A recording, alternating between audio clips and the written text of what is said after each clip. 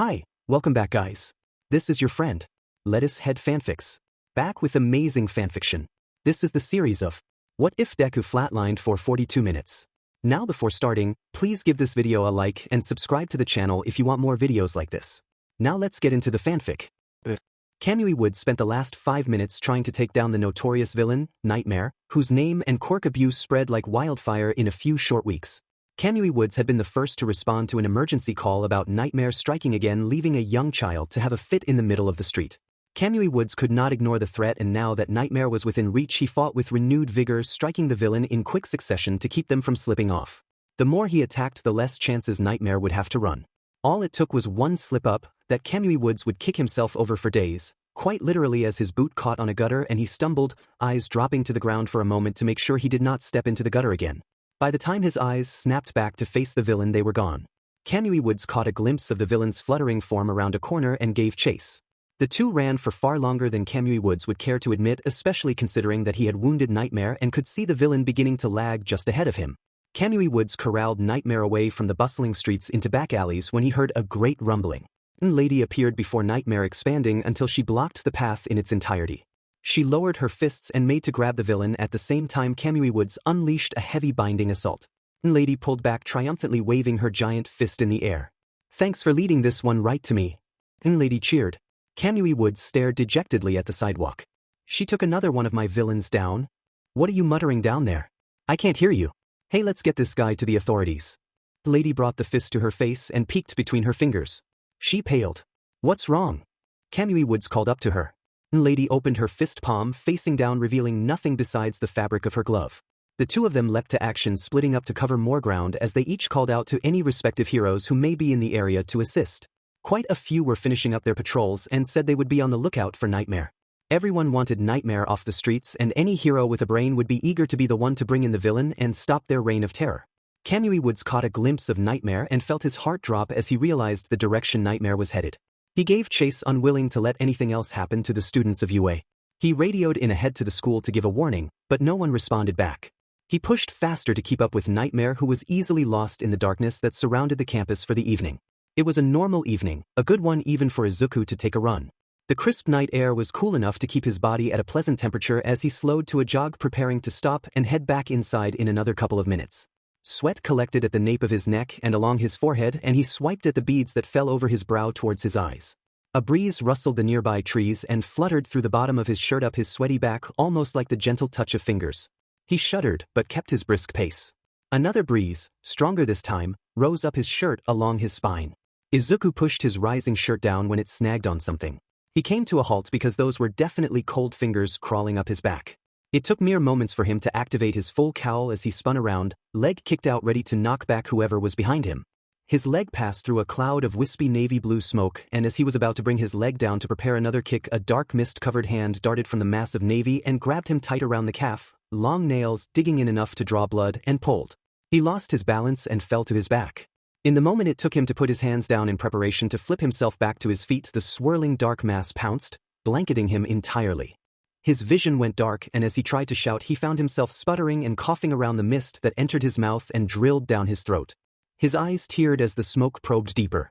Izuku thrashed, yet somehow even with his full cowl he connected with nothing physical. It made no sense.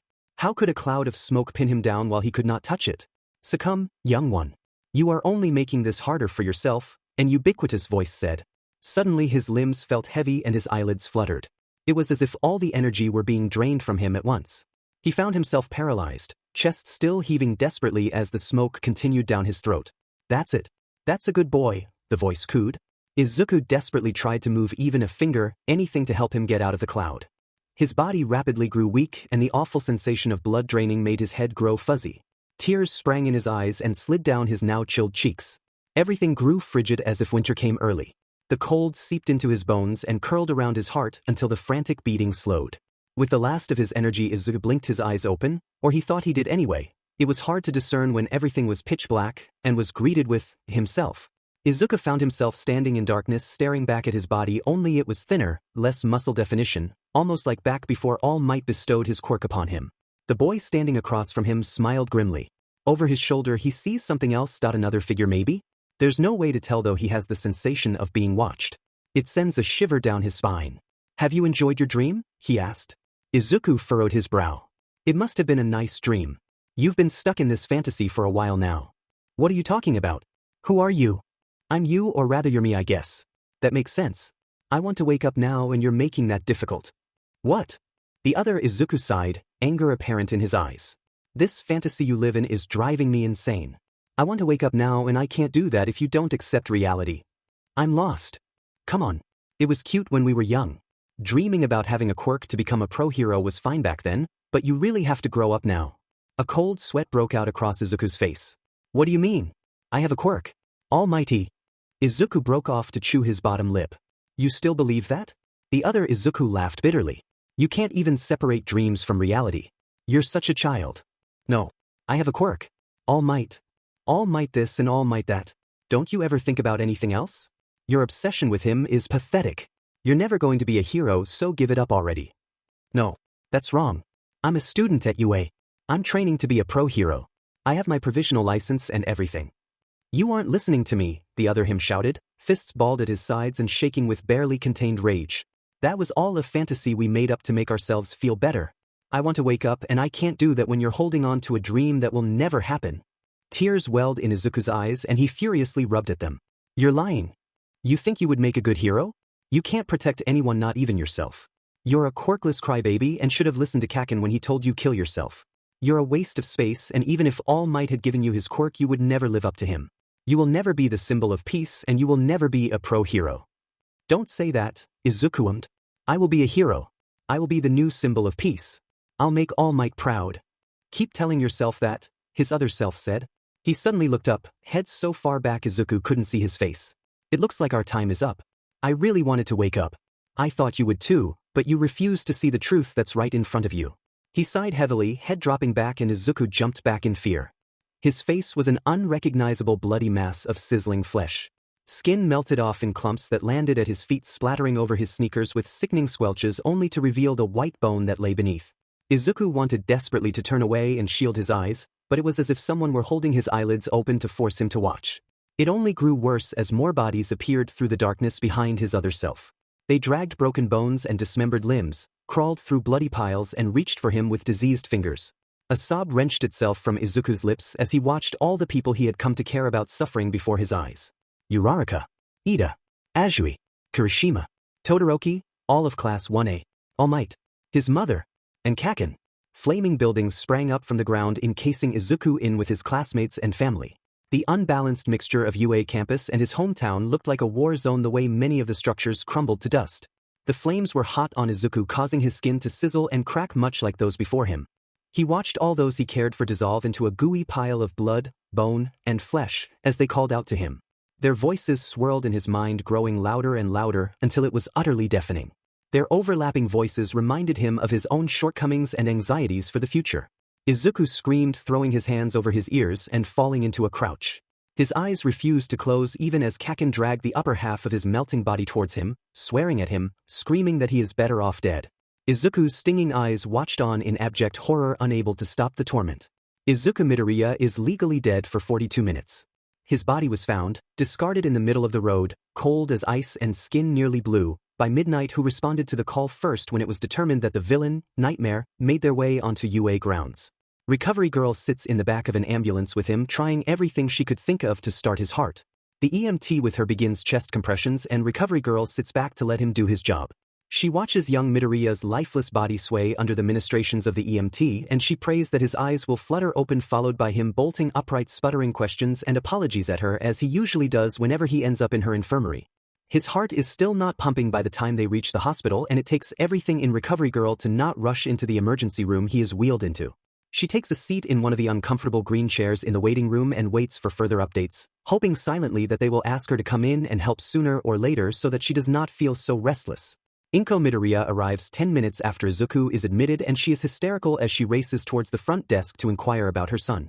The receptionist, who has obviously been at work far too long, watches Inko in a bored, nearly agitated manner and tells her to take a seat and wait for further news. Inko collapses into the nearest empty chair and places her head in her hands. She stays unmoving in that position for the next 10 minutes. What feels like an eternity later, a doctor comes out calling for both Recovery Girl and Inko Midoriya. Inko jolts in her chair then jumps up as if pulled by a string. Please, tell me that my son is okay, Inko says, desperate. The doctor smiles at her and it takes everything in Inko to not burst into tears on the spot. Your son is alive and recovering. He was attacked by a villain known as Nightmare.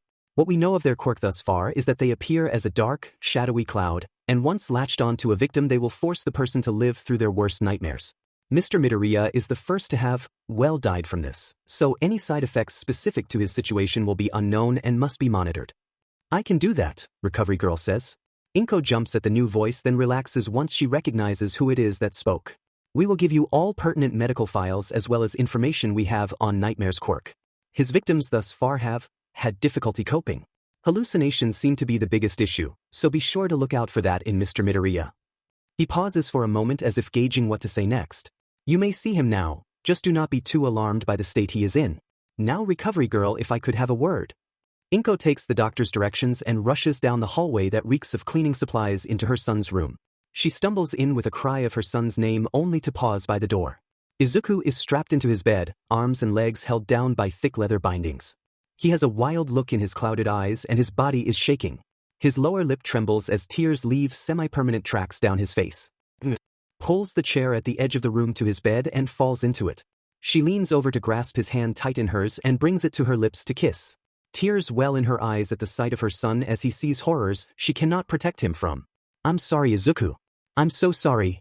The next day Izuku does not show up for class and the class speculates about what could possibly be the cause. All sorts of ideas are thrown around ranging from the totally ridiculous to actually plausible. Ida is the only one who asks that the class stop prying into Midoriya's personal affairs and Bakugo could not agree more. The insistent chatter about Deku gets under his skin and the urge to throw an explosion in someone's face grows up until Aizawa comes in to start homeroom. He can't help but to take a minute to wonder about Izuku's absence. Another day goes by without anyone hearing from Izuku and after checking his dorm and finding it empty class 1A goes into a bit of a panic. A few suggest that maybe he has been kidnapped which is immediately shot down by Ida who reminds them that if that were the case then surely one of the teachers would have informed them. More ridiculous ideas get thrown around like, maybe Midoriya had a secret girlfriend and eloped in the middle of the night with her, or maybe he got in trouble and is doing Aizawa's bidding to redeem himself. Todoroki, who has been exceptionally quiet through the entire 2-day conversation, pipes up and tells the class how unlikely it is and says he probably went home for some reason or another. Ida wastes no time in chasing everyone away from the common area of the dorm in order to start their homework. A few grumbles here and there and soon the room is empty save for Pugu, Uraraka, and Azui. Uraraka and Azui are leaned towards one another whispering animatedly. Bakugo truthfully has no reason for staring at them because frankly he does not care about their conversation or about them. Azui is the one who notices his gaze burning holes in their backs and she narrows her eyes at him and makes a shooing motion with her hands. Uraraka looks up, smiles bashfully at him then bids Azui a good evening before she leaves the room. Bakugo rolls his eyes because whatever it was the stupid round face was talking about was none of his concern, nor would it ever be. Azui stares at him rather hard as if challenging him. Never one to back down from anything he fixes her with a glare that would frighten anyone else. She simply rolls her eyes and gets up to leave. Bakugo is left alone in the common room and finds his thoughts drifting back to that idiot, Deku. He snarls, gets up, and decides his best bet to get his mind off of him is to do as many push-ups in his room as he possibly can. It works. Izuku wakes up for what seems like the 100th time and as his eyes focus on a white ceiling he inwardly sighs because this could be another dream, another nightmare in which he will never escape. However, the beeping at his left is odd. He also no longer hears the voices chanting his failures and his insecurities at him. He shuts his eyes, squeezing them tight, and then opens them again to find the same white ceiling as before.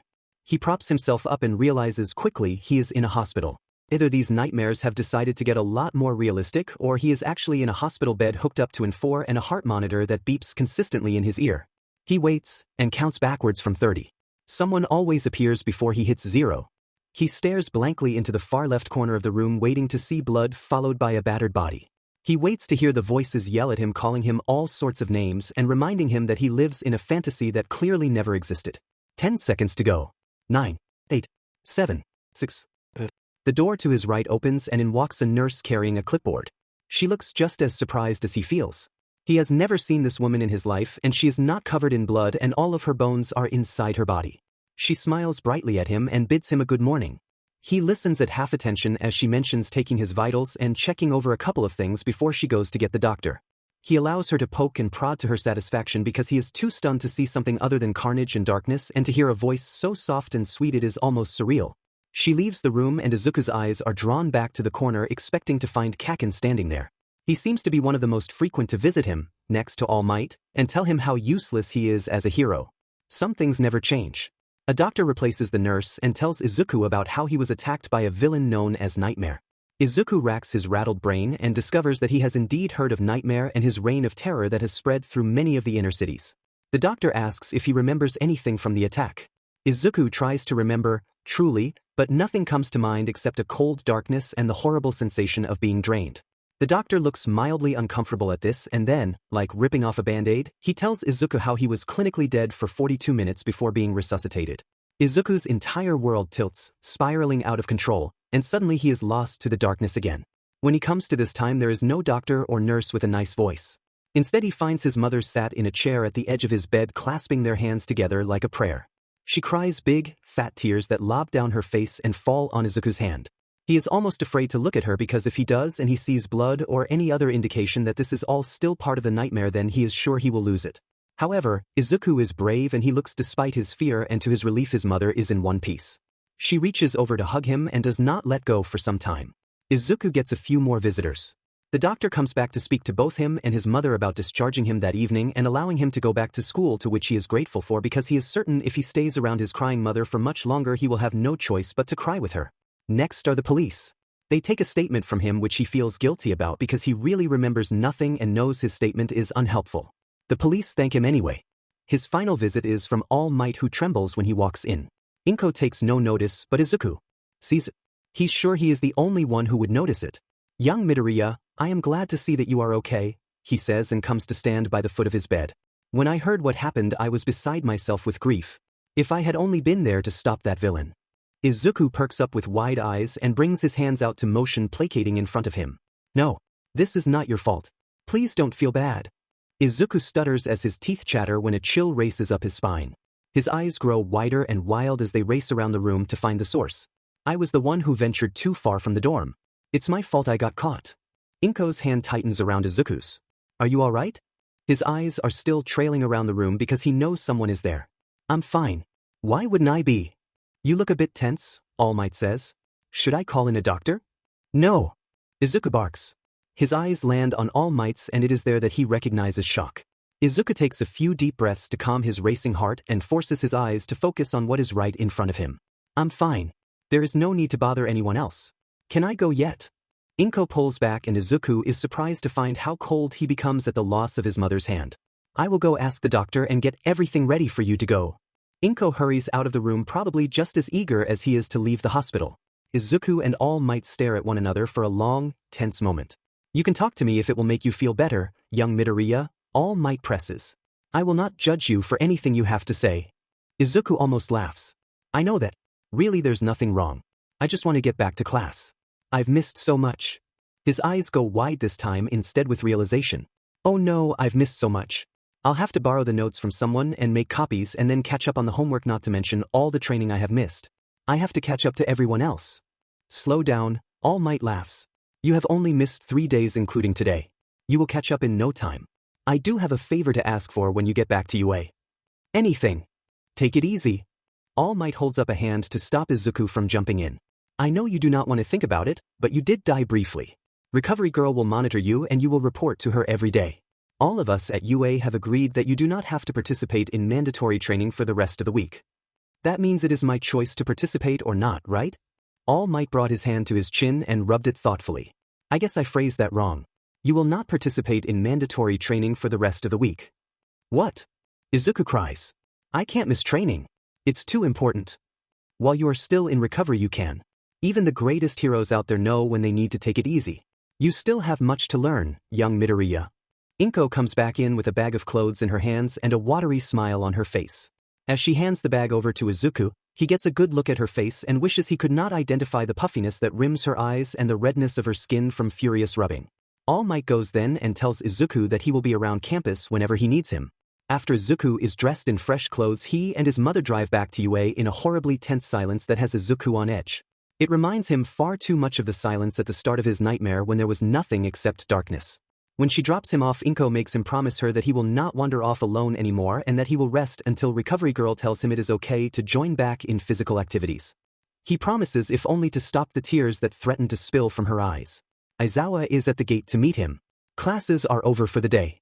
I will escort you back to the dorm, he says dully. Izuku isn't sure why, but as they draw closer to the dorm for Class 1A, his heart rate picks up and his footsteps stutter. Aizawa peers at him from the corner of his eye, but says nothing and keeps going. They stop outside the double doors to the dorm. I have some grading to do, Aizawa sighs. Get settled and get some rest. Or don't. It doesn't really matter to me either way as long as you show up for class tomorrow. Izuku is left standing outside his dorm staring hard at the door as he chastises himself for not carrying more confidence. Each time he thinks he is ready to reach out and open the door, he sees another vision from his nightmare of his classmates' melting faces and cries of agony, and he pulls away as if burned. He sighs long and hard in hopes of calming his beating heart that is pumping so fast he can hear it. Another minute passes, then another, until finally Izuku is fed up with himself and pushes through the door. He thought he would be ready for anything. What he was not prepared for was a body to come careening into his so fast that it knocks him off his feet and removes the breath from his lungs. Great, I think you've killed Midoriya. Izuku is aware of two things: a pressure on his chest and a chorus of indiscernible voices overhead. The pressure is the first to disappear, but the voices only grow louder, and for a moment Izuku panics. Has he entered another nightmare, or are the bodies back? He screws his eyes shut and counts. Hey man, are you okay? Midoriya? That sounds like Kirishima. He doesn't usually see Kirishima. You've really done it this time, Uraraka. That is definitely Ashido's voice. I know I said to be more direct, but I didn't mean like this. Deku, I am so sorry. Uraraka cries directly overhead. Izuku steels himself. He mentally prepares for the carnage that is to come and opens his eyes slowly. What he finds is not the blood and gore he has started to become accustomed to, and instead sees the unmarred faces of many of classmates staring down at him with varying degrees of concern. He lives. Kaminari cheers. Uraraka throws her arms around his middle and chants apologies fast enough to be an auctioneer. He awkwardly pats her back as his eyes continue to scan the faces of those behind her to make sure this is real. Don't apologize, please. I'm okay. When Ashido and Azui snicker in their direction, Uraraka's muscles tense. Izuku is about to ask why when Uraraka rips herself away from him and begins to motion widely with her arms. We were all worried about you, see? Someone mentioned that maybe you were sick and went home, and someone else thought maybe you eloped, but since you weren't here we all were really concerned, and I'm going to stop now. Uraraka's cheeks turn a brilliant shade of pink that reach to the tips of her ears. She crosses her still jittery arms and squeezes tight to keep them in place as she looks everywhere that Izuku is not. It is then that Izuku realizes that he is still on the floor, and as his own cheeks warm pitifully, so he stands somewhat shakily to his feet. Kirishima is at his side in an instant with an arm on his elbow to steady him. Thanks for that, Izuku says gratefully. Anytime. You sure you're all right? Izuku's heart rate picks up again as the gears crank quick enough in his brain to produce smoke. If no one told them about the incident, then maybe he has a chance of downplaying the whole thing. I'm okay, I promise. I'm just a bit drained is all. He flinches at his word usage. The unpleasant sensation of his life draining away fills him, and it takes a lot out of his mental capacity to shake himself free. Yes, you certainly look tired, Ida states as he breaks through the crowd. Everyone leave Midoriya alone. Don't you have homework you should be doing? No way. Ashido exclaims. I want to know why Midoriya was gone for 3 days. A chorus of agreements erupts around the circle of classmates that have him surrounded. Izuku's hands tremble at his sides because this sounds awfully similar to his nightmares. His eyes search their faces to make sure they are still in one piece.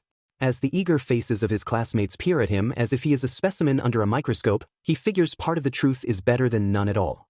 At least this way it will be easier to keep track of what information gets out, and it should get them off his back. I was attacked by a villain the other night and needed to go to the hospital. What? Are you kidding me? What villain? Here on campus? Izuku is not sure who is asking what as the onslaught of questions catch him off guard. He is unable to even finish his explanation before his classmates jump down his throat for answers. He backs away with a tepid smile and continually trembling hands. Ida's eyes narrow as he takes in Izuku's prone form. That is enough, he chastises. Let Midoriya speak or allow him to get past and rest.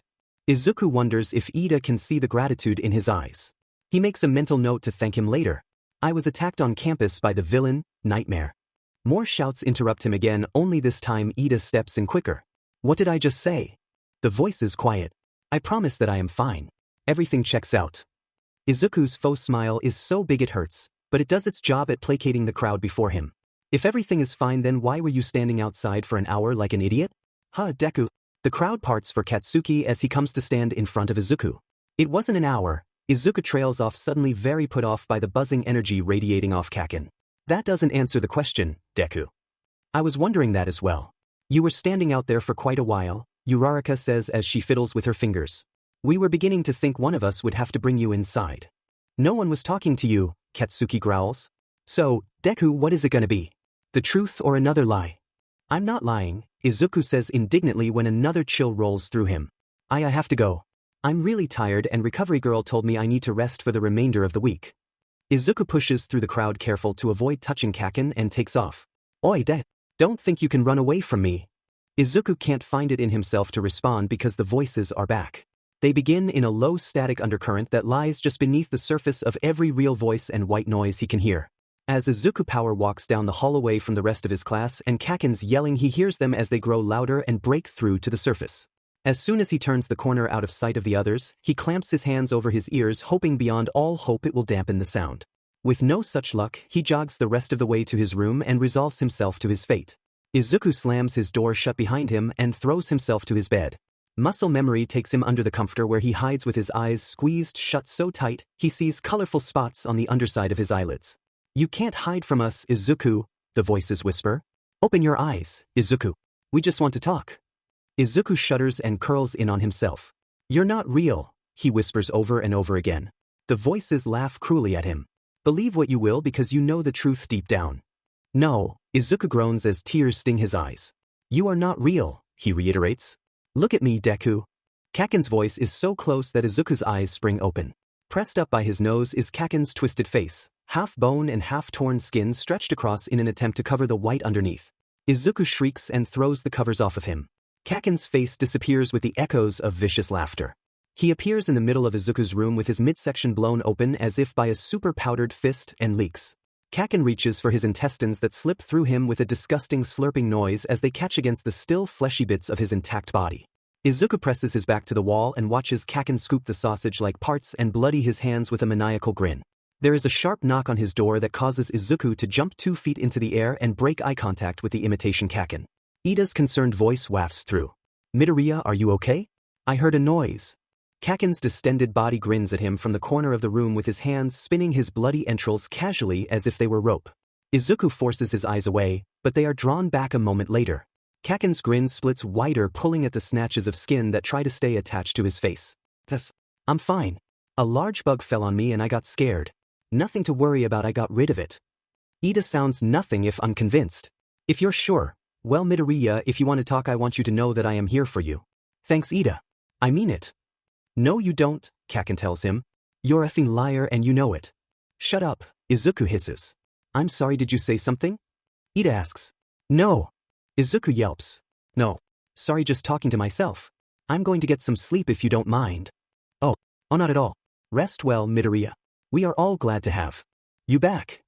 Izuku listens to Ida's retreating footsteps when he suddenly remembers his earlier train of thought. He rips open his door and sticks half his body out as he calls out to Ida. Thank you for earlier, by the way. You really helped me out back there, Izuku says and bashfully runs a hand across the back of his neck. Ida turns and flashes him a soft smile. It was no problem. Izuku closes his door, feeling a little better, although the lingering trepidation surrounding what is behind him keeps him facing the door. He plants his forehead against the chilled wood and shuts his eyes as he collects his breath. He spends a great deal of time standing there against the door, breathing as if the image of his childhood friend disemboweled was not directly behind him. With a great sigh, Izuku finds it in himself to turn around. He blinks owlishly into his now empty room and decides to count backwards from 30 to make sure. When he hits 0 and not a single speck of blood or hideous voice appears, he allows himself to sigh from the relief that gushes out of him. He sleeps well that night and rejoices in the feel of his own bed until he is plagued by the same nightmare as the time he was dead. The decimated classroom of Class 1A is their setting for this particular nightmare, and Izuku does all he can to ignore the deceased forms of his classmates scattered haphazardly about the room. The other Izuku stands before him looking far more emaciated than before, spewing insults and reminding him that the deaths of his friends are on his hands. The other Izuku lashes out aggressively, making it nearly impossible for Izuku to get a word in.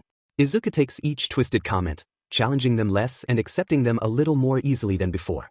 How could he not when he looks around at the lifeless eyes of his classmates with their faces frozen in fear of whatever killed them? The other Izuku reminds him again that it is his fault they are like this. Izuku finds himself worrying over this troublesome new pattern of acceptance. When he wakes and the traces of the other Izuku are gone, he sits there and hears the echoes of his voice calling him all sorts of nasty names. He then claws at his eyes as if that will somehow rid him of the visions of his dead friends. He cries until morning light filters through his bedroom window. Class is a welcome distraction he finds as he pours himself over Ida's notebook, rushing to copy notes from the classes he missed before Present Mike can come in and start teaching. Nothing distracts him because he simply will not allow it, not even Kaken scoffs as they grow a little louder in their succession. Kirishima and Kaminari plant themselves on either side of Katsuki, clapping him on the shoulder. His glare is hot enough to scald and they pull their hands off of him. "We heard you clearing your throat, bro. Is everything okay?" Kirishima asks. "I wasn't clearing my throat, you idiot." "You sure? It didn't sound too good from where I was sitting," Kaminari points out. "Shut up, Sparky, and leave me alone." "Come on, bro, there's no need for that. Class hasn't started yet. And you think I want to spend my time talking with you too?" Katsuki scoffs again and turns his head away from the two to look out the window. He catches Izuku's reflection and finds himself oddly transfixed on the boy as he scribbles away so fast he is surprised there is no smoke produced by the friction. "There's that sound again," Kaminari says and wags a finger in front of Katsuki's face. He breaks out of his daze to glare at Izuku's reflection for a moment before he slowly turns back around to face the two who have planted their butts on his desk. "Get the F off my desk. You're making my desk effing dirty with your nasty buttes."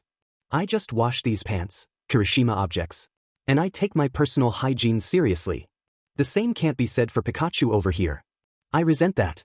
Present Mike struts into class with his signature quirky grin and upbeat attitude, and Katsuki feels the irritation levels rise. He risks another glance in the window at Deku's reflection and is not surprised by the rapt attention and stock-straight posture. It's his eyes that unsettle Katsuki. They're duller, their natural lustrous state is completely missing, leaving dark holes where his shine should be. Katsuki esses his teeth, angry with himself for even noticing something so trivial, and turns back to present Mick's lecture.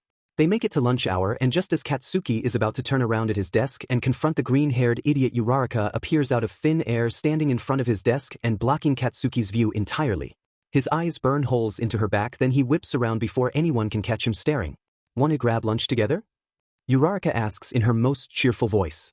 Katsuki resolves to watch him again through the glass. It is a little harder now with the position the sun is in, but he can just make out the downward pull of Deku's facial muscles.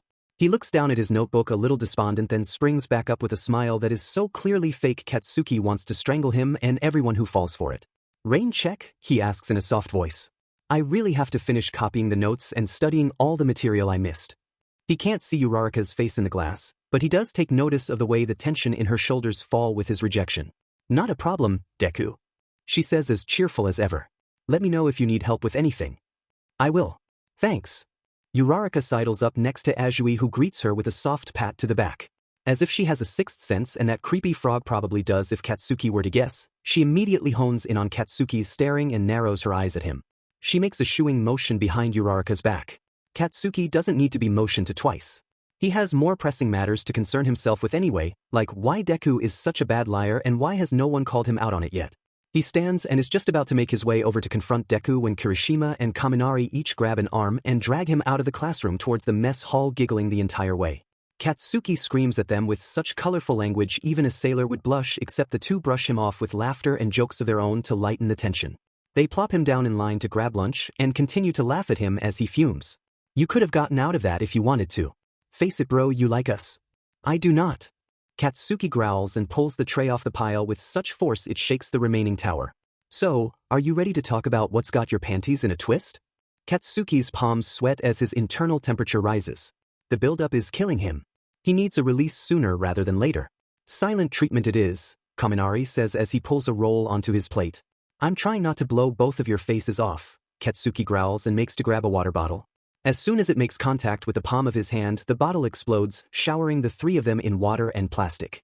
"See, that would have been you in 5 more seconds." "Glad I'm not," Kaminari says with an odd little laugh so uncomfortable Katsuki can feel it. "No more prying. We get it. Right, Kirishima?" "Sure thing," Kirishima says flippantly.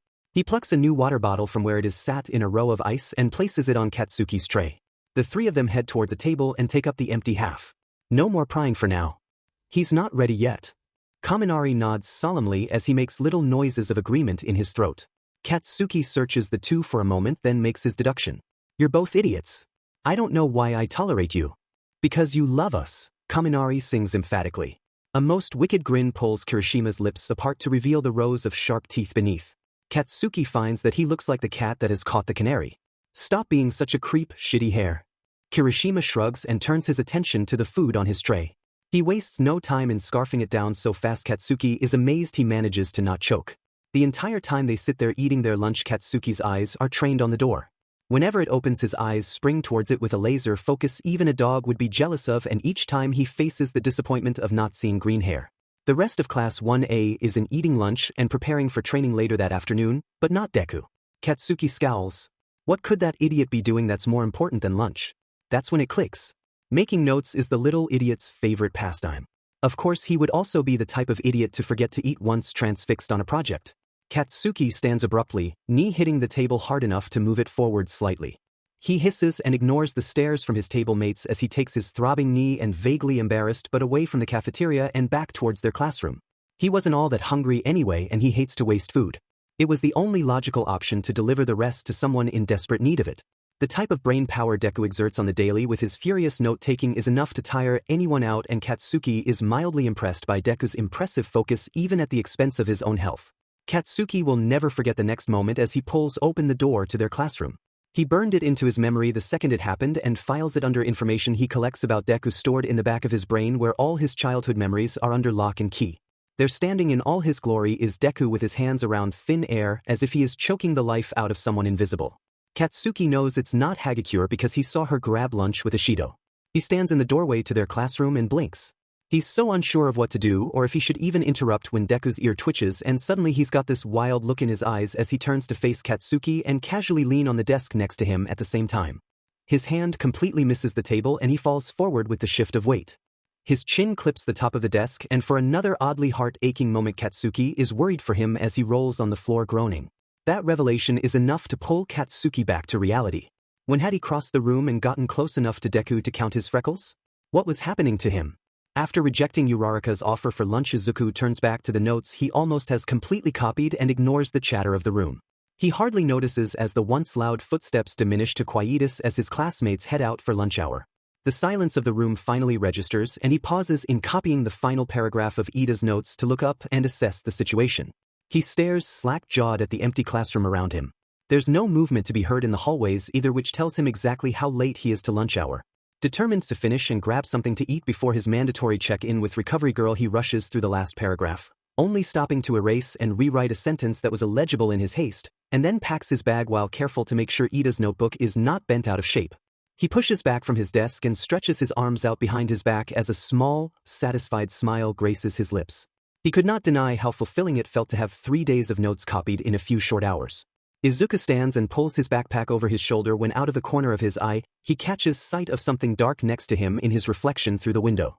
He turns to find no one in the room with him, and when he looks back to the window, the shadow is gone and replaced by a bloody handprint. Izuku stares at it rather deadpan, then his eyes narrow. "You're going to have to try harder than that to scare me," he says out loud.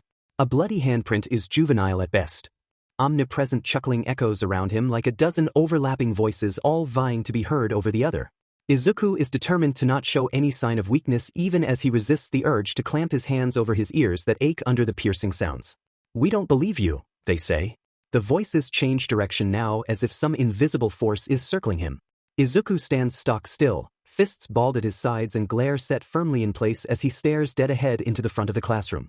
"Your heart is racing, Izuku," they coo from his right. "You're trying so hard to be brave, and for what? You're never going to be like All Might. You're too much of a crybaby." The voices are now on his left and moving again. "Not this again," he mutters. His arms tremble, whether from fear or anger, he's not quite sure, because the two are neck and neck as his heart beats fast against his ribcage to the point of pain. You know it's true. You can't smile like he can in the face of danger. You don't inspire people like he does. You're not memorable. "Shut up already," Izuku whispers, heart breaking with each collective word spoken by the circling vulture. "You know what they say, Deku. Mirio should have been All Might's successor, not you. Mirio is the better option. Mirio has the charisma, the power, the strength. He's the full package. And you're nothing more than the gum under his shoe. Be quiet." All Might felt sorry for you, that's why he gave you his power. He let his emotions get the better of him and bestowed a weakling like you with something far greater than you can ever handle. Izuku can suddenly see it, a misty shape taking form slowly pacing around him. The mist changes shape with every sentence as if the dominant voice altered the chosen form. Izuku tracks it, just waiting for his moment to silence them for good. No more pathetic comebacks?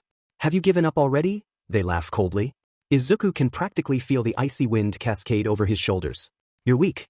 Why don't you die already so that one for all can go to someone better than you? The misty form crosses directly in front of him just as his anger spikes.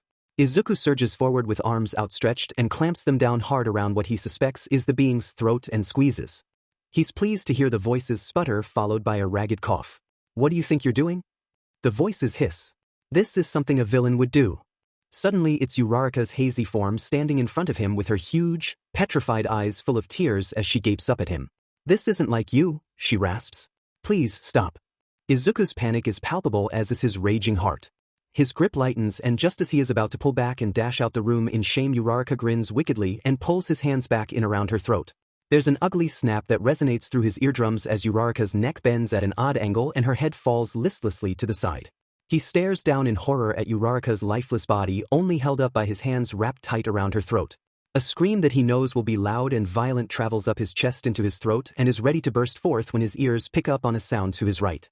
He turns with a wild look in his eyes and catches sight of Kaken standing in the doorway staring at him in pure, aggravated confusion.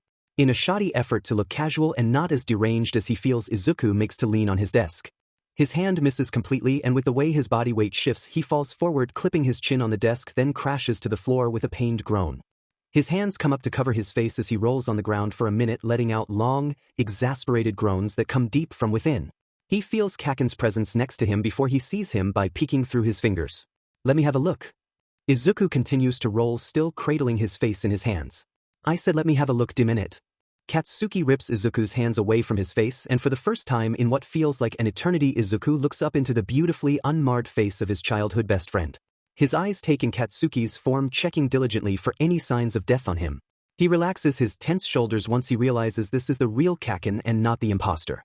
Katsuki pulls Izuku's face towards his, chin tightly gripped between his forefinger and thumb. Izuku whimpers, and suddenly the pressure on his face is lighter. Katsuki turns Izuku's head left and right while his eyes scan the puffy red skin. Seems like a bruise, Katsuki declares and drops his hand from Izuku's face. What the hell were you doing anyway? Copying notes. Katsuki narrows his bright eyes at Izuku and he shrinks beneath the harsh gaze. Yeah, because you choking out thin air was copying notes. Don't be a hiffing prick. Izuku sits up, rubbing his chin, which is most definitely bruised, and tries to match the intensity in Kaken's gaze. What were you doing in here? Shouldn't you be at lunch? Katsuki's cheeks begin to redden. For your information, I was coming to give your dumbass some food because lunch hour is almost over.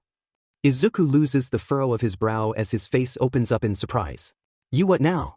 Katsuki's glare is back as he slaps a hand down on the desk above them and pulls the lunch tray down with a clatter that startles Izuku so much he jumps and smashes the top of his head against the side of his desk. Can you go 1 minute without injuring yourself, dumbass? I'm working on it. Izuku snaps and rubs the now tender spot at the back of his skull. Katsuki pushes the tray until it hits Izuku's shins, then he points at it. If you pass out during training, I'm going to pull ahead of you more than I already have. You have a lot of catching up to do if you want to reach me. The smug twinkle in Katsuki's eyes dwindles as he watches Izuku stare blankly at the tray. I'm not allowed to train until Recovery Girl gives me the go-ahead. Katsuki leans back and folds his arms. Well, that's stupid. You're going to let that stop you? Izuku's head pops up. His wide-eyed, hopeful gaze is turned on Katsuki, and it makes the boy slightly uncomfortable to be stared at so earnestly. But the teachers will be there. They know I'm not supposed to participate. Then we'll train at night when no one is around to watch, Katsuki scoffs. He turns his head to the side and stares hard around the classroom because he can't quite stand Izuku's hopeful eyes. We? Izuku asks. He bites down on his lip in a poor attempt to stop the smile from spreading across his face. Get your ears checked, Deku. Katsuki yells and swings around to face him. My rival can't be a demon weakling. He slams a hand down on the tray and spills the potatoes. Eat already. Izuku salutes him and shovels food into his mouth, shoulders shaking with laughter. Quit laughing at me, Katsuki shouts. Izuku and Katsuki part ways at the beginning of the next hour. His earlier anxieties about missing training to see Recovery Girl placated by Katsuki's promise is enough to lighten the weight in Izuku's heart as he heads to the infirmary while the rest of his class heads to the training grounds. When he swings into the infirmary, he is surprised to find All Might sitting across from Recovery Girl on a tiny stool that looks far too small for him. Two pairs of eyes take him in and he suddenly feels a little like a caged animal. He smiles uncertainly and grips the strap of his bag tighter as he closes the door behind him and crosses the room towards the two adults. "You're looking better than when I last saw you," Recovery Girl says as she motions towards the stool next to All Might. Izuku drops his bag to the floor and takes a seat. He glances at All Might out of the corner of his eye only to find that he is boldly staring back. "Stop scaring the poor boy," Recovery Girl tells All Might as she pulls out a notepad. "Now Midoriya, how are you feeling?" "He's obviously feeling better," All Might says brightly. Look at him, all bright-eyed and eager. "Let the boy speak." Izuku smiles despite himself. "I do feel better." Recovery Girl's piercing stare is enough to send a shiver down Izuku's spine as he rectifies the white lie he was about to tell. "The doctor at the hospital told me I may experience hallucinations and I have. They happen somewhat frequently." Recovery Girl nods solemnly and jots down notes in her notepad. All Might on the other hand looks heartbroken as he stares at Izuku. He looks dead ahead at Recovery Girl to avoid All Might's heart-wrenching expression. "I expected this. What sort of hallucinations are you experiencing? Auditory or visual?" "Both. Can you describe them for me?" Izuku's jaw tightens as his brain whirs to life. He doesn't want to prolong his absence from training and he also does not want to worry All Might any further. "I see my friends in class 1A and they're injured usually. Sometimes they talk to me." "What do they say?" Izuku chews the inside of his lip then blasts Recovery Girl with a bright smile. "They don't say much. Usually they tell me they're in pain from their injuries. It's not that bad." "Sounds like a classic example of hero guilt," All Might adds. Recovery Girl nods once and makes another quick note. "Do you experience nightmares?" Izuku knows that there is absolutely no reason to lie about this. Per their name, Nightmare has given every victim horrid nightmares that last anywhere from a couple of nights to a couple of weeks. That is common knowledge. Yes. They're along the same lines as the hallucinations. "Sometimes my mom is there." "Do they prevent you from sleeping at least 8 hours a night?" "I guess so. I can prescribe you light sleeping pills to help with that. Don't give me that look." Most of Nightmare's victims use them to help their minds rest at night when they need it most. As a hero in training, your rest is imperative. "That makes sense." Izuku scratches his chin then pulls his hand away as he feels exactly how tender it is. "They're safe to use?" "Of course. I'm not in the business to hurt my patients no matter how much they may frustrate me with their frequent visits and lackadaisical outlook on their well-being." Izuku laughs nervously and fiddles with his fingers on his lap. All Might claps him hard enough on the shoulder to send him flying forward off the stool. "Sorry, young Midoriya." All Might cries as he tugs Izuku by the back of his shirt and pulls him back into his seat. "Give the boy a break, won't you? He's been through a lot as it is." "And whose fault is that?" Recovery Girl grumbles. "All right, I'm going to do a standard physical to make sure everything is working properly, then you can go back to class." Recovery Girl shoos All Might out of the room and closes the privacy curtain around them. The physical takes another 15 minutes and just as Izuku is pulling his shirt over his head he hears Recovery Girl scurry over. She presses a bottle into his hands full of many tiny pink pills. "Take one each evening approximately 30 minutes before bed. Everything checks out physically, but I want you back here same time tomorrow." Her gaze hardens enough to be imposing even with her small stature. "We will discuss your hallucinations and nightmares in more detail tomorrow. I know it must have been uncomfortable with your idol in the room. I can promise he will not be here tomorrow." "Oh, it's fine if he is here. I don't mind." Izuku can feel the sigh that goes through Recovery Girl. "He won't be. He was extremely worried so I allowed him in for this session and this session only." All Might was worried? Izuku's eyes drop to the hands in his lap where he picks at a stray thread in the fabric of his shirt. "I don't mean to worry anyone. I know that. I think we all know that, and I need you to really listen to me, Midoriya," Recovery Girl says with a gentle sternness that lifts Izuku's gaze back to her so she knows that he is listening. "You have a support system here that is more than willing to help you. There is no reason for you to go through this alone. In fact, I encourage you to reach out to your friends, teachers, and those you trust. I don't know how much you told them about your situation, but I know for certain that they will want to help you get through this. Do you understand?" "I do." Recovery Girl shuffles away with another, much softer sigh this time and takes a seat by her notepad. "You may go back to class now and remember, no physical exertion." By the time Izuku makes it to the training grounds, class is in full swing and a little more than halfway over. No one notices as he slips inside as they're all far too preoccupied with their own training. He has no trouble slinking along the outskirts with his notebook in hand as he analyzes his classmates and scribbles down notes about their progress. He watches on in fond fascination at just how far his classmates have come in a few short months. His rapt attention is drawn away from Todoroki, who he is pleased to find is really making strides using the fire side of his quirk, and towards Katsuki as he hollers from the top of a mini mountain about his great successes for the day. His blasts are loud and in quick succession, and soon the top of the cliff is blown off and showers down below in 1,000 tiny pieces onto Shiro, Jiro, and Yaoyorozu. "Watch it up there!" Shiro shouts. "Get on my level!" He laughs manically and another explosion rocks his part of the training grounds. It's then that Yaoyorozu catches sight of Izuku scribbling feverishly into his notebook. "Midoriya, what are you doing all the way over there?" she calls, drawing the attention of half the class to him. Izuku stills and closes his notebook on his pencil and tucks it behind his back as he smiles bashfully at his classmates. "Just observing." "Why?" Shiro asks. "You're always excited about training." "Seems weird," Jiro comments. "You've been acting a little weird as well." "Well, weirder." Izuku fumbles for a response as his eyes dart every which way as more attention is drawn to him. Several of the teachers bark orders at his classmates who turn right back to their work while the rest continue to prod and stare. "Deku doesn't have to tell you lot sheet if he doesn't want to," Katsuki says and blasts himself down from the top of his mountain. He lands a few feet ahead of Izuku and folds his arms across his chest.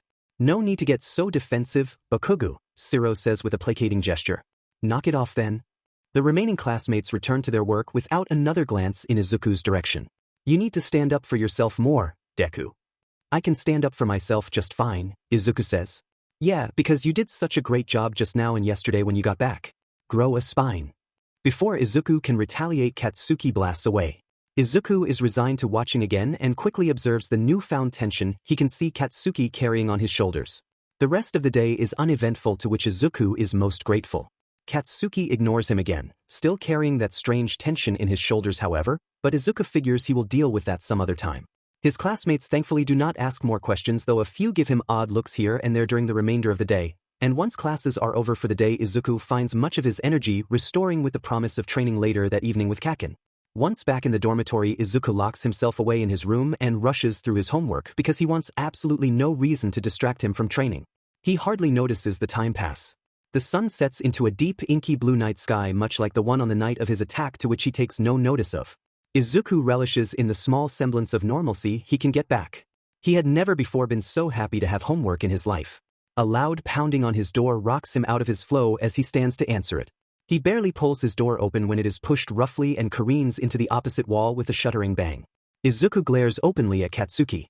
"That was unnecessary." "So is me babying you." Katsuki snarls and shoves a bowl of rice and meat into his hands. "I won't have you fainting on me tonight." Izuku looks down at the bowl, then back up at Katsuki. "Kaken, you didn't have to." "I know I didn't have to, but no one could get you to come out for dinner, and if I'm going to kick your butt I want to do it while you're in top shape." Izuku's eyebrows knit together and he frowns. "No one called me down for dinner." Katsuki huffs and rubs at the bridge of his nose. "Several people did. Round Face came up here twice and said you didn't answer the door. She thought maybe you had died." Izuku's stomach twists and he's certain Katsuki catches the grimace on his face before he has a chance to wipe it away. "I'm sorry for bothering you." "Don't start with that sheet," Katsuki grumbles. "Eat and meet me out back in 20.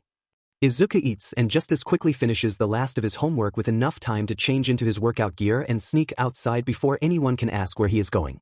He's careful to avoid the windows that stream light onto the grounds outside, as many of his classmates are still milling about on the ground floor. He pads around back to where Katsuki is waiting. Without any words exchanged, Katsuki begins walking off and Izuku diligently follows. They walk for another 10 minutes before Katsuki stops in the middle of a dirt path. "So, what are we going to do?" Izuku asks eagerly. "I was thinking maybe some strength training or even endurance. We could both do well with that." Whoa. Katsuki spins around on the ball of his foot and uses 2 explosions from his palms to propel him forward. His right hand reaches forward and Izuku barely has a moment to dodge to the side as a much smaller explosion goes off where his head was moments before. "I thought you said training, not fighting," Izuku says as he drops into a defensive stance. "Sparring is the best form of training, don't you agree?" Katsuki grins viciously and cracks his knuckles. "Yeah, that's great for the guy who just died," Izuku scoffs unknowingly. Katsuki pauses, face scrunched up in a mixture of confusion and anger, and it is then that Izuku realizes what he said. He wastes no time in bouncing off his toes and surging forward to knock Katsuki off his feet. Katsuki catches himself and retaliates with a right hook that Izuku easily dodges. What he doesn't dodge in time is the well-placed kick to his side that knocks him back a few feet. In the moment Izuku takes to catch his breath and assess the damage, Katsuki straightens and calls out to him. "What the hell did you just say?" "It was a joke," Izuku sighs. "But I guess you wouldn't know what that is since you haven't a single funny bone in your body." Katsuki stares blankly at him. "Was that supposed to rile me up or something, Deku? You're shit at this." "Let's fight already," Izuku growls. He jumps towards the nearest tree and uses his new speed to flex his muscles. He's slowed down just enough to be noticeable and he kicks himself at that. A few days of mistraining and already his stamina has wavered. He's still quick enough to keep Katsuki on his toes, however, as he throws kicks and punches in quick succession that Katsuki has to actually work on blocking in time. Sick of all his jumping around, Katsuki creates a large explosion that spirals into Izuku, sending him back into a standstill for a moment to adjust his eyesight to the massive cloud of dust that has encircled them. Katsuki sails through the air at his right with another explosion that parts the dust cloud around them. Izuku rolls to the side, avoiding Katsuki's first attack, then rolls again to avoid the second that crashes into the ground at his side, creating a mini crater. The two go on like this for a while longer until they've worked up a real sweat. Izuku lands his fifth hit on Katsuki when he stops. Already prepped for the kick, Izuku can't slow his momentum enough to stop the attack that will definitely connect with Katsuki at this rate. Katsuki reaches out with both hands and grabs hold of Izuku's leg and yanks. Izuku falls to his back with enough force to knock the air from his lungs. It is in this horribly familiar moment that Izuku's chest tightens with panic and his vision blurs. He's panting not from the exertion, rather from the memories that flash through his mind of a clawed hand digging into his leg hard enough to draw blood.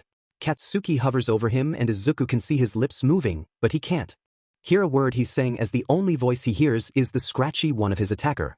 When Katsuki bends down to touch him, Izuku shrieks and backpedals until his back hits a tree and there's nowhere left for him to go. Katsuki's voice comes back to him, warped as if he's listening through a bad phone connection. "Deku, what's going on?"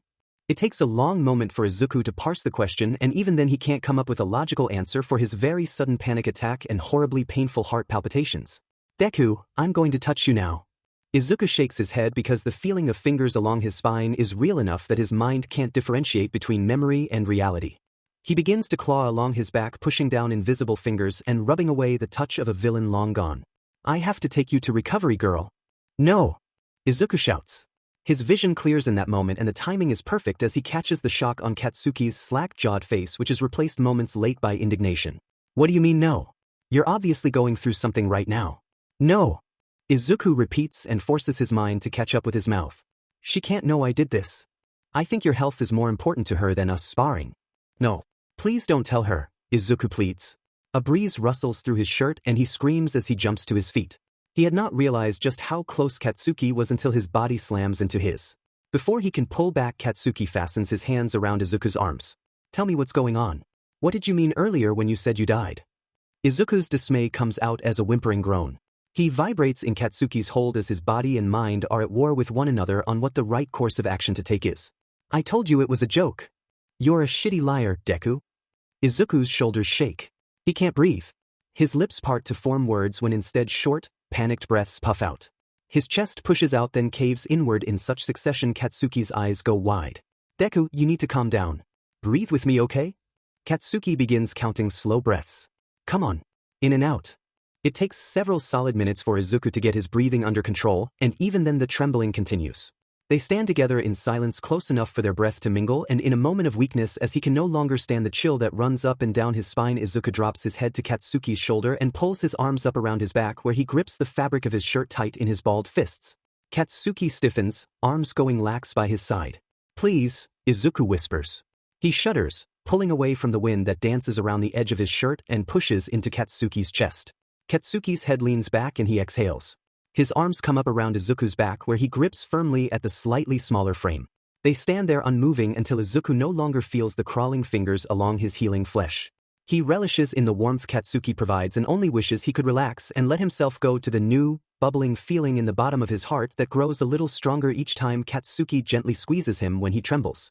It becomes cold enough that Izuku can hear the slight chattering of Katsuki's teeth, and it's then that he remembers exactly where he is and who he is with. He rips himself away from Katsuki with exceptionally wide eyes. "I'm so sorry. I didn't mean to take advantage of the situation." "Oh my god, I am so sorry, Kaken." With the lack of Izuku's warmth, Katsuki feels the cold that much more and rubs at his arms. "Shut up, that. Let's head back before anyone realizes we're gone." As they walk back together, Izuku trailing slightly behind Katsuki, he can't quite understand the strange pull in his chest that urges him closer to his childhood friend. He recognizes that it's a different gravitation from when they were children, and it's different even from their expanding relationship after that night they fought and became proper rivals. Suddenly his face warms, going bright red with embarrassment at the realization that he hugged Kaken. Never in a million years would he have imagined that happening. He couldn't remember the last time he even saw Kaken hug anyone, let alone his own mother. So what about tonight had been different? As he watches Katsuki's back, that weird, fluttery, almost nervous feeling in his chest comes back full force. He bites down hard on his bottom lip as his mind tries to make sense of the awful onslaught of emotions that are running rampant. Izuku spends much of the next morning avoiding Kaken, which is quite hard to do considering they occupy much of each other's space due to being students in the same class. It begins in the morning after he wakes up, happy because he did not have a single dream or nightmare, and also a little drowsy because he took the sleeping pill closer to midnight than he would have liked.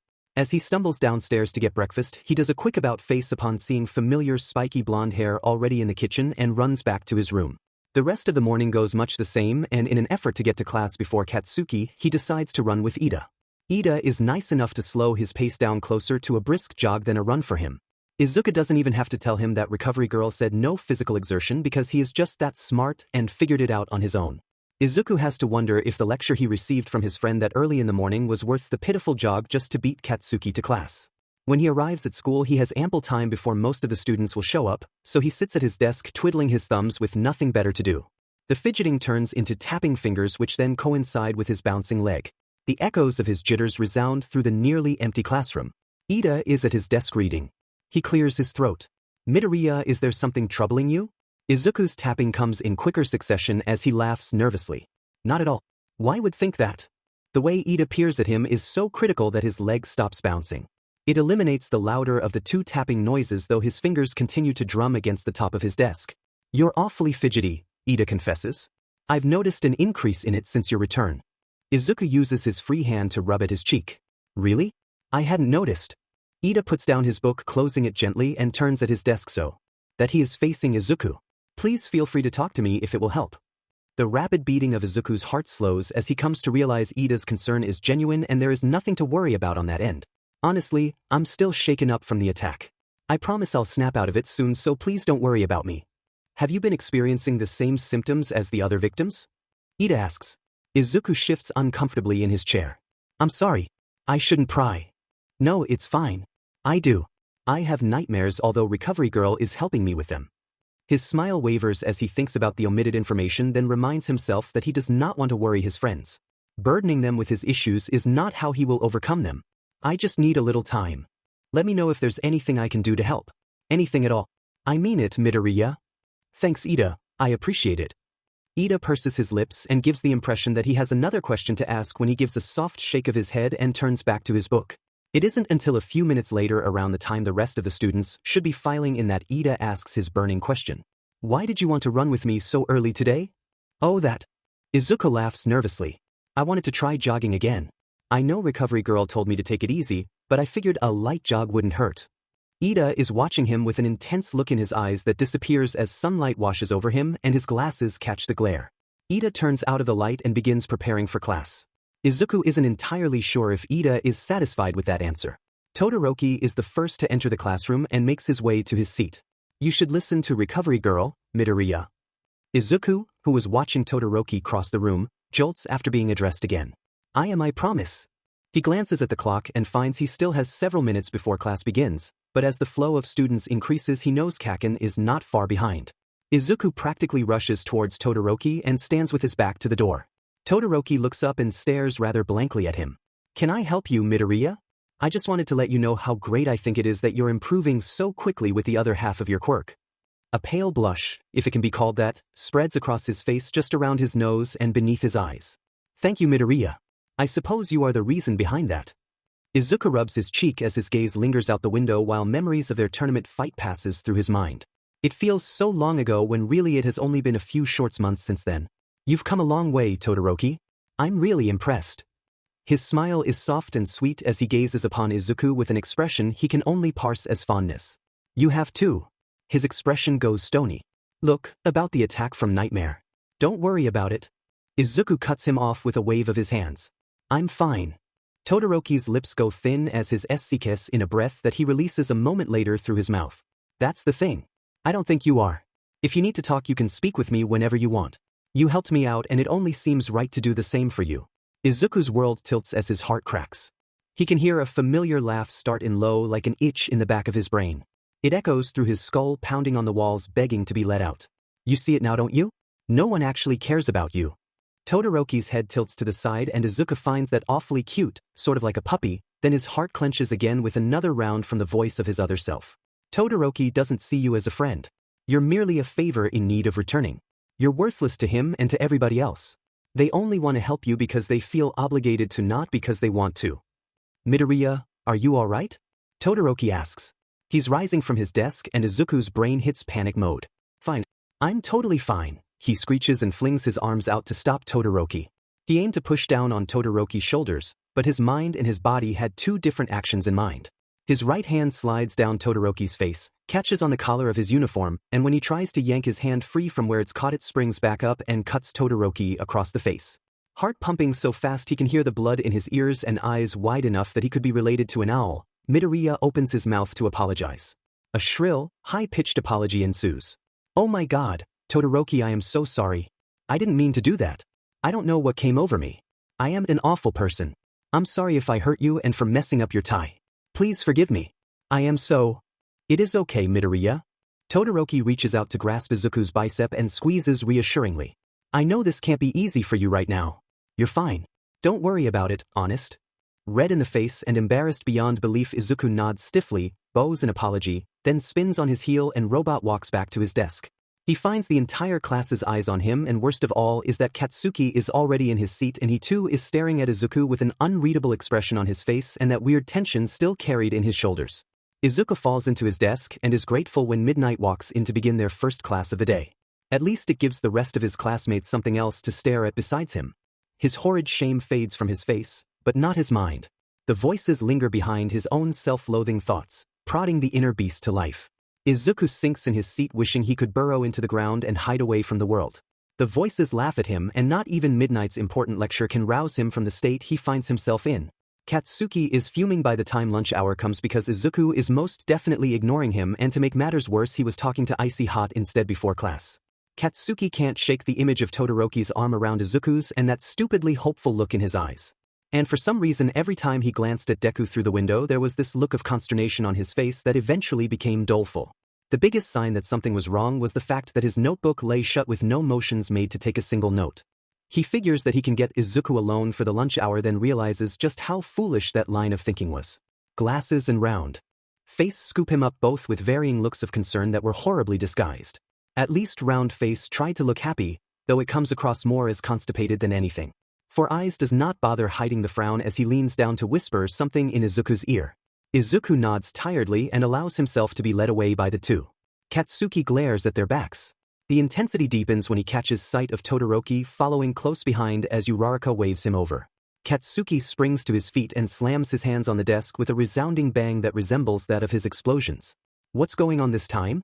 Kirishima asks as he slides towards Katsuki's desk and rests his hands on the edge. None of your business, Katsuki grits out. Yaoyorozu walks past and glances out of the corner of her eye at the place where Katsuki's hands are smoking against his desk.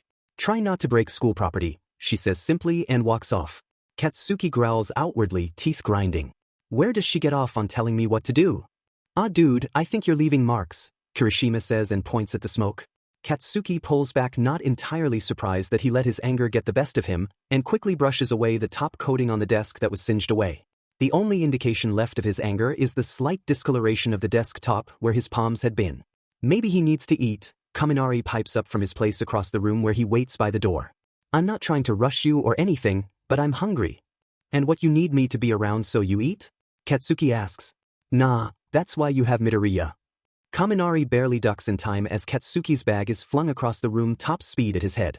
Kaminari slides around the door and pokes his head out once to say, I'll save you a spot at lunch unless you're going to bring him more food. Kirishima grabs Katsuki's wrist to prevent him from chucking a chair at the door. One piercing look is all it takes for Kirishima to relinquish him, looking not at all perturbed by the turn of events. You have a smart mouth comment to make too? Kirishima holds his hands up in surrender, although the sly look on his face makes an unpleasant shiver crawl up Katsuki's spine. Not at all. Good because I'm hungry. Let's go. Katsuki can't look at Izuku during lunch hour because not only is he still looking pathetically sad surrounded by his friends, but that brat Todoroki is sitting directly next to him and trying to get him to eat. Katsuki does more grinding of his food than actual chewing because who does Icy Hot think he is, and why can't he see that he's going about it the wrong way? Katsuki is halfway out of his seat holding a bowl in his hand when Kirishima and Kaminari drag him back down. Let go of me. You're not going over to Midoriya. He's fine, Kirishima says. Katsuki glares at him. Who said I was going over to Deku? No one, but it was written all over your face, Kirishima continues. He pauses a moment to slice through another piece of meat with his sharp teeth. You've been glaring over at him and Todoroki for the last 10 minutes. Yeah, what's the big deal anyway? They're friends, aren't they? Kaminari says through a mouthful of rice. I don't see why you're so mad. Kirishima face palms and turns away from the blow-up Katsuki is clearly about to have with the way he rises and puffs out like an angry bird. He opens his mouth to make some comment when he catches Izuku out of the corner of his eye staring. Their eyes meet for a fleeting moment. Katsuki notices right away how nervous Deku looks before he breaks their eye contact and finally picks up his utensils to eat. Next to him Todoroki looks pleased and Katsuki nearly turns his anger on Icy Hot instead. He makes the conscious decision to control himself as he has now garnered the attention of the surrounding tables and he sits back down only to eat the rest of his lunch fully disgruntled. The rest of the day goes about the same, only this time Izuku finally has a bit more life to him. This would have made Katsuki happy if it weren't for Uraraka and Todoroki hanging around him like moths to a flame. Eventually he can't stand seeing them crowding around Izuku anymore, so he leaves to begin dinner. He's not entirely sure if Deku is going to want to train again this evening, but he might as well prepare for it anyway. About halfway through preparations for his dinner, he feels someone come up behind him. With an exasperated sigh he says, "You're not getting any of my food tonight, shitty hair." Why do you call him that if he's your friend? Katsuki stills because that is most definitely not Kirishima. He rolls the tension from his shoulders to the best of his ability and tries to act natural as he continues cooking. It suits him. It's sort of mean, don't you think? Izuku crosses around until he's standing next to Katsuki. Actually, coming from you, that is probably a term of endearment. Katsuki has no response for this, so he keeps himself busy with cooking. You've always been a good cook, Kaken, Izuku says softly. I'm sort of envious. He scoffs at this and chances a glance at Izuku only for his chest to hurt under the weight of his melancholic staring at the counter. He throws a bowl together haphazardly and shoves it under Deku's nose. He watches as his eyes go cross to stare at the food placed before him. Eat, then meet me in the same place as yesterday in 20. Katsuki doesn't give Deku the time to argue or say whatever it is that he can see swirling behind the other's eyes. He turns on his heel, taking his food with him before Kirishima can catch wind of it, and heads up to his room. 25 minutes later Katsuki finds himself standing alone in the dark in the middle of nowhere, glaring angrily down the path that Deku should come from. It's another 5 minutes of angry stewing before Katsuki sees Deku jogging towards him, face flushed with puffed cheeks as his breaths come out in short patches. He slides to a halt directly in front of Katsuki and places his hands on his knees as he tries to catch his breath between his rapid-fire apologies. I am so sorry, Kaken. I was ready to leave when Uraraka spotted me. Then Kirishima asked what I had eaten because it smelled so good and Todoroki somehow got involved. I'm not entirely sure how, but anyway I couldn't sneak out not with everyone around me. I had to hide out for a few minutes before I could get back downstairs and out the door. Katsuki stares boldly with his arms folded until Deku eventually catches on and quiets his apology that was quickly becoming a verbal essay. When he opens his mouth again, no doubt to apologize once more, Katsuki throws himself forward and punches Izuku so hard he falls hard on his back in the dirt. Izuku lays there stunned, then with a loud groan begins to sit up. What was that for? You came here to train, didn't you? Get up unless you want to waste more time. Izuku sits there for only a moment longer before his eyes narrow, gaze hardening in determination, and he's up on his feet with an attack prepped that Katsuki is not actually expecting and sends him sliding a few feet back. Izuku wastes no time in bouncing around much like he did the previous night, only this time instead of being on the defensive he is coming in for frequent kicks with his quirk wrapped around his legs. Katsuki is stunned for only a moment until Izuku's quirk kicks him sharp at the base of his spine. He kicks into high gear and begins to block the incoming attacks. Katsuki realizes immediately that Izuku is faster than the previous night, though not by much. He can still track his movements well enough and only allows one more hit that connects with his chest before he retaliates with an explosion that is more for show than actual harm, which blasts Izuku away. He doesn't fall this time and instead uses the momentum from Katsuki's explosion to his advantage. Izuku swings towards a tree, plants his feet hard against the trunk, then pushes off in a straight line for Katsuki. He readies himself, palms forward as he allows his quirk to build. With a grin he waits until he sees the whites of Izuku's eyes before letting off an explosion that would be strong enough to knock Deku on his butt. When the smoke clears, Katsuki is shocked to find that Izuku is not on the ground as expected. 2 feet ram into Katsuki's back and shoot him forward. His face grinds against the dirt for a solid foot before he comes to a halt and has to spit gravel out his mouth. Katsuki doesn't let the stinging of his face stop him. He jumps back to his feet and spins around in time to block Izuku's next attack that's already on him. He's blasted back another few feet and his arms fall away from their protective position. Izuku is on him again, quite literally, as he slams into his chest and throws the both of them to the ground. They tumble, tussling for a few moments as they spin, until they land with Izuku on top, eyes trained on Katsuki though they have a sort of far-off look about them. Izuku's fingers dig hard into Katsuki's shoulders and quickly burn with pain. Katsuki is about to shove Deku off when he's caught by the piercing green eyes. He can see clarity return to them as if a film is removed. He watches as Deku's face loses the tension it carries and his mouth opens with a soft exhaled, "Oh no." Izuku springs off him and puts a good amount of distance between them as he clutches at his head and paces. Katsuki stands up all while watching the scene unfold. He tries to hear what Deku is mumbling, but there's too much space between them. He shakes himself free of the collected dirt on his clothes and runs a hand through his hair to shake free any remaining gravel before he starts towards Izuku. Izuku throws a hand out to halt him. "Don't come near me. I could hurt you." Katsuki scoffs. "You think so, huh? That isn't a challenge." Izuku yells, catching Katsuki so off guard he comes to a hard stop. "I don't want to hurt you, Kaken." "Deku, what's going on?" Izuku ignores him as he continues pacing and muttering to himself, all the while holding his hair in a death grip that Katsuki fears will result with him ripping chunks of his hair out of his head. "Answer me, Deku." "Shut up." Izuku's angered eyes turns wide as they take in Katsuki, then he's back to glaring at the empty space in front of him and hisses in a hushed tone. Katsuki's neck pulls back as his eyebrows rise up. "Excuse me? I'm sick of this." Izuku's dragging his hands from his hair down his face. Something looks off about the action and Katsuki has to squint because it is so dark. It takes a moment for his eyes and brain to register that Izuku is leaving bright red tracks down his face due to his nails raking over the flesh. Katsuki uses an explosion to rush forward and avoid Izuku's inconsequential warning.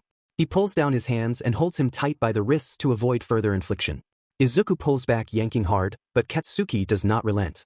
"Let go of me, Kaken," he snaps. "This doesn't concern you." "Of course it does, you idiot. What kind of hero in training do you take me for?"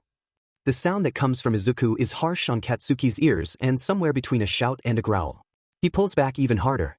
Katsuki digs his heels into the ground and pulls back just as hard to keep Izuku in place. "Stop acting like you care."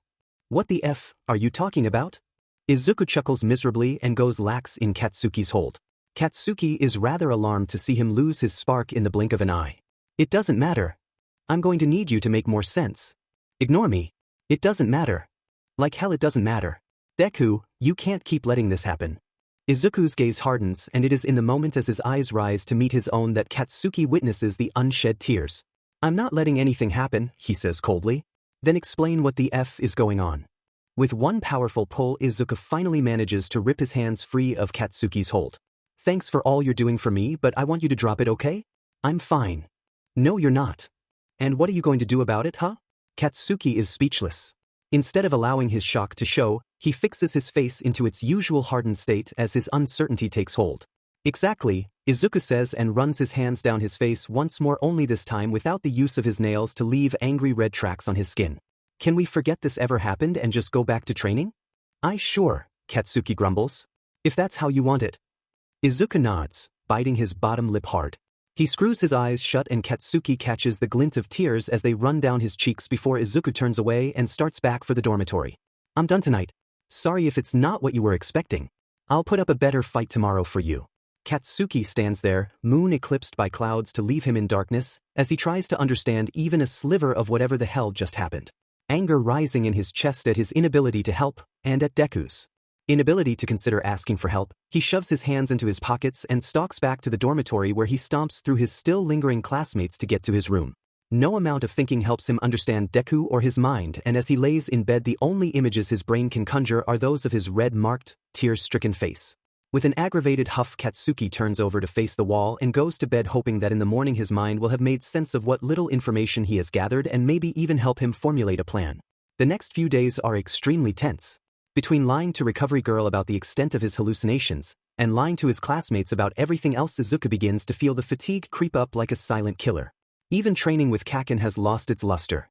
They dance around each other more than they fight. Kaken doesn't pull his punches, not really anyway, but Izuku fears letting go of the small semblance of control he has over himself in case he lets himself get lost again to the hallucinations. The last thing he wants is to hurt anyone physically or emotionally, although he fears the latter may already be happening. Whenever Kaken looks at him, it's hard to return the eye contact because before, where his gaze was heated and passionate, now it is full of a cold fury that Izuku is far more apprehensive of. It feels like walking on eggshells with him, and it breaks his heart. He figured they were doing better at mending their relationship, and then he had to go and screw it all up. This was Nightmare's fault. Nightmare is still at large, even with many of the top heroes after him. The list of victims climbs higher every day, and although Izuku is still the only confirmed death, others describe their experience as soul-sking, and doctors confirm exactly how close many of his new victims have come to dying. Every news report states that the heroes are hot on Nightmare's trail only for it to run dry and throw them back to square one. To say Izuku is frustrated is an understatement. He's outraged, bordering on resentful. If the heroes could only do their jobs properly, then maybe he, and all of Nightmare's other victims, would not be suffering the way they are. Maybe if he could get to Nightmare, he could end all this suffering for everyone. Do it. You'll end up dead and then we'll all be happy. Izuku's head falls into his hands as the voice is somewhere behind him, and he refuses to look. Nightmare killed you once and they can do it again. If you want to find them so bad, I say go for it. You'll be doing us all a favor. Arms drape over his shoulders from behind as a weight settles against his back. Every muscle in Izuku tenses, and he makes himself smaller by curling into a tight ball. You know you want to, the voice coos. Izuku shivers as cold air puffs against his ear. He swats behind him only for his fingers to greet thin air. The voice laughs cruelly. Still trying to touch what you can't. I don't want to die again, Izuku croons. His chest caves under the enormity of his confession as a dry sob hits him. What if I don't come back next time? We all die eventually, the voice says in a clipped tone. And why are you the lucky one that returned? What makes you so special that even death could not have you? There were people far more deserving than you who should have returned. I know. Izuku cries. He curls himself into a ball so tight his spine and shoulders ache terribly. Stop it, I know. I don't think you do, the voice hisses into his ear. The next thing Izuku knows, there is a pressure on the back of his head as his face is shoved into his mattress with enough pressure that he is unable to breathe. His first reaction is to SCK in, but that only makes matters worse as the fabric beneath him is pulled into his face, constricting him further. Dark spots begin to creep around his eyes, and much like before, he feels himself slipping into the nothingness. With one last panic he frees himself from the phantom hold and springs so far back that he completely throws himself from his bed and lands hard on the floor with a loud crack. He stares wildly at his bed, almost wishing that he saw someone there, something tangible for him to fight. Chest rising and falling rapidly to SCK in as much air as physically possible, he can tell the pain is coming. It starts in small in the center of his chest, then spreads like wildfire until he can no longer take the severity of the aching. He collapses into himself, crying horrendously loud. There was nothing there. The hallucinations can't touch him because they aren't real. Izuku throws his hands over his mouth and screams into them until his throat stings, and when he's done he presses his forehead into the floor and sobs there for the remaining duration of the morning. Izuku skips breakfast, though he can smell it from his place on the floor. His stomach rumbles angrily at him as he ignores it. He drags himself to his feet only to clean his splotchy face before class. He almost considers skipping once he takes a good look at himself in the mirror. The faint outline of his scratches from a few nights ago is still visible, though he doubts anyone besides himself and Kaken will really take notice. Someone would have to look incredibly hard to tell the scratches are there. His eyes are puffy and red with large, dark circles beneath that he's not used to seeing so boldly displayed on his face.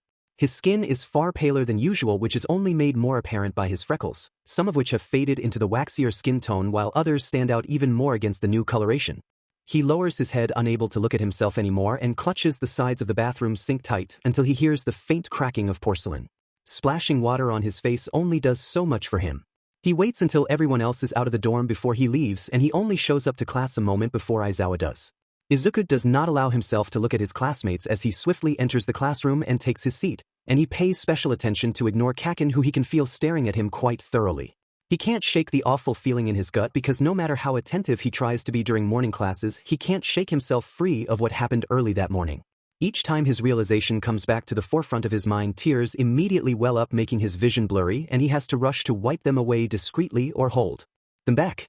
The last thing he wants is for anyone to find out what he did, and he's almost certain that if anyone were to ask he would spill it all for them in the broken emotional state he finds himself in, or for anyone to worry. God, what would his mother think? He has worried her enough as it is. You would break your mother's heart. Oh wait, you've already done that multiple times and you're very good at it. Not now, Izuku whispers. The voices laugh at him all at once, loud enough to drown out the lecture and enough to inflict a massive headache that pulses around his temples. A shiver races down Izuku's spine as he's under the distinct impression of being watched by 100 sightless eyes. The mental image he conjures with that makes him cold.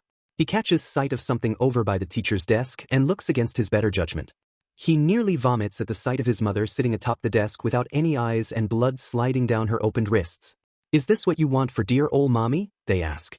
She wouldn't be able to live in this world without you. Stop it. You're the one doing this to her.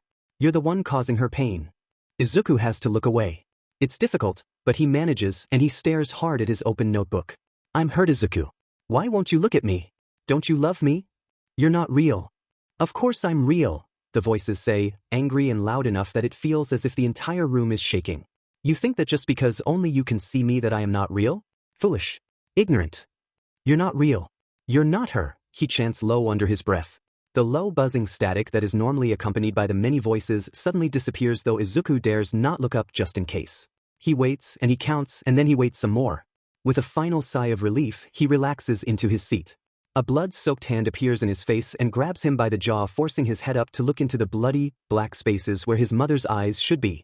You can't run away from me, Izuku. Izuku holds in his shriek with every last shred of control he can manage, although he does not stop himself from jumping to his feet so fast that he knocks his chair back. Bile rises up his throat, stopping him from making whatever excuse he was about to use. He races out the classroom with his hand clamped down tight around his mouth and makes it to the bathroom in time to spill his guts. Mostly he throws up water as he hasn't eaten much in days outside of the few things Kaken has given to him. If he was hungry before, he certainly isn't now. Izuku stays in the bathroom until the end of class, too ashamed to go back, and besides he wants to apologize to Aizawa without the listening ears of his classmates. He lingers outside the classroom, scuffing his red sneakers against the floor while he waits for Aizawa to finish up. He jolts when the door opens and Aizawa exits. Aizawa gives him a sideways glance, then motions with his hand for Izuku to follow. He does so lethargically, dragging his feet, and stares at Aizawa's back. They enter his office, small and simple, and Izuku takes a seat across from Aizawa, who looks as tired as Izuku feels. I apologize for running out of class the way I did. I didn't mean any disrespect or anything. I saw something that made me sick and I had to go to the bathroom because I didn't want to make a bigger scene in class, and that's all right, Aizawa says. Just don't make a habit of it. I won't. I promise. Now let's go back to what you said. You saw something that made you sick. A prickle goes up Izuku's spine. Did I say that? Aizawa's gaze is positively piercing, as if he is piecing together an unsolvable puzzle. Yes. And I understand that nightmare's quirk causes hallucinations. Is that what you saw in class? Izuku feels the tears before they come. Just the thought of his mother in that situation kills him inside. I saw my mother. She was mutilated. Aizawa's intense stare lightens. How often do these hallucinations take place? Izuku blinks back the tears that cause his vision to blur. Rubbing quickly at his face to dispel the rest, he comes back without a tear in sight. Every day. Aizawa sighs and slouches back into his seat. Have you told Recovery Girl this? No. I didn't want her to think I was unfit for training. Have you considered that she is the medical professional and only doing what is best for your health? Aizawa says, eyes closing slightly, giving the appearance that he is one step away from falling asleep at his desk. I have to train though. I can't sit back and do nothing. It's been a week. Aizawa considers him for a long moment, then sighs. I will talk to Recovery Girl about letting you train under strict supervision, but only if you tell her what you have told me. Izuku perks up, straightening in his chair at attention. He grins for the first time in what feels like days. Thank you, sir. Aizawa waves him off languidly. Now get back to class. I won't have you using me as an excuse to get out of schoolwork. Izuku is out the door with a chipper wave and rushes back to class, feeling lighter than he has in days. Refusing to allow his earlier embarrassment to show, he boldly opens the door to his classroom, ignores every set of eyes on his, and takes his seat. Present Mike watches him for a moment before addressing him. Is there any reason why you're late? I was with Aizawa. Yep, that's fine. Present Mike dismisses his statement and immediately jumps back into his lecture. Izuku shrugs and pulls out his notebook with more than enough energy to both pay attention and write down notes. By the time lunch rolls around, Izuku is the first out of class and in line to eat. He scarfs down his food as much as his stomach will allow since it's still bubbly from earlier, and races to the infirmary before most of his classmates find a seat. Swinging open the door, he catches Recovery Girl off guard and rushes forward to gather the papers she dropped. Midoriya, you're here early. Did you eat lunch? I sure did, Izuku says and pulls the papers together in a neat pile. He hands them off to Recovery Girl, who shuffles away to file them. She comes back and takes a seat. Izuku sits across from her. So, why are you here so early today? Did something happen? Yeah, Izuku stutters, unsure on how to proceed. He takes a deep breath and figures he might as well do exactly as Aizawa said. I had a hallucination during class of my mutilated mother and it made me sick. How often do these hallucinations occur? What type of illness were you inflicted with? They happen every day. I threw up. And you're just now telling me this? Izuku gulps. I didn't want you to think I couldn't handle training. Oh, Midoriya, Recovery Girl sighs. I'm not trying to make your life miserable. I'm looking out for you because you have such difficulty doing it for yourself. I'm not asking for much. Tell me, Midoriya, have any of these hallucinations caused you to lash out in any way, physical or verbal? Izuku gulps. His mind supplies him with the information that this is quite obviously a trap. No, he says simply.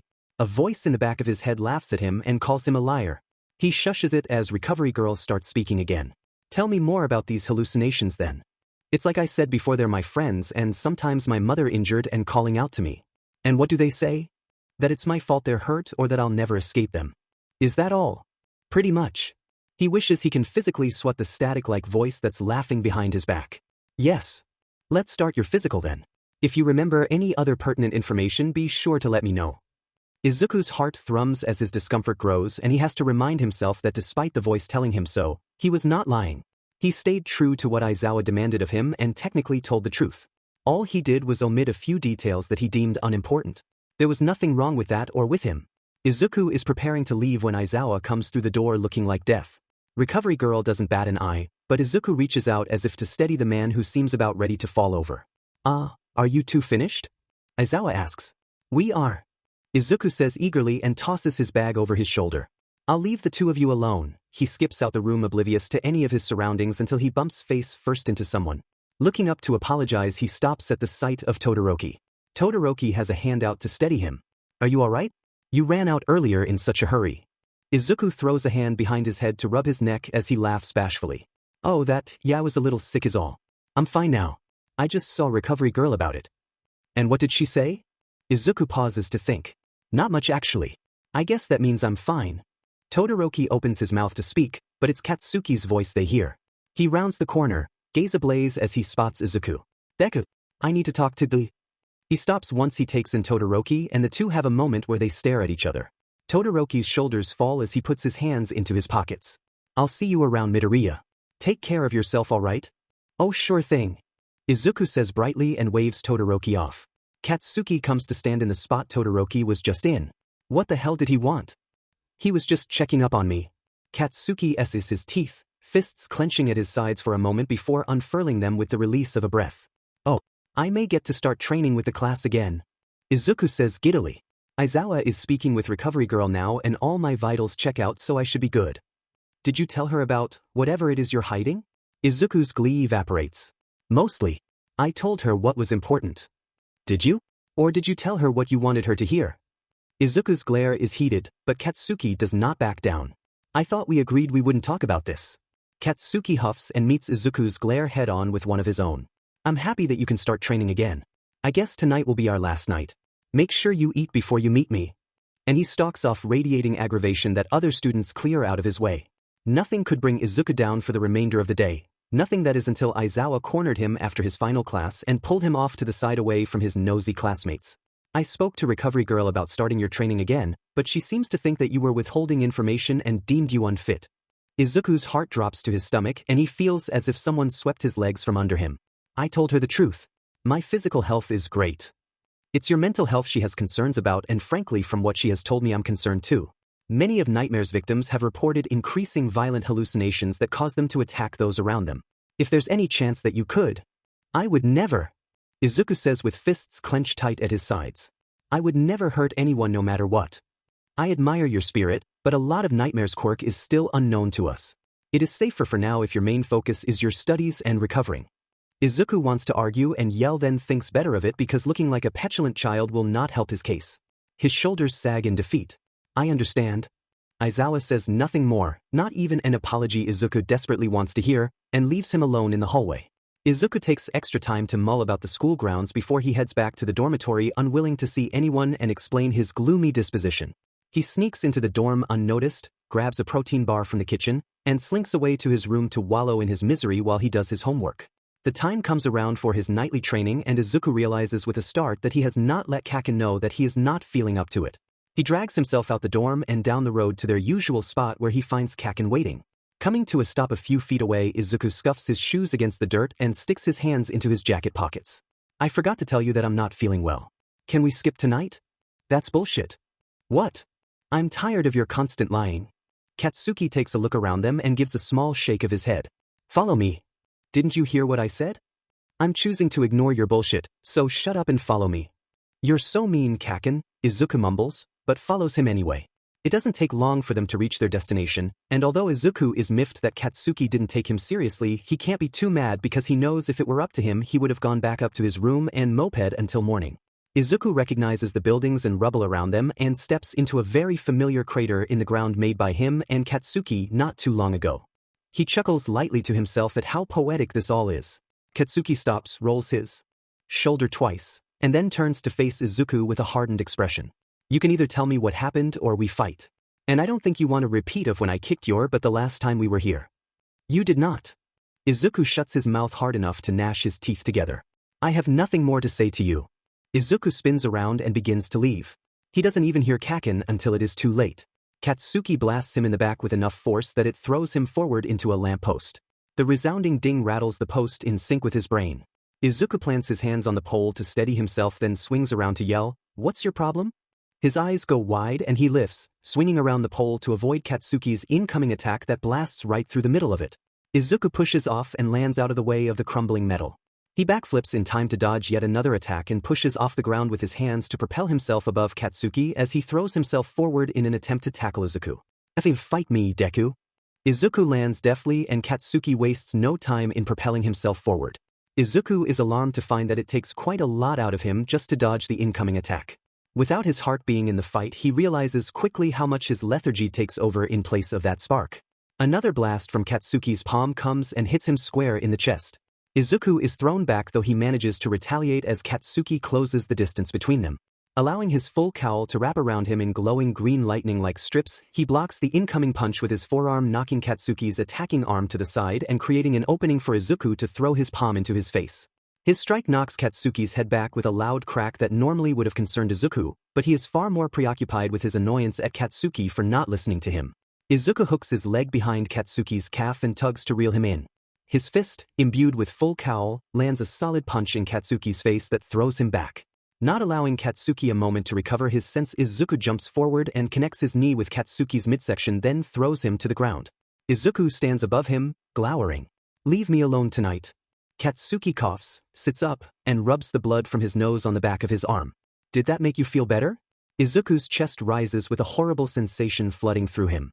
You think beating you makes me feel better? I don't want to hurt you or anyone else. Well, that's too bad because I want to beat some sense into you. Katsuki propels himself forward, pushing off hard on his toes. Izuku hardly has time to respond, and as such he takes an elbow to the diaphragm that knocks the air from his lungs. Another blow to the base of his neck knocks him to the floor, where he rolls out of the way coughing hard. He is kicked to his back a moment later. Katsuki's foot slams down on Izuku's chest. Red, glowering eyes meet distressed, sullen green ones. What the F is wrong with you? Katsuki snarls. Have you lost your fight? Izuku is still trying to catch his breath, which is only made harder by Katsuki's shoe. His hands wrap around Katsuki's ankle in an attempt to push his leg off. I never wanted to fight you. Not like this. Get the F up, Deku. Something in Katsuki's tone makes Izuku freeze, something eerie that he can't quite place. He stops struggling and his hands fall from their hold on Katsuki's ankle. He lays there motionless, refusing to make any more eye contact with the fuming boy above him. Izuku is so tired of this, of everything, of fighting. Look at me, nerd. Don't if I give up. Katsuki crushes his shoe harder into Izuku's chest as if he were a cigarette needing to be snuffed out. There is zero reaction from the boy beneath him. I thought you wanted to be a hero. This is pathetic. Izuku knows. He knows this is real, But with every word that comes from Katsuki's mouth, he can't help but to be taken back to his nightmares. He can hear the static white noise dripping off of every word, and it sends shivers all along his body. This Kaken speaks like the one that appears before him with broken bones and bleeding eyes. The lines begin to blur horribly between reality and nightmare, and in the next instance he's crying. "Don't start that sheet with me," Katsuki roars. "You goddamn crybaby, hurry up and fight back. I won't let you stay like this." Izuku inhales sharply when Katsuki removes the foot from his chest, only to lose his breath again when Katsuki bends over to grip him by the shirt and pull him to his feet. Izuku wobbles right into Katsuki's chest, only this time he can't enjoy the comfort his warmth provides as Katsuki shoves him hard into the fence behind him. The metal pokes furiously into his back, digging into him as Katsuki presses his arm into Izuku's neck. Fiery eyes glare at him with such fury that it shocks Izuku back to the present and out of his head. This is real, he reminds himself. This Kaken is real. He can't lose sight of that. FNG finally. I can't handle when you cry. The pressure on his neck lightens. Izuku stares into those angry eyes rimmed with deep concern. Was all of this Kaken being worried about him? "You're supposed to be my rival," he says as softly as his gruff disposition will allow. "What the hell is wrong with you? Everyone is worried and you won't let anyone help." The turmoil roils inside Izuku's stomach like a wave of nausea, and he fears for a moment that he will throw up for the second time today. Instead of his lunch coming out as he expected, it is words that pour from his mouth. "I can't stop them, Kaken," he says morosely. His eyes sting with held-back tears at the memories of the horrors he is subjected to day after day. "They talk to me. I hear them jeering. They look like death. They show up whenever they want and I can't do anything about it." Katsuki's eyes widen a fraction and he pulls back to allow Izuku room to properly breathe. Izuku leans heavily into the fence at his back. "What do they say?" Izuku grits his teeth together and does not meet Katsuki's eyes, much to his annoyance. "Horrible things. I'm going to need you to be a little more specific." "They tell me I'm not." "You're going to go cry to my other self?" Kaken's distended voice asks. "You think this one cares? You think anyone cares?" Izuku freezes, heart held still and tight in an icy grip, and then tremors go through his body as he slowly drags his eyes over to where he hears the voice. Standing behind Kaken to his left is the other him, the one with blood-filled eyes, patches of peeling blackened skin full of smoldering embers, and a wicked grin. "Deku, are you going to finish that statement or what? Even if you do tell him about me, what is he going to do? He can't help you. No one can help you. Oi, Deku. No one cares about your pain, so shut up and handle it yourself." "You're wrong," Izuku mumbles. "Kaken wouldn't be here if he didn't care." "Speak up, Deku." "And how does he show that he cares?" "By beating you half to death, that's how." "Can you trust him?" I do." "Who are you talking to?" Katsuki is turning in circles looking for the source of Izuku's distress. "Then prove it, you spineless wimp." Izuku's jaw snaps shut as if glued together and he glares furiously at the pretend Kaken, who merely laughs maniacally then disappears, leaving behind a puff of black smoke. "That's what I thought." His voice whispers in Izuku's ear, filling his nose with the scent of burnt flesh and smoke. Izuku clamps a hand over his mouth and jees. "Izuku, I need you to tell me what's going on. I can't help if you don't." Izuku snaps out of his daze now that the static is gone from Kaken's voice. The other Kaken is fully gone without a trace, but Izuku finds his gaze lingering on the surrounding area in search of him anyway. "Hey, calm down and look at me." Katsuki roughly clutches Izuku's chin to keep his face firmly in place. His eyes search Izuku's, hoping to draw his attention back to him. "Who were you just talking to?" "You," Izuku says quietly. Katsuki's eyebrows pull down as do his lips. "No. I mean, you were having a conversation with someone just now." "Who?" "You," he repeats. "Deku, I need you to stop being a little sheet." "It was the other you," Izuku says, effectively cutting Katsuki off. He opens his mouth to explain when suddenly his stops, too tired to bother. "I'm sorry. It doesn't matter." "Like hell it doesn't matter." Katsuki shakes Izuku by the shoulders. "When will you get it through your head that you matter?" Izuku slaps Katsuki's hands off him and slides away from the fence to put some space between them. This time Katsuki stays where he is and allows Izuku to pace. "I have to handle this on my own. I can't bother anyone, least of all you." "You're allowed to ask for help," Katsuki tells him. "And what is that supposed to mean? I'm here, aren't I? Bother me all you want." Katsuki pulls a face that under any other circumstances would have made Izuku laugh. "Well, maybe use some discretion." "You don't mean that." Izuku's heart cracks. He can feel it split down the middle then splinter to the sides. "When have I ever said what I don't mean?" Katsuki growls, then, as if having an epiphany, he makes a soft noise of recognition. "Are the voices telling you I don't care?" Izuku presses his lips into a thin line and gulps. "They're right. No one cares." "Well, F-. Katsuki sighs in exasperation. You know that's not true. As a ray of golden hope begins to weave Izuku's broken heart back together, a plume of black smoke suddenly billows around him, obscuring his vision. Izuku backs up into the fence, allowing his full cowl to wrap around his arms and legs again. Deku, what are you doing? He hears Kaken, but he can no longer see him as the smoke is thick and all-encompassing. Panic grips his chest as he tries to push away the hot smoke to no avail. Memories pick up of nightmares, smoke forcing its way down his throat, blanketing him to the point of immobilization. His heart rate shoots up painfully, as does the heat around him. With eyes straining to see through what he hopes isn't real, he can finally make out the outline of someone who he hopes is Kaken. More outlines appear behind the first one, and soon there is a large group moving towards him. His full cowl crackles around his arms as he puts them up defensively. The figure in the front appears through the smoke. It's Kaken, but he's all wrong. He's missing an arm, holding it limply in his good hand, while the other side is a bloody, stringy mess of dripping flesh. The rest of his skin is charred and burnt with glowing tips that give off the image of a tiny fire trying to break free. All that's left intact are his bright teeth that grin at Izuku through the darkness. The rest of Class 1A appears around him, sporting varying degrees of burnt flesh, broken bones poking through their blackened skin, and missing extremities or eyes. Uraraka is inflicted by a disgusting variation of bubbling skin boils similar to that of burn victims. A large one on her cheek pops, spewing blood across Izuku as he watches in pure terror. He GGS again, and this time his lunch does come up. Leave me alone, he whispers. He spits to the side of him, wishing it would rid his mouth of the awful taste. The apparitions get closer, circling around him, leering. He can vaguely hear the real Kaken speaking to him through the smog, though he cannot for the life of him understand what is being said. He wishes he could push through and end his torment as Todoroki collapses into him as one leg disintegrates into ash. Blood streaks down his shirt and pants, and Izuku finally breaks. With a great cry, he dashes through the crowd, attacking what he can. Their bodies turn to smoke with each strike, then materialize again elsewhere. Their eyes watch him, always watching. He can see a light poking through the smog and rushes towards it, pushing past anyone in his way. His lungs burn fiercely the closer he gets.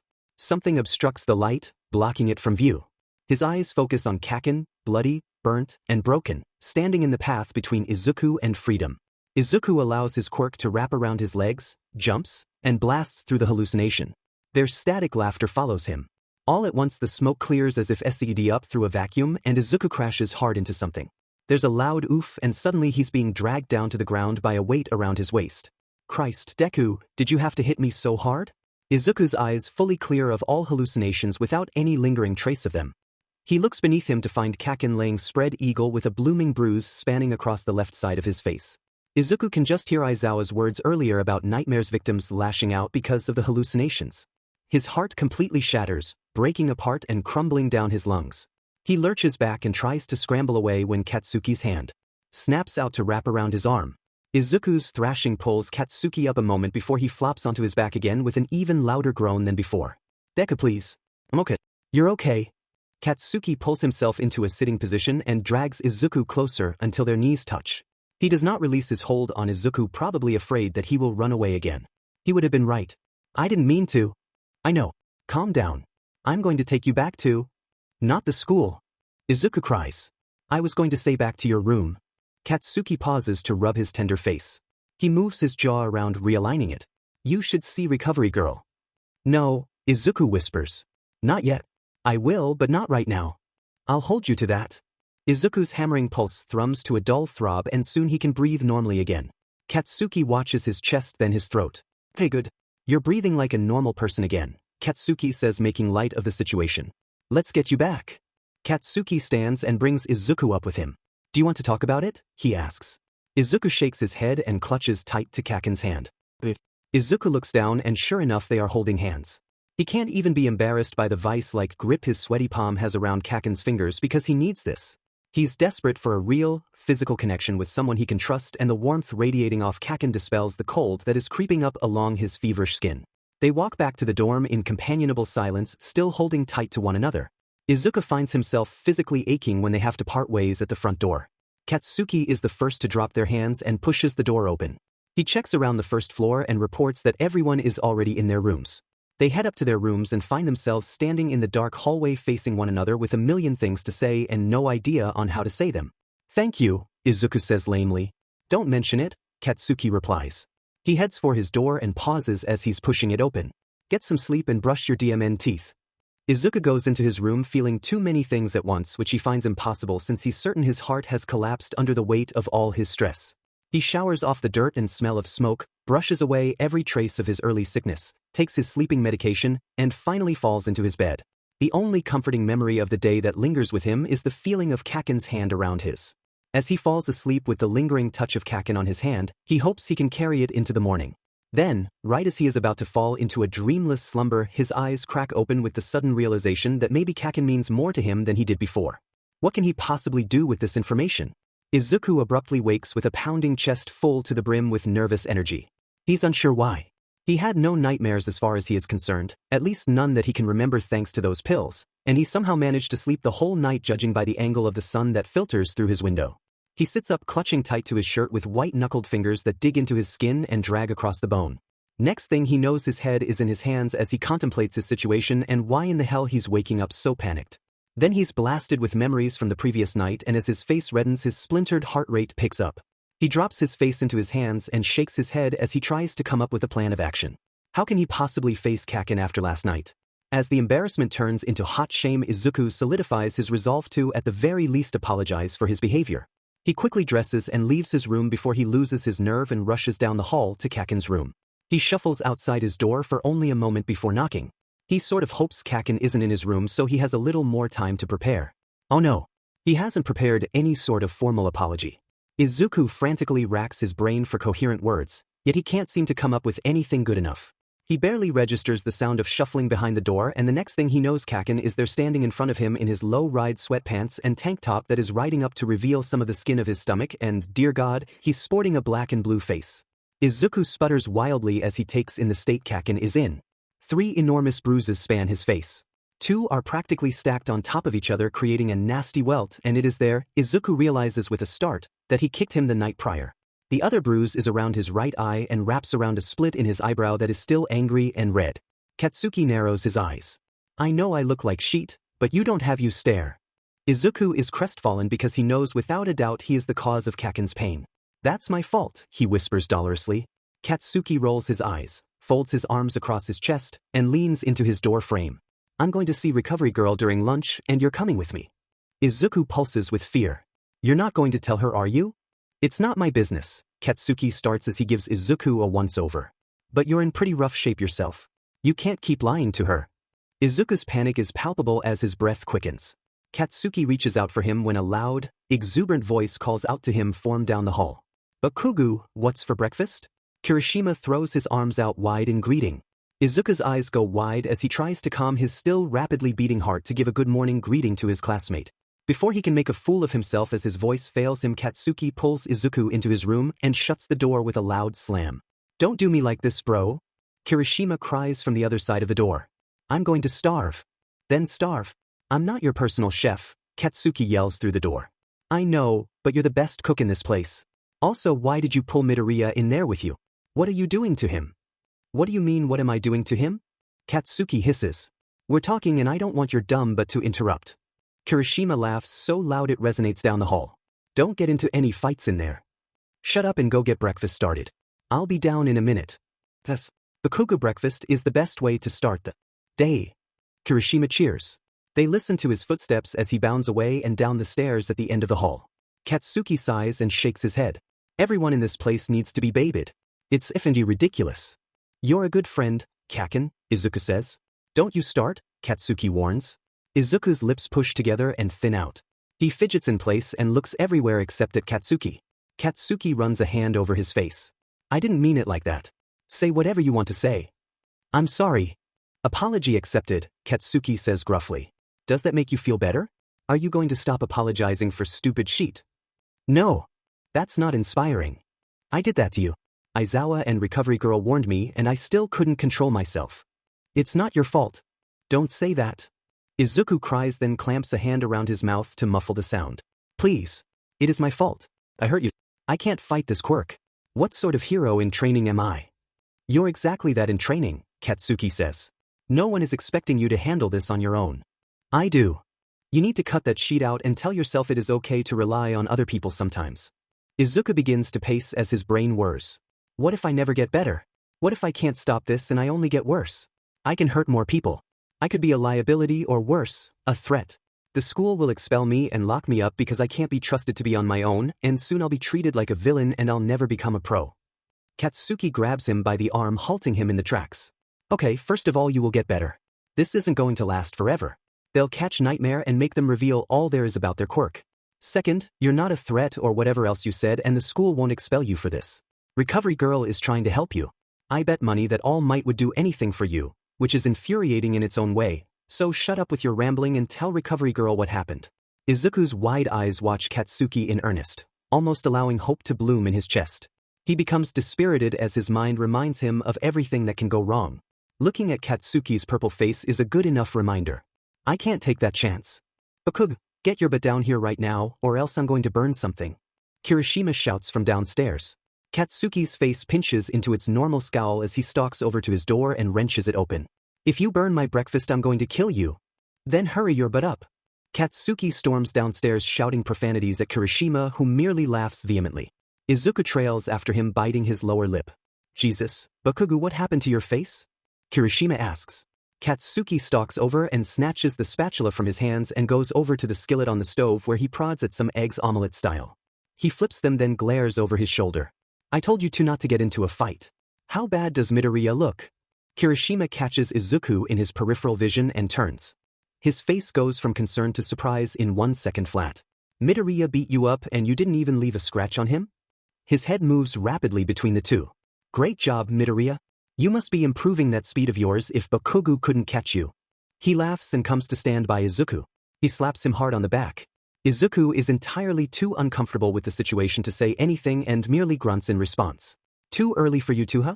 Yaoyorozu and Kaminari are on the couch trying to wake up. Ashido threatened to use her quirk on them and they barely flinched. Izuku's laugh is weak. He brings a hand up to rub at his arm and hold it tight behind his back. Hey, are you okay? And be serious. Kirishima asks as he peers into Izuku's face. Izuku leans back, trying to gain some semblance of his personal space back. You seem to have been out of it all week. Katsuki is suddenly behind Kirishima and hits him across the back of the head. Kirishima yowls and turns around, ready for an argument, when a plate of steaming food is shoved under his nose. His eyes glisten as he grabs the food and rushes off to eat it. You're the best, truly. There's nothing more manly than a man who knows how to cook. So, what's that say about you? Kirishima pauses momentarily to glare over his shoulder. Shut up. And then he's in a seat eating with a content smile on his face. Izuku is surprised, though he probably shouldn't be at this point, when a plate identical to Kirishima's appears in front of his face. He takes it from Katsuki and follows him over to the table. They eat mostly in silence except for Kirishima's loud chewing. Katsuki kicks him under the table and Kirishima slaps at his arm, but misses as his attention is fully on his food and swipes at air instead. Katsuki snorts into his drink, splashing it everywhere. Kirishima points and laughs, spewing food across the table, and as the two of them go at it with Katsuki yelling about how disgusting the situation is, Izuku can't help it as he joins in on the laughter. Katsuki turns his glare on him, though it lacks any sort of real animosity. Whatever good feelings the morning brought fades quickly as Izuku and the rest of Class 1A go through their lessons for the day. Looming in the back of his mind is the choice he only has a few minutes left to make. He taps his pen against his desk like a nervous tick as he watches the clock hands tick down the time until lunch. When class ends, Izuku has solidified his resolve and gets up with a quiet confidence and strides up to Katsuki's desk. Are you ready? Katsuki looks up from his bag and takes Izuku in. Yeah. He slings his bag over his shoulder. You seem livelier. Sure. Izuku shrugs. The two begin their walk to the infirmary and wave off any of their classmates that ask them where they are going. They're almost there when Izuku feels the eyes watching him, and not just Kaken's. He brushes it off and throws back his shoulders. Are you going to tell her? Nope, Izuku says and pops the Katsuki's scowl is back. Deku. Recovery Girl is standing in the doorway to the infirmary and does not look surprised to see either of them in the slightest. She ushers them in and sits them down across from her. I had a feeling you would stop by, Bakugo. I heard from Aizawa that you had some facial injuries. Let me look at you. Katsuki leans forward in his chair to bring his face close to her open hands. They're just some bruises. I'll be the judge of that. For a minute or two they sit in silence as Recovery Girl assesses the situation. She puts on gloves and presses at the tender flesh, watching how it gives and looking for Katsuki's reactions. He only flinches once when she presses into the midpoint of the two bruises on the left side of his face. She then proceeds to go over to the cut over his eye, which Izuku is just noticing has begun excreting some sort of amber liquid. The cut is infected, and because I'm sure you got these injuries in a non-school sanctioned brawl, I am going to make you recover naturally instead of healing you right now. Katsuki pulls back affronted, though regains a calm disposition swiftly as he leans back in his chair and looks up at the ceiling with a frown. Recovery Girl pulls him back in none too gently and begins to clean out the cut. When she is done, the cut already looks much better, less angry and red and no longer weeping the amber liquid. She places a bandage over it, then goes to dispose of her gloves. As I am certain you won't tell me how you obtain these injuries, I'm going to ask you to wait outside while I speak to Midoriya, then I can prescribe you an antibiotic for that cut. Katsuki starts to get up when Izuku says, "He can stay. I don't mind." Their eyes meet and Izuku's stomach flips somewhat uncomfortably. He can't stand the intensity in Kaken's eyes. Not now. Not like this. He breaks the eye contact and looks at Recovery Girl. He can't let his resolve crumble. "If that's okay with you." Recovery Girl frowns, but obliges anyway with a nod. "If you are both fine with it, then I'm not going to stop it." She sits down as Katsuki does and looks over the two of them before her gaze comes to rest on Izuku. "How are you doing? Are there any new developments in your situation?" "No. I'm fine," he says with a smile. "The sleeping pills have really helped me out." "That's only in the evening though," Recovery Girl replies. "How are you throughout the rest of the day?" "I'm okay. I should be fine to start training again. My physical condition is great." "I do not doubt that you are physically capable or returning to train with your class, but are you mentally ready?" He pauses a moment to glance at Kaken's bruised face. "I'm fine." Recovery Girl's scrutinizing gaze has Izuku fighting to not squirm in his seat. His palms go slick with sweat and he tries discreetly to rub them dry on the sides of his thighs. "Oh, for F's sake," Katsuki grumbles. "Deku is not okay. I've been sparring with him every evening this week and yeah, he's physically fine. I think you should allow him to train because he's insufferable when he's moping around about not training, but his situation with the voices or whatever the hell they are is only getting worse." "Kaken!" Izuku cries, leaping to his feet. "I thought you said you wouldn't say anything." Katsuki stands too and gets in Izuku's face. "You need to get over yourself and get the help you need because this woe is me act you have going on is making me sick." "That's rich coming from you," Izuku says heatedly. "What's that supposed to mean? You never ask for help like a normal person and you let your pride get in the way of everything. At least I'm not acting like a FING victim who can't do anything for himself. I am a victim." "Yeah, but you can do something about it, like asking for help. All you've done is allow that fact to eat you up when you could be growing from it." "Oh, like how you grew from your kidnapping. I remember you screaming at us to stop helping you too." Katsuki rears back, stunned, then snarls in Izuku's direction. "That was different." "How is that different?" Izuku yells. He's waving his arms around wildly now with pent-up energy. "You were a victim and you didn't want to be helped either." "Boys, I'm going to have to ask you to calm down. This is an infirmary, not a playground," Recovery Girl states calmly. "Bakugo, I thank you for speaking up in regards to your friend's health, but I think it is time that you go to lunch. I will have your antibiotics delivered to your dorm." Katsuki picks up his bag and flings it over his shoulder. "He's not my friend." And the next thing they know, he is out the door. Izuku stares at the door, mouth hanging open, and in utter disbelief at the clear betrayal. He wants nothing more than to storm out too, but thinks better of it as he can feel Recovery Girl's eyes on his back. "Midoriya, I think it is time that we have an honest, open dialogue between us." Izuku falls back into his chair defeated. "Kaken is right about me." Recovery Girl pulls her chair in closer. "Bakugo has an interesting way of dealing with emotional matters. I would take what he says with a grain of salt, though I am happy that he has made this conversation possible. Now, tell me what's really been going on." By the time Izuku is done revealing all there is about his afflictions, he is emotionally drained and thoroughly exhausted. However, at the same time he feels lighter, like a great weight has lifted from his aching chest. He spares Recovery Girl most of the bloody details of his vivid hallucinations, though he is sure to give her the main points. She doesn't need to know absolutely everything. He doesn't want anyone to know absolutely everything. He leans back in his chair and watches Recovery Girl make notes that she then files away in a secure cabinet. His heart hammers in his chest as he waits for her to tell him that he's going to be expelled or locked away for study. "Thank you for opening up to me. I strongly believe that speaking about what is bothering you is a step in the right direction to healing. I can't promise that this will be easy or that even I know exactly how to help you, but together we will figure this out." Izuku is stunned speechless and it takes him a long moment to compose himself enough to stutter out, "You're not expelling me?" Recovery Girl laughs heartily. "Not at all, my boy. I will have to tell Aizawa about your late-night escapades with Bakugo, so maybe a detention or two will come your way, but no expulsion." "I don't know what to say," Izuku admits. "I'm going to ask you to keep a log of when the hallucinations, visual and or auditory happen, and log who you see or hear and what they say. I know you like to take notes, so this should be no problem." "Why?" It will allow you to feel you have some control back, and it will give us a starting point to analyze the types of situations that may trigger these hallucinations. We can start from there. Izuku nods enthusiastically. If it makes sense. I'll speak to your teachers about allowing you to train again under the condition that you are monitored and that if anything at all changes, if you hear any voices or see anything odd that you tell someone right away. Izuku beams at her and resists the urge to begin bouncing around the room. You'll really let me train again? Yes, but only if you agree. I do. I agree. I can do that, no problem. Good. Recovery Girl stands and begins to tidy up the area. You could have started sooner if you had been honest with me. Izuku feels like shattered glass and immediately begins to ramble and vibrate. Well, you see, I was really worried that you would call me crazy or something and say I'm unfit to be a pro hero and that all of my dreams would end up in the dirt again, and I couldn't have that because I've already gone through that once. Oh, wait, you know that already.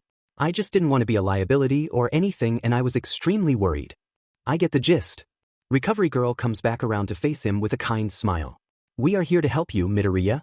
We are not going to abandon you as a student just because some villain has used their quirk to unhinge you. No one at this school wants to see you fail. Izuku smiles bashfully. I'm sorry for being dishonest. I was scared. Fear is normal, Midoriya. Just don't let it stop you from seeking aid when you need it. Recovery Girl makes a shooing motion with her hands. Now go to the lunchroom and grab an apple or something. Training is almost over, so just head on to your next class. Izuku jumps to his feet and grins before racing towards the door. Thank you so much. You may want to thank Bakugo as well. Izuku slides to a halt just outside the door to the infirmary, and he is exceptionally glad that his back is to Recovery Girl, so she is unable to see the way his face pales. He stiffly walks to grab an apple as Recovery Girl suggested, then goes to his empty classroom to sit down. Of course he should thank Kaken even if he doesn't want to. Why is Kaken always so mean? Though he did go out of his way to help when he didn't have to, and if not for him, Izuku knows he would have continued lying to Recovery Girl and to himself. He takes a disgruntled bite from his apple, then immediately spits it out across his desk. When he looks down, he is disgusted to find worms slithering around in the rotting apple. He chucks it across the room.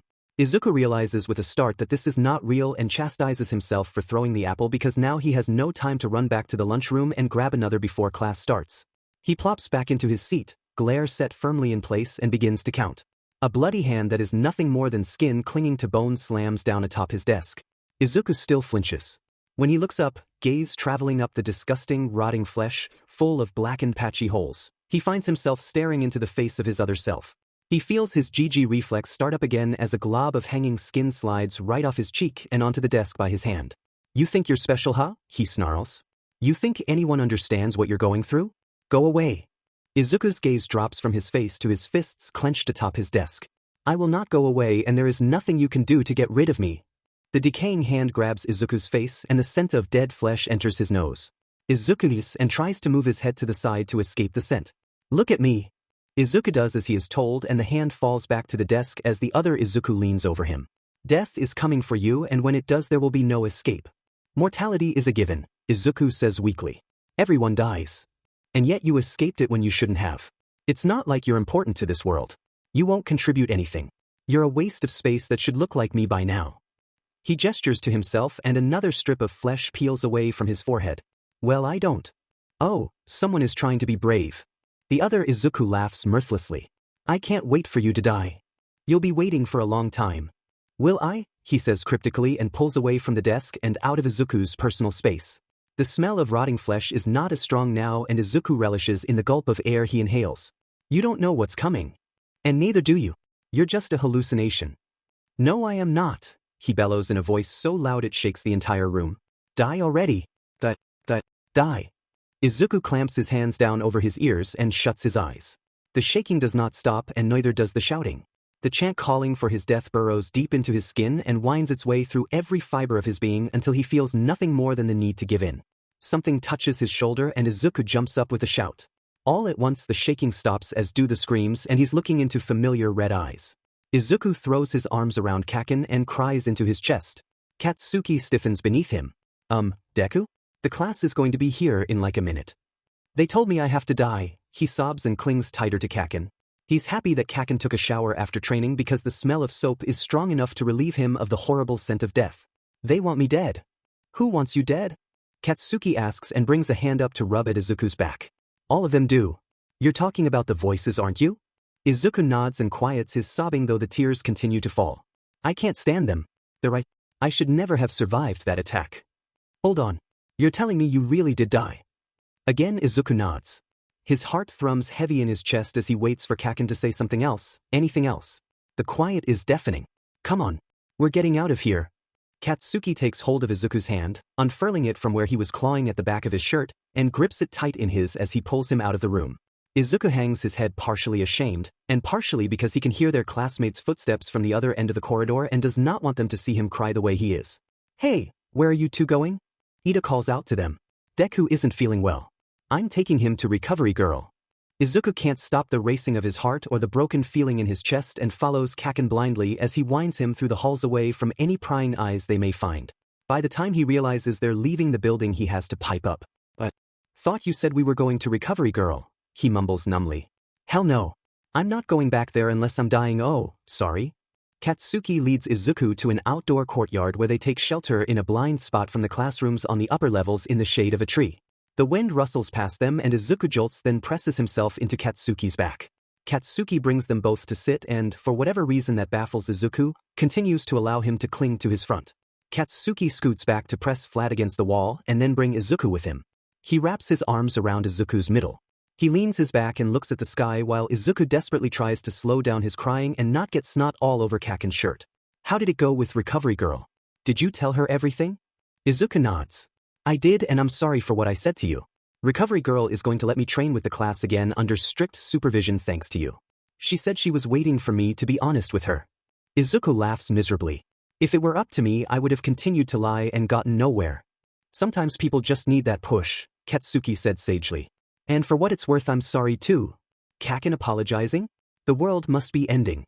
Katsuki pinches his arm and as Izuku peeks up at him he can see a tiny smile. You're such a brat. This time when Izuku laughs he actually feels it bubbling bright in his chest. We're really bad at talking to each other aren't we? Katsuki's laugh is short, but Izuku treasures the sound. Yeah, I guess so. Izuku curls into his arms more as Katsuki begins running his arms up and down his back. He reminds himself as a mantra that this is real and that Kaken is real and the feeling deep in his chest that makes him warm is equally real. Can I ask you something? Izuku mumbles his agreement and snuggles tighter in Katsuki's arms. I never really took you for a physically affectionate person even when we were kids, so why the sudden change? Izuku pulls back and quickly wipes his face before Katsuki can see the sorry state he's in. It makes me feel real. It lets me know I'm not hallucinating. I'm sorry if that makes you uncomfortable. We should get back to class anyway. Katsuki's grip around him tightens, securing him in place. Izuku stops squirming and places his hands atop Katsuki's arms with a light touch. I mean sure it's a little unusual, but if it helps then it's fine. Izuku stares him down peculiarly. You're okay with this? Isn't that what I just FNG said? Izuku smiles and pats his arms. Thanks, but we really should get back to class. Katsuki releases him so that Izuku can stand and stretch his limbs. A moment later he reaches out for Izuku's hand and grasps it. A warm, fluttery feeling erupts in Izuku's chest and his smile turns to a full-on grin as they walk back to class hand in hand. There's something wonderful about Kaken's heat and the comfort being near him provides. Izuku can't quite put his finger on it and he sure does not understand it especially with Kaken's explosive disposition. This softer side he's seeing takes him back to a time when they were young when life was simpler, and it even surpasses that. Izuku can't help but feel special for seeing this side of Kaken that he is certain he does not allow anyone else to see. Perhaps Kirishima gets to see this side, but Izuku doubts it at this extent. Being around Kaken brings him a calmness he has lost since dying and he is going to savor every moment of it. Together, he thinks they can figure this out.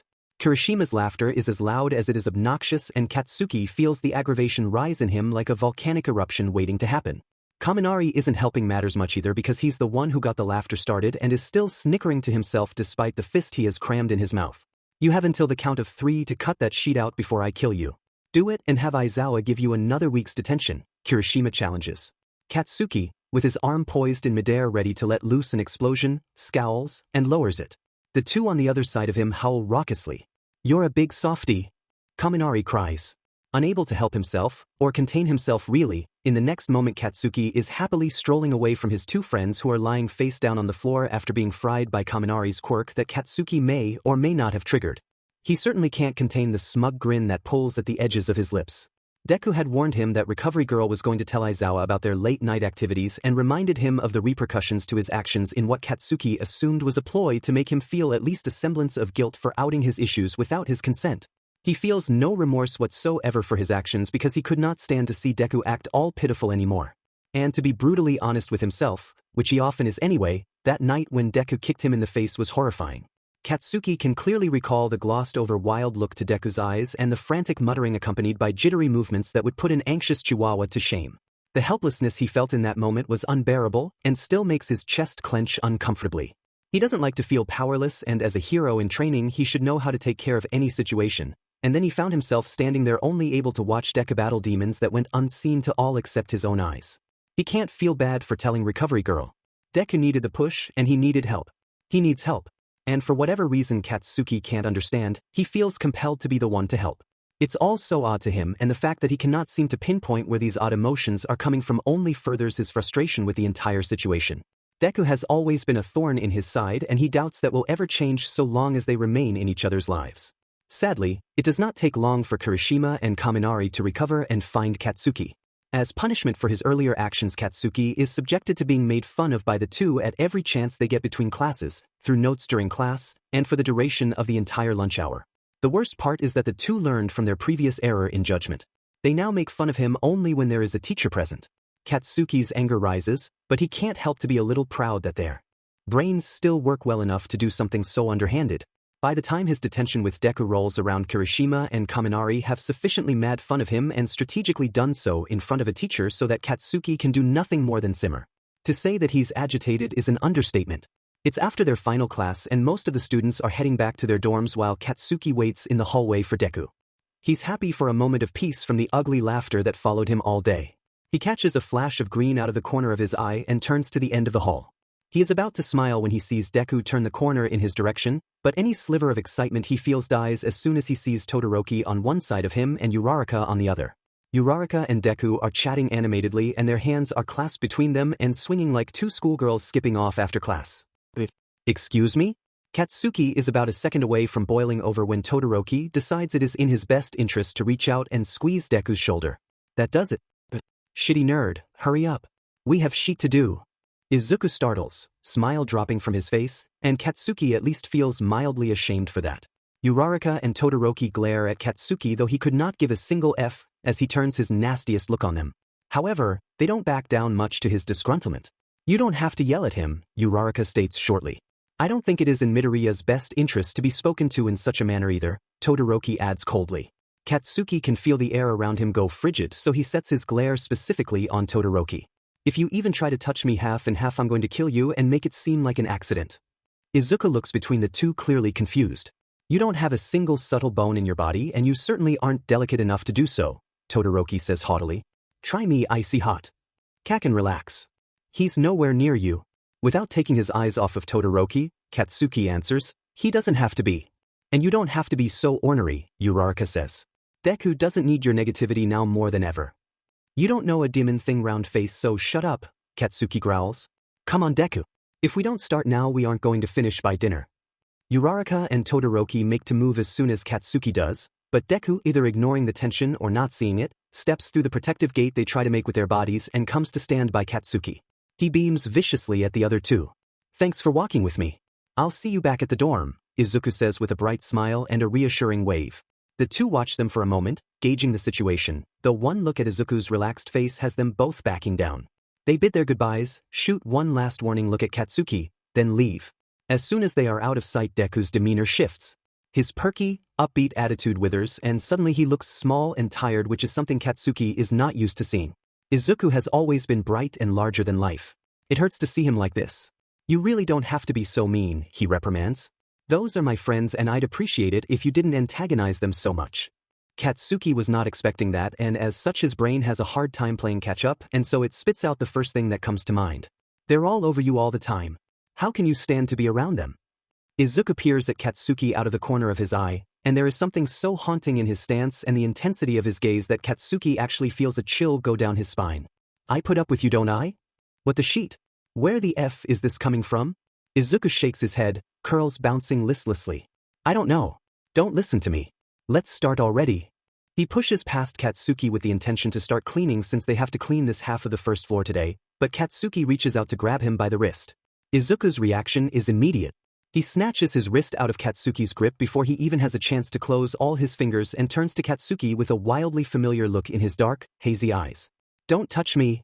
I thought that's what you wanted." "Yeah, but not right now." Izuku snaps. He's breathing heavy and his gaze is shooting around the room faster than a pinball machine. "Just leave me alone and get to work." "No, I will not leave you alone." "What the F is wrong with you? Are you having another episode?"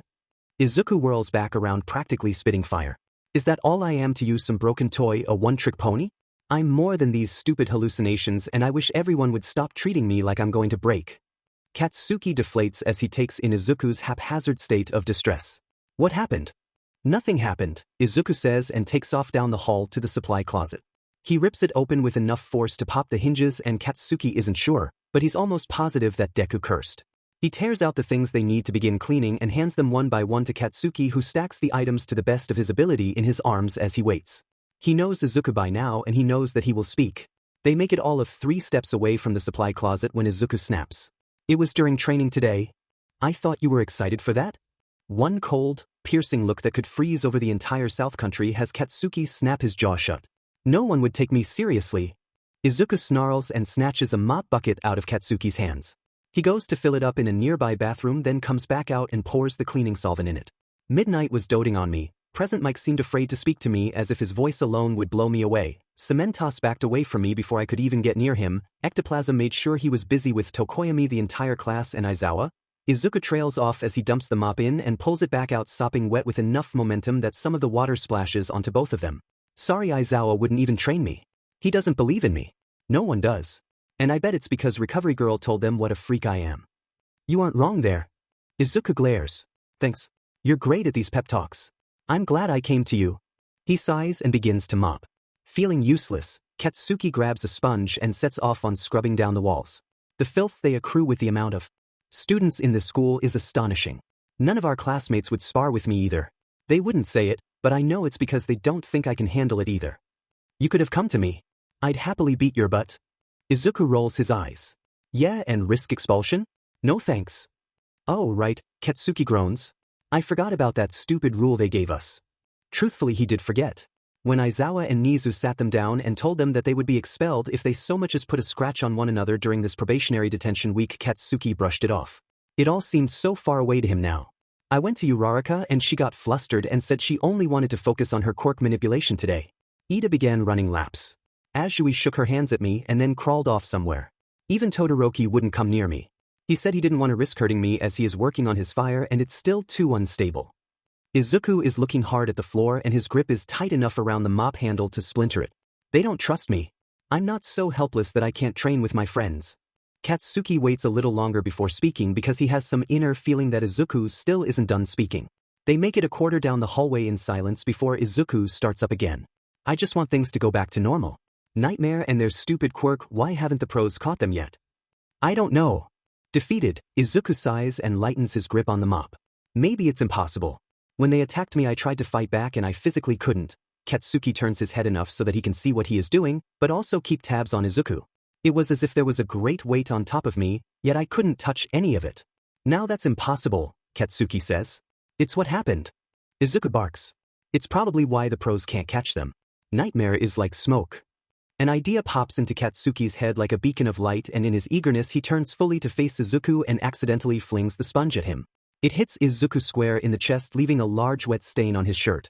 Izuku watches it fall, stares at the sponge on the floor for a long, painfully tense moment, then looks up with a smirk. "I'm going to tell Aizawa you hit me." He drops the mop and takes off down the hallway. Katsuki's jaw drops and before his brain can play catch-up he's racing after the little green idiot, following his laughter as he turns the corner. "Deku, don't you dare. That was an accident." Izuku is still laughing, though when Katsuki turns the corner he doesn't see any trace of green or red sneakers anywhere and he freezes like a deer caught in headlights. There's no way Izuku would. "Gotcha!" Izuku sings as he pokes Katsuki in the small of his back. Completely taken by surprise, Katsuki jumps out of his skin, which only sends Izuku into more peals of laughter.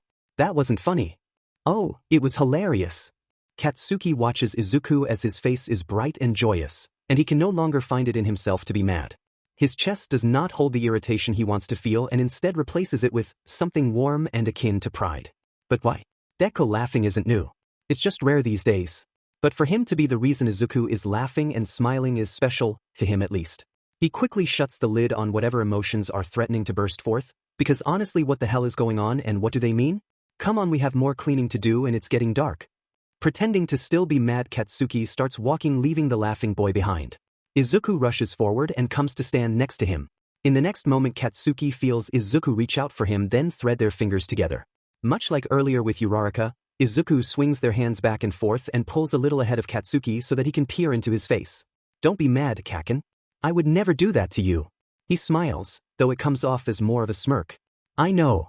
Izuku's mouth pops open and he scoffs. His other hand, not currently occupied with Katsuki's, comes up to smack him on the chest. You're so mean, Kaken. It's part of my charm. What charm? Katsuki lets off the tiniest of explosions in his palm that is connected to Izuku's, and he watches on in amusement as the boy jumps. Izuku turns to him with a vicious grin. Oh, now you've done it. I'm going to tell Aizawa for real this time. He tries to run off, but Katsuki will not relinquish his hand, and so Izuku snaps back to his side, literally. They fall into each other at the same time they begin to laugh. Katsuki's lid cracks open as a warm, fluttering feeling creeps through his chest. He figures this time he can allow it. The next morning, after another stop at Kaken's room for a quick apology for his behavior the day before, which earned him an almost slap and a disgruntled, "Get the F out of here before I really do hit you for saying stupid shit," Izuku's mission is to find All Might before his session with Recovery Girl and before training. A few false starts later and he finally tracks down All Might, who was lounging around in an empty room. After a little prying and some really good puppy dog eyes, All Might caves and tells him that he's avoiding Midnight at the moment, who wants him to go shopping with her. I'm sure that is not why you came here so early, young Midoriya. What do you want to talk about? Izuku fidgets for a moment, uncomfortable, then remembers that this is All Might and that he has nothing to fear. Can you talk to the other teachers for me? None of them are taking my training seriously. They act like I'm going to break, or they avoid me entirely. All Might's naturally sunken face with dark caverns in his skin suddenly looks darker. They aren't training you? Izuku shakes his head. I was so excited when Recovery Girl said I could go back, but no one will come near me. None of my friends will spar with me either except Kaken, but you know we can't until this week is over or else we will get expelled, and I think that if they see the teachers are okay with me then they will be too. I don't want to be a pariah. I wouldn't go that far, but I will have a few words with your teachers. They should know better than to act like that. I'm extremely surprised in Aizawa. I did not think he, of all people, would shun your training. Izuku nods eagerly. I thought he would be happy for me. Instead he seems almost nervous around me. All Might goes quiet and so does Izuku. He's feeling a little uncomfortable as he can't read All Might's face. Have you considered that they are worried about you? All Might says softly. I know I am because you mean so much to me and to this school. Izuku's face heats up and suddenly he wishes he could hide in a hole. Thank you? I don't think you understand just how special you are to the people around you, young Midoriya. The attack on you and then your All Might shudders. It rattled everyone. I do believe that if Recovery Girl says you are okay to train, then you should train properly. I am only sorry that I cannot oversee you myself during class, but if you would like I could give you extra lessons after class. Izuku jumps up enthusiastically chanting yes until he remembers and he falls back into his chair fully deflated. I can't. I have detention with Kaken for the rest of this week. Yes, I forgot about that. All Might rubs his chin, then looks outside the room they are in where they can now hear students shuffling about as they get ready for the first class of the day. You should be off to class. I will have a serious talk with the rest of the teachers, and if nothing improves let me know. He stands and ushers Izuku out the room. My offer still stands, if only as a backup. I would prefer you to come to me for training than young Bakugo, as he is still rough around the edges. Kaken isn't that bad. Off to class you go. All Might pushes Izuku out the door forcefully with a gentle laugh. And please do feel free to check in with me more often. I have missed your exuberance. Izuku salutes him, then beams. I will. Thank you again. Imbued with a new energy, Izuku finds it easy to pay attention in class and get through the first half of the day. During lunch he finds himself able to hold a conversation again and eat properly, which is a feat in itself that does not go unnoticed by his friends. Ida chastises him for taking so long, Uraraka cheers for him, and Todoroki praises him. He skips the last half of lunch to see Recovery Girl, who has no ill news for him, and by the time he makes it to training he is feeling much better about the entire situation. That is, until the class actually begins. Everyone runs off to their respective areas and the teachers come in to give them pointers and guide them as usual, all except for Izuku. He finds himself alone once again, though tries to make the best of it for now as he figures one of the teachers will be around any minute to help him. He focuses on what Gran Torino had told him to the last time they spoke and spends the first half of the class doing nothing but that. He can't really be mad at training in general because he did miss it. Although when only a quarter of the class time is left, he can feel the chill creep up his spine and he freezes because this should not be happening. None of it should be happening. He doesn't deserve any of this. You're right, you don't deserve this, a voice says. Because you should be 6 feet deep by now. Yeah, why aren't you dead? You should have stayed dead that night. It's not fair that you get to live while others don't. You're not special. You don't deserve to be here at this school. Shut up, Izuku whispers. He's trying to remain calm and look like nothing is wrong on the off chance he is being watched by his classmates or his teachers. Are we not good enough for you? Another voice croons. Us watching you isn't enough? Another laughs. He wants to be noticed but not by us? There is no one besides us. We're the only ones that matter. The voices of his classmates are shooting off in quicker succession with overlapping words that make Izuku's head hurt. He almost wishes he was seeing them instead of hearing them because he's so discombobulated that he feels any minute now he will be sick. He spots Aizawa in the corner helping Ojiro and starts towards him. Where do you think you're going? A voice shouts so loud it nearly halts Izuku in his tracks. They can't help you. You can't get rid of us. The voices start up again in a chorus that makes Izuku swear his ears are bleeding. He's almost to Aizawa now, trying to flag him down or draw his attention, but it seems that Aizawa, like every other teacher, is hell-bent on ignoring him. Why are you bothering? He doesn't care. None of them care. That's why they shun you. You're wrong. Izuku hisses more out of pain than annoyance at this rate. Are we? The voices whisper at once in his ear. Izuku jolts, not expecting them to be so close, and that's when he spots them. Behind each of his classmates is another version of them, a rotting, dismembered, bleeding version that creeps behind them like a shroud of death. They wrap their diseased fingers around necks and press, squeezing hard. Izuku speeds up wishing that he could shut his eyes. He knows they can't hurt his friends. They aren't real. We are real. The voices shriek with the vibrato of 1,000 shattering glasses. Izuku collapses, legs giving out on him, and falls to his hands and knees. His head hangs as he tries desperately to ignore the shaking floors and screaming chants overhead. He feels their presence drawing near and tries to warn them, though his voice no longer works. It's when he feels their fingers ghosting over him, reminding him too much of Nightmare's freezing grasp, that his quirk activates and shoots him to his feet. He pushes through the throng of apparitions and classmates alike, uncertain who is who at this point, and blasts through the double doors.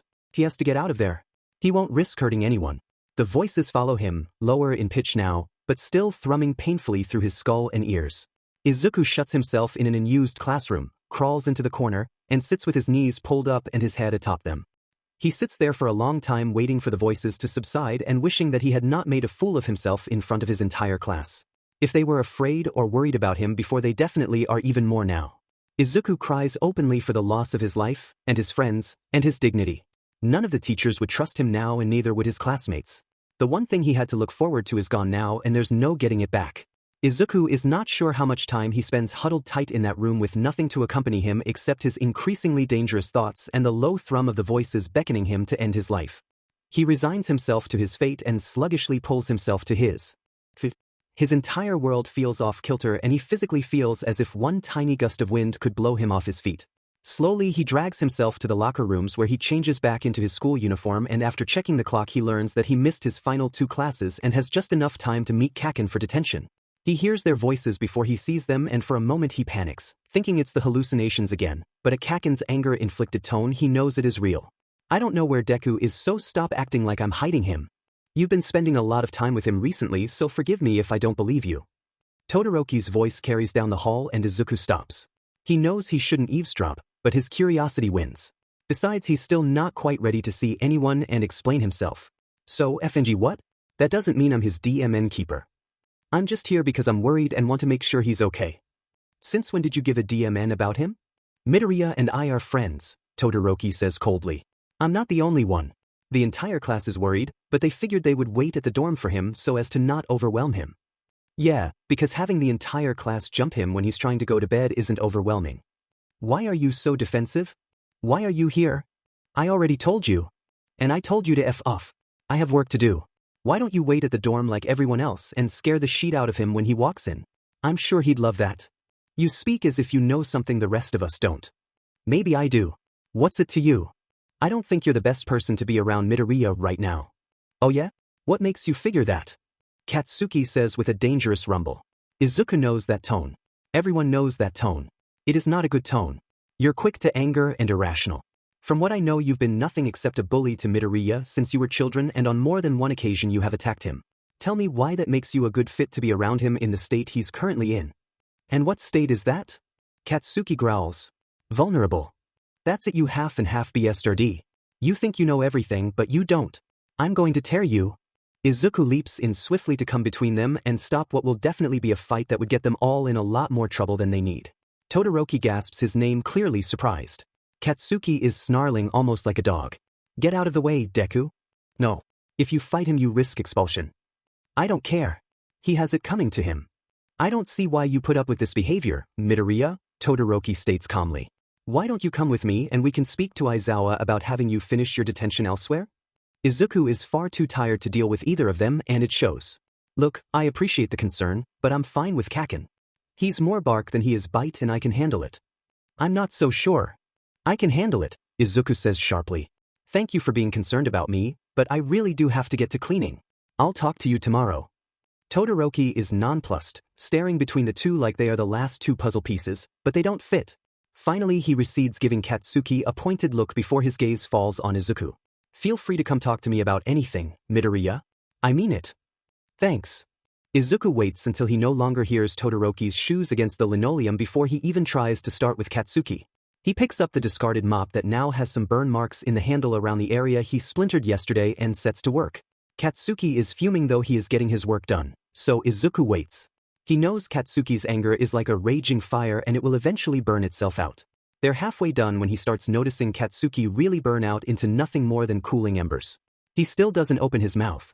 It's not like he has much to say. Besides, the silence is a nice change of pace. Izuku is a fool to think they'll make it the entire evening without speaking. They've just finished up their detention and put away all the supplies as they head back to the dorm when Katsuki speaks. Icy hot said the others will be waiting up for you. If you want me to blast a path through them, I will gladly do so, he says and cracks his knuckles. There's no need, Izuku sighs. He shivers against the wind and pulls his jacket in tighter around him. I'll handle it. You don't have to. You don't owe them shit. I know, but I think it's only fair. How? I saw them ignore you again today, Katsuki criticizes. Is that what triggered you today? Izuku ponders this for a moment and thinks back to his journal, which he has been good about updating, and sure enough that makes sense. It probably was. That's so dumb. No, it's not. Stop putting yourself down like that. It's not that big of a deal. Seriously, when will you get it through your head that you're important and that this is important? You aren't going to get better if you don't try. Izuku opens his mouth to fire back an angry retort, then quiets because he truly has no energy for an argument. Whatever. I'll work on it. Katsuki is watching him, that much he is certain. They're almost back at the dorm and Izuku is mentally preparing himself for what he is going to say and how easily he will be able to slip through his classmates when Katsuki throws out an arm to halt him. I forgot to tell you, Katsuki says with more excitement than Izuku has seen on him in weeks. I think I know what to do about Nightmare. Izuku's first reaction is to laugh. His laughter is as uncomfortable as it is polite and he immediately spins on his foot to leave, but Katsuki catches him by the forearm. The piercing seriousness that shines through his eyes is enough to halt Izuku's pitiful laughter and his face falls into a perplexed daze. You're serious? Of course I'm FNG serious. Why would I lie about something like that? Katsuki asks. So, what is your brilliant plan then? Izuku says with another short laugh. Hear me out. It's not fully fleshed out yet, but I know how to get Nightmare. Waiting for a reaction, Katsuki pauses for what Izuku assumes is dramatic flair. He stares at Katsuki, glances away, and then looks back at him with a blank expression. The pros can't catch them and I couldn't touch them. We can't catch Nightmare. We don't catch. We contain them. Katsuki grins proudly. Izuku's blank stare immediately turns sour. That's the same thing. No, it's not, you idiot, Katsuki says. I can't believe I got this idea from you. You what? Earlier today when you were explaining what Nightmare did to you, he pauses as Izuku flinches. Sorry to bring it up, but you kept reiterating how no one could catch or touch them. That means we have to contain Nightmare, not catch them. With what? A jar like Nightmare is some sort of bug. Izuku laughs bitterly. Kaken, you sound ridiculous. At least I'm trying to do something about this, Katsuki growls. You're too complacent in your misery and it's so idiotic. So now I'm an idiot? You've always been an idiot, Deku. Izuku's eyes go wide for a moment, then they narrow. If that's how you're going to be, then I'm done talking to you. He turns back around and makes to move off. Katsuki huffs, then jogs ahead of him to cut him off. Just hear me out, okay? We have that holiday coming up, so we get to go home. Oh my god, I forgot about that. Izuku exclaims loudly. Kaken, with our track record, something is going to go wrong. Katsuki grins again, menacingly, and it gives Izuku reason to pause in what was about to be another depraved rant on his end. Kaken? What's that look for? It's freaking me out. That is exactly my point. We always end up in some sort of trouble, so the odds that Nightmare will be around us are higher. I don't like where this is going. Plus, I've done some research and they have a pattern of attack now, whereas before they were sporadic. And everything they do centers around the school. Izuku's stomach drops and he glances out into the darkened trees that surround them. What's your point? There's that abandoned warehouse halfway between here and home. We lure Nightmare to it and trap them inside that airtight bunker that's in the lower level. And that, Deku, is how we contain Nightmare. Izuku's face falls with the almost gleefully murderous excitement that Katsuki is exuding about his poorly concocted plan. He's not even sure how to breach the subject, so Izuku's only option is to dive right in. Absolutely not. We are not going after Nightmare. Kaken's face scrunches up. Yes, we are. We can do this. I don't care if we can or can't do it, Izuku says harshly. I don't want you or anyone else going near Nightmare. That's not your decision to make. I don't care, Izuku replies bitingly. I got a second chance at life. That doesn't mean anyone else will too. Suddenly Katsuki's face falls into somber understanding and he almost shamefully averts his gaze. When his eyes draw back to Izuku's, they're clearer, less polluted with delusional fantasy, and harder. I'm not giving up on this, Deku. And I won't let you risk killing yourself, Kaken. They stand there in the cold darkness, facing off, waiting for the other to concede. When neither does, and a shiver runs across Izuku's body after a particularly cold gust of wind, he is the first to step away, lethargic and tired. I don't like arguing with you, Izuku confesses. Katsuki's cheeks go pink and Izuku can't tell if it's from the biting wind or something else. He sort of wishes it were because of something else. I don't either, but Deku, you can't keep living this way. It's not good for you or anyone around you. Don't you think I know that? Izuku in a mess. If I don't get better soon, I'm thinking about pulling myself out of the hero track. Katsuki's eyes go exceptionally wide and his eyebrows shoot up to his hairline. What the actual F dash? That's insane. Not really, Izuku says and brings one arm over his torso to grab at the other. He begins grinding his fingers into the skin of his arm almost like a kneading cat. If I'm a danger to others, I can't be a pro. No. No way. Katsuki shakes his head. I always knew you were an idiot, but this takes the cake. This is coming from the guy who wants us to go after Nightmare alone and contain him in some imaginary warehouse bunker. Did you have a plan when you came to save me when I was kidnapped? Katsuki snarls. Just the thought of that shameful experience is enough to get his blood boiling. He does not want to take his anger out on Izuku, but his pathetic confession has only heightened his aggravation. Of course we did. Bullshit. Katsuki suddenly slaps Izuku's hand away from his arm. He had not realized, but he had begun to dig in enough to draw tiny droplets of blood. Shitty Hair told me all about that plan of yours and it was just as ridiculous as mine. And it only worked because All Might showed up. Izuku shouts. We don't have All Might to save us if this goes wrong. If Nightmare gets their smoke into you, it's over. I can take care of myself, Deku. Izuku throws his hands in the air and lets out a guttural noise somewhere between a shout and a groan. I can't speak to you right now. Don't walk away from me. We aren't done talking. Maybe you aren't, but I am. Izuku stalks off with purpose and ignores Katsuki's angry mutterings until he's at the dorm entrance and can no longer hear him. He pulls open the door with more force than necessary and JRKs back in time to avoid colliding with another body. He looks up to find Todoroki staring at him with an equally surprised expression on his face. Uraraka, Ida, Kirishima, and Azui flank him, all with varying degrees of concern on their faces. Izuku steps inside before the wind can spook him or Katsuki gets to him, and tries to get around the group. Ida heads him off. Look, I'm sorry about earlier, but I'm really not in the mood to talk about it, Izuku says and tries again to get around him.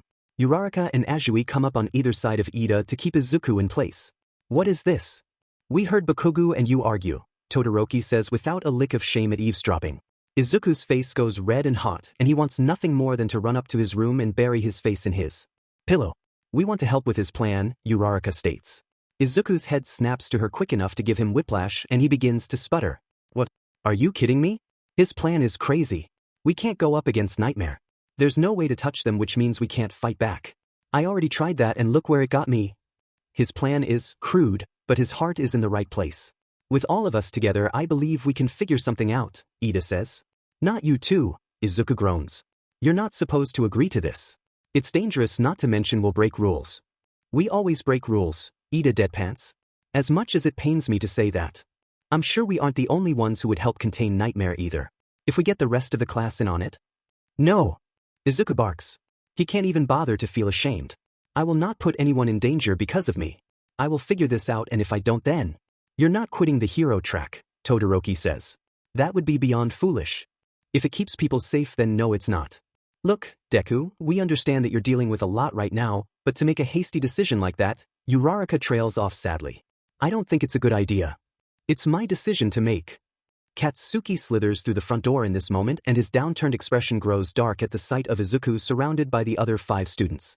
What the hell is going on here? He asks with a dangerous rumble. Calm down, Bakugo. We are trying to talk some sense into Midoriya, Todoroki says. Yeah, we heard you two talking outside and we agree with you. Kirishima says cheerfully. We want to help with the plan to catch Nightmare. Katsuki's hardened stare doesn't let up. More people are a liability. Having us to help is smart, Bakugo, and you know it, Azui says. We are going to help. We didn't like seeing you distressed today, Midoriya. Izuku shrinks a bit, cheeks still flaming. I'm sorry. Shut up, Katsuki barks. Fine. If anyone has any bright ideas, then speak up. The silence is uncomfortable and strained as everyone's gaze flicks to the other faces in the circle, then away in embarrassment. We only just heard your plan, Bakugo, Ida states. We'll have to give it some more thought. Go ahead. Be my guest, Katsuki growls. I'm going to bed. Izuku capitalizes on the gap the group makes to allow Katsuki to get through and scampers off behind him. Midoriya.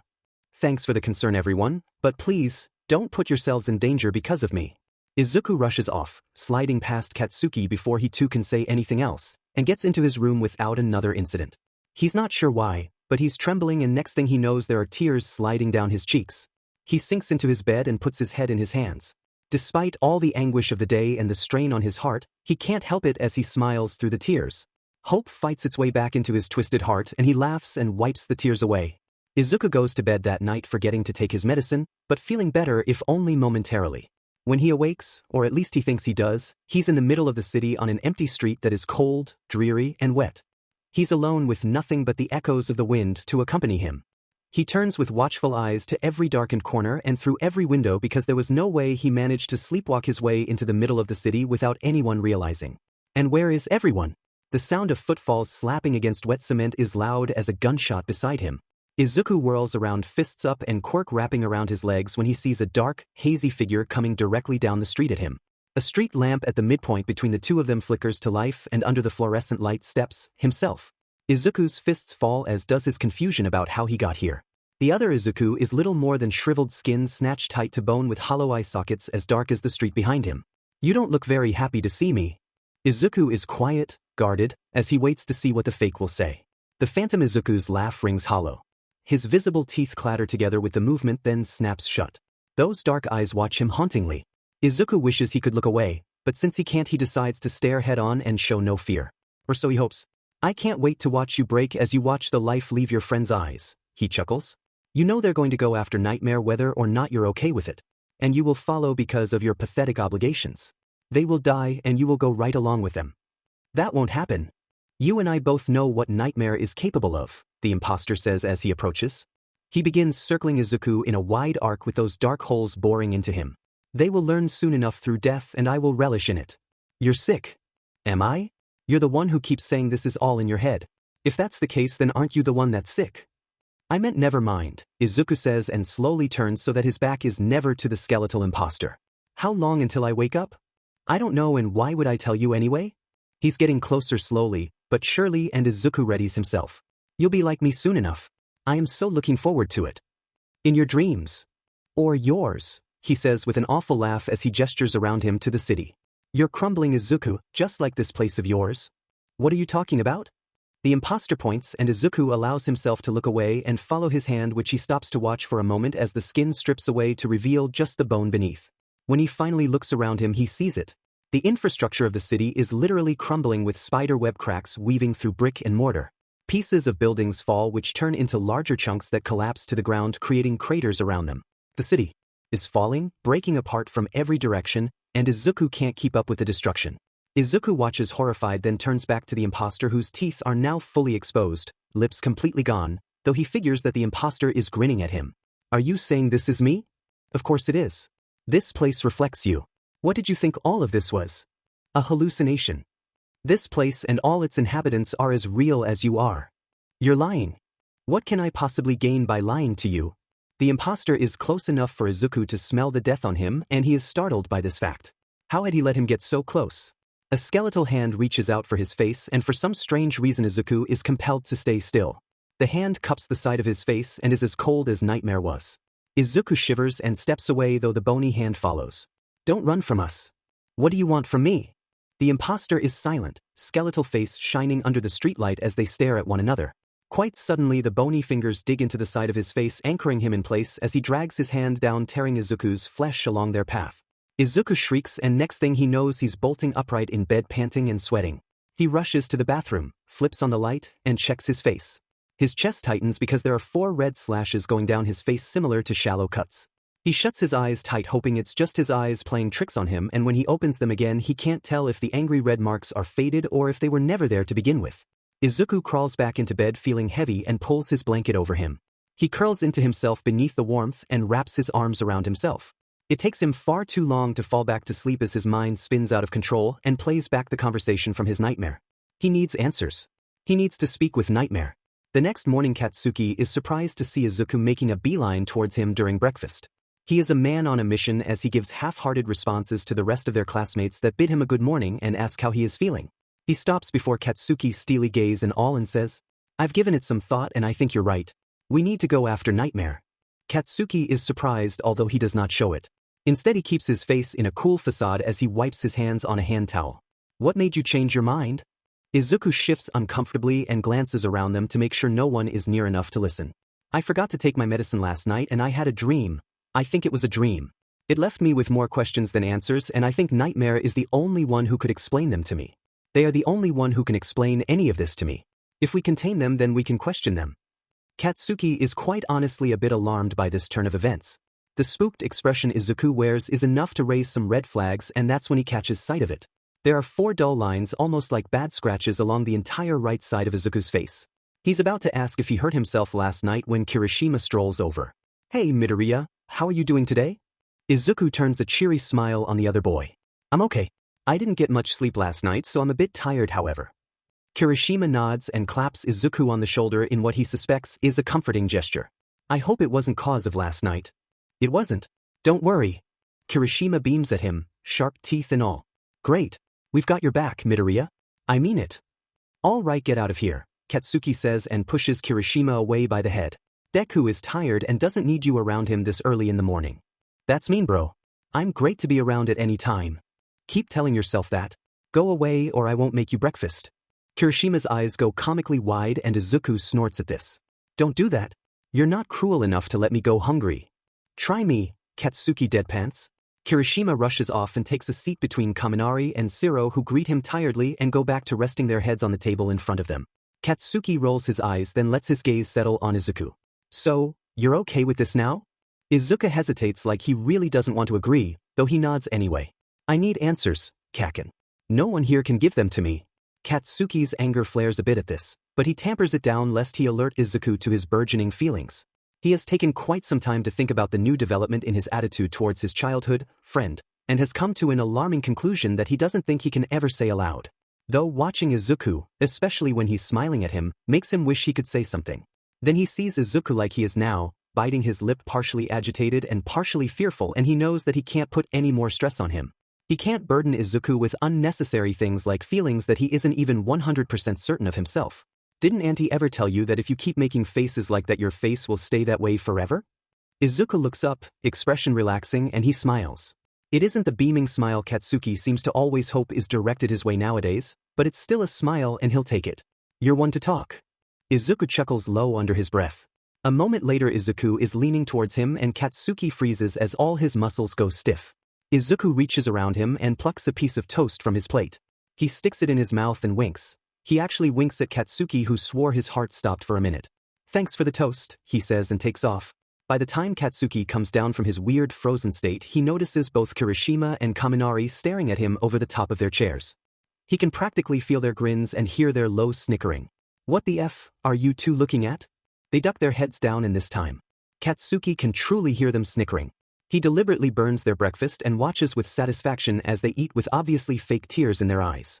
Their guilt trip won't work on him as Katsuki takes great pleasure in eating his perfect meal in front of them. When he gets up to wash his dishes, he can feel their glares on the back of his head. The rest of the morning goes off without a hitch, though as their training class approaches, Katsuki can feel himself grow anxious. There is a small blanket of tension over the boys' locker room as they change, and he wishes he could make it disappear so that Izuku is not plagued by thoughts of yesterday's incident. Izuku is the first to leave and the first to begin training. Katsuki keeps an eye on him for the duration of the class, even at the cost of his own training regimen. He certainly slips up once or twice and gets a mouthful from both Aizawa and Midnight on the matter, but he can't help it. He's happy that the rest of the class are no longer ignoring him, though he can still tell that they're giving Izuku a wide berth and they continue to treat him as if he is made of glass, but at least they're trying to help. Aizawa goes over to Izuku at some point during the hour to speak with him as well. That absolutely stunned expression Izuku wears melts into pure exhilaration and does funny things to Katsuki that he wishes they did not. And by the time training is over, Izuku is happier than ever and Katsuki is overall rather disappointed in himself for getting so distracted by that DM and Deku. He's just about to take off for the locker room when Todoroki halts him just outside it. Katsuki's glare is immediately in place, but it seems as if it has no effect on Todoroki whatsoever. He motions for the two of them to walk away from the door, and so they reside up against the wall a little ways down. This plan of yours is poorly thought out, but I think there is some merit to it, Todoroki says, cutting to the chase. Midoriya needs our help, so I've been thinking. Oh, don't think too hard or that pretty little head of yours might explode. You'd likely be the cause behind that, Todoroki replies snidely. Bakugo, this is serious. I've done research on Nightmare and Midoriya is not the only one who has said that they could not touch the villain. We're going to have a difficult time trapping them even if we all work together. No shit. I don't think you quite understand. Nightmare is like smoke and smoke can get through any crack. We need an airtight room. That's why I suggested the bunker. Look, I'm not an idiot. I scoped out the place before, I've gone there when I was younger, and then did some extra research on the building to confirm everything. Todoroki stares at him unblinkingly and it's a little freaky. You did what now? How could you possibly find all that information? It's public domain now. The warehouse was involved in some arson incident with some gang and has been abandoned ever since. That bunker was used to hide money and goods among other things. And how do we get Nightmare to this warehouse, let alone this bunker? We don't even know where they are. Katsuki's gaze hardens. I've been tracking their movement too. I think Nightmare is prowling around in the area because they want Deku again. Excuse me? Before that night with Deku, Nightmare had no pattern of attack and never stayed in one area for too long. After that night, Nightmare has consolidated all their attacks to the nearby area and stayed in this city. Many of the victims have been within a 5-mile radius of the school and a good some of them has been around our age. So you propose we use Midoriya as bait? Todoroki says with a threatening growl. How else do you think we'll get Nightmare to follow us? Katsuki replies with a huff. Deku is no pushover and I'll be there to make sure nothing happens to him. Oh, that is so comforting, Todoroki says with such disdain it sends prickles of rage down Katsuki's spine. Listen here, half and half, I'm the only one who has come up with a plan, so you can take it or leave it. Deku has dealt with a lot and there are some things even you don't need to know about what happened to him. Like how he died that night? Katsuki freezes, gaze going hard and cold, and before he can raise his hands to Todoroki's throat and throttle him, Todoroki continues. I pieced it together after last night. I didn't believe it at first, but then I thought it over and it made sense why he was so against it. I've never known Midoriya to shy away from a situation like this before. Todoroki pauses in thought for a moment and chews the inner part of his lip. He's usually the first to jump in and offer help, but realizing one's own mortality is not an easy thing to come to terms with, especially for those of us training to be pro-heroes. Katsuki is silently fuming because how dare this insignificant speck talk about Deku like he knows and understands him. How dare he make sense of things that he has no business knowing. How fing dare he? We'll discuss this more later, Todoroki says with a glance down at Katsuki's clenched fists. I can see that what I've said has upset you, though that's not a difficult task. We have 2 more days before the holiday weekend. Let's plan this out with the others and get Midoriya on board. He's already on board, Katsuki bites out. Todoroki's eyes widen a fraction. Interesting. Did he say why? Yes. Todoroki narrows his eyes at him then sighs. I guess you won't be telling me then. It's none of your DMN business. Fine, but a word of advice, Baku. If we want this to work, and I'm certain you do, then we have to work together. You can't be this hostile. It's not good for the mission and it's not good for Midoriya. Stop talking about him as if you know him. This is what I'm talking about. Your jealousy is clearly misplaced and it's going to harm Midoriya. Jealousy? What the F do I have to be jealous over? Todoroki's gaze is piercing, and it goes right through Katsuki, leaving a cold arrow through his chest that spreads outward until his entire body feels as if it had been left on ice for far too long. I didn't peg you as that much of an idiot, Bakugo. Todoroki says coldly. I don't know what he sees in you. Todoroki stops mid-turn and fixes Katsuki with a look so intense, he swears that there is invisible ice crawling up his legs and spine. Oh, and if you screw this up for him due to your fractious nature, I won't hesitate to hurt you. And with that, Todoroki walks back down the hall and enters the changing room, leaving Katsuki alone in the hallway simmering and shaking. He's beyond flustered and set off, and he doesn't want to go inside and tip Deku off to his bad mood. But damn it, how can Icy Hot know when he only just figured it out himself? And why the hell does he think he can threaten him and get away with it? Katsuki is about to rush back in and blow a chunk out of the BSTRD when he stops to reel himself in. He takes a deep, what would be calming for anyone else, breath and exhales steam. Does she thinks this and him? It was Friday before they knew it, and Izuku was buzzing with nervous energy. Their 5-day holiday break would begin, and they could go home to their families as soon as classes were over that evening. All throughout the day his leg bounced or he tapped his pencil rapidly against the desk until Katsuki would hiss at him to stop. Even during training that day he was bouncing off the walls, quite literally. Aizawa sighed more than once watching him, but let him proceed without too much direction as long as he didn't interfere with the other students. Plans had been made, but they did not make him feel any better about the situation they would soon find themselves in. Ida, Todoroki, Uraraka, Kirishima, and Azui would join him and Katsuki tomorrow evening in the heart of the city, where they were to lure nightmare away from the citizens and towards the totally real, not a fever dream as Izuku had thought, warehouse Katsuki knew about. Izuku protested furiously for a solid day about them joining because there was absolutely no way he was going to let any of his friends die. The voices stirred in the back of his brain, laughing cruelly at his innocence. Finally, the group came to the conclusion that Izuku would be the only one out in the open to lure nightmare. Everyone else would watch from a vantage point and only step in if necessary. Their main task would be to keep civilians out of the way and provide backup if Izuku found he needed it. Ida seemed just as anxious as Izuku, though for a completely different reason. It wasn't until Azui reminded the group of their provisional licenses which suddenly allowed everyone to exhale a breath. Ida became especially relieved and muttered something about how they wouldn't actually be breaking any rules this time, then turned to the group with such a large smile. It was the same one as when he got high marks on his assignments. As the day drew to a close and some of their classmates headed home for the holiday, Izuku found himself fighting off intrusive thoughts that assaulted him like an inescapable wave. Every time his brain had a moment away from such thoughts, they would be drawn back by a certain pain in his chest, and suddenly he was back to chewing on his cheek, imagining all the ways their plan could fail. It was also his and Katsuki's last day of detention. Aizawa came to find them just as they were finishing up the last classroom to relieve them and wish them a good holiday. His eyes lingered on the two of them as they stood there, Izuku all nervous energy and Katsuki with his usual callous disposition. Stay out of trouble, Aizawa sighed. Midoriya, I'm sure Recovery Girl has given you instructions on what to do if anything happens during the break? Izuku nods vigorously. We sat down and made a plan together in case I get bad again. Aizawa nods tiredly and runs a hand through his hair. Put the supplies away and you're free to head home. Be careful. And Bakugo? Please travel with Midoriya. As much as I hate to say this, it will make me feel a little better knowing that you're together. Katsuki nods seriously.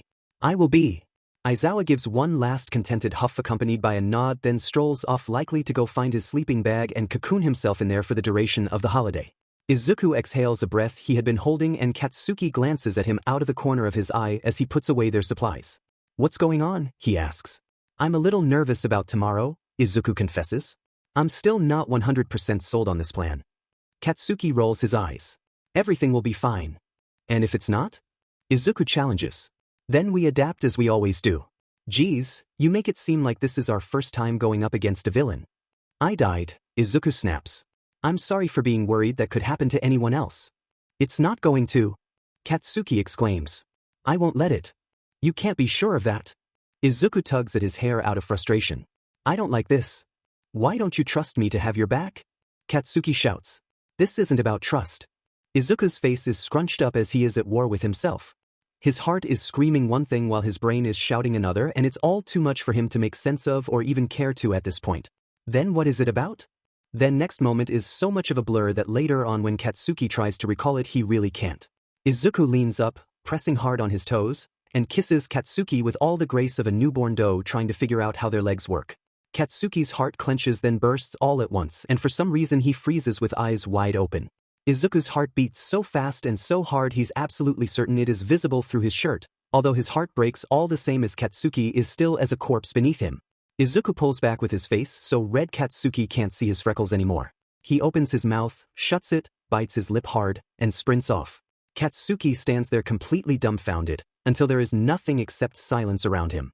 His heart pounds so hard in his chest that the only thing he can hear is the blood thrumming in his ears.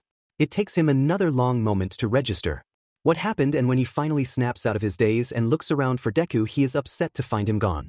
Katsuki does the one thing he can do to release his frustrations with the world and mainly himself. He shouts. He begins his search because there is no way he is letting Deku get away from him. Not now. Not after that. Izuku is not sure where he is running. All he knows is that he has to get away from Kaken and anyone else. His heart is in shambles, broken and cracked like that city from his nightmares, and under that realization more tears leak from his eyes. Maybe the imposter was right. Maybe the city crumbling really is his demise. If that's the case, then it will only get worse from here. He finds a niche outside hidden between some trees and blocked by walls and squeezes himself between there. He sits and cries and realizes, wow, he's been crying a lot lately. He stops his tears and presses his cheek into his knee where he grinds it back and forth. He exhales loudly, suddenly feeling exceptionally more exhausted than he has felt in days. Why the long face? Izuku yelps, jumping to his feet, and turns his wide-eyed gaze on Shinso? Izuku plops himself back down and Shinso follows his lead and sits cross-legged in front of him. I just messed up a friendship that is very important to me, Izuku confesses. What are you doing out here? It's getting late. Shouldn't you go home? Shinso's tired eyes take him and then he looks away. I'm going to leave tomorrow evening. Less traffic then. Izuku nods. That makes sense. So, how did you screw up this friendship? I find it rather unbelievable that you of all people could do that. Izuku's laugh is awkward and tight and he rubs at his cheek. Well, you see. Shinso's eyes are back on him and it's in that moment as Izuku stares back openly that he sees no judgment, and really he doesn't see much else. There is a lack of emotions behind those eyes, and for once Izuku is pretty grateful for that. I kissed him. Shinso leans back and blows out air. Oh wow, did he kiss you back? Tears well up in Izuku's eyes again, but he rubs them away furiously before he start up again. No, he didn't move at all. I screwed everything up and we were doing so well on piecing our friendship back together. This has to do with that explosive dude, doesn't it? Izuku chews his lip then nods. I wouldn't worry about it, Shinso says. That guy is so emotionally stunted he probably froze up. Izuku's eyes widen as he finally looks back at Shinso. You think so? Shinso smirks. I'm pretty sure. I don't know him as well as you do, but from what I've seen, yeah, that seems plausible. You do have a good point, Izuku chuckles. Kaken is bad with emotions. His family is just sort of like that. So he gets it honestly, Shinso jokes. Izuku smacks him lightly against his arm and the next moment they're both quietly laughing. Thanks, Shinso. I feel much better. You know exactly what to say. Shinso smirks again, this time a little more mischievous than the last, and shrugs. It's what I do. Izuku's eyes widen like those of an owl as he stares down Shinso, who in turn furrows his brows. Izuku suddenly begins to vibrate, bouncing with his eagerness, and practically leaps on Shinso. He places his hands atop his shoulders and shakes him a little. You're perfect. Your quirk is perfect. Can you help me? Shinso stares at him so clearly confused, but Izuku is already on a roll. Your quirk is our best bet with our mission. I can't believe I didn't think of you earlier. You are absolutely amazing. Please tell me you'll help out? If we can catch Nightmare, we can put an end to their reign of terror, and wow, that sounded so cheesy, but it's true. Please help us. Shinso plucks Izuku's fingers until they fall off of him. Izuku scoots closer to him until their legs are practically on top of each other and grins eagerly. Did I hear that right? Did you say you want to catch Nightmare? Yeah. We have this plan, you see, and I realize that part of why I've been so anxious about it is that we don't have a single person going who could actually combat Nightmare, but you can. You are our ace in the hole. Shinso's stare is still rather blank, and now Izuku is wishing he would be more expressive because he's beginning to feel a little foolish. Does this have anything to do with why you've been acting so strange? Izuku's grin falters and he knows Shinso notices by the way his eyes flick down then back up to his eyes. Yeah, Nightmare is the one who attacked me. I need answers from them, and I figure if we catch them then we do a public service too. I know this is coming out of nowhere and you don't really know me all too well, so I completely understand if you don't want to help. Plus, Nightmare is dangerous. I mean, if they killed me then they can kill anyone else, and I really don't want anyone else to die. I just want them stopped, you know? But no pressure. I didn't mean to put you on the spot or anything. I'll do it. Izuku pauses mid-rant with his mouth still open. Huh. I said I'll do it. I'll help you. What's this plan of yours anyway? Izuku makes some sort of excited screeching noise and flings himself at Shinso. He throws his arms around Shinso's shoulders in a hug, but the tackle catches the other off guard, so they both topple to the ground where they lay there dazed for a moment. The sound of footsteps stopping just before them is loud in the silence. What the hell is going on? Kaken! Izuku jumps to his feet, pulling Shinso with him, then fidgets. You'll never believe it. Shinso agreed to help us with Nightmare. No. Shinso is our best bet against Nightmare. He's the only one that can potentially stop them if anything goes wrong. We don't need him. Yes, we do. I feel so much better knowing that Shinso will be there. Katsuki turns a fiery glare on the pair of them. Oh, how wonderful. Shinso to the rescue. What's your problem? Izuku snaps. Shinso is perfect for this and he's agreed to help. Midoriya, I'm going to head back to my dorm and let you two hash this out. I'll swing by tomorrow morning. Thanks, Shinso. We really appreciate it, Izuku says with a harsh inflection as he glares down Katsuki. Shinso stuffs his hands into his pockets and walks off, so it's just the two of them left. Izuku swallows the lump in his throat. I'm sorry about earlier. Let's forget it ever happened and just focus on Nightmare, okay? No. Can you say anything else besides no? Izuku asks with clear frustration evident in his tone. No, Katsuki replies with a smirk. Izuku narrows his eyes. Now you're messing with me. He sidesteps around Katsuki and makes to move off when his hand is suddenly caught. Let go. You don't have to do this anymore. I want to. Izuku freezes and involuntarily his fingers curl around Katsuki's. What? Katsuki is looking at the ground for a moment, face pink and scrunched up in a cute way.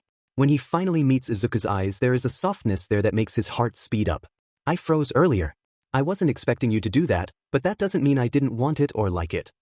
Izuku opens his mouth then shuts it because he's not sure if his brain is overheating or not. It feels like he's entered an alternate dimension with no way out, though he's not sure if he wants a way out if he's hearing Kaken correctly. You don't hate me? No. And we're back to that. I mean, you know what I mean. Katsuki exclaims. I really don't, Izuku says and bites his lip. I was terrified I ruined our friendship. You definitely did, Katsuki says, and Izuku immediately tries to snatch his hand away, but Katsuki fastens his fingers tight and pulls him in so they are chest to chest.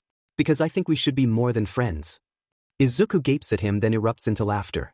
He drops his head onto Katsuki's chest and rumbles. I can't believe you said that. Oh, that was bad. Katsuki turns bright red. Shut up. I'm trying, okay? Izuku lifts his head to look adoringly at him and Katsuki swears his heart drops because he has never been looked at like that before, and there is something so pure and so terrifying in knowing that Izuku is the one to do it. It's cute. Can I kiss you? Katsuki blurts. His face is now a brilliant scarlet red. Izuku pretends to mull this over and watches Katsuki's face for any signs of distress. He catches them and makes him squirm a moment longer before he smiles up at him. Yes. Katsuki presses their lips together messily and Izuku pulls back a moment before coming back in for a gentler kiss. Leave it to Kaken to handle a kiss with aggression too. They spend a few moments just trying to get a handle on things and figure out what works. It's still messy even though Izuku tries to make it less so.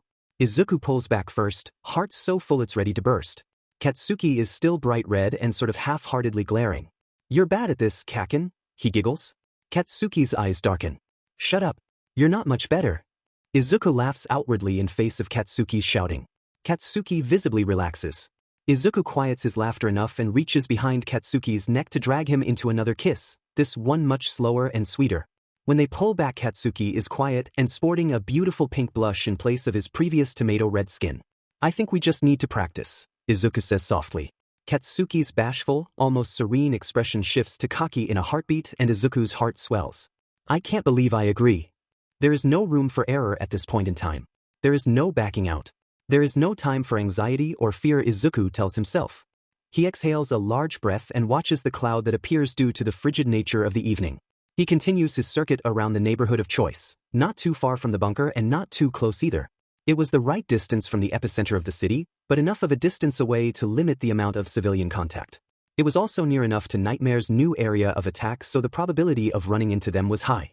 Izuku, in his hero uniform, draws his arms together to block a particularly voracious gust of wind from entering his top and chilling his already cold bones. He passes Ida, who is also patrolling with him, and they give each other a subtle shake of their head. No sign of Nightmare yet. The rest of the team is stationed at choke points where Izuku will lead Nightmare if they ever find them. Izuku grows restless on the fifth lap. After passing Ida for the utmost time, Izuku takes a chance and ducks into an alleyway out of sight of anyone else and walks down. The alley is dark and frozen with patches of black ice that his sneakers slip on with almost every step. He comes to a sliding halt in front of a rusted fence at least twice his height and prepares to jump over it when a familiar chill unlinked to the natural temperature rushes down his spine. He stills, fists clenching at his sides, and slowly turns. Blocking the exit to the alley is the shadowy silhouette of Nightmare shrouded by tendrils of the murky smoke that Izuku remembers probing his insides and raking down his skin right before he died. "I have been looking for you," Nightmare rumbles. Izuku swallows his petrifying fear because he cannot tense up. He needs to be loose and ready. He cannot screw this up.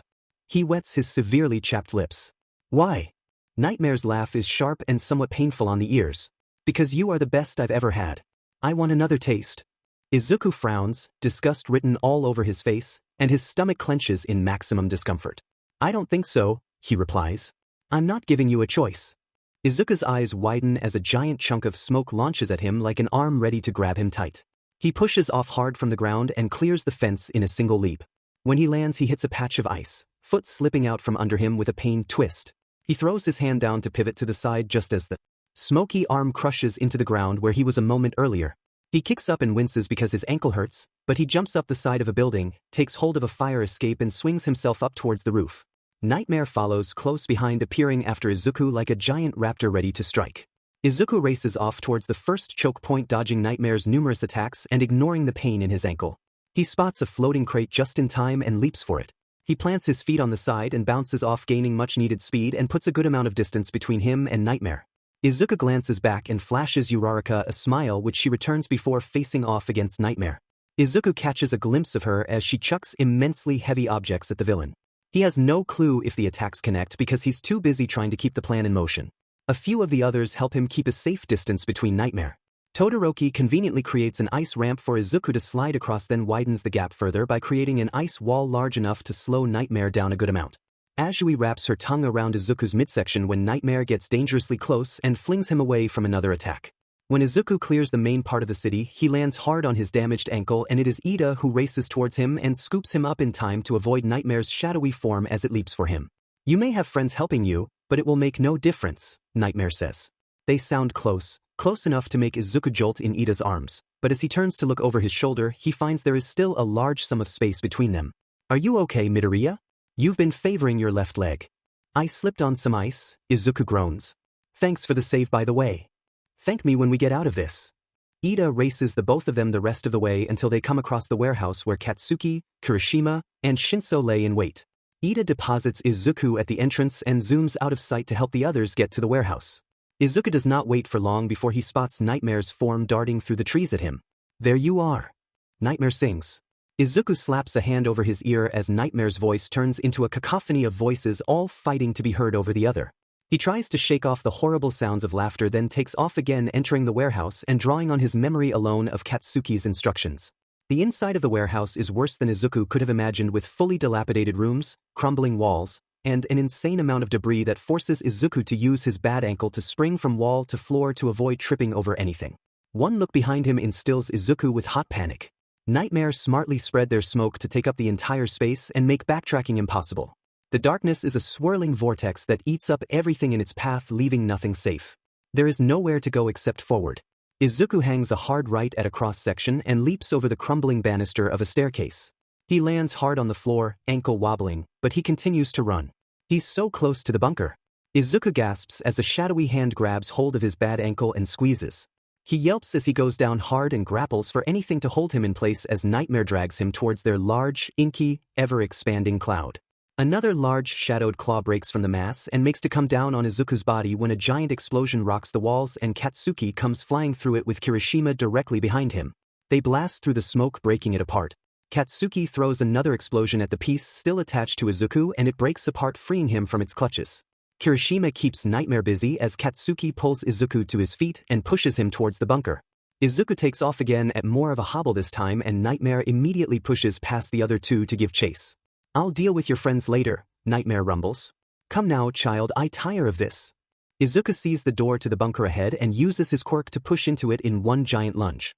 Nightmare slides in right behind him and begins a low, dark chuckle as they spread to cover the door and accommodate the space. "You've cornered yourself." "Has he?" Nightmare laughs, and the smoke moves as if to turn and see the intruder. Of course he has. Shinso is standing on the other side of Nightmare, mask firmly in place and cold eyes boring into the smoke. Let Midoriya pass. Nightmare shrinks, smoke skiing into a midpoint until they are nothing more than the hazy form of a person. Izuku stiffly walks past and Kirishima slams the door shut with a rejoicing yell. The others come up around the door, all with varying degrees of relief. Katsuki and Shinso are the only ones with hardened expressions as they stare through the thick-plated window that looks into the bunker. Katsuki comes to stand next to Izuku, who immediately goes to lean his weight against him. Katsuki wraps an arm around his waist to hold him there, and for the first time in a long while Izuku allows himself to relax. Ask Nightmare whatever you want, Midoriya. They will answer you, Shinso says. Izuku and Katsuki step towards the door so they can better look through the window. Nightmare is stood in front of it, smoke spiraling around in a rather tame manner. What did you do to me? Izuku asks lamely. He had all these questions thought up the night before, but now that he's finally there in front of Nightmare, it seems that all coherent thought has run from his brain. I've brought your fears to new heights. I've allowed you to feel honestly, Nightmare replies somewhat dully. What does that mean? Uraraka asks, clearly dumbfounded by his response. It means what it means. Why did you kill me? Izuku blurts with a very audible tremor to his voice. Katsuki squeezes his side in comfort. Because your fear is delicious. I have seen some horrors, tasted them even, and you have had one of the best. Nightmare pauses and turns slightly in Shinso's direction. Something akin to a shiver runs through Nightmare's smoke, and they continue. I was injured and in dire need of energy. You were the first person I latched onto, and I could not stop myself. I do not make it a habit of killing. I don't enjoy it. That doesn't justify it, Azui says harshly. No, it does not, but I cannot take back my actions. You could apologize for them, Uraraka grumbles. I see no point. You won't believe me even if I do. Silence rolls through the group as they all take a look at one another. Nightmare is right after all. How does your quirk work? Ida asks. I told you already. I bring fears to life. I make people honest in a world full of dirty liars. You sound as if you are doing people a favor, Azui states. I am. Izuku swallows down a gulp. Why do the hallucinations get mad when I say they aren't real? They're hallucinations induced by your quirk, and that's it. Of course it's all real. You think because it's in your head that it isn't. Nightmare asks. Izuku grimaces. You're lying. The smoke moves as if in the way of a shrug. You can believe me or not. I have no reason to lie. You've caught me, and that purple-haired one over there can make me do whatever they want. Shinso's gaze is stern as he stares at Nightmare through the glass, though he makes no comment. How is it real? How is any of this real? Nightmare asks, and the smoke shifts as if pacing. How did any of us acquire these quirks? All burning questions of life that none of us will ever find an answer to. We live a bleak existence, so I ask, why not? That makes no sense, Ida replies curtly. It makes perfect sense if you dare to think about it. For some reason Izuku shivers. He feels as if Nightmare is watching him closely despite being unable to see any type of eye. What is the point of life in that case if we have a finite number of years anyway? The point, you see, is to do what we want to make our short, unimportant existences seem larger than life itself. You're doing this for some sort of glory then? Todoroki asks. Of course not. Nightmare hisses. This world is foul and cruel, and those who try to kid themselves into believing it is good and that they can make a difference are fools who need to be put in their place. So you're after heroes then? Todoroki continues. Does it seem like I'm after heroes? You're after Midoriya. Nightmare pauses, smoke curling out along the edges of the glass, so that there is not a clear piece left to look through. This one is immaculate, Nightmare says in a much quieter tone. You know what it's like to be shunned for these awful quirks or lack thereof. Izuku stiffens. His gaze slips around the room at everyone to make sure no one understood that. When he catches Katsuki's eyes, he relaxes as Katsuki motions for him to breathe. No one else seems to have figured it out, so he exhales his anxieties. Your nightmares are like mine, Nightmare continues. You get it. You understand that the people of this world are awful beings whose words can hurt as much as their fists. You were full to the brim with darkness, and wow, it really made me feel great. The lascivious nature to his tone fries Izuku's nerve ends, and suddenly he feels dirty. The ghosting of hands across his skin makes him wish he could strip his skin off bit by bit until there's nothing left. You're slipping again, Nightmare says excitedly. The smoke begins to move, trembling in anticipation. I can taste it. You should let me have a taste. I promise I won't kill you this time. Like hell, let that happen, Katsuki tells him and moves to step in front of Izuku. You're the one that brings him great pleasure and great grief. This kid is MSEST and has the potential to be my personal battery. Nightmare says low, as if talking mostly to himself. We could work together, you and me, kid. Think of all we could do. We could show people exactly how awful they are. We could make them understand. Izuku reels back. No, he says. No. You hurt people. And people hurt people. There are greater evils out there than me. I'm providing the world a service. I'm making them understand that they are no better and that they need to change. What you did to me was not a service, Izuku challenges with fists clenched tight at his sides. I have one more question for you before we turn you in. Shoot. How do I make it stop? The smoke parts revealing what can only be attributed to a hazy grin. You don't. You have to learn from it. There is an uproar around Izuku as his friends all begin to shout at once, challenging the villain and threatening them. Izuku's head is spinning, mind going a million miles an hour as he flips through every conversation had with the not-so-phantom hallucinations. He's trying so hard to pinpoint anything to help him figure out what lesson is to be learned, or what he can do when he is blasted from his thoughts by the sound of Nightmare's voice mixing with those of his hallucinations. While this has been fun, Nightmare says without a care in the world. I cannot play with you children for much longer. Midoriya, was it? I hope you'll allow me another taste. What the hell? Izuku notices it too late. There is a crack, tiny enough to go unnoticed earlier, at the base of the door and Nightmare's plum smoke curls through it. There is a small moment as a smoke tendril curls at him as if waving, and then Nightmare erupts through the crack like a phoenix from the ashes. Todoroki and Katsuki attack at once, not giving Nightmare much of a chance as ice and bombs go off around them. A brilliant display made up of spikes of ice and gray, fire-tinged smoke collects around Nightmare and the bunker. Everyone is tense as they peer through to the center of the mayhem. Nightmare's laugh is loud and wicked and they burst forth through the smoke, shattering the ice and leaving dazzling shards of crystalline in its wake. Uraraka launches as much of the debris from the ground as she can. She heaves a hefty breath as she lifts a large piece of a wall and chucks it at them. Nightmare breaks apart around it and continues to come forward. Taking advantage of their decrease in speed from Uraraka's attack, Kirishima, Ida, and Azui surround Nightmare and leap for them at once. Nightmare's chuckle is dark, and in the next instance 3 whip-shaped smoke trails smack each of them into the opposing wall. Enough! Shinso yells. His fists are ghost white and the crease in his forehead is enough of a concern for Izuku to prepare his quirk as he rubs it through his fists and powers it down his legs. Nightmare stops for a moment and quivers in place. Then will a deep rumbling laugh that seems to shake the whole building. Nightmare bursts forth, encompassing the room in the darkness. Someone next to him shrieks and suddenly Izuku's back is smashed into the ground. He can hear everyone else around him go down too, and much like the first time he cannot move. He hears his friends struggling, trying to break free and fight off the smoke, but he knows it's futile. The echoes of laughter from his counterpart ring loud in his head as do his words. I told you we are real. There is no escape. The fighting stops and soon all he can hear is gagging, and he knows all too well how awful the smoke feels probing down a throat, choking you. The smoke above him twists and he's reminded of an awful face peering down at him with an equally terrifying grin. There you are, my pet, Nightmare coos. It's been far too long. You don't know how powerful you made me. You were my best yet.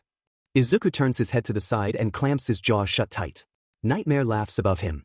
That will not stop me, so I offer you again the chance to work with me. Think of all the good we could do. This isn't good. You're hurting people. You're killing my friends. Nightmare snorts. I'm not doing to them what I did to you.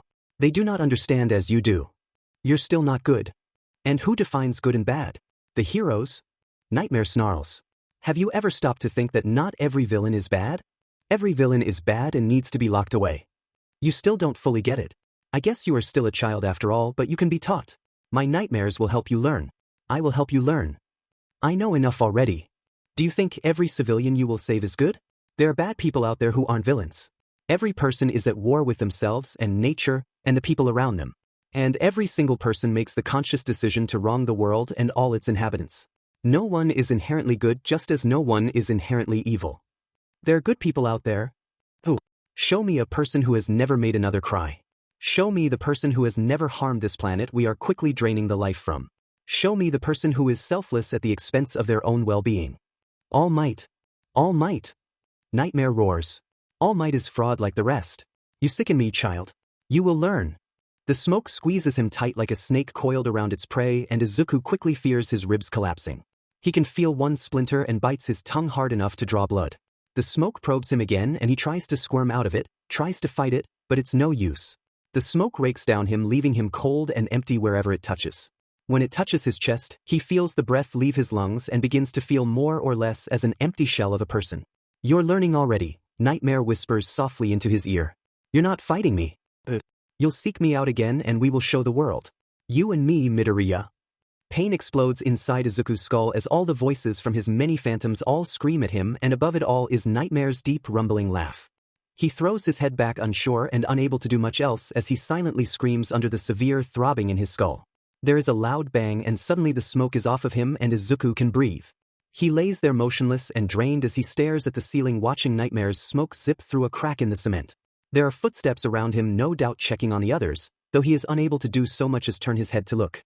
It only takes another minute or so before Aizawa is in his field of vision, peering down at him concerned. Can you hear me, Midoriya? Izuku has enough strength to nod his head a fraction.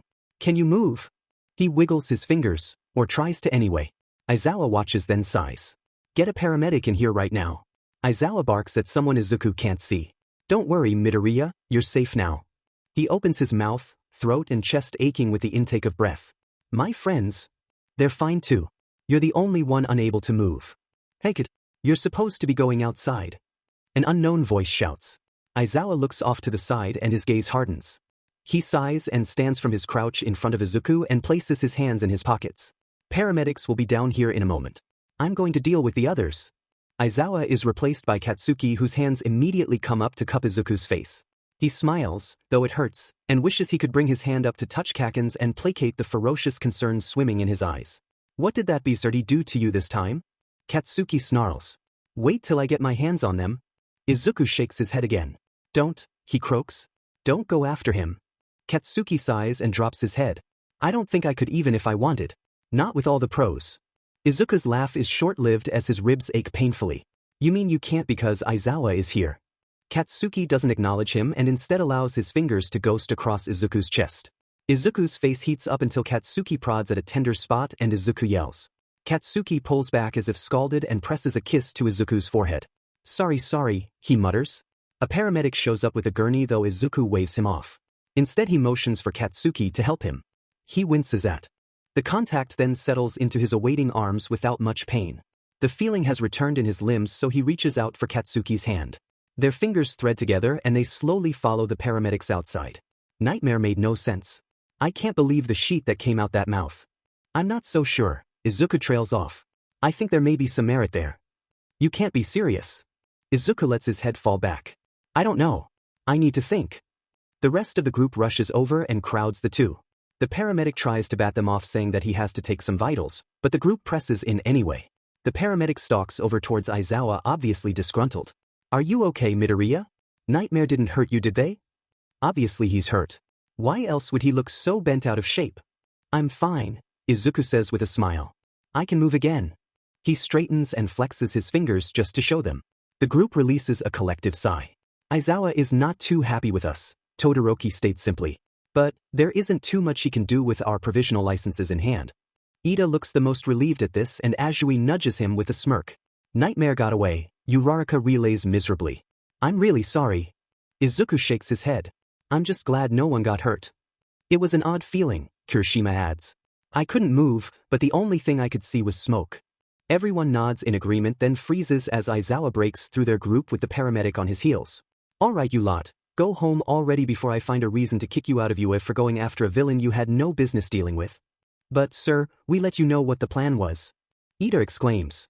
Izuku and Katsuki's heads shoot up and they gape at the rest of the group, who are doing their best to avoid eye contact.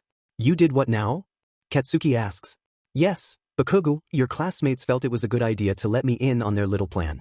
Of course they didn't say anything until you were already being chased around the city, Aizawa says and gives each of them a sharp look. But it gave me enough time to rally the others and get here in time. Does that mean they are looking for Nightmare right now? Aizawa says nothing as he begins to shoo the group away. Scram. Let Midoriya get checked out already so he can go home too.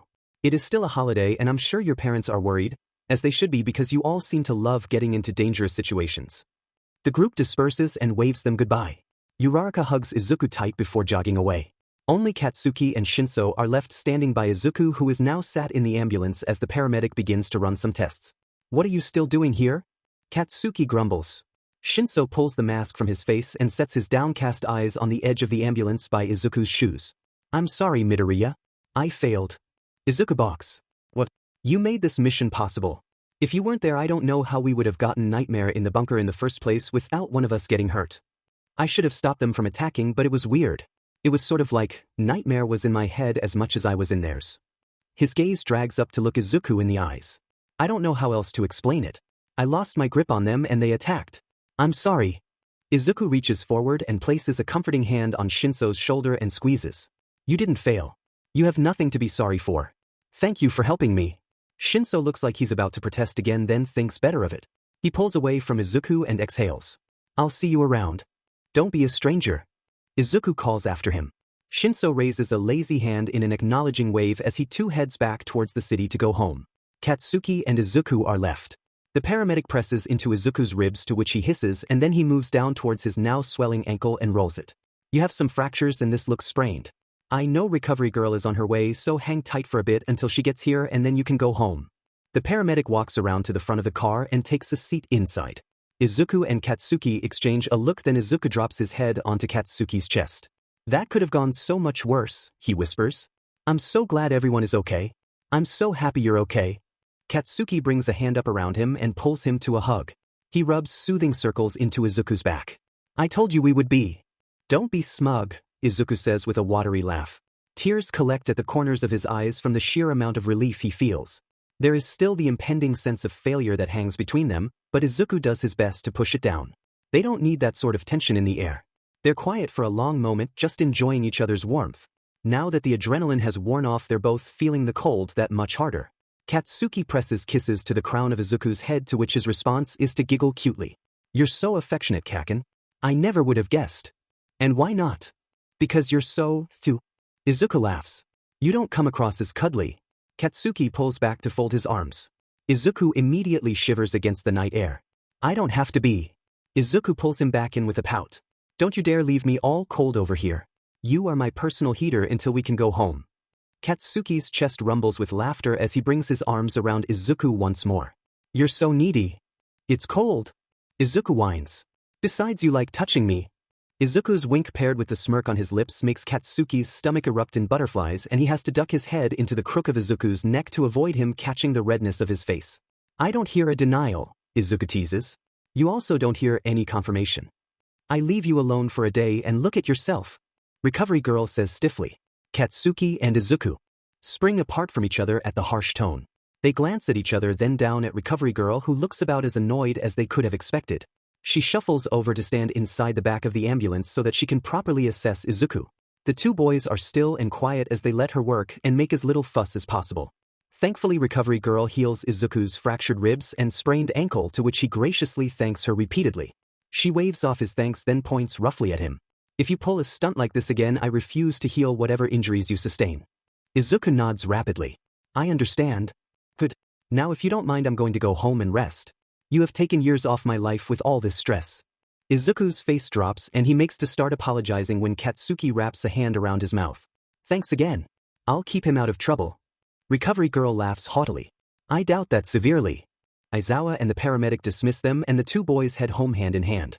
Their trip home is mostly silent save for a few muted conversations, but the exhaustion is evident especially in Izuku. By the time they get to their neighborhood, Izuku is like a dead man walking, ready to collapse in his bed at any time. Do you want me to walk you inside? Katsuki asks as they come to stand outside Izuku's front door. Izuku laughs. I can manage on my own, thanks. Katsuki shrugs. With your injury prone, but I expect to get a call in the next 20 minutes saying you tripped up the stairs or something else idiotic. Izuku jabs him hard in the side, then pushes him away with a laugh. Go home, Kaken. I'll see you tomorrow. Tomorrow? His eyebrows knit together in their confusion. Dinner? Your place? Your mom invited us. Did she not tell you? Katsuki's gaze hardens. That which never tells me anything. Izuku places a placating hand on his arm, then presses a soft kiss to his temple. Don't be mad at her.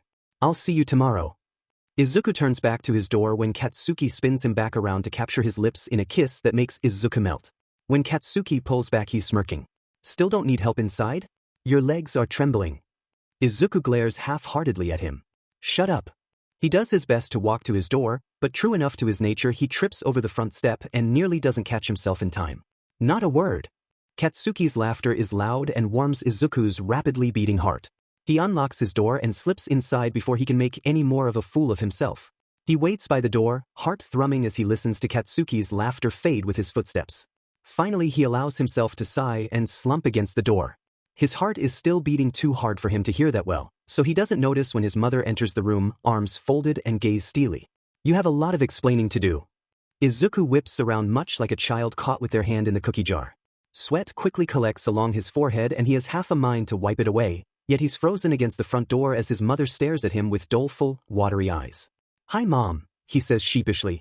"Explain yourself," she demands harshly. Izuku feels his mind slipping. Explain what exactly?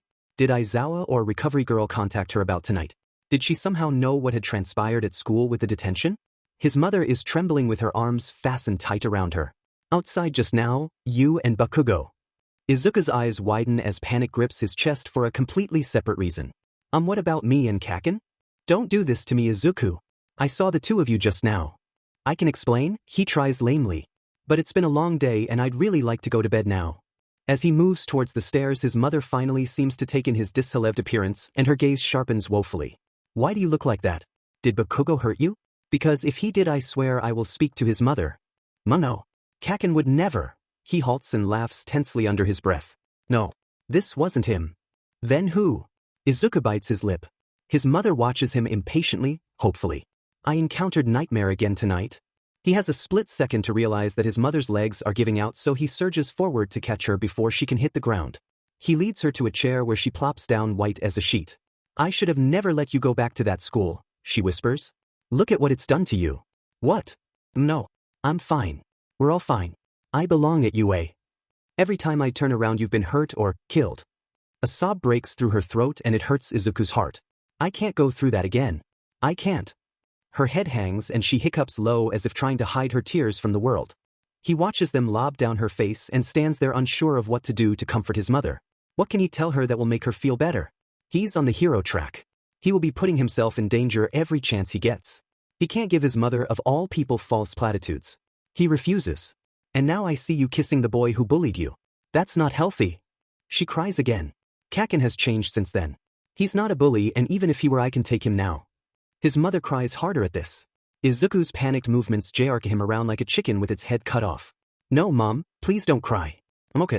I'll be okay." "No, you won't. I never want to get that phone call ever again saying that you've died. And unless you're safe from Yua, I'll always worry about you." Izuku rolls his bottom lip between his teeth as tears spring from his eyes. He bends down so that he can peer into his mother's wet face. He places a hand on her knee atop her own trembling fingers. "And I'll always worry about you and everyone else who could fall victim to villains like Nightmare.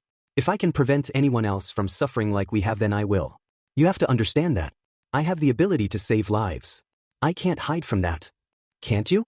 "For me. I'm sorry, Mom, but I have to do this. I want to. This is my fault for letting you fixate so long on All Might," she says, spitting venom at the name of his longtime hero. Stop. All Might inspired me. He's made my dream possible. Why aren't you happy for me?" Her head snaps up so her eyes can meet his, and the pure fear etched there nearly blows Izuku back. "Because you could die again and not come back." The air between them is charged and thick. Izuku has to choose his next words carefully, he knows, but what can he say?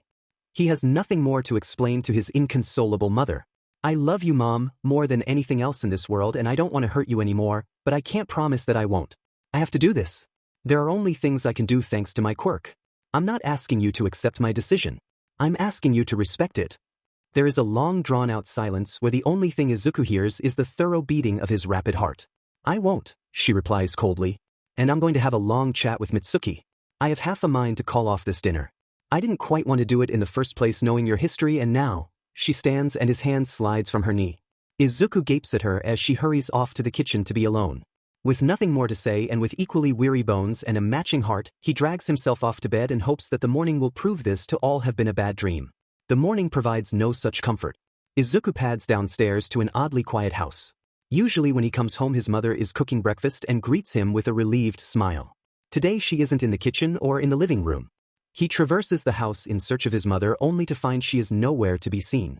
He finally takes himself upstairs and stops outside her door, fist raised and ready to knock.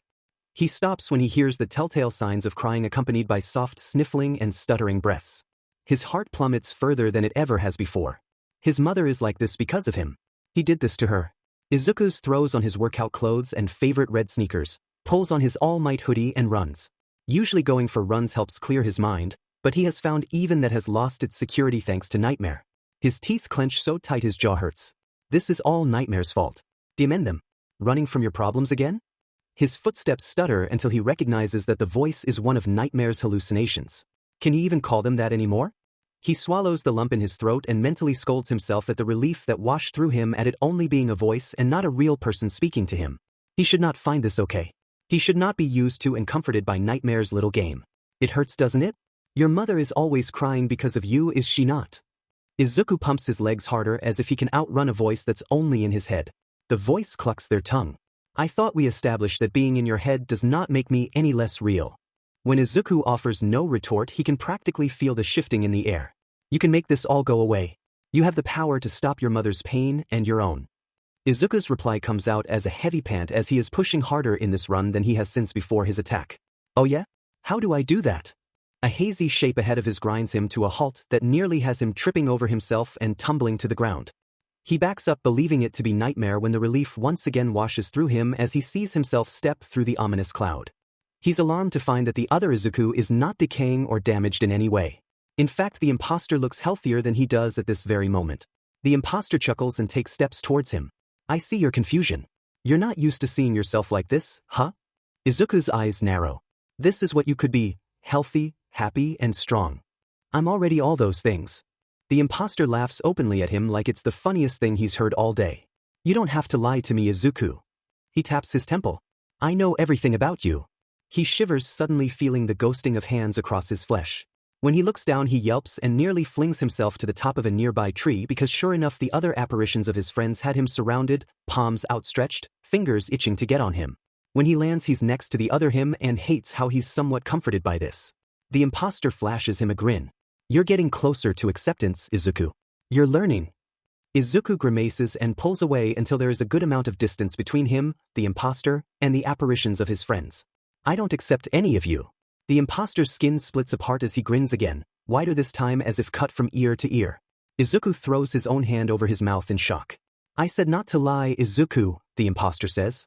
Now, you can accept Nightmare's offer and be like me. He pauses to stick a finger in the newly torn flesh. As he does so, globs of nearly black blood ooze out the sides and leave tracks of red in their wake. Well, not like this anyway. You can be the better version of yourself. Or, you do as your mom wants. Give up your quirk. Forget this pathetic dream of yours and live a life of safety. You can have your man, you can make your mom happy, and you'll be safe. You're insane if you think I'm going to do either of those things, Izuku says. I'm not listening to this. I'm done with you. He turns to begin his run again when suddenly there is the bleeding face of his other self much too close for comfort. He nearly shrieks just from the fright alone at having that bloody grin full of teeth and loose muscle directly under his eyes. You know better than that. In a moment of courage, or perhaps insanity, Izuku leans forward so that he is closer than he ever wished to be to the imposter and whispers, "Try me." The imposter's head is thrown back as he howls to the sky. Look at him trying to be brave again, he claps his hands sarcastically. I'm ready when you are. Izuku pulls back and squares his shoulders. Try your best. I'm not listening to you anymore. Izuku runs again, this time directly through the throng of faces, and with each one he passes they evaporate into a hazy shimmer exceedingly similar to that of the morning light that passes through the trees.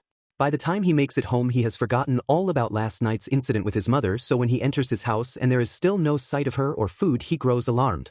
It takes him a good minute of searching the downstairs level of their house before he remembers. Against the kitchen counter and drops his head into his arms. For a long time he stands there breathing and thinking, willing all the intrusive thoughts brought on by his morning incident away, and trying desperately to think of a way to make his mother understand him. An idea dawns on him that he should make breakfast for her. He grows gleeful until he opens the fridge and realizes he's not the best chef and the extent of his breakfast-making skills is cereal and toast, and he doubts his mother will be roused by that. He dashes up to his room, snatches his phone from where he left it on his bed the prior night, and calls the only person he knows who can cook that isn't his mother. It takes several rings before Katsuki picks up, sounding out of breath. What? He snaps. You're interrupting my post-workout time. Izuku's mind whirs to life as does the heat in his stomach at the mental image of a sweaty, shirtless Kaken plagues his thoughts. Deku, you there? I don't have all day. He snaps back to reality and forces the heat from his cheeks to calm down. I was wondering if you could help me out with something important. He listens to Katsuki shift on the other side of the receiver, likely grabbing a towel or something to dry himself off with. I'm not agreeing to anything until you tell me what it is. I need your help cooking my mom breakfast. Hell no. But Kakin please. Izuku begs. I upset her pretty bad last night and I have to make it up to her. There is a pause and the line grows so quiet Izuku fears that Katsuki has hung up on him until he hears the long, drawn-out sigh on the other end. She found out about yesterday? Yeah, she did. She was pretty upset when I told her. You told her? Katsuki yells. Are you crazy? You know she's a crybaby just like you are. That's not very nice, Izuku pouts. No shit. Why did you tell her about that? Izuku stills and wonders what the best way to tell Katsuki is when the impatient huff startles the words from his mouth. She saw us kissing and got really upset and one thing led to another and I told her that it was Nightmare who messed up my costume and not you. She thought I did that to you? Katsuki's voice is low and cold. She thought I beat you up then kissed you for the hell of it? What sort of abusive boyfriend does she think I am? Izuku's heart hammers so hard in his chest, he fears it will break free. Did you just call yourself my boyfriend? He asks quietly. The line goes exceptionally quiet again. Sheet, Katsuki mutters. Look, I know this is new and I didn't mean to. Is that what you want to be? Izuku cuts off. Do you want to be my boyfriend? Yes, Katsuki says in an incredibly small voice, so unlike his usual boisterous attitude. Do you? Izuku grins bright and wide. A flash of the bloody grin from earlier has him reaching to his lips just to make sure. Yes. Katsuki exhales. Oh, that's good to hear. Izuku rests his head in the palm of his hand, still smiling as bright as the sun. His cheeks begin to ache. Were you nervous to ask me that? No. Katsuki replies far too quickly. I'm never nervous about anything. Cute, Izuku laughs. We'll get back to that later, but back to what I originally called about. Will you help me? You must be feeling pretty slick right around now. Butter me up then ask for a favor. Izuku laughs a little louder. I asked first, but if you like I can tell you about how amazing I think you are and how great your cooking is if that helps. Oh my god, be quiet. Izuku can just see it now. Katsuki with a hand over his face as he drags it down his skin in defeat. Let me shower real quick and I'll be right there. Who said you need to shower? Gross, Deku. I'm showering. Izuku's laughter is loud enough now that he has to stop himself. All I'm saying is that you look pretty damn good when you're all hot and sweaty after workout. How long have you been thinking about me like that? Not too long, he answers honestly. Mostly I just watched you to catalog your progress. You're such a FNG stalker. Katsuki sighs then chuckles lightheartedly. 10 minutes. Get ready. Izuku showers too, figuring he would like to smell better than sweat and dirt for his boyfriend. The word sounds funny to him. He's never had a boyfriend before, he never really wanted one until now. And wow, his heart really swelled at the thought. Kakin is his boyfriend now. He can say that. He smiles to himself as he gets dressed. His euphoria drops just a little as he passes his mother's room. It's gone quiet inside and he hopes it's because she is asleep. By the time he gets downstairs there is a knock on his front door. He rips the door open with far too much excitement and it swings into his face with a harsh bang. Izuku yelps, clutches his nose, and doubles over to groan. You're such an idiot, Katsuki says. He steps into the house and shuts the door gently then pulls Izuku up. He cups his face in the palm of his hands and runs his thumbs over the sensitive cartilage of Izuku's nose. You'll be fine. You'll get a bruise at most. Izuku grimaces. It hurts. No FING sheet. Kiss it better? Izuku's grin widens as Katsuki's face takes on a soft dusting of pink. I swear if you did that just to get me to kiss you I'll pummel you. I was a little too eager to see you, totally didn't do that on purpose. Katsuki stares at him momentarily unconvinced, so Izuku pouts in a way that is entirely too irresistible. Katsuki rolls his eyes and leans forward to press a gentle kiss to Izuku's nose then to his lips. Let's get started. I don't particularly want to do this. Cooking breakfast together is more fun than Izuku would have ever imagined. He had never really been into domestic activities and even less so with another person, but Kakin made it special. Sure, he got a little mad when Izuku cracked the eggs wrong and the shells got into the yolk, and yet he may have been a little peeved to find that Izuku had never made his own breakfast outside of cereal and toast, but he was mostly calm and exceedingly patient in showing him the right way to do things. An odd warm feeling spread in Izuku's belly that only grew the longer Kakin was with him. It was frightening. Too many emotions rolled into one and he had no clue what to make of any of it. By the time they finished and Katsuki left before his mother could discover he had run out, Izuku was left in a cold, seemingly empty house without any of the warmth Katsuki brought with his presence. Izuku put the food on a tray and brought it to his mother's door because unlike him she did not jump down the stairs eagerly at the smell. He knocked and waited. When no response came he tried to open the door. He tried not to let it hurt him that the door was locked. With a heavy sigh he set the tray down. I made you breakfast. I'll leave it out here if you want it. He spent the rest of the day in his room listening out for the metallic click that came with a lock opening and the slight squeak his mother's door always made whenever it moved, but it never happened. He tried to distract himself by texting his friends, all of who were wondering how he was feeling. Their concern was touching and also overwhelming, suffocating. He tossed his phone away from him and waited for evening to come when he could see Kaken again and hopefully see his mother in a better state. Katsuki is pacing the house with a scowl because this dinner with Izuku and his mother is happening and he checks the clock on the wall 10 minutes. He has no idea if the breakfast plan worked or if Auntie would even come out, though he supposed she was because they hadn't received any call canceling the evening. He comes to a half by the living room entrance across from the front door and groans when his mother steps up beside him. Go away, he grumbles. I got an interesting call from Inko last night, and then you were so quick to run off this morning. I have to wonder where the hell you went, Mitsuki says. Katsuki narrows his eyes at her. What's it to you? Mitsuki matches his hard stare with a scowl. When I get a call that my son is taking advantage of that cute boy next door, I have to wonder what the F sort of boy I raised. What? Katsuki roars. She said I took advantage of Deku? Is she crazy? They're both crazy. His palms let off tiny explosions in a poor attempt to subdue some of his rage. I can't believe Auntie. Mitsuki still has him pinned under her scrutinizing gaze. I figure she saw something that upset her, but I want to hear your side. I'm not explaining shit to you. Katsuki makes to move past her, but she grabs him hard by the neck and swings him around until he's facing her. Yes, you are. It's none of your dimmin' business. Yes, it is. Now explain yourself. Katsuki struggles against her grip, and the more he does, the more she tightens her hold on him. I will blast you into next week if you don't let go of me. Mitsuki leans in close to him with a maniacal grin. I'd like to see you try. Fine. Katsuki relents. Deku and I are dating, are you happy? Mitsuki releases him with a small smile that has no place on his crazy mother's face. That's all I wanted to hear. You don't want to hear my explanation? He asks sarcastically and rubs the sore flesh of his neck. No. Inko and I go way back and I can tell when she's emotional and over-exaggerating. She claps Katsuki hard on the back. Besides, I didn't raise you to be so vile. You barely raised me, you hag. What was that? Mitsuki asks in such a falsely sweet voice it stirs the hairs on the back of Katsuki's neck. Katsuki turns to face her, ready for an argument. I said. The doorbell rings at this precise moment and the both of them turn to look at it like it has personally offended them. Masaru is the one who answers the door and gives both his wife and son an imploring look. The door opens, revealing Izuku and Inko, both of whom wear strained smiles. Izuku's eyes meet his and he waves awkwardly. Mitsuki whispers, "Go get your boy." He looks nervous. Then she shoves past her son to pull Inko into a hug and in doing so pushes Izuku further into the house so that he has nowhere to go except to Kaken. Well, this is going to be awkward, Izuku whispers. Katsuki peers around Izuku to find Inko glaring at him. This is. Dinner is obscenely awkward and Katsuki, never one to back down from anything, has finally had enough of staring down Inko across the table and turns to look at his plate of nearly untouched food. He pushes it around, staring it down with a frown until he receives a swift kick to his shin from under the table. He jolts, then hisses as his knee collides with the top of the table. He turns his glare to Deku, who is staring at him with wide-eyed confusion and concern. His eyes narrow as he looks at his mother. She is gesturing under the table. You okay, Kaken? Izuku asks quietly. Inko stiffens next to him and Izuku mirrors the movement, jaw snapping shut and lips flattening into a thin pressed line. I'm fine, Katsuki grits out. The room falls back into tense silence. Izuku is eating slow and wary as his eyes dart around the room.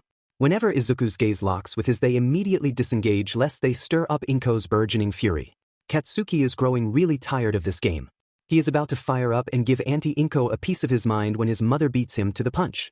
Come on, Inko. This is ridiculous. I don't think so, Mitsuki. You have to know about how your son treated mine. I'm not okay with this relationship they've started. I don't know how long it's been going on, but I'm uncomfortable with it. Mom, I already told you. Stay out of this, Izuku, she snaps. Let the boy speak, Mitsuki replies. Izuku gulps as all eyes turn on him. It isn't until his gaze locks with Katsuki's that he breaths. I know Kaken and I had a rocky relationship growing up, but he's not a bad person. He's actually been helping me with my recovery. Izuku trails off. Recovery, yeah. Katsuki's chest tightens and he bites the inside of his bottom lip to keep quiet.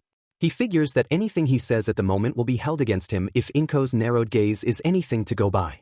I understand that my boy is rough around the edges, but some of your accusations over the phone were frankly untrue and I'm surprised in you. His mother sounds so composed and so very adult that Katsuki can't help his bewilderment. Inko immediately loses the sour expression on her face. I'm not comfortable with this. Mitsuki rolls her eyes. They're teenagers. We aren't going to agree with everything they do and we can't stop them from doing it either. Izuku is a smart boy and you should have a little faith in him. Izuku brightens and straightens in his chair. He smiles at Katsuki who is sitting there staring back rather straight-faced in his surprise. Inko's expression hardens. I understand that possibly better than you do. But you don't know how many times I watched my son crumble because of what your son did to him. Izuku's glee darkens. His shoulders drop as he falls into himself with big, wide eyes that hurt to look at. Katsuki clenches his fists that are sat on his lap. I know that Katsuki hasn't always been the best friend out there. I know for a fact that he's nasty the majority of the time. No thanks to you, Katsuki grumbles. Without missing a beat, Mitsuki reaches over and smacks the back of his head. But he is not the same boy as when he was younger.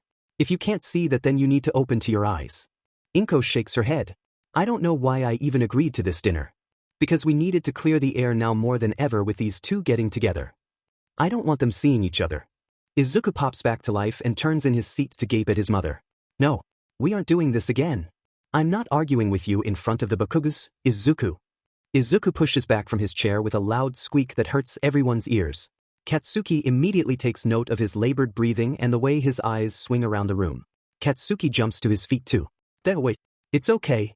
Izuku's face scrunches up as if he's about to cry and then he's gone right through the front door. Katsuki stands there for a moment as he looks between the door and Inko who is staring at the empty spot her son left behind. Mitsuki smacks him upside the head again.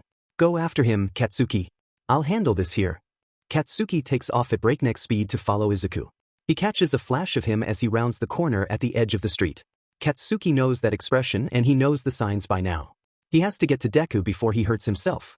Katsuki hates how fast Deku has gotten even without using his quirk. It's sort of infuriating as he can't seem to close the distance between them. Deku, slow down, he calls. He doesn't expect Deku to listen, so he is incredibly unprepared when he comes to a complete stop. His momentum doesn't allow him to stop in time and he slides right into Deku's back. He expects them to fall hard, yet Deku stands firm and it's Katsuki who is flung backwards and lands roughly in the dirt. Izuku turns around and Katsuki is once again surprised to find his face completely devoid of tears. Instead there is a quiet pain lurking where Katsuki usually finds exceptional emotional depth. I can't believe she would say all that, Izuku growls. His fists shake at his sides. I don't want us to go back to how we were. I like being with you. I wish she would see that I'm okay. Katsuki lifts himself to better observe Izuku. He's still breathing a little too heavy and in a distinctly different form than pure physical exertion. His eyes continue to zip around mostly between his sneakers and a spot just behind Katsuki to his left. I'm okay, he says forcefully. Are you sure about that? Katsuki asks quietly. Deku, come here. Izuku is still staring at that spot behind him and his eyes narrow. His face contorts into a snarl for a millisecond, but Katsuki catches it. Hey, I'm here. Look at me. Izuku's gaze lands on him in an instant and softens almost regretfully. Can I ask you something? Izuku nods once. What did your mom mean when she said she watched you crumble because of me? Izuku's face pales and his gaze drops again as he laughs pitifully to the ground. I don't want to talk about that. Katsuki reaches out slowly, making sure that Izuku sees him move and gives him enough time to pull away if he wants. When Izuku makes no sign that he's upset with the idea, Katsuki grabs his hand, unfurls his clenched fist, and threads their fingers together. He squeezes once in solidarity. I need to know what I did so that I never do it again, Katsuki tells him. I know I was in, but you're still one. Katsuki smirks. You're feeling good enough to make jokes, I see. Izuku's lips quirk up a small amount. Sorry, continue. I know that I am an, but I'm trying not to be, at least not as much. And I don't want your mom to hate me because of stupid shit I did when I was younger. I don't think she's as mad at you as she is worried about me. With the whole nightmare ordeal, I think seeing us last night just set her off, you know. Izuku sighs and shuts his eyes. You were mean to me, Kaken. You never treated me as your equal because of, you know, and then that day you told me to kill myself. Katsuki flinches at that. He remembers it well enough and has since regret those words ever leaving his mouth. I'm sorry about that. I know. But it hurt, Izuku tells him in a harsh tone. A lot. And it took me a while to get over that. Katsuki takes a step back and begins to slide his fingers out of Izuku's because he really doesn't deserve this. Any of this. He doesn't deserve Izuku's smile, his touch, or any of him really. Izuku deserves someone who can give him the world, and that's not Katsuki. He's hurt Izuku far too much and nothing he ever says or does will ever replace the sheer amount of pain he caused him. That's when Nightmare's words click and Katsuki's heart stutters. You're the one that brings him great pleasure and great grief. He can never take back his actions or his hurtful words, and that fact alone breaks Katsuki's hearts right down the middle. If it weren't for him, then maybe Izuku wouldn't have been so deeply affected by Nightmare. It's his fault. Kaken? Izuku asks in a small voice. Are you crying? He reaches up with shaking fingers to touch his cheeks, which are wet with tears. Immediately his arm comes up to swipe roughly at his face. What's wrong? Maybe your mom is right about us, about me. No. Izuku's voice cracks in unison with Katsuki's heart. What's gotten into you? Katsuki pulls his arm away and is beyond aggravated to find that he's still crying. Your mom is right to be concerned about you. You make a lot of horrible decisions, really. Izuku pulls away as if hit. No. You don't get to do this. You're always telling me to be honest, and right now you're being such a hypocrite. Tell me what's going on in that dumb, spiky head of yours. I said so many horrible things to you that I can never take back. I don't know how you can ever forgive me for all the shit I put you through and will probably put you through. I'm volatile and explosive, and I'm not good for you to be around. You heard what Nightmare said. They said that I cause you pain, and they're right. If it weren't for me, Nightmare wouldn't be after you. You know why I forgive you? Because of moments like this, Izuku says forcefully. You recognize your faults and you're trying to be better. You've made so much progress since entering UA, it's incredible. And you know what else? If not for you, I don't think I would be making the progress I am with my recovery. You were the only one to notice something was wrong and actually do something about it. You forced me to be honest with Recovery Girl. You have been with me every step of the way, pushing me in the right direction, and you haven't coddled me like the others. Izuku steps into his personal space, and as much as Katsuki's mind shouts at him to pull away and end things before they go further, he can't bring himself to act.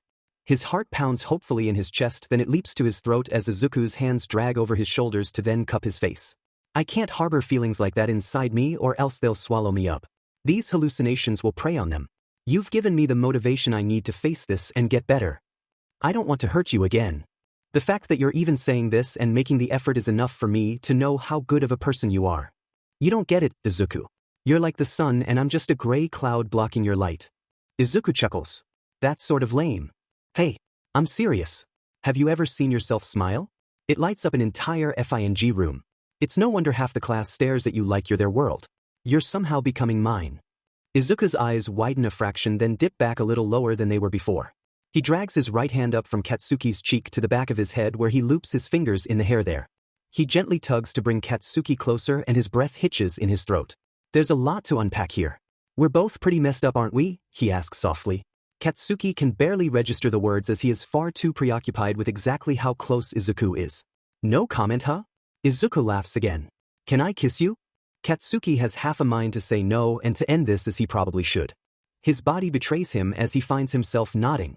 Izuku smiles at him in such a goddamn suggestive way that he can't believe it's Deku of all people giving him that look. The part that kills him the most is that he knows Izuku isn't even trying to be as cool as he is. Their mouths are on one another, and every thought about giving Izuku up is blasted from Katsuki's brain. His heart literally bursts on the spot and his chest swells. His arms, which he had tried so hard to keep to himself as he tried to hold tight to his resolve, drag up Izuku's sides. He tightens his hold on Izuku's waist and pulls him in closer. Izuku smiles into their kiss and Katsuki's heart sings. Izuku's hand that's in Katsuki's hair tugs rougher than last time to pull him back and give them a moment to breath. They both freeze as an mm escapes Katsuki's mouth. His eyes pop open and immediately turn to glare at Izuku, who gives him the most devilish look that should never be on his face. I've got to say, I'm not all that surprised, Kaken. His face warms considerably. Shut up. We're visiting that later, Izuku says. But not right now. A second later he dives back in and Katsuki forgets all about how embarrassing that moment was and will continue to be for him. All he can focus on is Izuku and the hand in his hair that pulls and pushes however Izuku deems fit, and the other that is wound around his shoulders gripped tight to the back of his shirt. His own hands can't seem to stop as they squeeze and trail up and down the expanse of Izuku's flesh. His hands dip under Izuku's hoodie to be as close as he dares. At some point his nails drag up Izuku's spine, to which he positively curls into Katsuki and pulls away from his lips with an obscene pop. He drops his head to pant heavily into Katsuki's neck. I've got to say, I'm not all that surprised, Izuku. Izuku's laugh is so vibrant and Katsuki feels it rumble through his entire being. His hands pull Izuku impossibly closer so that they're pressed tight, just clutching one another and breathing. We're visiting that later, Katsuki continues. Izuku's laugh is a little whinier as one of Katsuki's nails drags lightly up his spine again. Izuku's hand shoots behind him at an odd angle to stop Katsuki, who laughs boldly. Don't like it when it's turned around on you, huh? We should probably head back. Don't change the subject. I'll do what I want. Clearly. Trying to say you didn't enjoy that? Izuku places a chaste kiss to Katsuki's neck, then pulls back. From the sound of things, you did. We are never talking about that. Oh yes we are. Izuku's grin drops a fraction. But we should get back. My mom may not accept us, but she's not going to come between us. Right? Katsuki can't deny what they both want, and he sure as hell does not want to disappoint or hurt Izuku any further. Right? I'm sorry for freaking out earlier. It's fine. I think you were due for a freak out. I've certainly had enough to last a lifetime now. So, how about instead of thinking about the past we just sort of go from here and see where it takes us? Katsuki bites his lip and immediately regrets the decision as they are rather sore. I like the sound of that. Izuku's hand reaches for his, so Katsuki meets him halfway to hold his hand. They begin to walk back to the Bakuga house. Izuku squeezes his hand tighter. What are we going to do when we get back? I'm tired of arguing with my mom. Leave it to me. When they get back inside, still hand in hand, Katsuki can sense Izuku's nerves. They barely get through the door when Inko bursts around the corner and barrels into her son, openly crying into his shoulder. Izuku glances at Katsuki, then brings his free hand up to rub his mother's back. I was so worried. You didn't answer your phone. Sorry, I didn't hear it. Please don't cry. I'm fine. Kaken and I were just walking. Katsuki nearly snorts, but holds it in as he sees his own parents watching from the stairs with unreadable expressions. Inko pulls back from her son and her gaze immediately hones in on their joined hands. Her lips purse and she looks about a second away from commenting. I just want you to know that I have no intention of hurting Izuku again. I know I did some F-ed messed up things to him in the past that I can never take back, but I'm learning, and a lot of that is thanks to Izuku. He's incredible and I only want to help him get better. I know you don't trust me and I don't blame you, but I'm asking for you to give me a chance, to give us a chance. Izuku is smiling at him in that way he knows is only meant for him, and it stirs something deep inside that makes him feel like he could take on the entire world single-handedly. Inko watches Katsuki with a deeply hardened gaze that shows the exact depth of her love and her fear. I still don't like this, but I will allow it for now. Izuku jumps, fist pumping into the air, and a moment later he has his arms thrown around Katsuki's neck and squeezes him tight. Katsuki's immediate reaction is to wrap his arms around Izuku, but at the look Inko gives him he quickly retracts his arms. Izuku takes no notice as he darts over to his mother and hugs her equally as tight. Katsuki scuffs his shoe against the floor in a desperate attempt to avoid looking at the grins on his parents' faces. Inko pulls back, cheeks aflame with shame. I fear I ruined the evening. Nonsense. Mitsuki says loudly. Why don't you have a drink with me while we let the kids finish their dinner? Izuku's stomach chooses that exact moment to rumble audibly. Mitsuki takes that as her cue. She flashes Katsuki a thumbs up partnered with an equally dark look that tells him he better appreciate all her hard work, and then ushers both her husband and Inko past the dining room and into the kitchen. Katsuki and Izuku take their seats and eat in silence. Both are listening out for their parents, who they suspect are trying to eavesdrop. Katsuki doesn't want to give them anything to fan the flames with. When he finally looks up from his plate, he finds Izuku grinning lazily at him with a sort of dreamy look in his eyes. What? He asks gruffly. You called me Izuku today. Yeah. So? You never call me Izuku. It's always Deku or Shitty Nerd or any nickname really. Katsuki freezes with his food halfway to his mouth. It falls back to its spot on the plate with an echoing smack. I've called you Izuku before. He shakes his head. Don't sweat it. I'm sorry. Don't worry about. Izuku leans forward conspiratorially. Besides, I'm pretty sure our parents are listening to us.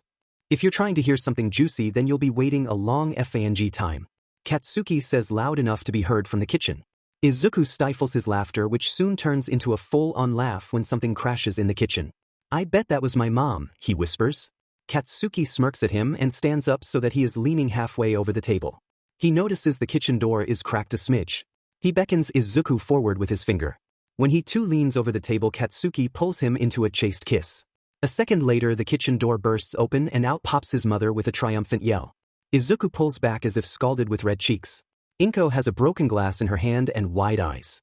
I told you they were cute together, Mitsuki says. You all should listen to me more often. Like hell anyone will listen to you. You're creepy for watching us. I was proving a point, Mitsuki says stiffly. And I would watch my tone if I were you. I did a lot of convincing while you were off with your boyfriend doing God knows what. Inko's face pales as she looks at Izuku, seemingly frightened. Don't tell me you two were. No. Absolutely not. Izuku exclaims with a wave of his hands across his face. I told you we went for a walk. Inko exhales and grips her chest. I think I've had enough for one day. Thank you for everything, Mitsuki. I apologize for my behavior. Mitsuki pulls Inko into a one-armed hug. Don't even worry about it. Besides, now we have more reasons to hang out again. Inko eyes the two boys warily. I guess we do. Don't sound so down about it. This is great. It is. Katsuki and Izuku ask in unison. Of course it is. I'll have more ammunition to tease my son with. Katsuki's mouth opens with a spitfire retort ready, but Izuku halts that with a quick peck to the cheek. I'll see you later, Kaken. I'm going to take my mom home before she short-circuits. Izuku reaches out for his mom and takes her to the door. Thank you, Mr. and Mrs. Bakugu. You're welcome here whenever you like, especially if it means embarrassing my son. I hate you, Katsuki grumbles. Say that again. I hate you. Mitsuki reaches out for the back of his head and forces it down in a tight hold. Still want to say that to me? Yes, you absolute madwoman. Izuku's voice carries through the yelling. See you later, Kaken. Katsuki pulls free of his mother's hold with a vicious snarl. He's about to shout back at her, then thinks better of it. With a disgruntled scoff, he heads towards his room with one last comment. Don't be such a creep next time. I'm just looking out for my boy. Yeah, right. You just want to blackmail me. Exactly. So don't do anything incriminating with that boy. Katsuki smashes his head into the wall with a loud groan. His mother's laughter drifts away as soon as he enters his room and slams the door shut. As soon as he's alone, Katsuki allows himself to finally breathe. He had been so wound up, especially after that kiss. His face heats up as he remembers exactly how good it felt and how much he wants to experience that again with Izuku. Katsuki collapses into his bed and throws himself face first into his pillow, where he hopes lack of oxygen will knock him out because he's certain he won't get any sleep tonight otherwise. All he can think about is Izuku. He's in too deep, and that realization scares him more than Inko's wrath or nightmare ever will. Izuku wakes in a cold sweat, dazed and confused. He checks his bedside table and sure enough his pill bottle is turned upside down, so he definitely took his medication. Why then did he have such a vivid, disquieting dream? Instead of panicking, he begins to breathe deeply and calm the racing of his heart. Even as his breaths even out and his brain feels less like a turntable, he can't shake the unsettled feeling in his gut that he is being meticulously watched. A quick scan of his room shows no apparitions and no physical figure. He falls back into his pillow and stares at the ceiling. In the stillness of the evening, he has nothing to distract his brain, and he is not entirely certain he wants to. There was something different about this nightmare that was unlike anything he has experienced prior. He can still see the shadowy figures crammed together, pulsing and writhing as if they are each trying to push the others out of the way and unable to do so. They look so familiar, yet his brain can't place why they look familiar or why this particular scene seems to not be new. Their eyes glow, brighter than their forms, but either way they are shrouded in too much darkness for Izuku to be able to tell any of them apart. A figure towards the back, the largest and broadest of them all, stands perfectly still and stares in unperturbed concentration. Izuku finds it hardest to look at this one. An overwhelming sense of failure and disappointment echoes through his lungs whenever he catches the eyes of the figure in the back. Izuku sighs and wills himself back to sleep. He has a few hours before he has to meet Kaken anyway, and he does not want to be anything less than on top of his game for that. He tosses and turns, unable to find a comfortable position, as each time his eyes shut he is met with the image of the dark figures. Every time he opens his eyes, he half expects to see them standing at the foot of his bed. He's glad they are not. It takes him a long time before he falls into a restless slumber. It is early in the morning and the sun has just risen over the horizon when Izuku and Katsuki stop running and pause for breathe inside the park they used to play in as children. Izuku plops himself on the floor and begins a cool-down stretch as he folds over his legs and grabs his toes in a pike. Katsuki watches for a moment, then follows suit. So, you had a nightmare this morning? Izuku exhales and rests his head on his knees. Yeah, but it was different. No one was harassing me and there was no blood or anything. And you are sure you took the medicine recovery girl gave you? Izuku's head rises so he can look at Katsuki and nod. I'm positive. He pulls out of that stretch to spread his legs out in a straddle and folds over until his midsection is touching the ground. He places his hands beneath his chin to keep his head upright with a little less pain in his neck. This didn't feel like nightmare's work. It felt deeper than that. Deeper? What the hell does that mean? Katsuki asks as he rises to spread his legs apart, then grabs both ankles and folds over. Izuku lounges in his position and takes a long, gratifying moment to admire Kaken and all his muscles that are on display along with his flexibility. He pretends to be deep in thought when Katsuki lifts his head to look at him with a glare. I don't know. It's just how I feel. Izuku pulls himself up and out of the stretch and bounces to his feet with more than enough energy. There was something very familiar about it all, like I'd seen it before or something. Katsuki is looking at him peculiarly now, and suddenly Izuku feels a little weird about talking of his dream. He's about to change the subject. Maybe you should talk to All Might. All Might? Izuku asks, flabbergasted. Katsuki shrugs. I don't know. It's just a feeling I have. He shakes his head and shoulders loose. Never mind. Just don't let it get to you, okay? I'd rather see you smile.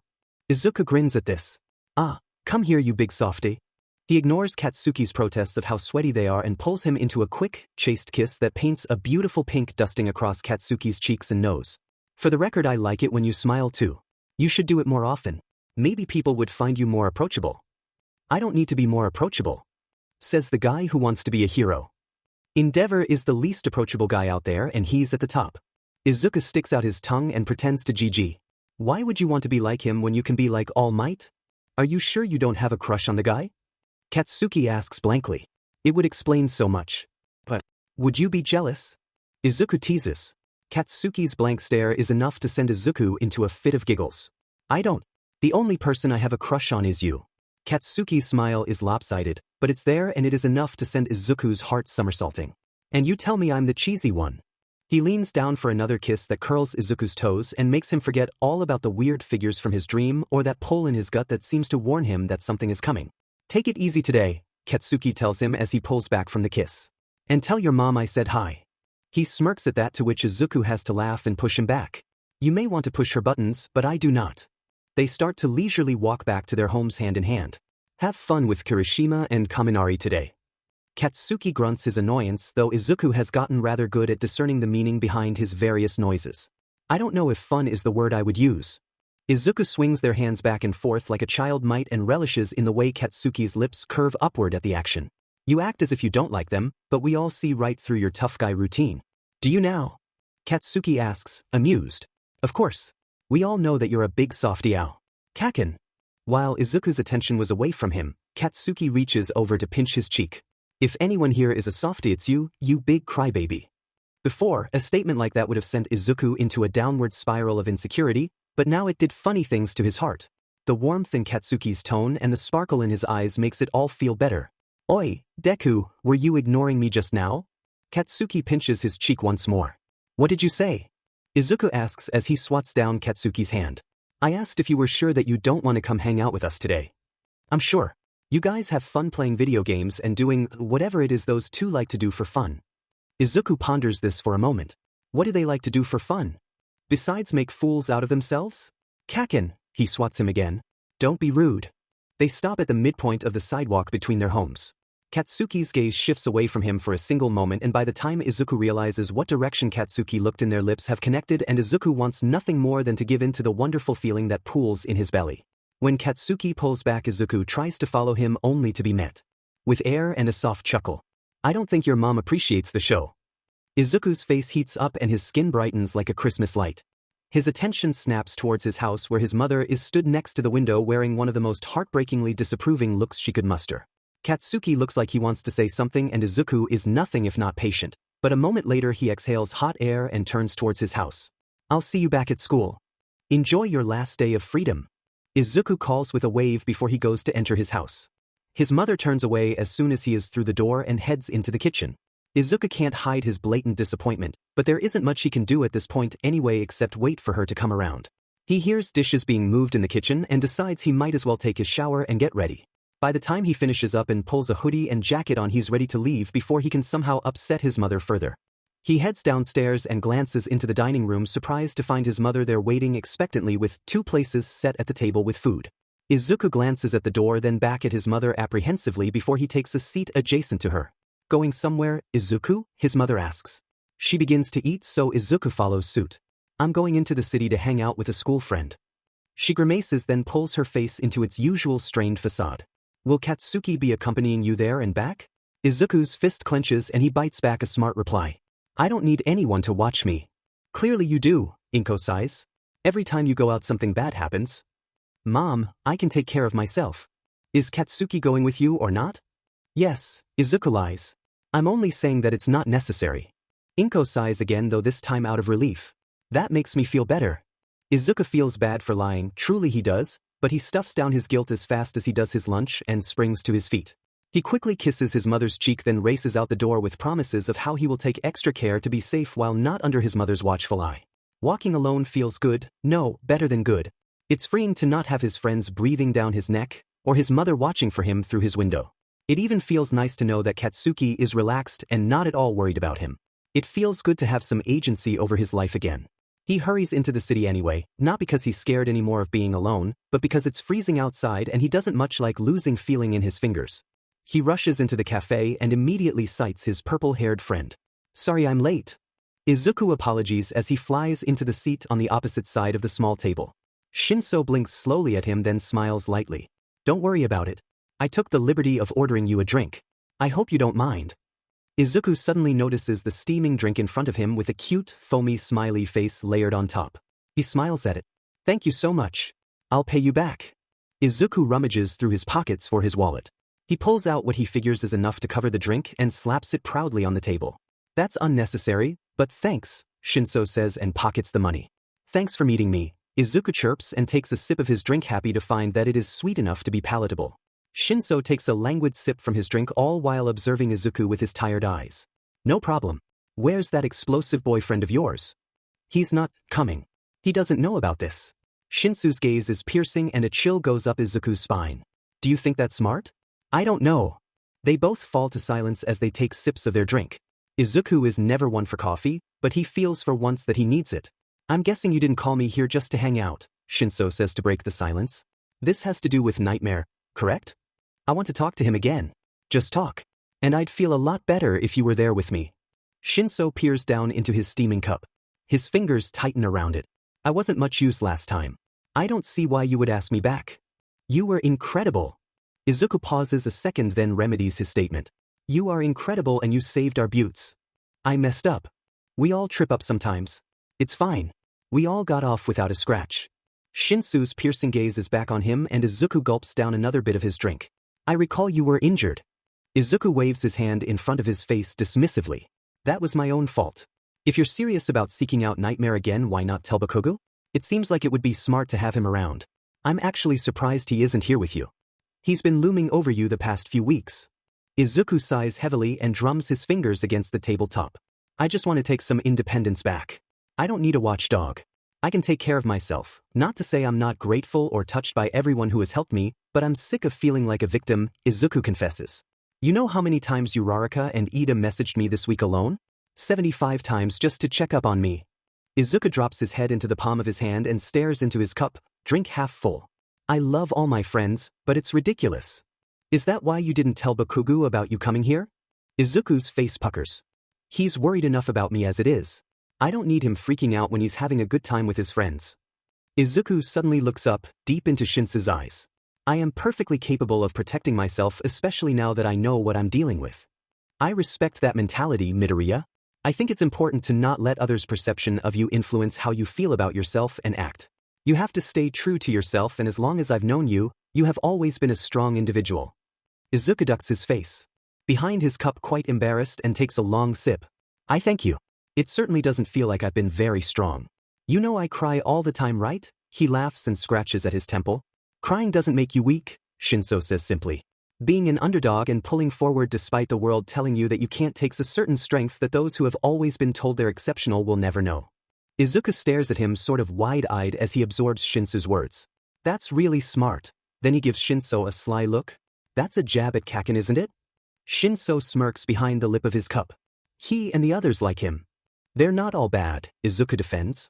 Maybe not, Shinso says. But they don't know what it is like to be us. Izuku remembers hearing something similar, then it clicks into place. That's what Nightmare told us. They were talking about you and me that night. Shinso nods. I admit they made me curious.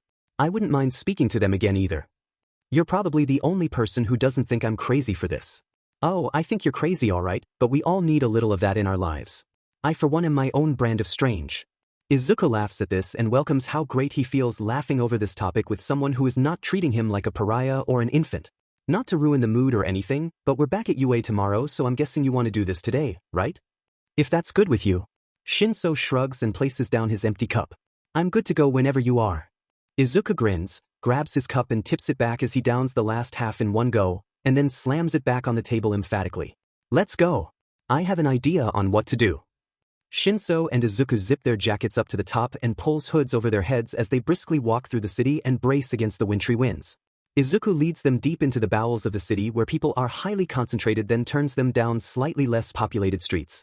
The sun has almost completed its descent when Izuku finally stops them. They both loiter at the mouth of an alley by some neon-signed clubs with their backs to the street. Izuku feels the unruly chill down his spine before he notices Nightmare dip into the alley beyond. If I did not know any better, I would say that you wanted me to find you, Nightmare says. They appear at the end of the alley, all undulating shadow and curling smoke. They step closer to the boys, then stop about halfway. Is your purple-haired friend here to make me talk again? He's here in case you're not cooperative, Izuku replies honestly. Nightmare halts there as if pondering their next move. Are you here to take me in because you know how well that worked last time? I'm here to talk. Oh, Nightmare says eagerly. Are you finally accepting my proposition? Not at all. Izuku motions towards Shinso and they both step into the alley to block it off from the street.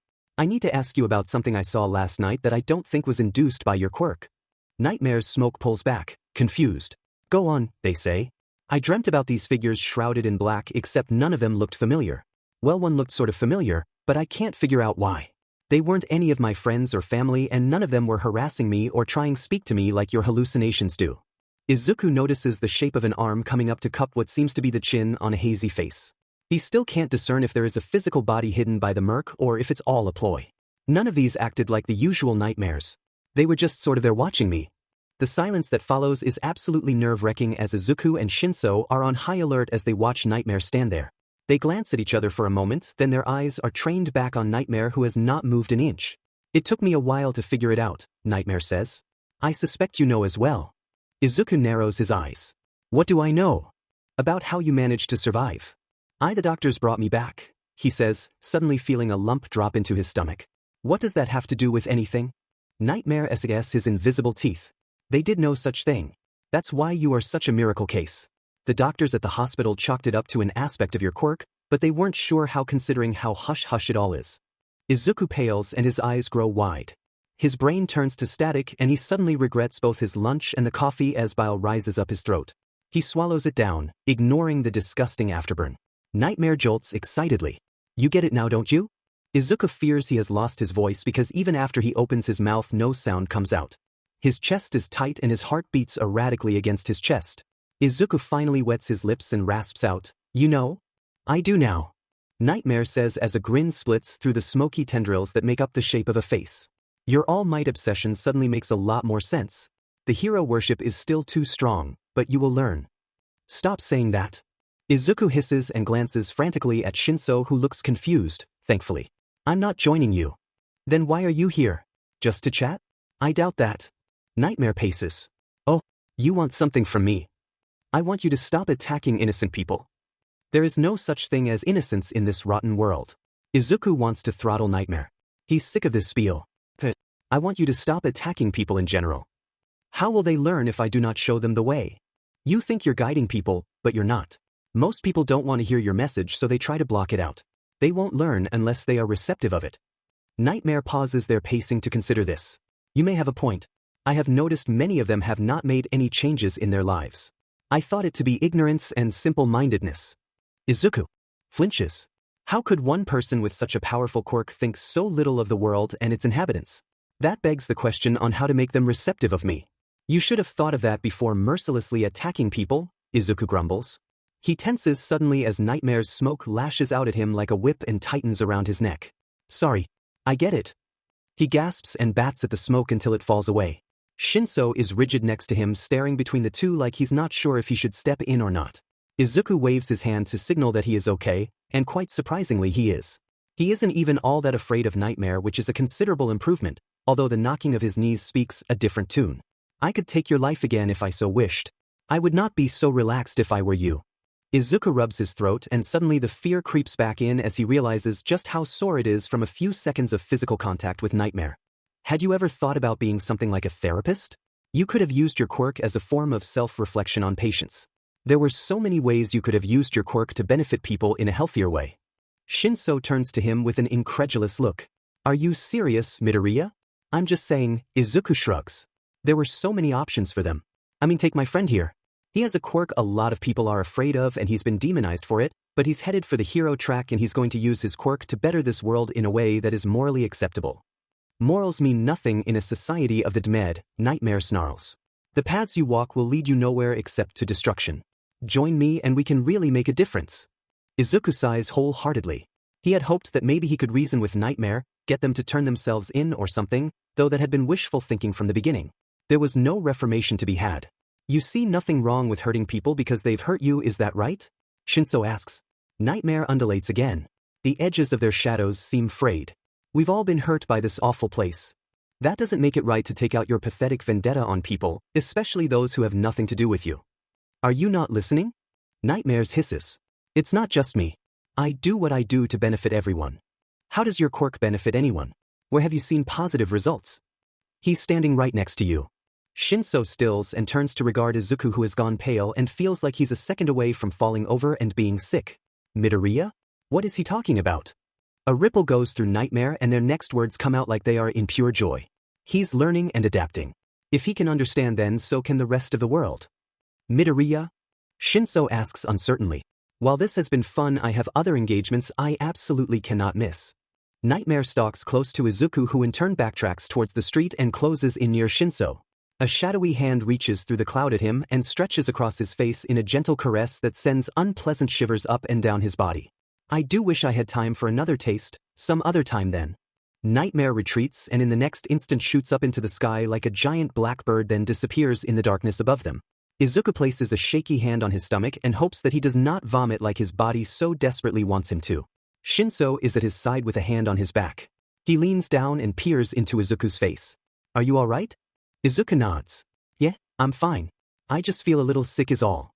Nightmare didn't hurt you just now, did they? Izuku shakes his head only to abruptly stop as the bile rises back up his throat. He once again swallows it down and gaps out his disgust. I have to see All Might, he whispers. Shinsu's eyebrows knit together. You can see him tomorrow at school. I have to get you home. No. Izuku snaps. Shinso pulls away and places his natural steely expression back onto his face. Izuku grimaces. I'm sorry. I can get home on my own. Thanks for your help. Shinso stuffs his hands into his pockets and scuffs the ground with his shoe. You sure? I really don't mind. I'm fine. Okay. He walks Izuku to the train station, and just before they part ways to different lines, Shinso stops him with a hand on his arm. If you want to talk about whatever the hell that just was, I'm here, okay? Izuku's smile is placid though entirely genuine. Thanks. That means a lot, but I'm good. Or I'll be good once I speak to All Might. Get home safe, Midoriya. You too. The ride home is more than enough for Izuku to calm down.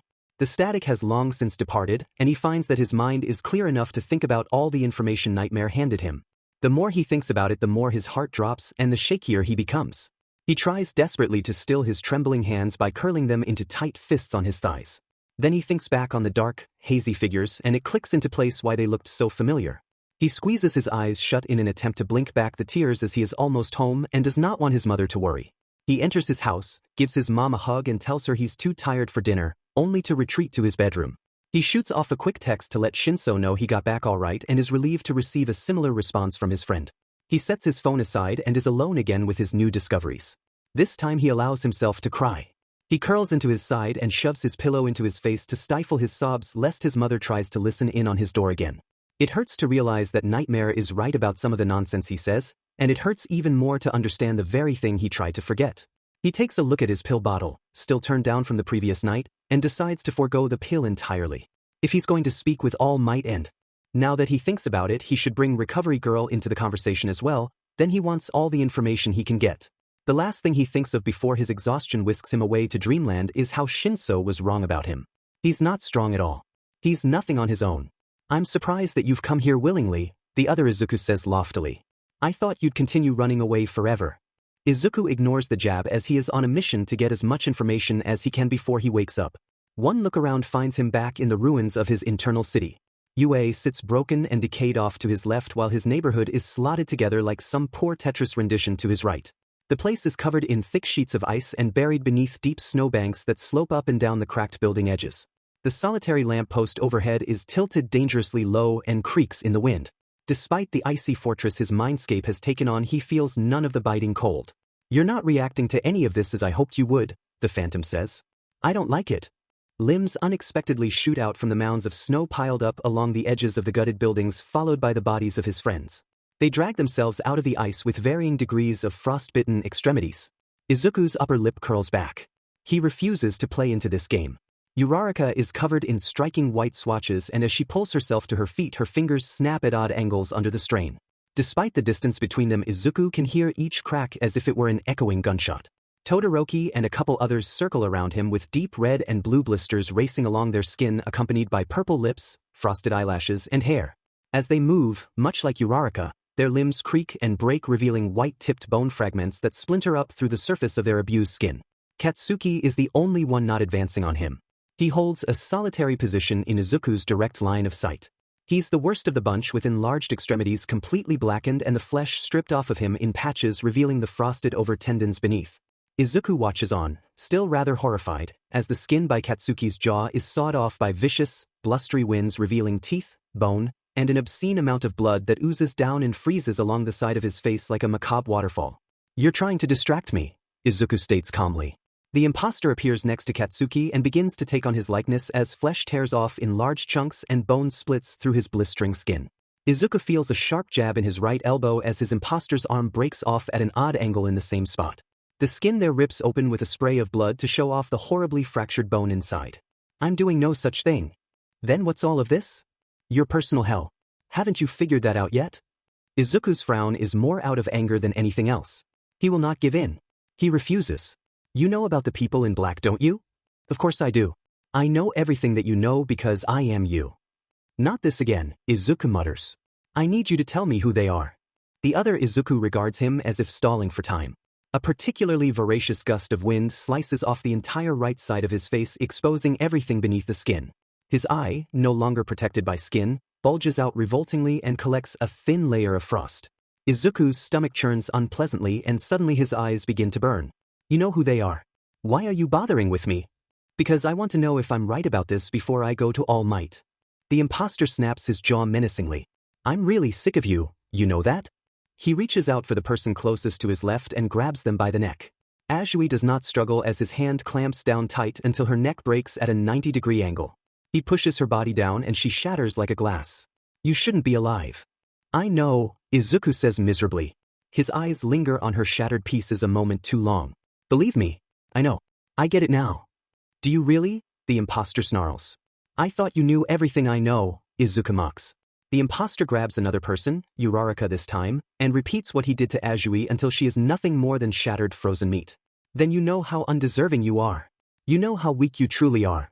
Izuku casts his gaze to the ground, then nods. I know. Then why don't you do it already? He's suddenly in Izuku's face with Katsuki to his side. Do the world a favor and kill yourself. Izuku stares at Katsuki, and even in his horrifying decayed state, he finds that his heart is warm. I can't do that. I have people who need me.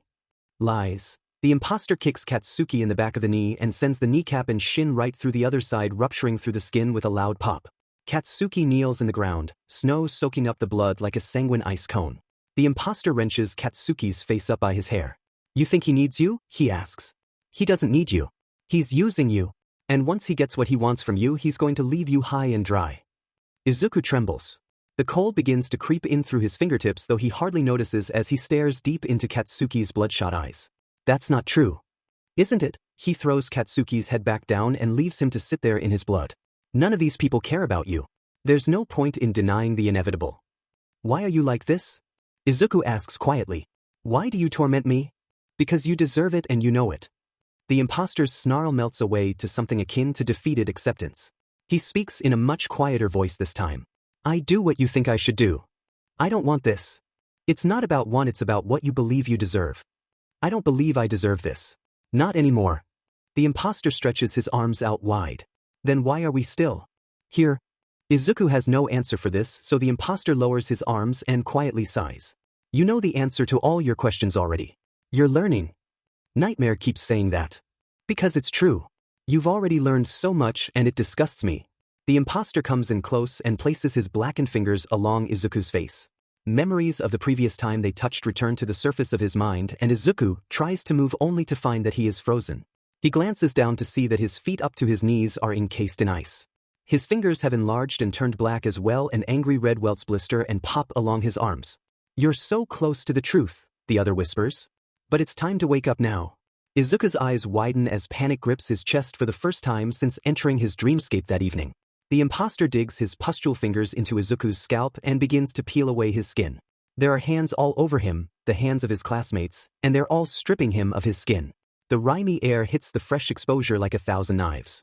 They gain speed the more they peel, and Izuku can't stop screaming and writhing as immense heat and cold wage war on his aching flesh. He can't think straight, only able to focus on the fingers tearing him apart and his inability to escape.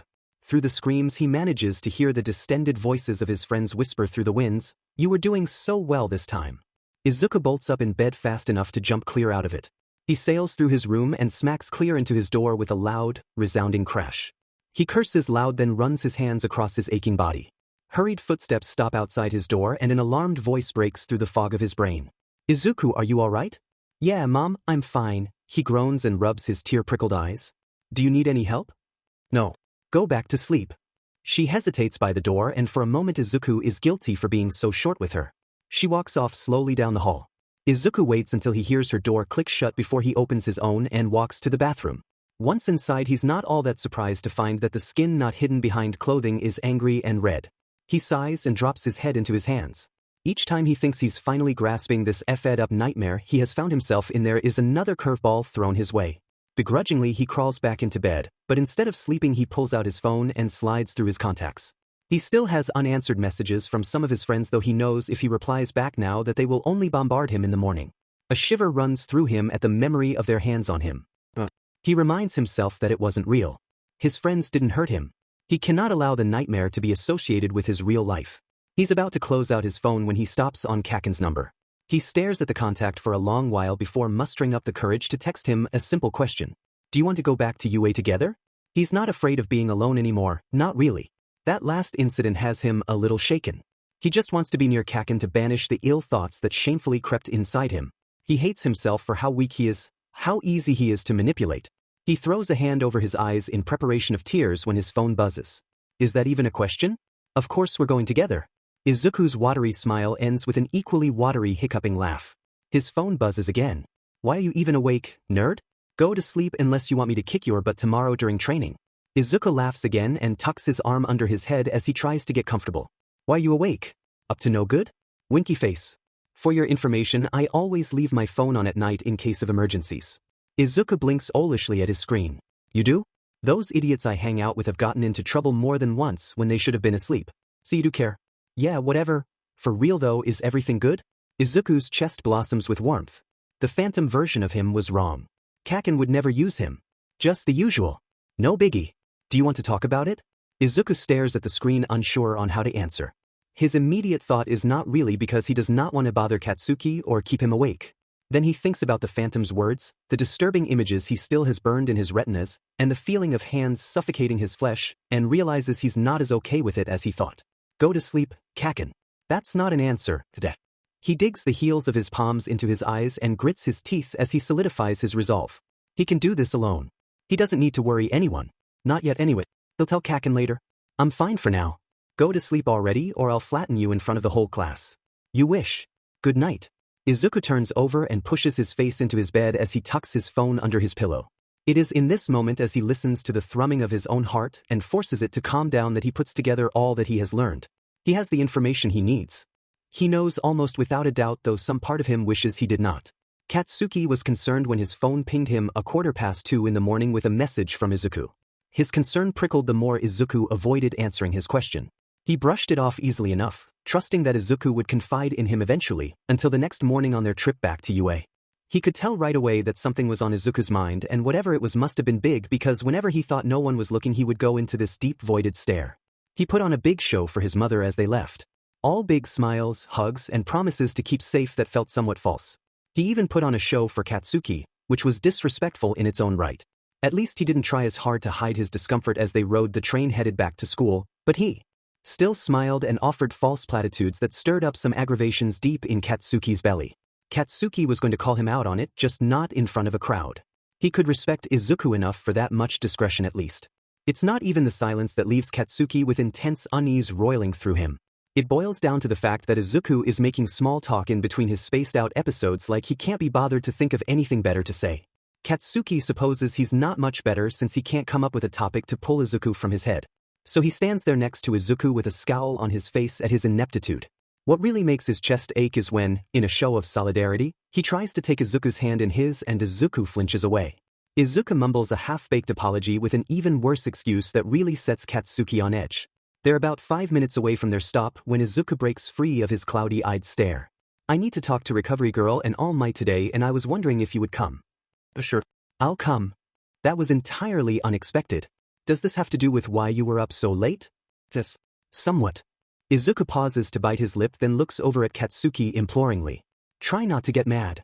The train screeches to a stop much like Katsuki's brain. Izuku lifts his bag to his shoulder and heads out the doors as they slide open. "Wait, why would I be mad?" Katsuki calls after him. He pushes through the throng of people trying to move about the train in order to catch up. What the hell does that mean? Katsuki is about to demand answers now because how the F is he supposed to go through the day mildly distressed by this? That's when Uraraka and Ashido appear, seemingly out of nowhere, and jumps on Izuku with eager smiles. "Deku, how was your break?" Ashido asks with a too large grin. "You stopped answering me and we were a little worried to be honest," Uraraka confesses with a small pout. "Oh, sorry about that." Izuku's expression shifts from surprise to sheepish in a heartbeat. Katsuki doesn't hear the rest of what Izuku has to say because suddenly he is being swept away by two bodies on either side of him. It only takes a moment to recognize the snickering of the two idiots he dares to call friends. "I demand a rematch for last night, you cheater," Kirishima says. "And I want to see that rematch," Kaminari says with a devious smile. "Stop being a sore loser and accept that you lost," Katsuki hisses. He turns his head to watch Izuku and is somewhat surprised to see him so animated with the two girls. He's not mad about that at all, no, definitely not. "It's unmanly to cheat.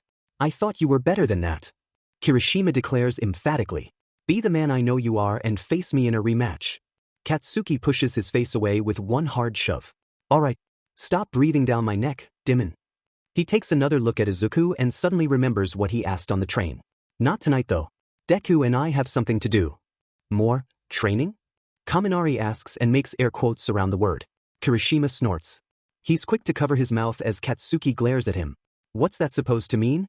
"I don't know how it worked on Midoriya to be honest," Kaminari says pointedly at Kirishima who shrugs.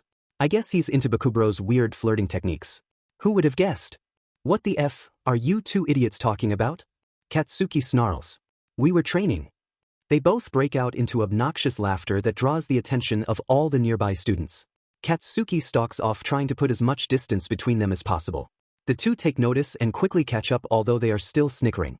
"You almost sounded serious," Kirishima says between bubbles of laughter. He shoves his knuckles into his mouth to stifle the sound. "I am serious and if you don't stop laughing I will blow you across the school." "Oh, don't let Midoriya hear that," Kaminari chuckles stupidly. "Besides I don't know if I'd trust that mouth of yours near me anyway." "I feel sorry for him," Kirishima says teasingly. "What the F are you two talking about now?" The gears click into place a moment later and Katsuki's face grows inconceivably hot. The sweat collects in his palms as his hair prickles. Both Kaminari and Kirishima have the decency to look absolutely horrified and Katsuki can't help the small tug of satisfaction at their reaction. He leaps towards them palms out and sparking dangerously. The two trip over themselves to dodge the incoming attack, but neither are swift enough. Katsuki's hands close around the back of their necks and he unleashes his attack with the most vicious grin. His face falls a second later when nothing happens. He tries again to make his explosions, but nothing comes out. Kirishima and Kaminari take the opportunity to scramble out of his grasp and stare at him wide-eyed with shaky laughter rattling through their chests. "What the F dash? It's your first day back, Bakugo. Do you want detention again that much?" Aizawa drawls. Katsuki's entire frame tenses. "Of course. No, I don't." "Then don't start any more trouble." Aizawa sighs quite suddenly as he shuts his eyes to rub his temple. "I realize that's asking for a miracle." "We'll keep him in check, sir." Kaminari chimes in. Katsuki growls in his direction and he immediately ducks behind Kirishima. "It's too early in the day for this," Aizawa sighs again. "Don't be late for class." Katsuki stuffs his still heated hands into his pockets and ball them into fists before he stalks off huffily. Kirishima and Kaminari come up on either side of him with slightly nervous smiles. "We were only joking," Kirishima says. "Yeah man, you know we love you." "Shut the hell up." Katsuki bursts. He storms ahead of them with a hot face that is still noticeably red. The day goes by in a bit of a frustrated blur. Izuku doesn't outright ignore him, but he doesn't make much of an effort to be with him. He even skips out on lunch to hunt down All Might, which leaves Katsuki even more frustrated. Their schedule hasn't changed, so they still have training directly after lunch, and he can't in good conscience let Izuku go in without eating. When he chucks an apple at him, expecting him to catch it only for it to ping him in the face, he receives a hefty glare from Todoroki and a stern talking to from Ida.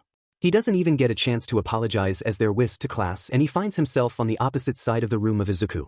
He's a little more than disappointed with his performance that day as he lets his aggravation get the best of him. He ends up making some of Todoroki's ice explode, sending frozen darts around the room that narrowly miss some of his classmates.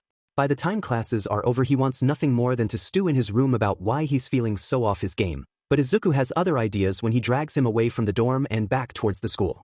Katsuki is concerned, though he won't admit it out loud, not just yet anyway.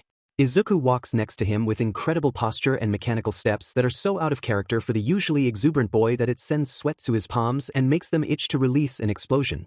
He rubs his palms discreetly against his pants. Izuku doesn't bat, and I just keeps going forward towards All Might's office. You still haven't told me why we're going, Katsuki says in an effort to get Izuku to speak again.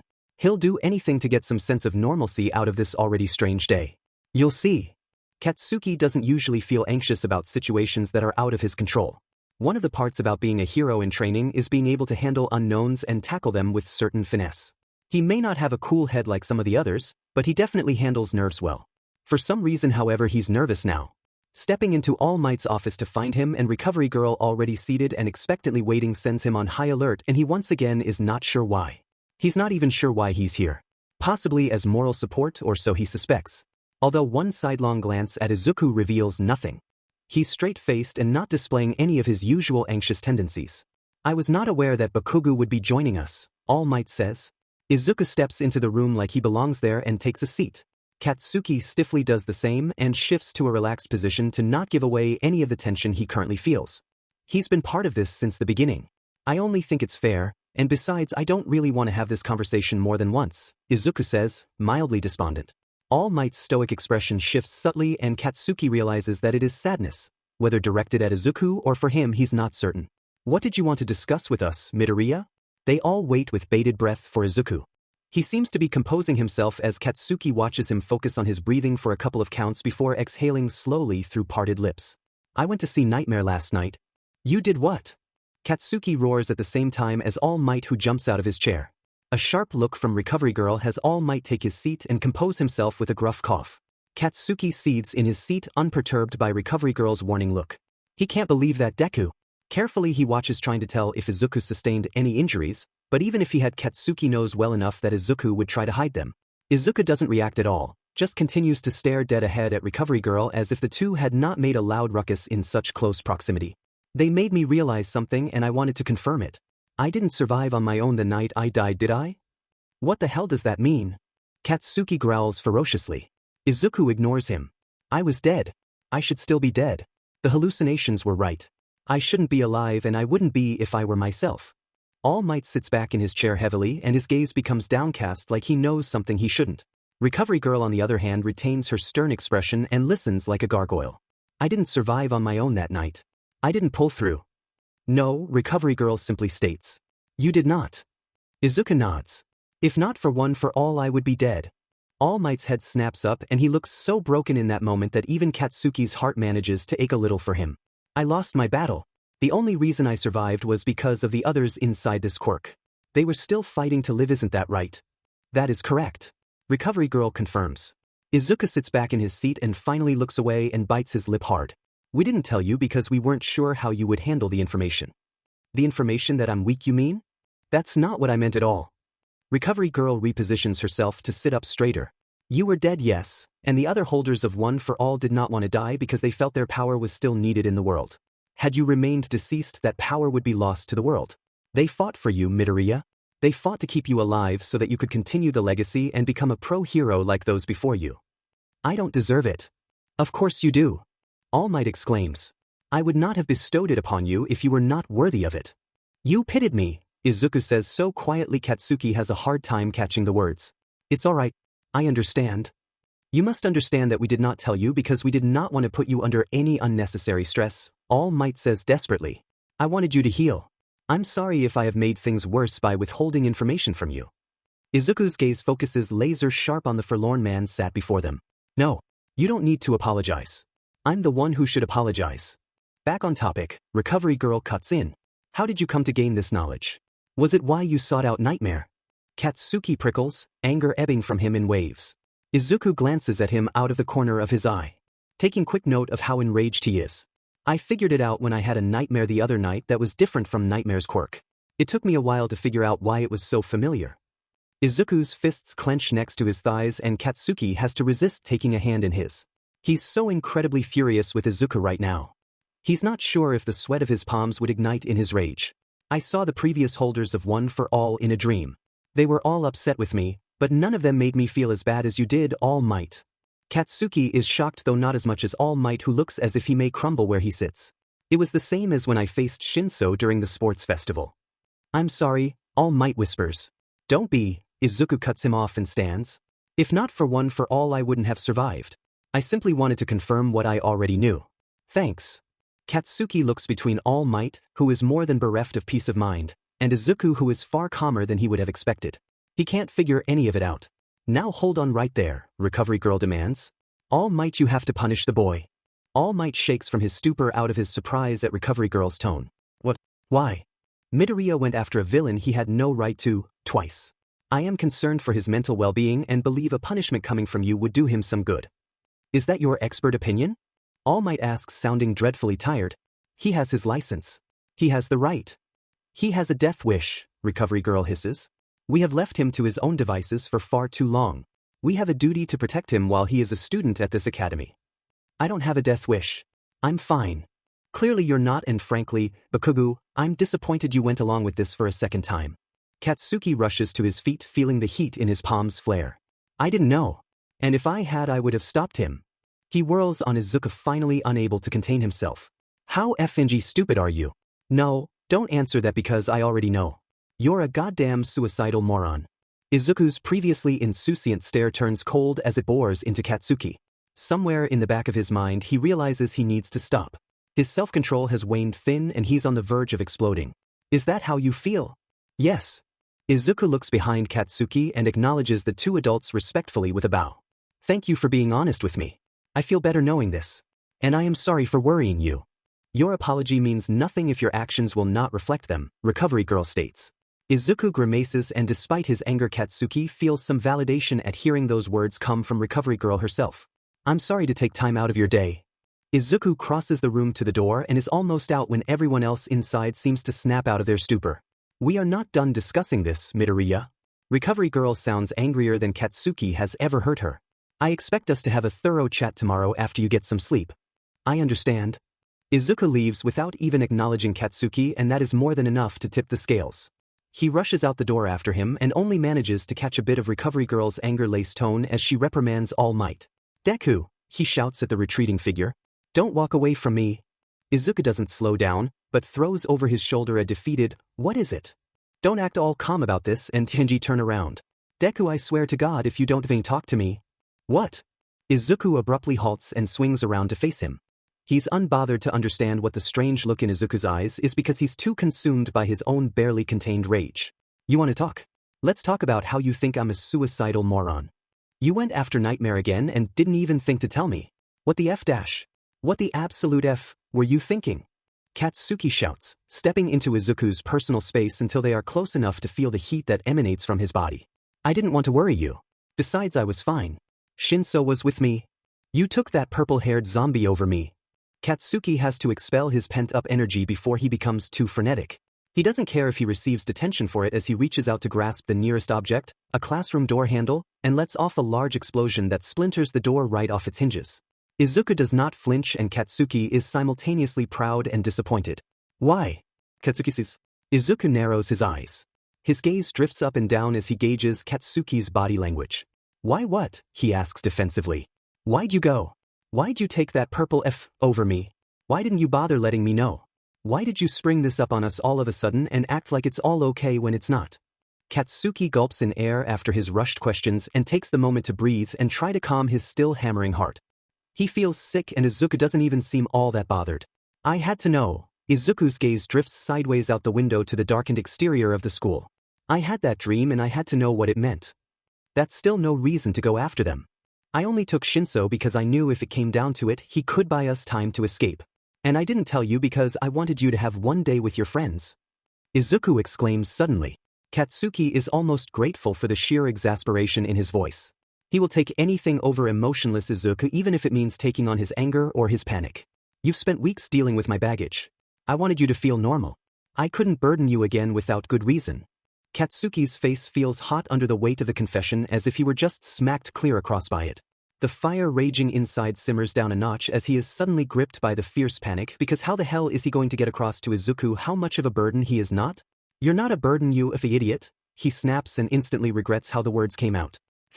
Physically see Izuku receding into himself and putting up the walls he worked tirelessly to tear down since the attack. Sheet, I didn't mean it like that, I just f-dash. Izuku, I don't care about any of that, Sheet. You're not a burden to me. I wouldn't be doing any of this if I thought you were, and you know damn well I would let you know. Izuku bites his bottom lip and chews on it while fixing Katsuki with an exceptionally skeptical look. Why didn't you tell me?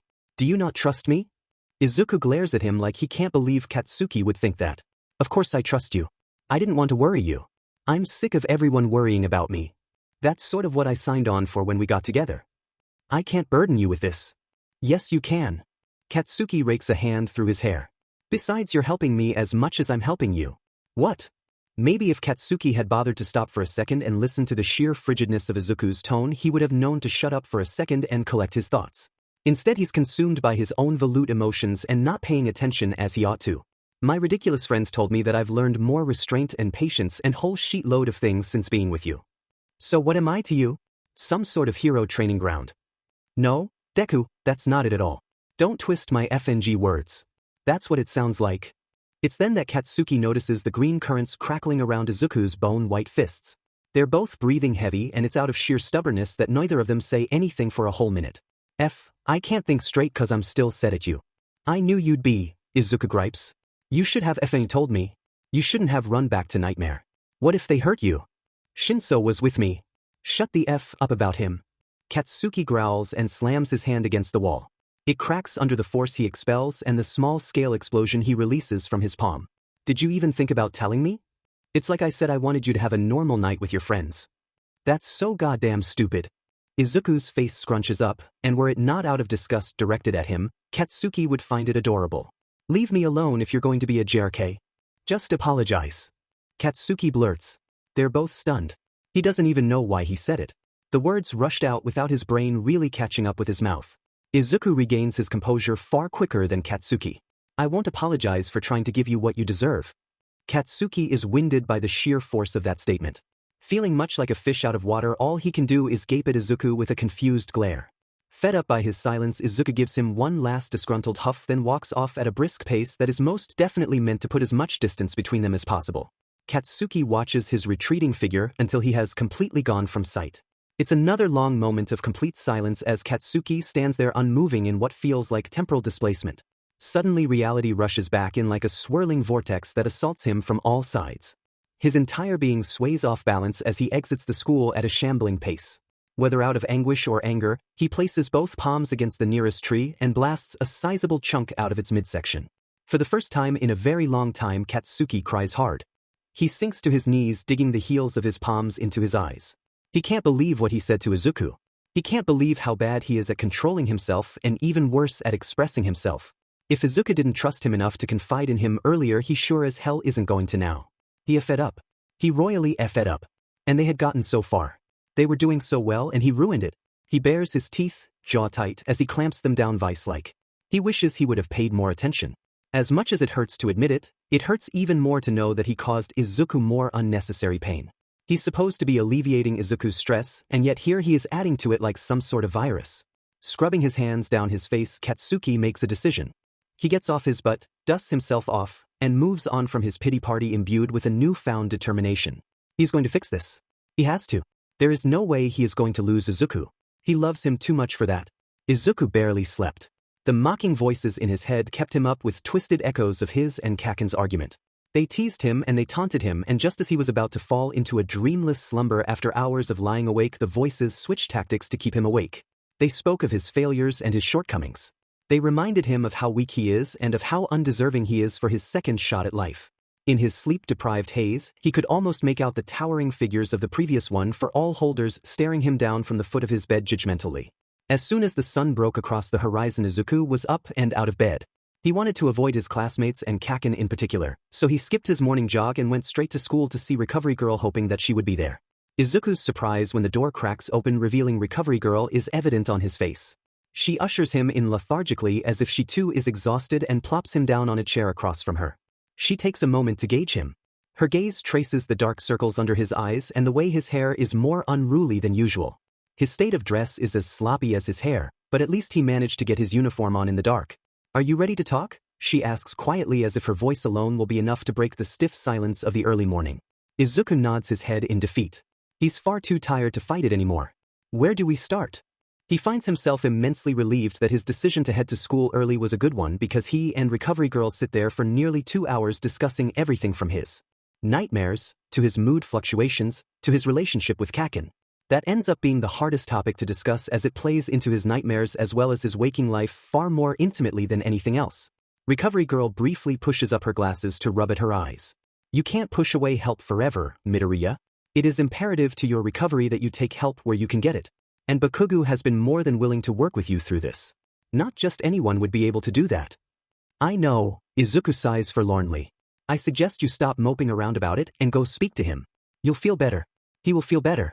And we can continue moving forward in your recovery instead of backwards." "I haven't been moving backwards." Izuku tries to justify, only to be silenced by Recovery Girl's sharp look. "I guess I am. Recovery is not a linear process. It is okay to one day leap forward and the next to fall back, as long as you do not stay down and you continue to get up and work towards healing." "It's hard," Izuku whines. He feels the familiar heat in his cheeks and eyes that is the precursor to tears he does not want to shed. "It's exhausting. No one ever said it would be easy. And despite what those nightmares tell you, you are not weak. Yesterday you said the only reason you survived that attack was because of the quirk inside you. It may have stabilized you, brought you back to us, but you were the one in the end who fought to stay alive. And you are the one who is here right now, still fighting to be the best version of yourself you can possibly be. It takes a special inner strength to keep moving forward when all you want to do is give up." Izuku lifts his chin to prevent any tears from spilling out. "Sometimes I want to give up. Sometimes I don't feel like I deserve to be alive. I don't like feeling this way. I want to go back to the way things were before." It is perfectly understandable that you are having these conflicting emotions. Focus on your goals and spend time doing things that bring you a sense of peace and joy. You're a brilliant boy, Midoriya, and I know you will get through this. "What if I don't?" Izuku whispers, voicing his deepest fear. "What if I never get over this?" Recovery Girl smiles at him, and it throws him for a loop, as he does not expect it in the slightest. "I said that you will get through this, not over it. Much like the physical scars you bear on your arms, this event too will leave scars, only they will not be worn on the surface. There are moments in everyone's life that will change them, and too often people think they need to bury these moments and get over them rather than working with what life handed them and learning from it." She rests a hand on his knee and pats him there in a show of solidarity. "The invisible scars we are left with can hurt just as much as a physical one, and sometimes hurt even more. Those scars will heal and reveal more about you than you know. You will come out on the other side of this having grown more." Izuku isn't sure if he likes what he is hearing. Recovery Girl must catch on, because she continues. "I'm not saying that it is fair you experience this pain, nor am I saying that you needed this experience to grow. I know I speak for all of us that know you when I say that we wish this had never happened to you, but that cannot take away the fact that it did happen. All that can happen now is to learn from the pain and to grow from it. No one can change the past, but we all affect the future with our decisions every day." Izuku stays silent as he absorbs everything she says. Maybe she has a point. He needs to look at his situation in a different perspective. His thoughts drift to Kaken and their argument again. He shakes his head as if the physical act will clear his head. "I'm proud of you, Midoriya." The words finally strike a chord in Izuku, and he finds himself crying again despite his best attempts to keep the liquid stored in his eyes where it should be. He can't help himself as he curls into his body and places his head in his hands. "I'm going to work even harder," Izuku says, voice muffled by his fingers. "I'm going to make everyone proud. I promise." She smiles gently at him as she watches him calm his shuddering tears. Izuku pops back up with a ferocious expression born from determination. "Thank you." He pulls himself to his feet, adjusts his uniform and runs his fingers through his hair before pulling his bag over his shoulder and hops out the room. Izuku pauses just outside the door as he nearly runs right into Todoroki. "Hi, Todoroki," Izuku says in a lame greeting. "Can we talk?" Todoroki asks with such a solemn expression that Izuku feels a cold fear creep inside him. He nods once and follows Todoroki out of the hallway, partly concerned and partly confused. Where the hell could he be? Katsuki whacks the end of his pen against his desk in quick succession. "Class is about to start. What did you two fight about anyway?" Kirishima asks. His eyes follow the pen's arc and finally he slams his hand down against it to stop the annoying action. Katsuki glares at him and tugs his pen out from under Kirishima's palm. "It's none of your business. You're the one who had us up an hour early trying to get Midoriya out of bed," Kaminari says. "You've made it our business. I asked for your help. That does not mean it's any of your business. How about you satisfy the curiosity of two friends?" Kirishima asks and leans in close. He flashes Katsuki a grin that is all teeth. "We could help smooth things over between you two if we know what dumb shit you said." Katsuki bristles and immediately shoves Kirishima's face away from him. "I never should have come to you two idiots. Don't take your anger out on us when you're really mad at yourself," Kaminari chides. Another sharp glare from Katsuki has him backing down with a nervous laugh. His eyes drift towards the front of the classroom then go wide. "Oh, look, there he is now. About time." Katsuki whirls around to the door and feels his heart stop when he spots Todoroki ushering Izuku through the door with a hand on his back. The contact alone would have made his blood boil, but it freezes over again when he notices the wide smile Izuku wears as he beams up at the two-toned B. He watches unable to look away as Izuku's smile softens and a red dusting spreads across his cheeks. He and Todoroki pause long enough for Izuku to lean towards him and whisper something. Todoroki's gaze flicks to Katsuki and his hackles rise at the sheer coldness he finds expressed in those eyes. Todoroki gives him a minute shake of his head before his attention is back on Izuku, who is none the wiser to the small interaction that leaves Katsuki itching to close his hands around something and make it explode. In another brief exchange, Todoroki smiles back at Izuku. He then reaches out to ruffle the green locks of hair affectionately. "Shoto!" Izuku whines. "I just fixed my hair. If you call that mess earlier fixed, then I think you need to invest some time in your hair care," Todoroki says bemused. Izuku pouts adorably and huffs. "I'll have you know my hair is fine the way it is." "You're right. Don't change it." Katsuki watches in alarm as a deeper blush from earlier mars Izuku's cheeks and nose, and suddenly he can no longer look at them. He turns back around in his chair and clenches his fists atop his desk. "Dude, are you okay?" Kaminari asks. "Go away," Katsuki snarls. Kirishima crouches by Katsuki's desk and spares him a concerned glance. "They're just friends. You have to know that." "I said go away. Calm down and talk to him after class. Don't be your usual hot-headed self and go spouting off at the mouth again." "What do you know?" Katsuki barks, drawing the attention of the entire class to him. When he looks up, he meets Izuku's look, one full of concern and anger. He immediately tears his gaze away and drops it back to his desk. He's saved when Aizawa slides into the room looking like he would rather be wrapped in his sleeping bag than standing there. Katsuki listens closely as Izuku crosses the room and takes his seat behind him. He can feel his gaze on his back and wishes for once that he was like Hagakure. The day blows by in a blur. The only relief Katsuki gets is at the hands of their training, where he can blast around as much as he likes and work himself up to the point of his muscles aching. The physical strain is far more pleasant than the emotional baggage he tries so desperately to ignore. As the day draws to a close, Katsuki still hasn't worked up the courage to speak to Izuku. He isn't entirely sure on what to say either because he doesn't want to apologize. Why should he? Izuku was the one who lied to him and chased after Nightmare again. Katsuki was happily going to ignore his classmates, Izuku included, for the rest of the evening until he hears the news bulletin go off in the main living area. He and the rest of his classmates crowd around to listen as the news anchor relays the foreboding information that Nightmare's attacks are growing in frequency. People were working themselves into a panic as the reporter asked them questions on the street. The unrest in the city was growing exponentially, as were the attacks. Katsuki glances outside, noticing that the sun is still setting. He doesn't want to know what it means that Nightmare is no longer waiting for the cover of nightfall to attack. The reporter continues on to give the viewers advice on avoiding Nightmare, but it all sounds like bullshit to Katsuki. He had seen Nightmare in action and knew none of their safety nets would work against the villain. The only way people would be safe is if Nightmare is somehow caught. That's when Katsuki, who had hung around the back of the room instead of being pressed together with the rest of their classmates, notices Izuku on the other side of the room mirroring him. The only difference between them is the crease between Izuku's eyebrows and the way he chews hard on his bottom lip. Katsuki wants to look away. He wants to go away and not concern himself with any of this for at least another day, but that all changes when Izuku finally looks up and catches him staring. He crosses the room headed directly for him, and Katsuki's heart rate speeds up. He doesn't want to talk yet. He still doesn't know what to say. His mind is going to short-circuit any minute now. I think we should talk, Izuku says, low so no one else could hear. Katsuki follows him upstairs dolefully. He pointedly ignores both Kirishima and Kaminari, making encouraging gestures. Katsuki shuts Izuku's door behind him and stands stiffly by it. Izuku finds his brain hurts and that he simultaneously wants to stare at Katsuki and look anywhere except at him. It's a dilemma he can't define. Katsuki isn't faring much better.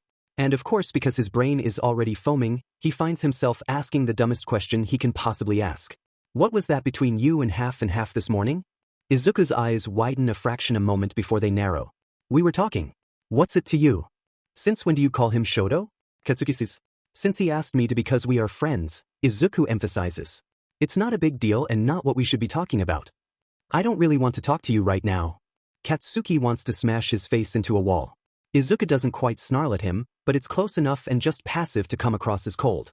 Well, that makes two of us. Then why am I here? Because I still like you even though you're a complete but sometimes. And after my chat with Recovery Girl this morning. You went to see her this morning? Katsuki asks. It suddenly makes sense why his attempts to apologize in the early hours of the day went unnoticed. Izuku spares him a deadpan expression. That's what I just said. You know, normally I'd find this snarky attitude of yours hot, but right now it's just pissing me off. What doesn't PSS you off? Katsuki can't help but notice that Izuku's face has taken on a tinge of pink. Dunno. Izuku releases a breath and sits on his bed. The tension is still held tight in his shoulders despite his relaxed position. I don't know what to say to. I'm not sorry for what I did. And I doubt I'll get an apology out of you. You're right. I'm not apologizing for shit, Katsuki says, thoughts ripped from Izuku's waning blush and put back on the topic of why he's here. Figures, Izuku mumbles under his breath. Excuse me? Katsuki asks in a low rumble. He closes the space between them. Izuku cranes his neck to look into Katsuki's menacing face. What's that supposed to mean? It means I want an apology and you won't give me one. Why should I apologize? I have every right to be mad. Katsuki feels flighty all of a sudden. He's itching to move. Something inside him is vibrating through his chest calling for action. But what action does his body want him to take? You left me out of an important decision, then flippantly talked about how useless you are. Which also really set me off. I don't have to run everything that I do by you first. And what's it matter anyway? I was telling the truth. Oh, here we go again, Katsuki rolls his eyes. More of your self-loathing bullshit. I wonder why I feel that way. Maybe it has to do with the fact that I spent my childhood being bullied. I thought we moved past that. Maybe you have. Izuku is on his feet in a flash of green light and suddenly Katsuki is pinned to the opposite wall by a hand on his shoulder. I still hear your voice mocking me. I have these FING voices in my head telling me you're only using me and then you go and tell me yourself that you are. Katsuki tries to wrench himself out of Izuku's grasp, but this little bugger has an exceptionally tight grip on him. When the F, did I say I was using you? Last night. Izuku says exasperated. You're using me to learn patience and other dumb hero stuff. If Katsuki weren't so confused he would have laughed. Never would he have imagined he would hear the words, dumb hero stuff, come from Izuku's mouth. You don't if they listen, do you? Izuku looks offended, so before he can spout off some more nonsense Katsuki continues. I'm not using you. I'm learning from you. Izuku blinks once then twice and suddenly his grip relaxes. What? Helping you with all that's going on has taught me to be more patient. I've learned how to be more thoughtful because of you. Will those traits help me as a hero? Sure. But that's not why I'm here. I'm here because I like you. Katsuki gulps down the words he wants to say and powers forward. I want to help you and I've never wanted to help anyone except myself before, so this is all new territory for me. I can't help it that I'm an a-hole. Izuku steps out of Katsuki's personal space and staggers back to his bed. His knees hit the edge of it and he plops down on his, but mimicking his position from earlier. He seems stunned, dumbfounded even. Oh my god, he whispers. Katsuki crosses back towards the bed. This action startles Izuku and suddenly he's looking up at Katsuki with pleading eyes. I'm so sorry. I jumped to conclusions last night. You're just trying to help me and I'm pushing you away exactly as Recovery Girl said. I'm an idiot. Stop that, Katsuki chastises. At Izuku's confused look he continues. You aren't an idiot. You're dealing with some serious shit and I don't blame you for being out of it. Izuku does not seem convinced. His head drops back down so he can stare at his anxiously twiddling fingers. Katsuki huffs because that simply won't do. He takes both of Izuku's hands in his and slowly twines his fingers through, making sure to give Izuku ample space to retract if he wishes. He merely lifts his head to stare apprehensively at Katsuki. Katsuki leans forward. He gives Izuku's hands a squeeze then presses their mouths together. The kiss is soft and sweet and soon Katsuki knows exactly what that itch from earlier was. The sheer satisfaction felt in this moment is enough to send him to the moon and back. When Izuku begins to move with him, Katsuki applies more pressure. Izuku's fingers curl around his and tug him forward gently. Katsuki sways into him then steadies himself. Izuku pulls again a bit more forcefully this time and he starts to lean back so that Katsuki has to chase him to keep their mouths together. It suddenly dawns on him what Izuku wants him to do. He unlaces one of his hands so that he can use it to steady himself as he climbs on top of Izuku's bed. He breaks their kiss momentarily to get his bearings straight as Izuku scoots back to give them enough room. Their eyes meet, apprehension and tension radiating off them both. This time it's Izuku that leans forward to connect them again. Katsuki is desperate to pour his apology and his sidelined emotions into this single kiss. It's all too much to handle and his brain grows foggy under the heady nature of what they're doing. Suddenly Izuku's free hand is around Katsuki's neck dragging him closer. There is something so wonderful and so terrifying in this simple act. Katsuki doesn't want to think about it, not that he really can because Izuku's fingers are curling in his hair and gently pulling in just the right way to turn his mind to mush. All he can focus on is Izuku and how he feels and smells and tastes and it's all so overwhelmingly incredible. Emboldened by Izuku's own wandering hand, Katsuki slips his hand under the other's shirt and skirts his fingers across the expanse of skin there. Izuku jumps at the slightest touches, trembling under Katsuki's fingertips and he can't help it as he lets that go to his head. He scrapes his nails down Izuku's side and relishes in the shiver it elicits from him.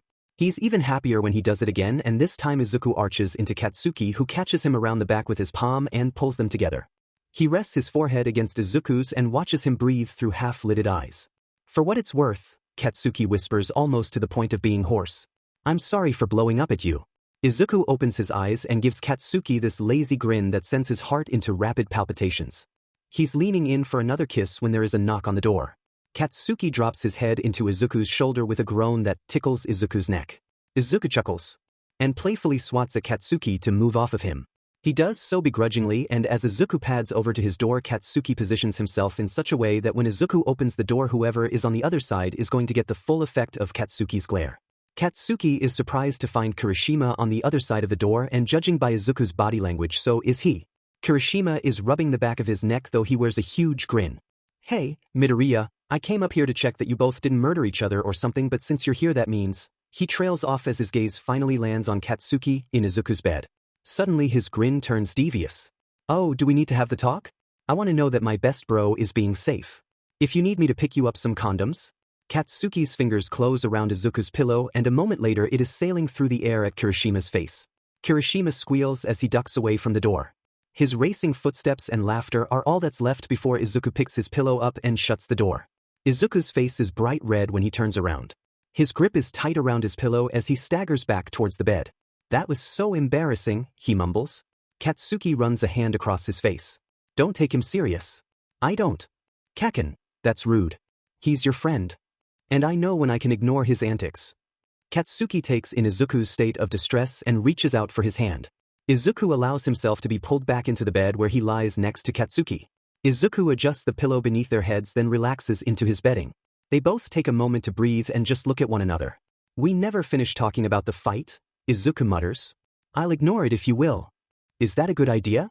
Izuku's hopeful stare is enough for Katsuki to know that it is, yet he still finds himself saying, I don't know. Izuku shuts his eyes and exhales. When he opens them he seems calmer. Can we just stay like this for a while? His eyes dart to the foot of his bed apprehensively. Katsuki's lips break apart into a tiny smile as he wraps one arm around Izuku's waist and pulls him in. I'd like that. And for what it's worth, Izuku says, echoing Katsuki's earlier words. I'm sorry for making assumptions. Izuku tucks his head into Katsuki's shoulder and even though his hair tickles his chin, Katsuki finds that there is no place else he'd rather be. His heart continues to beat erratically in his chest and no amount of breathing exercises can calm the organ. He's almost certain that Izuku's little chuckle is at the expense of his racing heart, but he keeps it to himself. They relish in each other's warmth and make soft pulls at the other to stay close. Soon Izuku's breathing evens out and Katsuki finds in his warm comfort that he too is about to fall asleep. He knows he shouldn't. He should go back to his room. However, the peacefulness of being curled around Izuku is more than enough to keep him planted in that bed. His thoughts sour as he remembers what Izuku said earlier about still hearing Katsuki's voice mocking him. That churns his stomach and makes his heart ache in a way it has never hurt before. In his sleep Izuku snuggles closer and Katsuki's heart swells. Even in his sleep Izuku manages to make him feel better. He tucks himself into Izuku's bed then shuts his eyes and allows himself this moment. He can take this much, can't he? Izuku sits stiff as a board plastered in front of his computer as another news story flashes across the screen detailing Nightmare's continued attacks and their rapid growth. He has his fingers crossed over his mouth as he stares hard at the screen simultaneously watching the story develop and reading the report beneath it. Katsuki lies on the bed behind him with an equally frustrated expression as he stares hard at the ceiling. Listening to the news anchor spout nonsensical protective measures is more than grating. He tightens and unclenches his fists testily. This isn't good, Izuku mutters. Nightmare needs to be stopped. Well, what can we do about it? Katsuki asks lamely. He drops his hand and rolls over so that he is facing Izuku who has turned around in his chair with his back to his computer. We already tried and failed to capture them. We should just leave it to the pros. Izuku shakes his head. I can't. I'm the only one who Nightmare is willing to talk to. Maybe if I can convince them to stop. How'd that work out the last time you went to see them? Katsuki snaps. The subject is still a sore spot for the two of them. They both look away from one another. Izuku chews on his lower lip. His gaze lifts and drops from Katsuki dubiously. What if instead of trying to stop them, I join them? Katsuki barks out a vicious laugh as he sits up. Funny, Izuku, that's real funny. Izuku openly glares at him. I'm being serious. No one else has been able to get close to Nightmare without being attacked. They've expressed that they want me on their side. I can slip in and figure out what makes them tick then help take them down. So, you want to put yourself in danger again on the off chance that you'll expose a weakness none of the pros have been able to find in weeks? Katsuki huffs another aggressive laugh. No. No. Izuku doesn't want another fight so he tampers down his burgeoning anger. Shoto and I discussed it the other day and he thinks it's worth a shot. Izuku suddenly realizes in a moment of panic that in trying to avoid an argument by holding his tongue on one subject, he brought up another, entirely wrong one. There is fire behind Katsuki's eyes that runs deeper than what was there moments ago. He grips the edge of Izuku's bed in a white-knuckled hold and Izuku can smell the scent he has come to associate with Katsuki and his quirk. It's not unpleasant as it smells rather like burnt sugar, but the fact that he can practically see the darkening edges of his pale sheets is enough of a warning. You both think it's a good idea to throw yourself at the enemy's mercy, huh? That's what Shoto thinks? He thinks that's best for you? Please don't put holes in my sheets, Kakin, Izuku whines. He's happy to see Katsuki lift his crackling hands, minimal damage to the bedsheets, and stand. It's not about what's best for me, it's about what's best for this city. Nightmare isn't slowing down and it doesn't look like they will anytime soon. I can't sit by and watch people suffer knowing how it feels. Katsuki scoffs. And what are you going to tell the teachers? You just decided to join up with a villain and skip classes? I'll tell them the plan and hope they'll understand. This isn't a plan. It's better than sitting around doing nothing. Izuku drops his forehead to the top of his chair. You don't know what it's like to have Nightmare in your head. No, I don't. But I know putting yourself in danger again is not a plan. It's a chance. And what am I supposed to do? Sit around like an a-hole in class while you're running around with the enemy? I don't know. I was going to bring this up to Aizawa and All Might and see what they suggest. Katsuki laughs though it's not unkind. You think they'll be on board with this after all you've already been through? Katsuki crouches down in front of Izuku who lifts his head so they can look at one another. I think they might be a little protective of you. Like someone else I know, Izuku says with a lopsided grin. Don't try to deny it. Katsuki's cheeks light up. I wasn't going to. Sure you weren't. Izuku leans over and presses a chaste kiss to Katsuki's forehead. Your concern is noted, but I'm still going to talk to Aizawa and All Might about this. Can I come?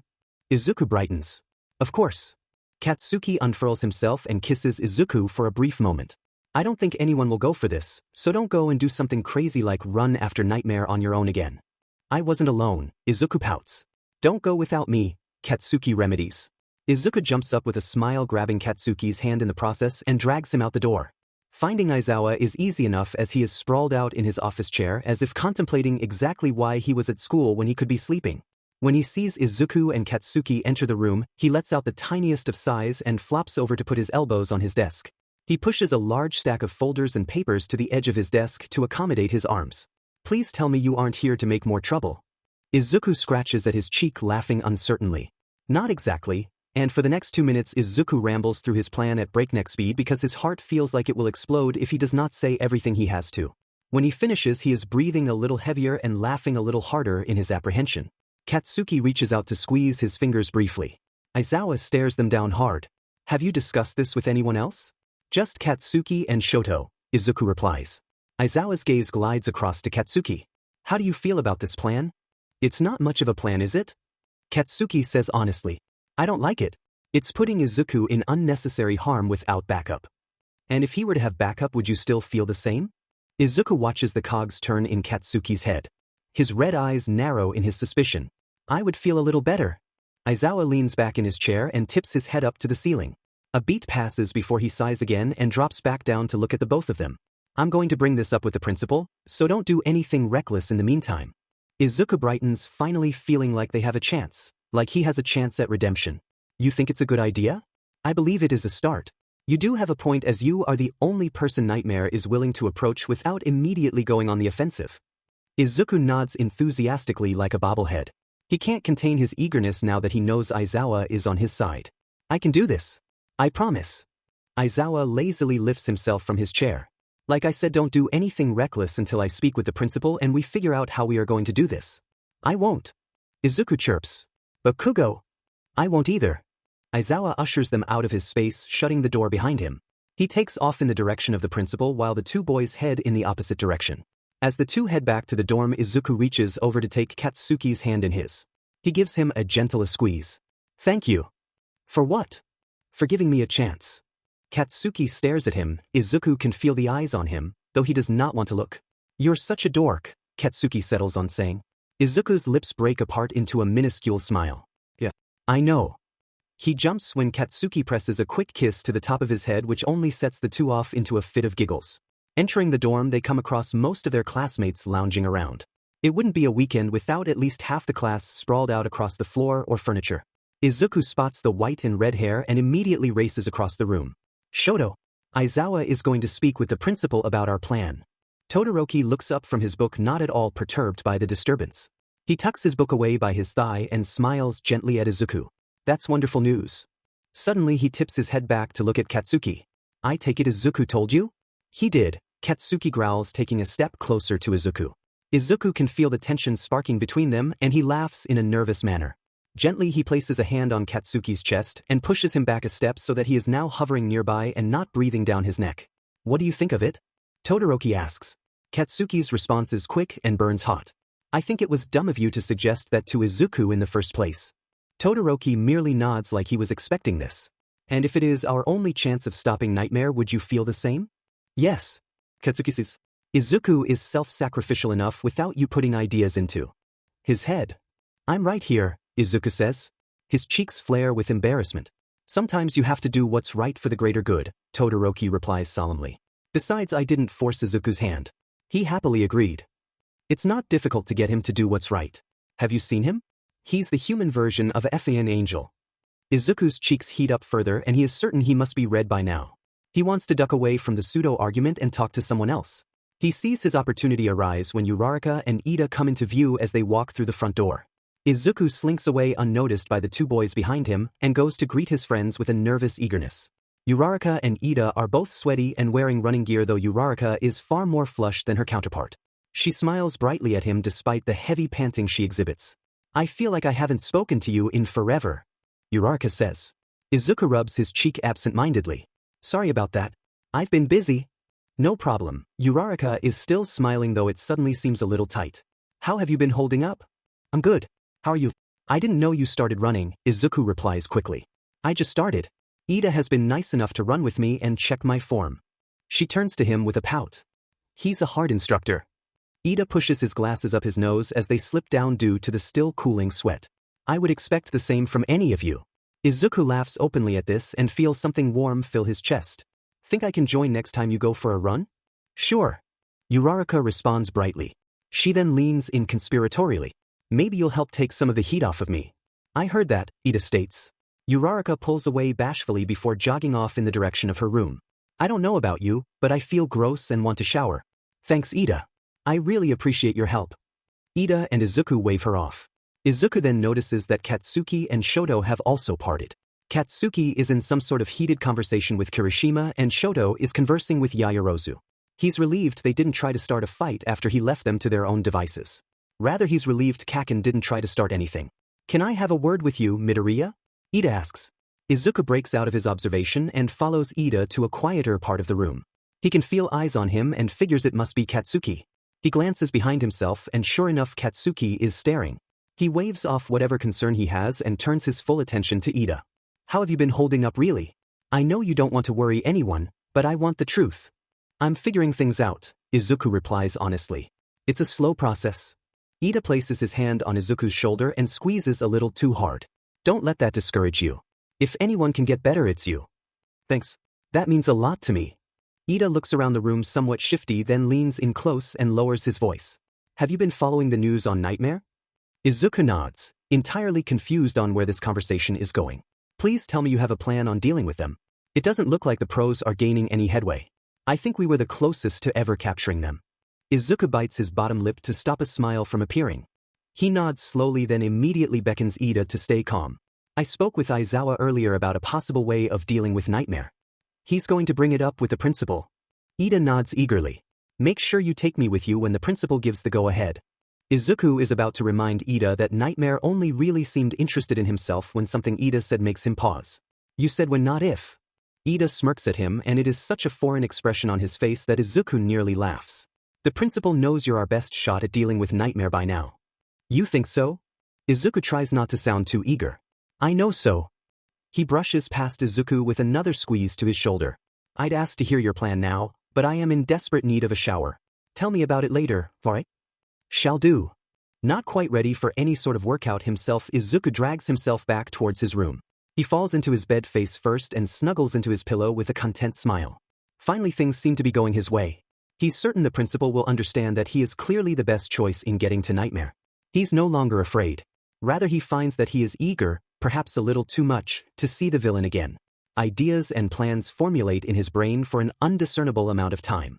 It's only when he hears a knock at his door that he lifts himself from his web of thoughts and calls for whoever is on the other side to enter. Katsuki steps in and swiftly shuts the door behind him. Izuku sits up to give his full attention. You've been up here a while, were you sleeping? No. I was thinking of different scenarios for Nightmare. Katsuki huffs under his breath and crosses to Izuku's bed in short, quick strides. You're always overthinking everything, he mutters. In an uncharacteristically soft moment, Katsuki throws his arms around Izuku's waist and flops onto his bed, dragging the other boy down with him. He nuzzles into Izuku's neck, enjoying the warmth. Kaken. Izuku is heating up quicker than asphalt under the sun. What are you doing? Cuddling my boyfriend. His voice is muffled by Izuku's shirt and he makes no move to tilt his head to be better heard. But why? Do I need a reason? Well, no, this is just odd for you. Is it? Izuku thinks he's upset Katsuki and is about to pull away in a panic and apologize when suddenly he feels Katsuki's lips on the back of his neck by his spine and they're curved up in a smile. Relax, Izuku. You don't do enough of that. Izuku wants to protest, though he knows Katsuki is correct. Especially with all the events as of late. Izuku has not had a moment to relax. He feels as if he has been walking on ice that cracks with each step he takes. Exhaling, he relaxes his posture and shuffles backwards into Katsuki's arms. Katsuki tightens his grip and smiles again. This is what you should be doing more often. Cuddling in bed with you? Definitely. Izuku drifts briefly in the quiet and stillness of the room, surrounded by the comfort that Katsuki's arms provide. The warmth along his back is better than any blanket. Absent-mindedly, he strokes Katsuki's arm. After a few minutes of this, Katsuki lifts his hands to slip his fingers through Izuku's. You're still thinking, he mumbles lethargically. It's our off day and you're not sleeping. Neither are you, Izuku teases. I'm not the one who has trouble sleeping at night. He feels the panic a moment before his mind processes it. His pulse quickens as the anxiety rumbles down his throat and into his chest. What good is any of this if he can't even relax with his boyfriend during the small window of opportunity he has? Why can't his mind ever shut off? It was probably so annoying. Why would Kaken ever want to deal with him when he's like this? I can hear the gears turning in your head, Katsuki whispers. Izuku opens his mouth, though no sound comes out. He feels a familiar, unpleasant heat reach his eyes. A moment later, he's burying his face in his pillow, trying to control his breathing before it gets out of hand. Hey, what's wrong? Katsuki asks, trying to sound gentle. The tone comes across as slightly annoyed, and it only makes Izuku's brain hurt. Izuku, talk to me. Hands are on him, turning him around so that they're facing one another. Izuku keeps his face pressed into his pillow, though it only makes matters worse as with each quick breath the fabric of his pillowcase chokes him.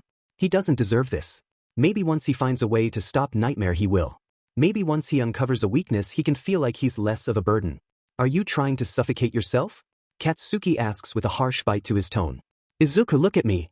He shakes his head. Look at me, Katsuki demands. Finally Izuku turns his face enough to peer one eye up at his boyfriend. He's not at all surprised to see the hardened expression he's grown used to seeing after all these years staring down at him. He tries to bury his face back into his pillow. No, you don't. Katsuki suddenly puts both hands around Izuku's face and lifts his head out of the pillow. What triggered this? You were fine a few minutes ago. Izuku is focusing all his attention on not crying that he can't formulate an answer. He's not even sure he knows. The familiar pull in the back of his mind is there calling out to him. It whispers his insecurities, and for a brief moment he sees a flash of a mangled hallucination burn behind his retinas. He seeks in a breath and tries to banish it before it can manifest into something out of his control. I need you to talk to me. When Izuku finds his voice he finds himself asking, why are you being so nice to me? What? Katsuki looks alarmed and rather stupefied. Why do you want to be with someone as broken as me? Is that what this is all about? I can't even lay down with my boyfriend without freaking out over nothing. You said it yourself. I don't know what it's like to have nightmare in my head, and I don't know what the lasting effects feel like. You're dealing with all of this sort of on your own, and I don't mean it like you have no support, cause I think I've done a pretty good job so far if I do say so myself. Izuku chuckles at this and pulls his face away from the pillow. Focusing on his breathing is easier when he can listen to Kaken's words and husky tone. Katsuki gives him a rather boyish grin that does something to his gut, twisting it almost uncomfortably, but not quite. A little anxiety attack here and there doesn't make you weak or a burden. Besides, you've always been an anxious crybaby. The juxtaposition of Katsuki smoothing back some of Izuku's unruly hair accompanied by words that in the past would have hurt him is almost unfathomable. Izuku is suddenly acutely aware of how strange this whole scenario is and how even a few months ago he would have never imagined being in this position. And you've always been a callous G, Izuku teases. Katsuki flicks his forehead as he laughs. This isn't about me. Izuku finds himself grinning. Maybe we should make this about you. I'm going to sleep now. Katsuki slides down the bed and tucks himself in. Izuku leans over and with a laugh begins to shake Katsuki, who bats him away with one hand. You can't just sleep away your problems. Watch me. Izuku pounces on him, trying to tear his sheets away from Katsuki, who has rolled himself into a cocoon. They're laughing and Izuku's chest feels lighter. He doesn't think he will ever get used to see Katsuki this way, grinning unbidden and face alight and glowing. It's such a far cry from his usual scowl and glare combination he displays for the school. He wishes Katsuki could look this way more often, though a part of him feels special knowing he's the cause and maybe one of the few people who have ever seen him this way. A series of loud knocks at the door stops their play fight and Izuku leaps up to answer the door. On the other side is Kirishima, looking one part uncomfortable and another part mischievous. I hope I wasn't interrupting anything. He casts a sly look in Katsuki's direction. Izuku is sad to see the mirth gone from Katsuki's face as his scowl is back full force. Aizawa is downstairs looking for you too. Izuku doesn't wait for Katsuki, he knows that he will follow, and instead races downstairs trying to contain his eagerness. The two of them come to a stop in front of Aizawa, who is stood in front of the door. He beckons them outside and moves away from any prying ears that may be pressed against the walls. Once again he looks disheveled and more like he would rather be in bed than standing in front of them. I spoke with the principal and he is on board with your idea. Izuku grins and grasps Katsuki's arm to shake it in his excitement. We are going to host a panel to further develop this plan, and I encourage you to invite any of your classmates you believe will be able to help. Thank you. I already have a few people in mind. I expected as much. I will make it implicitly clear the dangers of this plan, but I suggest you do the same. It is one thing for your classmates to hear about Nightmare on the news, it is another to face such a volatile force. Don't worry. I'll explain what it is like to them. Katsuki throws a concerned look his way, which he brushes off with a small smile. It's okay. Besides, if this goes the way I want it, no one else will get hurt like I was. That is a noble resolve you have, but also foolish. Don't go into this believing your plan is perfect. As I'm sure you are aware, with your many escapades, even the best laid plans often go awry. I understand. Make sure you do. We'll do this tomorrow, so be ready. With a quick goodnight, Aizawa takes off. Katsuki turns to Izuku, who feels himself brimming with a nervous, dare he say, excited energy. He can do this, he reminds himself. He has to. Katsuki pulls his hand into his. Don't get too into that head of yours, he whispers. I need you on top of things if we are really going to do this. I know. This time will be different. Izuku kisses Katsuki in a bold display of affection that quickly transitions to something soft and comforting. He doesn't want to worry Katsuki, but he also knows that for at least some part of this mission he will have to be on his own for it to work. One more kiss and Izuku pulls away. He has quite a few people to talk to before tomorrow. He's determined. He's ready. He can do this. And if the voices in the back of his mind claw at him whispering that he's making a mistake, he can overcome those too. He has to. The sun begins its retreat, casting an eerie glow across a city that has grown quieter in the wake of Nightmare's attacks. Izuku stands alone in the center of a busy alcove in the heart of the city. People rush past him in a haze, parting around him as if he were no more than a fixture. No villain would stop these workers from getting to and from their jobs, or the teenagers without a care in the world from hanging out after hours. He adjusts his mask to his face, specially fitted with upgrades by May to dispel Nightmare's smoke from spiraling down his throat again. Making sure it is secure, he takes a deep breath and begins his trek across the city. Many of his classmates are already patrolling the city undercover in hopes of catching sight of Nightmare to give Izuku some direction.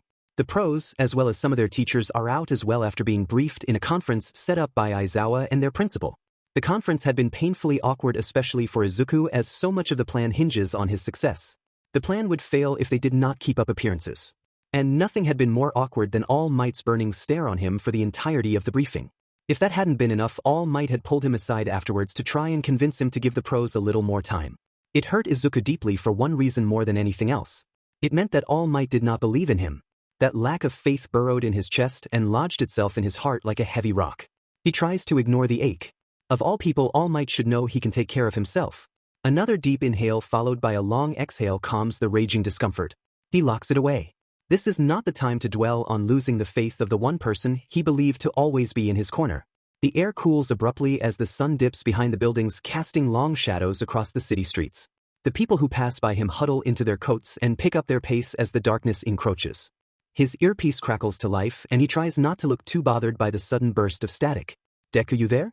Uraraka's voice is slightly garbled but still audible. "I'm here. Any sign of Nightmare yet?" His eyes dart in every direction, hoping that like every other time Nightmare will find him and he will not have to search for long. "No. I checked in with the others and there haven't been any sightings or reports of an attack all day." She pauses for so long Izuku fears something has happened to his communicator. "Do you think Nightmare is gone?" The hopefulness in her voice is almost enough to make Izuku's next words hurt. "No. They're still here. Nightmare must know I'm out. If they know what's good for them, Nightmare will show their punk butt and make our lives easier," Katsuki hisses. "I didn't know you were listening," Uraraka gasps. "I have him patched through directly to my feed," Izuku explains. "It makes everything easier." "I'll leave you to it then." There is silence for a beat until Katsuki rumbles back to life. "You really think Nightmare has their sights on you?" Izuku has a scary feeling that Nightmare is aware of him. They may not be watching directly, but they're definitely aware. In a sense, I think Nightmare knows I'm out. Whether or not they're watching me is anyone's guess. "Think you can lure them out?" "I'm heading for some back streets. Nightmare may be more willing to show up if I'm in a less populated space." He thinks for a second, pausing his sweeping eye movements to stare blankly ahead. "Talk to me for a bit?" Katsuki chuckles lightly on the other end. "Anything you want to talk about in particular?" "No. I just want to hear your voice is all." "You're such a sap," Katsuki teases. "Don't make me shut this thing off." "I'm only kidding, shish." Katsuki sighs, though Izuku can hear the laughter on the tip of his tongue. No need to get dramatic. His footsteps echo down the quieting streets as he maneuvers away from the densely populated main streets. The crowds thin the further he goes until all that's left are a few loiterers and business people stalking through the cold as if walking faster will stop the ice from wrapping around their bones. Katsuki brings up menial topics and tries more than once to get Izuku to laugh. The most he receives is a strained chuckle because something in Izuku's gut is warning him. Something isn't right. "Deku." The unease in Uraraka's voice as she comes alive through his earpiece instantly sets Izuku's nerves on edge. "I can't reach Ida, Azui, Todoroki, or Kirishima." There's a split second where Izuku finds his heartbeat thrumming in his ears. He tampers down the panic to breathe. "What?" Katsuki's voice barks. "Hold on. I'll figure it out." "Kaken, hold up. What do you mean you can't reach them?" Izuku asks. "I've tried checking in with them and I haven't received a reply in 3 minutes. "What about Aizawa?" "He said not to worry about it and that he would send someone to check their last location, but Deku, I'm worried." "Hold on a second."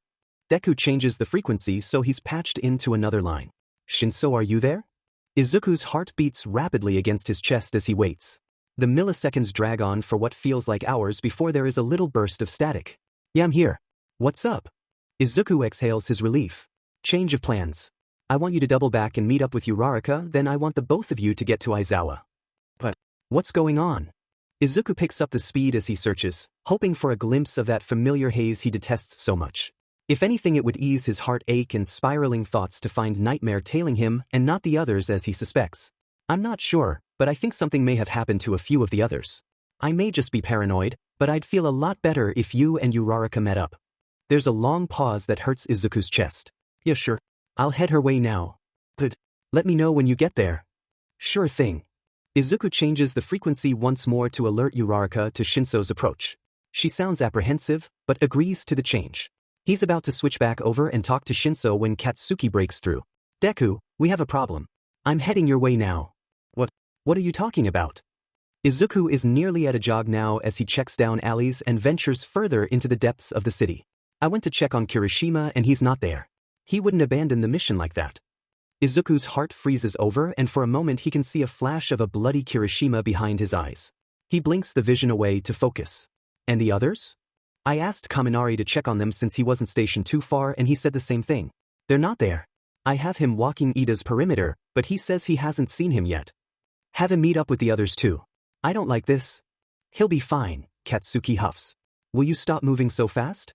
Izuku comes to a halt at the mouth of a dead end he had not realized he was headed towards. Neon signs light the end of the road, blinking and buzzing atrociously loud in the silence.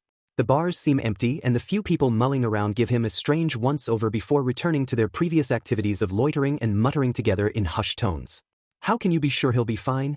Look at who we have lost contact with already. Katsuki huffs again, this time slightly less labored. That's why you contacted Shinso first, isn't it?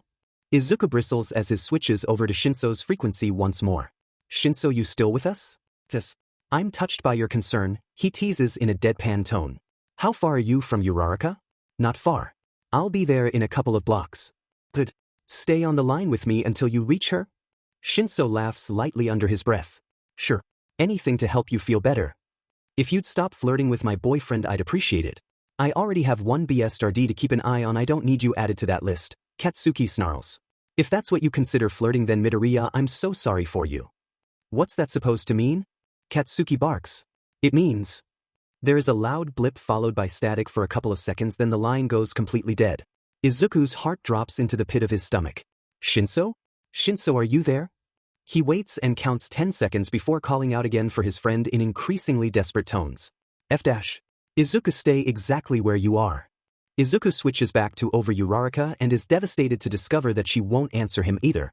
He staggers back a couple of steps as his brain whirls and his body vibrates under the stress of the current situation. The air chills around him and Izuku shudders at the dip in temperature. He can feel the eyes on his back in the same unsettling way the cold seems to reach inside of him. Midoriya, you came to see me. A distinctly familiar icy shiver runs down his spine and he pivots quickly to face the person he has been looking for. The few people that are still on the street gasp and run as fast as their legs will take them as soon as they see the billowing smoke curling from the center of the street above a steaming manhole. I did, Izuku says as he gulps down his dread and anxiety. He can only hope that his voice does not betray him. Sheet, is Nightmare there? Katsuki asks. 1 tap for yes, 2 taps for no. Izuku discreetly brings a finger up and taps at his earpiece. He pretends to run a hand through his hair to cover up the action. Have my actions finally caught your attention? They have. Hold on. I'm alerting Aizawa and the others. We'll clear out civilians and make sure everyone is safe, Katsuki says briskly. I won't be long till I get to you. Izuku taps twice against his earpiece. What do you mean no? Katsuki barks. I'm coming. His teeth come down on the inside of his bottom lip. If Katsuki comes and somehow alerts Nightmare, then this entire plan may fail. He's momentarily touched by Katsuki's concern, but it is quickly overrun by his need to get Nightmare someplace they can talk without being disturbed. It may go against what the adults want, but Izuku knows what he is doing. You're ready for me now? Yes, Izuku says with utmost conviction. The smoke parts in that way it does whenever it appears that Nightmare is grinning. Izuku tries not to show his discontent at being presented with that expression again. A tendril reaches for him. Izuku tenses ever so slightly as he anticipates the chilling touch he has come to associate with Nightmare when suddenly it halts. A moment later it pulls back, as does Nightmare. Prove it to me. What? Izuku asks dumbly as his brain backfires. Prove it to me that you are willing to do what it takes. Bring that boy of yours to me. Why? Izuku is acutely aware of how much his chest and head hurt. They throb in unison as he tries to think of something to say. What do you get from that? I need to know that you are serious about spreading my message. Bring that boy to me. Izuku gulps and licks his lips. He almost blows his cover by asking Nightmare if they're the reason the rest of his friends have gone missing. What are you going to do to him? I'm going to show him the way. Nightmare stalks forward until their smoke is curling around Izuku's body, trapping him where he stands. I hope he will be more receptive than he looks. Those other friends of yours were pesky enough as is. What do you mean? Izuku asks, voice trembling despite his best efforts to keep it under control. I discovered them by chance, you see, and I could not pass up the opportunity to enlighten them since they were alone. The smoke slides up Izuku's ankles and travels past his knees up to his thighs. Even with the fabric of his hero suit between them, it feels as if he is naked. They ruined my chance with you the last time, and I could not allow that to happen again. Where are they? Someplace that does not concern you, yet anyway. The smoke pulls away suddenly as if vacuumed backwards. Now bring that boy to me if you are serious about this. If not, then perhaps I will have to teach you a lesson about toying with me. Izuku doesn't wait to hear about what that entails. He knows without a doubt it means his friends are in danger. With his quirk wrapped around his legs, he propels himself off in the direction he knows Katsuki will be coming from. It doesn't take long at all. Katsuki wasn't lying when he said he was close, and the two collide with each other in their haste to get to the other's location. Izuku is the first to get his bearings as he throws himself at Katsuki, wrapping his arms around him. Nightmare has them, he whispers. They said if I don't bring you to them, then they'll teach me a lesson. They're going to hurt our friends. I never wanted this to happen. It was only supposed to be me. He's trembling in Katsuki's arms as he buries his head in the comfort of the other's chest. Izuku, you knew there was a chance something like this might happen, Katsuki replies calmly. Izuku stiffens and pulls back so that he can look at his boyfriend.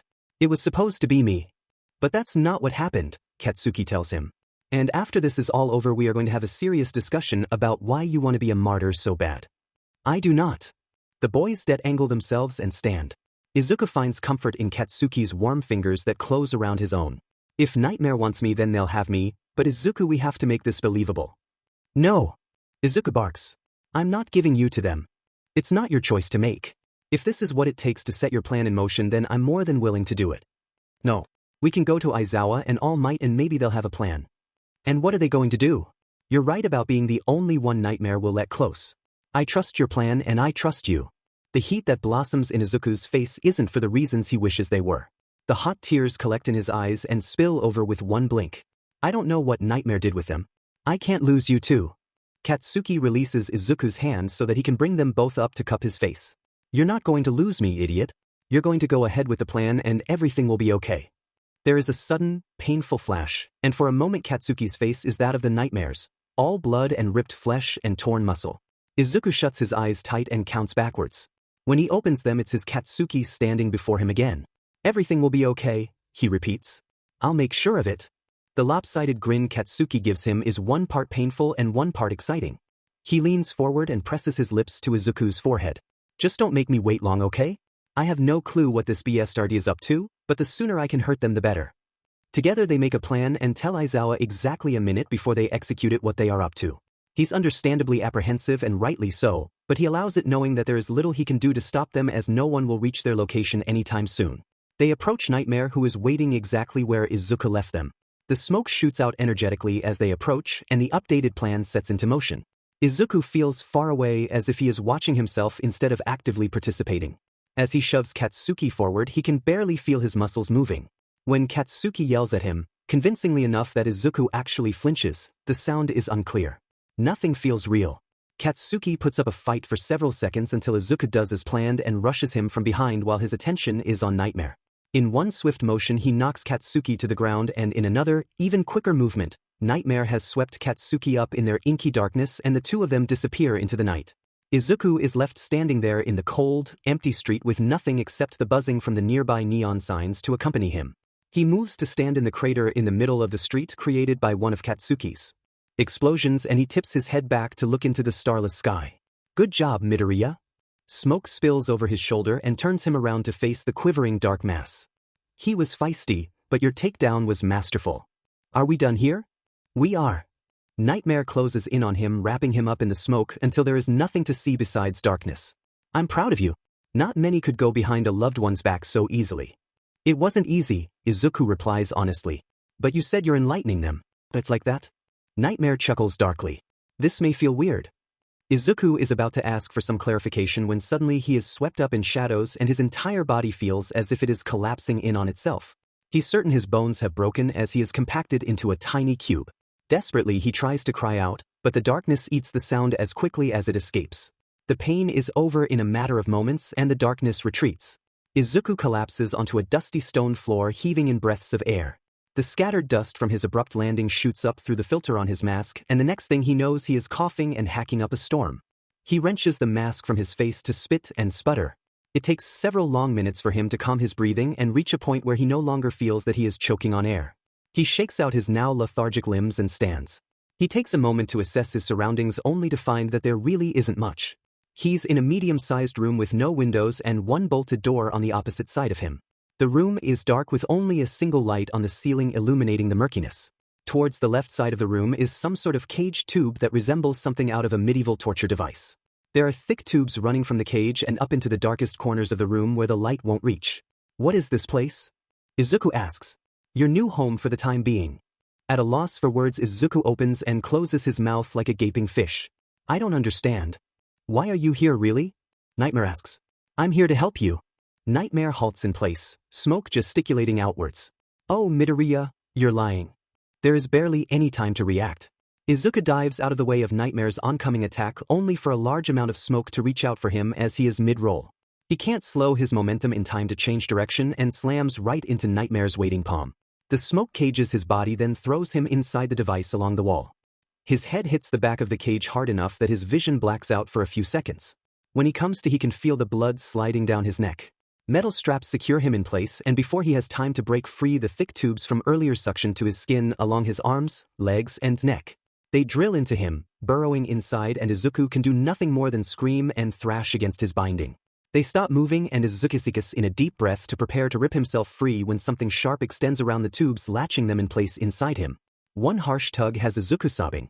I wouldn't do that if I were you, Nightmare says solemnly. They're barbed, so the more you struggle the more damage you do to yourself. Why are you doing this? Izuku pants. Because I need you, Midoriya. Just like earlier, the smoke slides up Izuku's ankles towards his thighs, though they don't stop there. The smoke crawls around his flesh like snakes reaching up for his neck. It's in this moment that Izuku's eyes widen because he realizes all too foolishly that he discarded his mask. I had to get you take that filthy mask off somehow, Nightmare replies as if reading his mind. How else would I be able to do this? In a cruel twist of fate, Izuku is rendered helpless yet again as Nightmare's smoke spirals down his nose, forcing his mouth open in order to breathe. Nightmare abuses this action and sends his smoke down Izuku's throat into his lungs, where he feels Nightmare spreading like a virus. Black dots line Izuku's tear-stained vision as the lack of oxygen begins to shut him down. Everything feels awful, all throbbing pain and burning flesh as Nightmare probes him from the inside out, carving their way through every fiber of his being. He's about a second away from losing consciousness when Nightmare retracts with an excruciating extraction. Izuku goes between hacking up blood and skin in deep breaths. His head falls forward, tugging on the barbs in his neck, but he can't be bothered as he has no strength left to hold himself up. White noise litters his brain and his vision swims between blurry and dotted with black and red spots. In front of him, Nightmare releases a shaky breath that sounds almost perverse. It sends tears to Izuku's eyes as he feels used. He suddenly wants nothing more than for his body to be burned away as he can't take his mind off the feeling of Nightmare touching him both inside and out. He lets out a hoarse sob and chokes on the phlegm in his throat. Nightmare's attention is drawn back to him at the sound. Don't cry. You've given me enough power to take out a quarter of the city before the sun rises. Izuku spits out what was in his throat and heaves another heavy breath. Please don't. Together you and I will reform this city. Just wait and see. You will love it when we're done. No, don't. Izuku tries to lift his head and fails. All he can do is watch out of half-lidded eyes as Nightmare expands. I think I'll save your school for last. I need a little more energy before I can tackle all of them, but with you and your friends at my disposal it shouldn't take long. Don't touch them, Izuku rasps. Or else. Nightmare is suddenly in his face, all dark smoke and ripped seams. Or else what? You are not in the position to threaten me. They're right, and Izuku hates himself for it. A shadowy hand lifts Izuku's chin. Keep dreaming, Midoriya. I'm going to need you more than anyone else to help make my own dreams come true. I won't help you. Oh, but you don't have a choice. Izuku is at their mercy and can only watch. In horror as Nightmare's hand spirals towards his face. The only thing he feels is the cold, and then everything goes completely dark as he slips out of consciousness and into the nightmare-fueled dreams Izuku has tried so desperately to understand and escape. The last thought he finds lingering in his subconscious is one of self-loathing. He hates himself. Maybe if he had stayed dead none of this would have happened. Chapter 19. How long has he been trapped? There's no way to tell. All Izuku knows is that clearly something is extremely wrong. He's been asleep for far too long. He hasn't woken up once, not even to blink blearily, only to be put under again. He's being held hostage in his own head, and it's much like when he was dead, and he hates every second of it, knowing that this time it is entirely his fault. There is no end to the carnage or torment he faces. Everywhere he looks there is either destruction or desolation. Whenever his body grows impossibly cold and numb, he is left to stand alone in the frozen wasteland of his crumbling city under that solitary creaking street lamp. And when he feels the breath slowly enter his lungs again, he is assaulted by the apparitions that sneer at him through blood and pus-soaked lips. They close in and tear him apart time and time again, leaving him no room to run or fight back as their diseased fingers strip him clean of his flesh. He is allowed not a moment of rest, because even when the echoing voices are done screeching at him, and he finds himself knee-deep in ice and snow alone with nothing except white noise, his thoughts race on what could be happening in the waking world. He almost wishes that he could forget the whole thing and stay in his hellish purgatory forever. At least then he could say he deserves the endless cycle of torment he receives. You've finally given up, have you? Izuku is his teeth, already knowing who it is before he turns around to face himself. What am I supposed to do? I don't know. I assumed you were stronger than this. Who's the liar now? Izuku snaps. The environment around them begins to shift. His loved ones, bloody and broken, begin to fade one by one into ash that swirls around them like a sandstorm. The imposter glances at the vortex unimpressed. You must be feeling unsteady right now. Don't read too much into this, Izuku replies dismissively. I don't. You should. Izuku remains silent as he too watches the swirling storm thicken as it grows violent. He's angry, furious really, and looking into his own face only makes matters worse, especially when said face is hollow and gaunt with black recesses where his eyes should be. That face will haunt him for a while, he can feel it. Suddenly he is struck by the cold seeping inside him again. It starts at his chest and spreads like a dull ache through his body until he is numb and tingly. Why does my chest hurt? Izuku asks. The imposter looks uncomfortable for the first time Izuku has ever seen him. Nightmare is on you. It feels like a cold air swept through his lungs. What? He asks shakily. Nightmare must be siphoning from you again. That's what this is? Izuku looks down at himself as if he can see some physical manifestation of nightmare stealing his life. All he finds are his pale limbs. What are you going to do about it? Izuku's head snaps up to face his imposter. They're staring at him, or so he believes, because it is hard to pinpoint where those vacant eyes are looking. What? You mean to tell me that you're happy being used this way? Of course not. Izuku cries angrily. There's nothing more he would love than to escape this hell and punch Nightmare. He wants to remove any trace of Nightmare on his skin, wishing with all his might that it were possible to scrub himself free of the smoke and the distant feeling of fingers ghosting across every part of his body. Then what are you going to do about it? I can't do anything. I'm trapped, if you haven't noticed. That never stopped you before. What are you playing at? Huh? The imposter asks with just as much confusion as Izuku had earlier. What's your angle? You lure me into a false sense of security, then tear my face apart. I won't let you this time. The imposter smirks at this and lifts his hand to his face to pick at his claw-like fingers that are more bone than anything else.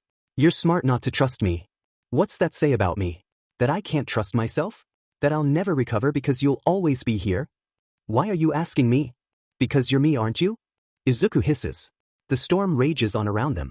His numb body suddenly begins to feel warm. You never had a problem reminding me of that fact. I am you, but does that make me your enemy? Yes. You hurt me. Think hard about this, Izuku. Am I truly your enemy? He's about to scream out yes in his frustration, but something inside has him shut his mouth. The heat that has been building inside him has suddenly grown uncomfortable, like he is moments away from spontaneously combusting. Like a switch is flipped in his head, his mouth drops open. What's left of the imposter's skin stretches apart, ripping open as he grins. The gushing blood that drips through the cracks is no deterrent for Izuku's suddenly racing thoughts. I get it now, he whispers, more to himself than the imposter. He hadn't even noticed the raging storm surrounding them has subsided, leaving sparse particles of ash floating through the air. I can't fully accept you yet, but I will. More blood gushes out as the imposter's grin splits full across his face. That's all I can ask for. He thinks about it for only a moment before asking, are you just going to stand there, or are you going to help me get out of here? The imposter wears his shock openly on his face, then a moment later switches into something far more sinister. I don't know if you're ready for me. Will I ever be? Despite the teasing lilt in his tone, it is an honest question. You will, the other Izuku answers as he stalks forward, much like a predator approaching its prey. That is not reassuring when you look the way you do. It's not supposed to be. The heat has reached an unbearable level, so when the imposter's icy hands slide tenderly up his face, he welcomes them with open arms. The imposter leans in close, disgusting dead breath fanning across his face, to which he tries to turn away only to be grabbed forcibly by the imposter's claws to keep him in place. Use the heat. Don't run from it. What's that mean? Izuku doesn't receive an answer before his mouth is open again and screaming as the imposter sinks his claws into Izuku's face, penetrating as deep as he can go. He splits through bone easily as if it were tissue paper until Izuku's lower jaw is left to hang listlessly. The heat burns through him, consuming him as much as the pain. A moment later his eyes spring open. He gasps, less from the abrupt wake-up call and more due to the immense pain shooting from his neck down. The awful sinking in his chest leaves him feeling as if there is a hole going through him. The incision points where the tubes are burrowed inside him burn fiercely, and one weak tug has him whimpering. Izuku realizes with a start how utterly drained he is and how the smallest movement of his pinky is enough to get him to breathe heavier. This does not deter him, however, as he is reminded of all the times he was unable to fight, of all the instances he thought he couldn't go any further. He goes back to that day he first went up against Shinso and how he thought if he could only move his pinky he would be fine. He wiggles his pinky, then the rest of his fingers, and finally his entire hand. With a pained grin he reaches up and tugs at the nearest tube. Its serrated edges are torture to remove. He faintly wishes that he had Mirio's powers right about now. He hangs there for a disparagingly long time, working his breath through his lungs and slowly rotating his limbs as far as he dare. The blood begins to pump through enough for the feeling to return to the majority of his body. Once more he exhales in a deep breath in preparation, then exhales the tension from his body. Like ripping off a band-aid, he forces his left arm forward. The serrated edges slice through him like tissue until his left arm is free. He hangs there loosely for a minute to catch his breath and watch with morbid fascination as his blood streams down where the tubes had been. Trying to minimize the damage this time, he uses his now throbbing left arm to pull each subsequent tube out of his right arm. The pain of pulling them out is only amplified by the shooting pains that radiate along the exit holes. With another deep breath, he braces himself and places on hand on the tubes on either side of his neck. These he decides to wiggle out, uncertain on the damage they could do this close to arteries. From there he bends down and yanks the tubes from his legs as carefully as he can. With nothing to hold him up, Izuku collapses on the dusty ground and lays there for an indefinite amount of time, just watching his blood swirl around him. His vision is hazy and pulses in time with his waning heartbeat. The rest is a blur as he miraculously manages to push himself to his feet and stumble to the door. Getting through the door is its own miracle as he wills every ounce of his quirk that he can muster into his foot and kicks a panel open. The door leads into a concrete hallway that has seen better days. The walls are dripping with muddy fluid that stains the tops and corners, and the few hanging lights overhead flicker out of control. Izuku shambles down the hall searching for an exit, all while carefully holding himself so that he does not fall. He passes two other doors and dazedly wonders if his friends are behind them. One weak shoulder push against the doors proves futile as they do not budge, and twisting the handle returns no favor either. It pains him to keep going, but he knows he has to get out and warn Aizawa and the others before it's too late. If it's not already too late, he thinks miserably. He comes to a door that leads into a stairwell which he takes all the way up and out. He flinches upon leaving the mysterious underground bunker as sunlight hits his aching eyes. He casts one quick look around himself to try and orient himself, only to nearly collapse in his immense relief and surprise. He hasn't left the city. In fact, he's directly in the heart of the city, only 2 train stops away from UA. It takes him far longer than he would care to admit to notice how eerily quiet the city is. As he stumbles through the deserted midday streets, he can't help the rock of dread that settles in his stomach. Distantly, he hears the voices laughing at him, cackling behind his back. He refuses to turn around and give them the satisfaction. The last thing he remembers is seeing the gates to UA and a figure pacing behind them. He collapses face first into the ground and loses consciousness. Coming to is its own ordeal. Izuku feels like he has been hit by a high-speed train, and when his eyes finally open and he notices the large, splotchy bruises racing down his arms, he thinks to himself that he was not far off. "You're awake," a relieved voice sighs. Recovery Girl is at the edge of his bed looking worse for wear. Izuku tries to sit up and finds that he is unable to do much outside of wiggle his fingers. The feeling will return soon. "I promise." Izuku is silent despite Recovery Girl's best attempts to make him talk. He can't tell if it's because his throat feels stuffed full of cotton or if it's due to the crushing guilt. Eventually Recovery Girl takes the hint and with a weighted sigh gets up from her chair and leaves the room. Left alone with his thoughts is far from good. The laughter starts up like a slow prickling in the back of his mind, a sound his ears can barely pick up, then it grows until it is the only thing he can hear. Unable to move his arms, he can't cover his ears and instead has to lay there in agony as the laughter overlaps with the sound of screams. His head pounds, eyes aching, and throat closing as he dry sobs. The door to the infirmary creaks open, dispelling the sounds from his brain, and in steps All Might wearing a forlorn expression. He doesn't have a chance to say anything before Izuku has burst into tears. Pushing past the pain in his throat, Izuku wails. "I'm sorry. I failed." Izuku can't bring himself to lift his head and look into All Might's eyes, so instead he clenches them shut as his fists curl disparagingly into the sheet stretched across his lap. "Nightmare knew how to get to me. They were more prepared than I thought. It's my fault. Everyone is in danger, all because I underestimated them." His throat aches something fierce, but sound pushes through regardless. All Might says nothing as he drags one of the stools across the floor to the side of Izuku's bed. He sinks into it heavy, like he still carries the weight of the world on his shoulders. The air hangs heavy between them. Izuku wishes All Might would break the silence until he does, and his heart leaps to his throat. "You did mess up," All Might says. "But that doesn't mean you can't fix it." Izuku finally dares to look up. The tingling in his limbs signals to him that he can move. "I'm going to go back and free my friends." Stiffly he manages to throw the sheet off of him and sluggishly pulls his hero uniform towards him, which is conveniently draped over a stool nearby, when All Might catches his arm. "I can't let you leave. You came back in horrible shape. Without recovery, girl, you might have died again." Izuku gulps. He knew he was in bad shape, but he had no idea it had been that bad. It's almost enough to make him lay back down, especially as the thought of his mother flicks through his mind. But then the thought of his friends strung up like him having the life SED off of them fills him with horrible rage, and his determination to rescue them fills him to the point of bursting. "I'm not leaving my friends there to die. I can do this with or without your help, but without will be harder." All Might's grip tightens around his arm almost painfully, and for a moment they just stare into each other's eyes, not backing down from their silent fight. Suddenly All Might releases him with a sigh. "Recovery girl will not want you to leave. And I cannot go with you." Izuku opens his mouth to interrupt, though All Might presses on.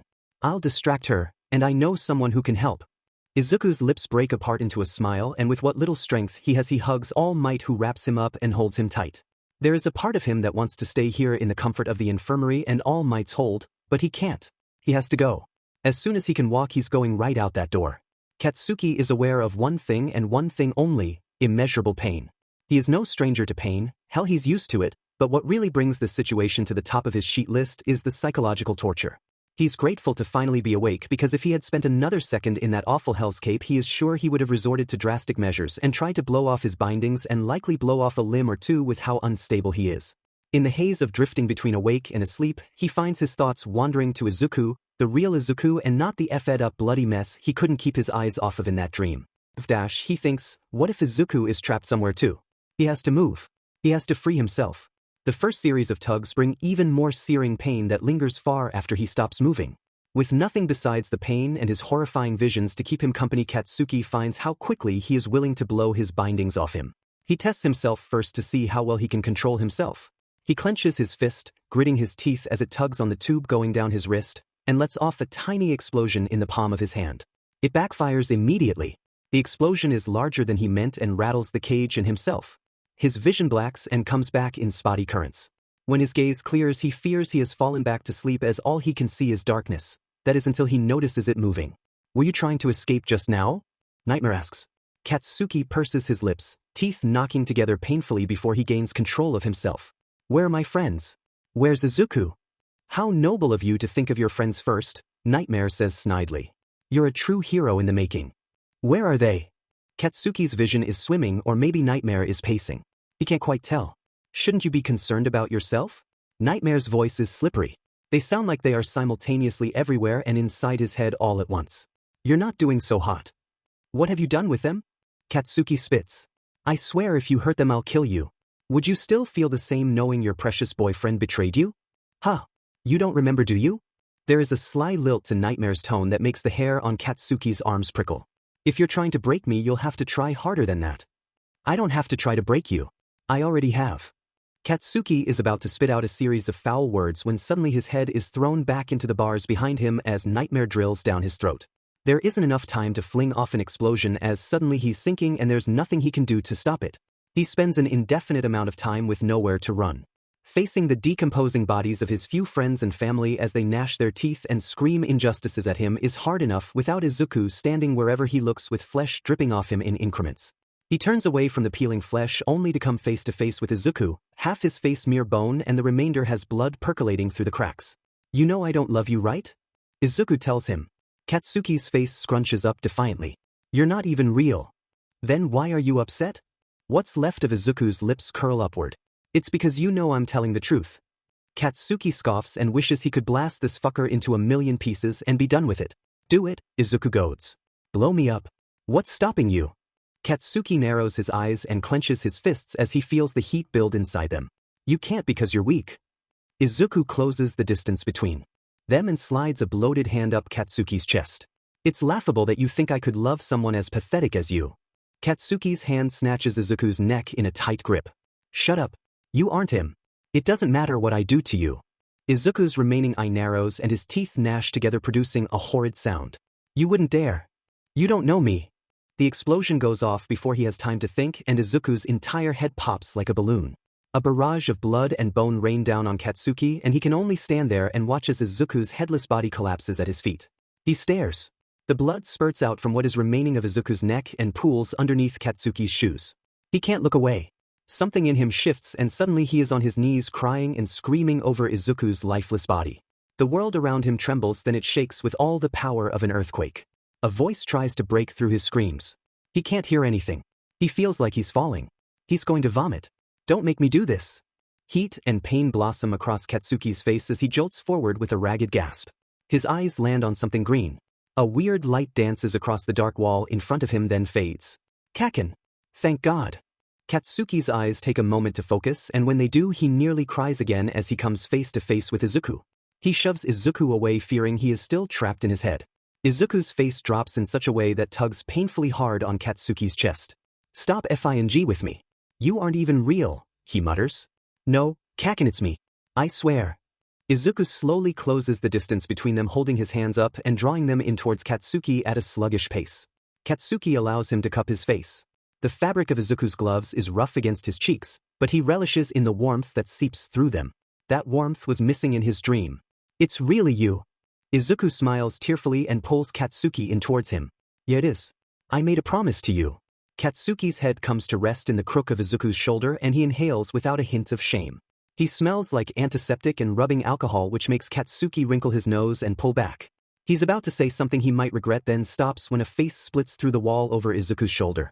Deku, we have the others. We need to get out of here before Nightmare returns. Got it? Thanks. What the F dash? Katsuki groans when Izuku drags him to his feet. He wasn't aware of just how awful he felt until being moved. I'm still dreaming. Get your hands off me. That was Mirio, Izuku replies. He slings Katsuki's arm over his shoulder, then goes to grip him around his waist. Come on. Our distraction won't work for long and we need to get back to UA before Nightmare realizes we tricked them. A loud bang rattles the solitary light in the room and dust spills from the ceiling. Izuku curses under his breath. Never mind. Guess we weren't quick enough. Izuku pulls Katsuki in closer. Hold on tight. They're running. Well, really, Izuku is running and Katsuki is being half held, half dragged, and he's not thinking straight, but he has to say it or else he's going to burst. I love you, he blurts. Izuku's quickened steps falter and they nearly run into a wall. Katsuki can't help but notice how red Izuku's face is. You choose now of all times to tell me this? Another boom rattles the walls and nearly knocks them off course. Izuku regains his composure and Katsuki is grateful for him because his head is fogged over by the pain and he's not entirely sure his legs are putting in any work. I felt like if I didn't say it now I never would. Your timing is this. Katsuki's heart drops as he is reminded of the nightmare, or perhaps he is still in one doomed to never be loved back. Do you not? He can't even finish the sentence. He gulps down what little saliva is contained in his throat. What? Izuku gasps. He practically throws the both of them up a flight of stairs and they burst through a door. Katsuki squeezes his eyes shut against the glaring light from a street lamp overhead. It's okay if you don't. Katsuki slides down Izuku's side in his misery. Izuku picks him back up, practically heaving the top half of Katsuki's body over his shoulder. No, will you be quiet? I'm trying not to get us killed. Katsuki suddenly sees why. Imagika is facing off against Nightmare's ever-expanding cloud and not making any progress. Hado is directing Mirio and some of their classmates' shambling bodies away before she joins Imagika. He can't see anything else because Izuku turns a corner and they're lost behind a building. They go another couple of blocks before Katsuki is being dropped to the ground. His dazed gaze locks on Izuku as he turns away to talk to Mirio, who has appeared out of nowhere. To his left he finds Kirishima poorly holding himself up against the wall. Their eyes meet. Kirishima tries to grin and fails miserably. Izuku comes back and crouches in front of Katsuki. Mirio is going to get you and the others back to Yue. It's not far and I think you're the only one who doesn't have full range of motion. Kirishima will help you walk. Katsuki's head is spinning.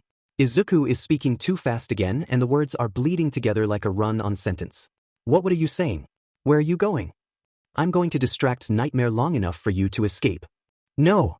Katsuki reaches for Izuku and misses by a mile. Izuku takes pity on him and grasps Katsuki's clammy hand. You can't. You'll get hurt. Izuku smiles at him in that way that always makes Katsuki's heart weep. I got you into this mess, the least I can do is make sure you're all safe. Mirio is behind them saying it's time to go. The others manage to stand on their feet, most of them leaning on another for support.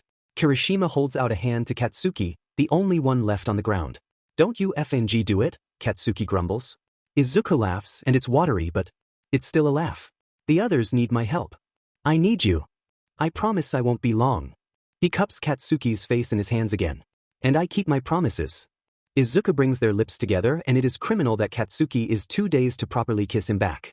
When Izuku pulls away, he tries to follow only to be stopped by a firm hand to his chest pushing him back. Izuku stands, tugging Katsuki with him before unceremoniously dumping him in Kirishima's arms. And for what it's worth, Izuku says in such a soft tone Katsuki isn't sure he's hearing right. I love you too. The breath hitches in his throat, but Izuku is gone before he can say anything in response. Kirishima drags him in the opposite direction his boyfriend went and Katsuki feels his heart breaking. He wants to help more than anything, but right now he's nothing more than a weak, pathetic boy. Heido and Amajiki are managing. Between Heido's waves keeping Nightmare at a distance and Amajiki's near constant attacks there is hardly any room for Nightmare to advance. Izuku joins in and together the three of them manage to push Nightmare back, expanding the distance between them and Yue. Izuku isn't sure how much time Mirio will need, but he's going to give him as much time as he can buy. How are we supposed to hurt Nightmare? Heido asks as she comes to stand by Izuku. I can push them back as far as we need, but it doesn't look like it is doing any sort of damage. She rears up for another strike and once Amajiki is out of the way she lets loose another attack that shatters the storefront to their right. I don't know if there is any way to damage them, Izuku confesses. He racks his brain. He has more information on Nightmare than anyone else. He should have discovered a weakness by now. There has to be something.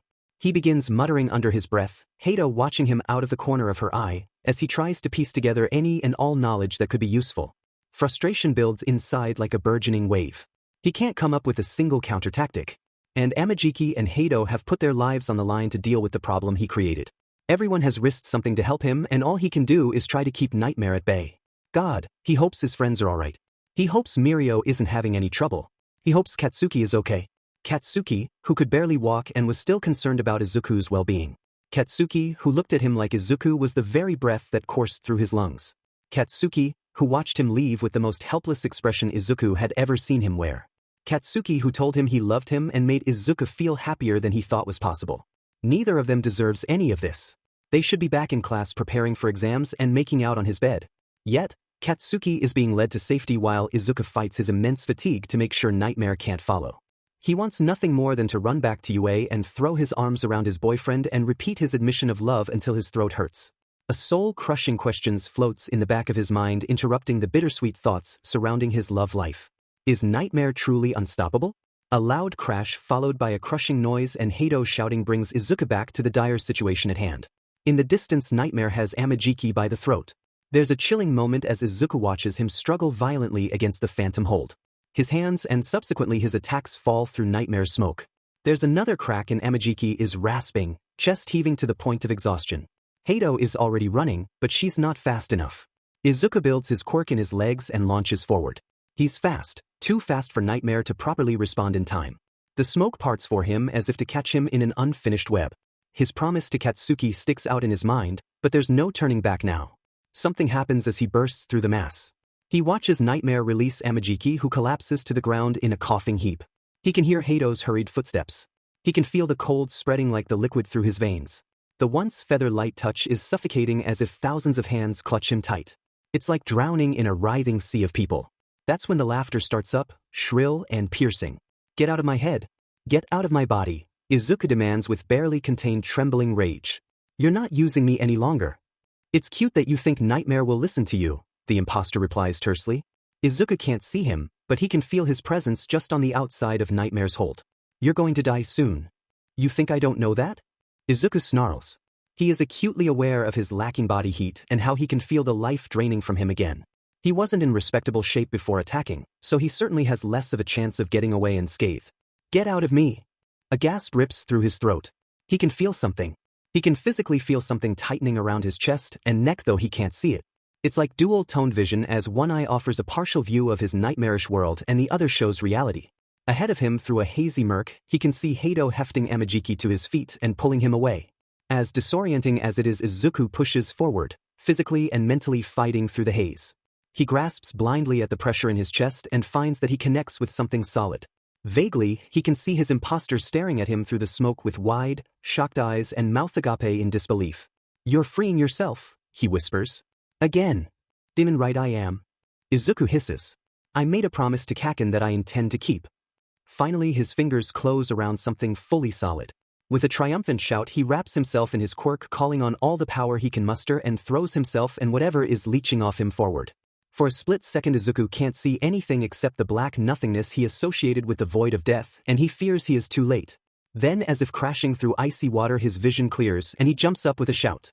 He's in a fog, not unlike Nightmare's own, but something about it is different. It's not reaching for him like it needs him close. In fact, the fog seems to be avoiding him like a school of fish around a shark. Through the murkiness, he sees a hazy figure standing with their back to Izuku. Cautiously, he approaches. The figure's shoulders sag the closer he gets until finally there is only a small gap between them, just enough for Izuku to see that the figure is not much taller than him. They're thinner, lean, but with little muscle. The figure turns, and despite being wrapped in a shimmering haze like that of a mirage, Izuku knows this is Nightmare. You're just a kid, like me, Izuku breathes. No, Nightmare says. The smoke rolls around him like hundreds of snakes writhing along his corporeal form. This is what I used to look like before my quirk consumed me. Izuku tilts his head, confused and concerned. What do you mean it consumed you? That can't happen, can it? Well, it did, Nightmare spits. And no one bothered to help me, not even your precious All Might. He walked away. They all walked away from me when I needed help. Nightmare's eyes clench shut, and Izuku can clearly see the torment in the deep wrinkles of their forehead and the way their gaunt eyes darken. I knew then that this world was rotten and in need of change. In need of someone like me to reform the people and make them see the faults they refuse to acknowledge. The fact that you didn't receive the help you needed does not make what you've done okay, Izuku replies. Nothing in this world is okay, haven't you realized that yet? No one is infallible. But I can make it so. I can cleanse society, make them aware of that which they wish to remain ignorant. I can clean their minds and have them reborn. You've tortured people.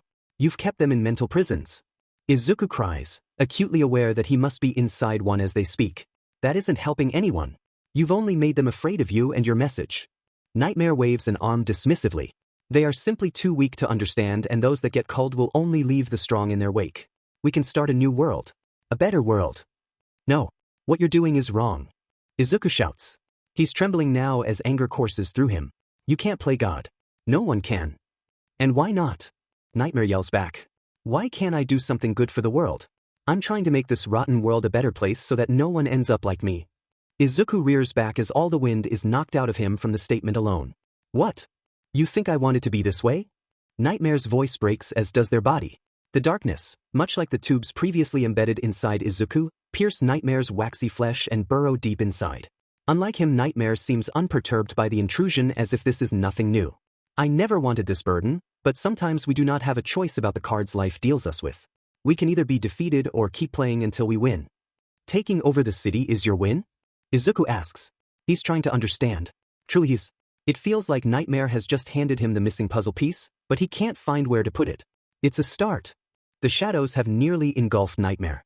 The only pieces still visible now are Nightmare's eyes, darkened by years of haunting thoughts and experiences that would make most people wish they were never born. I wanted you close to me because I was afraid this would happen, Nightmare confesses. They stand there sagging forward as if the mere act of being on their feet is too much for their feeble body. When I killed you, I don't know if you remember it, but you came here inside me briefly. I was afraid that if I left you alone you would discover how to return and discover well me. You were afraid of me? Izuku's mind is reeling as more information threads through the already broken pieces in his brain. Clarity hits him in the face. The figure watching him when he died, that had been Nightmare all along. I am afraid of what you will do. He solidifies his resolve and tucks away all that Nightmare has given him for a later time. I'm going to stop you. I can't let you do that. I'm not giving you a choice. Izuku springs forward, throwing himself at the villain.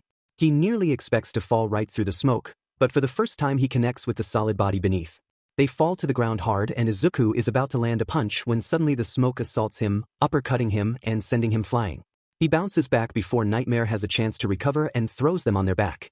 All of the rage, all of the fear, all of the negativity is forced into his fists as he lands punch after punch into Nightmare's flailing body. Hurting Nightmare doesn't feel good like Izuku thought it would. There is something so carnally wrong with this. Each time his fist connects with the pliant body underneath him, a piece of him aches.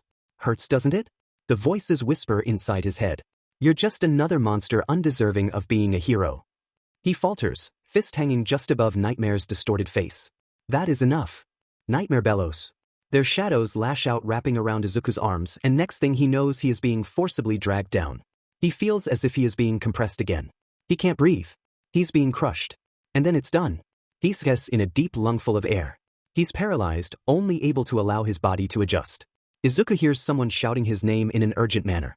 His vision is still slightly blurry, but he can make out Mirio's alarmed expression as he runs towards him. Izuku feebly pulls himself off the ground, feeling about as bad as he did after detangling himself from Nightmare's machine when suddenly he is being lifted. His boots scrape the ground and he curses the weak state his body is in. His hands come up to grapple with Nightmare's hold on his throat. His eyes widen. He looks up into Nightmare's clouded face and registers the barely disguised shock. Instantly it is replaced with a snarl. I will not have you mess up my plans, boy. I thought you needed me, Izuku gasps. His hands claw at the smoke at his throat. Each tendril he tears away is replaced by a new one. Even when he thinks he has the upper hand, Nightmare swoops in and turns everything upside down. You heroes are so full of yourselves, Nightmare spits. I've never needed you. I desired you. And now you've outlived that penchant taste. The smoke just over Nightmare's shoulder sharpens. Izuku thrashes, pulling hard against his restraints. He swings his legs up to kick Nightmare square in the chest. A moment later he is falling, but the darkness follows his descent. His feet plant on the ground and even as his knees buckle he makes to throw himself out of the way. The shadow follows until it engulfs his vision and rips across him like a blade. Something wet soaks into his hero uniform. He stumbles back into a body. The last thing he sees before he falls away from reality is Mirio's golden hair and the absolutely vicious twist of his face as he yells unheard words into the air. Katsuki is already on edge. The monitor beeping at his side is a minute away from being blown apart. His palms itch. He needs to do something, anything, to get his mind off of what's going on outside of the school. Most importantly, he can't stop thinking about Izuku. All he can think about is how utterly exhausted Izuku was before he left to deal with Nightmare. He was in bad shape and no amount of smiles could cover it up. The bruises that peeked out around the collar of his hero uniform were haunting. Then his mind lingers on his confession. Now that he's in a better state of mind, he has to admit that his timing was pretty shit. The emotion had been so consuming in that moment, it felt like he would swell until he popped if he had not told Izuku. He can't feel bad about it, however, as he is reminded of that beautiful blush that crawled up Izuku's face to his ears. He'd give anything to see that again. He would tell Izuku time and time again how much he loves him until his boyfriend gets sick of it. But that's not possible because Izuku is not with him as he should be. Why had that idiot come back for them in his condition? The monitor beeps fervently as his heart rate spiked in his anger. A second later, machinery and wiring are raining from the sky as he blows the DMN thing apart. Kirishima's gaze moves from the pieces on the floor to Katsuki. Chill out, dude. They were just buying us time. Midoriya and the others will be back soon. Katsuki thinks that is a load of bull. There was time for him to be ushered through UA's doors and hooked up to that annoying heart monitor +4. Recovery Girl had been adamant about both before she rushed off to deal with the other students. Did you see the way he looked? Izuku had no business going back out there to fight someone untouchable. Kirishima suddenly looks uncomfortable as if he is searching for the right words to say and coming up empty. When he finally does open his mouth, Katsuki cuts him off with a sharp, "Save it." Kirishima's discomfort turns into complacency. I was going to say that Midoriya is tougher than you sometimes give him credit for. He's fine. You don't get it. Katsuki snarls, slamming a fist down on the bed beside him. Nightmare wrecked him. Nightmare somehow got inside him and hurt him in ways neither of us will ever understand. I get it. No, you don't. Katsuki suddenly looks down at his trembling hands as he remembers the hellscape he found himself trapped in due to Nightmare. You're not being fair, Kirishima huffs. I understand that you're freaking out because your boyfriend is out there, but don't forget that Midoriya is also my friend. I'm worried about him too. But no amount of you shouting or blowing things up is going to bring him back quicker. So you can shut up and rest so that when he comes back he has a healthy boyfriend to be gross with, or you can make a fuss and bother everyone trying to help you. Katsuki blinks at him as he absorbs Kirishima's words. Okay, wow. I can't believe you're speechless. A snort cuts through the silence. The two divulge into laughter until a pain rips through Katsuki's side right where one of the tubes had been. His laughter cuts off into a groan. Don't make me laugh. It hurts. This only manages to send Kirishima into more peals of laughter. There is a large commotion down the hall, and for whatever reason Katsuki knows Izuku is in the middle of it. He leaps up, for falling with a loud clatter that Kirishima rushes to pick up. Katsuki tears down the hall dragging Kirishima and the four behind him. Recovery Girl bursts through a door to their right and heads them off. Get him in there, she says hurriedly. The group sweeps past, Mirio in the middle with his eyebrows furrowed and blood on his face. Hato and Amajiki don't look much better as they too have blood on them, and Amajiki is sporting violent bruises around his neck. Whether or not the blood is their own is anyone's guess. That's when Katsuki catches the glimpse of green hair and his heart stops. Through the crowd of limbs his eyes hone in on Izuku cradled against Mirio's chest. He is far paler than ever before. A red-soaked rag that looks like part of Mirio's uniform is clutched to his neck. Katsuki doesn't want to think about what's beneath the cloth. He isn't given a choice as Mirio jostles Izuku and the cloth falls away and comes to rest against his barely rising chest. Katsuki's entire body freezes as the breath leaves his lungs. It's like his nightmare, only worse because he knows now that he is awake. A sizable laceration cuts across Izuku's throat where darkened blood permeates out with every shallow breath puffing through his labored lungs. Katsuki isn't even aware that the heat in his face is from tears or that he is stalking towards the group with the fury of 1,000 men until he brings back his fist and throws it at Amajiki's face. It doesn't connect with the person he wants it to as Kirishima, quirk activated, steps in front of their upperclassmen and takes the full force of the hit without a flinch. Katsuki is aware he is screaming at them, shouting about how they were supposed to protect Izuku. How they couldn't even do that. Mirio and Recovery Girl disappear through a door that locks with a sound so sharp it could have been a gunshot. Hato casts Katsuki a pitying look that has him seething while Amajiki stares at the door Mirio disappeared behind. Gently Hato reaches over to grasp Amajiki's shoulder. She whispers something in his ear to which he reacts with a shudder and a shake of his lowering head. She leads him away from the locked door and down the hall as Katsuki's berated words follow them. You have to calm down. Kirishima physically restrains Katsuki so that he can't take off down the hall and beat his frustrations into Amajiki's face. None of this is helping your condition or Midoriya's. What if he dies again? Katsuki snarls venomously. It will be on their hands. That cut looked bad, but I'm sure Recovery Girl will handle it. You have to trust her. At Katsuki's sharply disapproving look Kirishima changes tactic. Trust Midoriya then. He made a promise to you and he keeps his promises. Besides, he's not going down that easy. I'd find it very unmanly if he did. Despite the crushing pressure surrounding Katsuki, that one sentiment breaks through like the first warm breeze after a dreadful winter. He can't help the chuckle that bubbles up through his chest. The laughter, miserable at best, turns into hiccuping cries. Katsuki is so effing frustrated. He hates feeling helpless, and that's exactly what he is. I should have been there to help him. You were in no condition to fight. Neither was he, and yet he went back. There's no point in thinking about what should have happened. It's done. What you need to do now is rest so that when Midoriya wakes up he can see you at your best. I know he will be relieved. Katsuki rubs the back of his hand across his eyes. I hate that you're making sense. Kirishima proudly laughs. I hate that you think I'm an idiot. Katsuki chuckles again, gurgled by his sore throat. You're only an idiot some of the time. That better. Only if you admit that you're also an idiot. Kirishima grins toothily at Katsuki's mock glare. Some of the time. I am not. Oh yes you are. Have you seen yourself around Midoriya? You're a big doofus. The biggest actually. Katsuki is so grateful. So incredibly grateful for Kirishima right now because he is certain if he were left alone he would be a mess. Kirishima, with a firm hand pressed into Katsuki's back to anchor him and a laugh loud enough to banish most dark thoughts, is there for him. Take that back, he says. Nope. Look at me.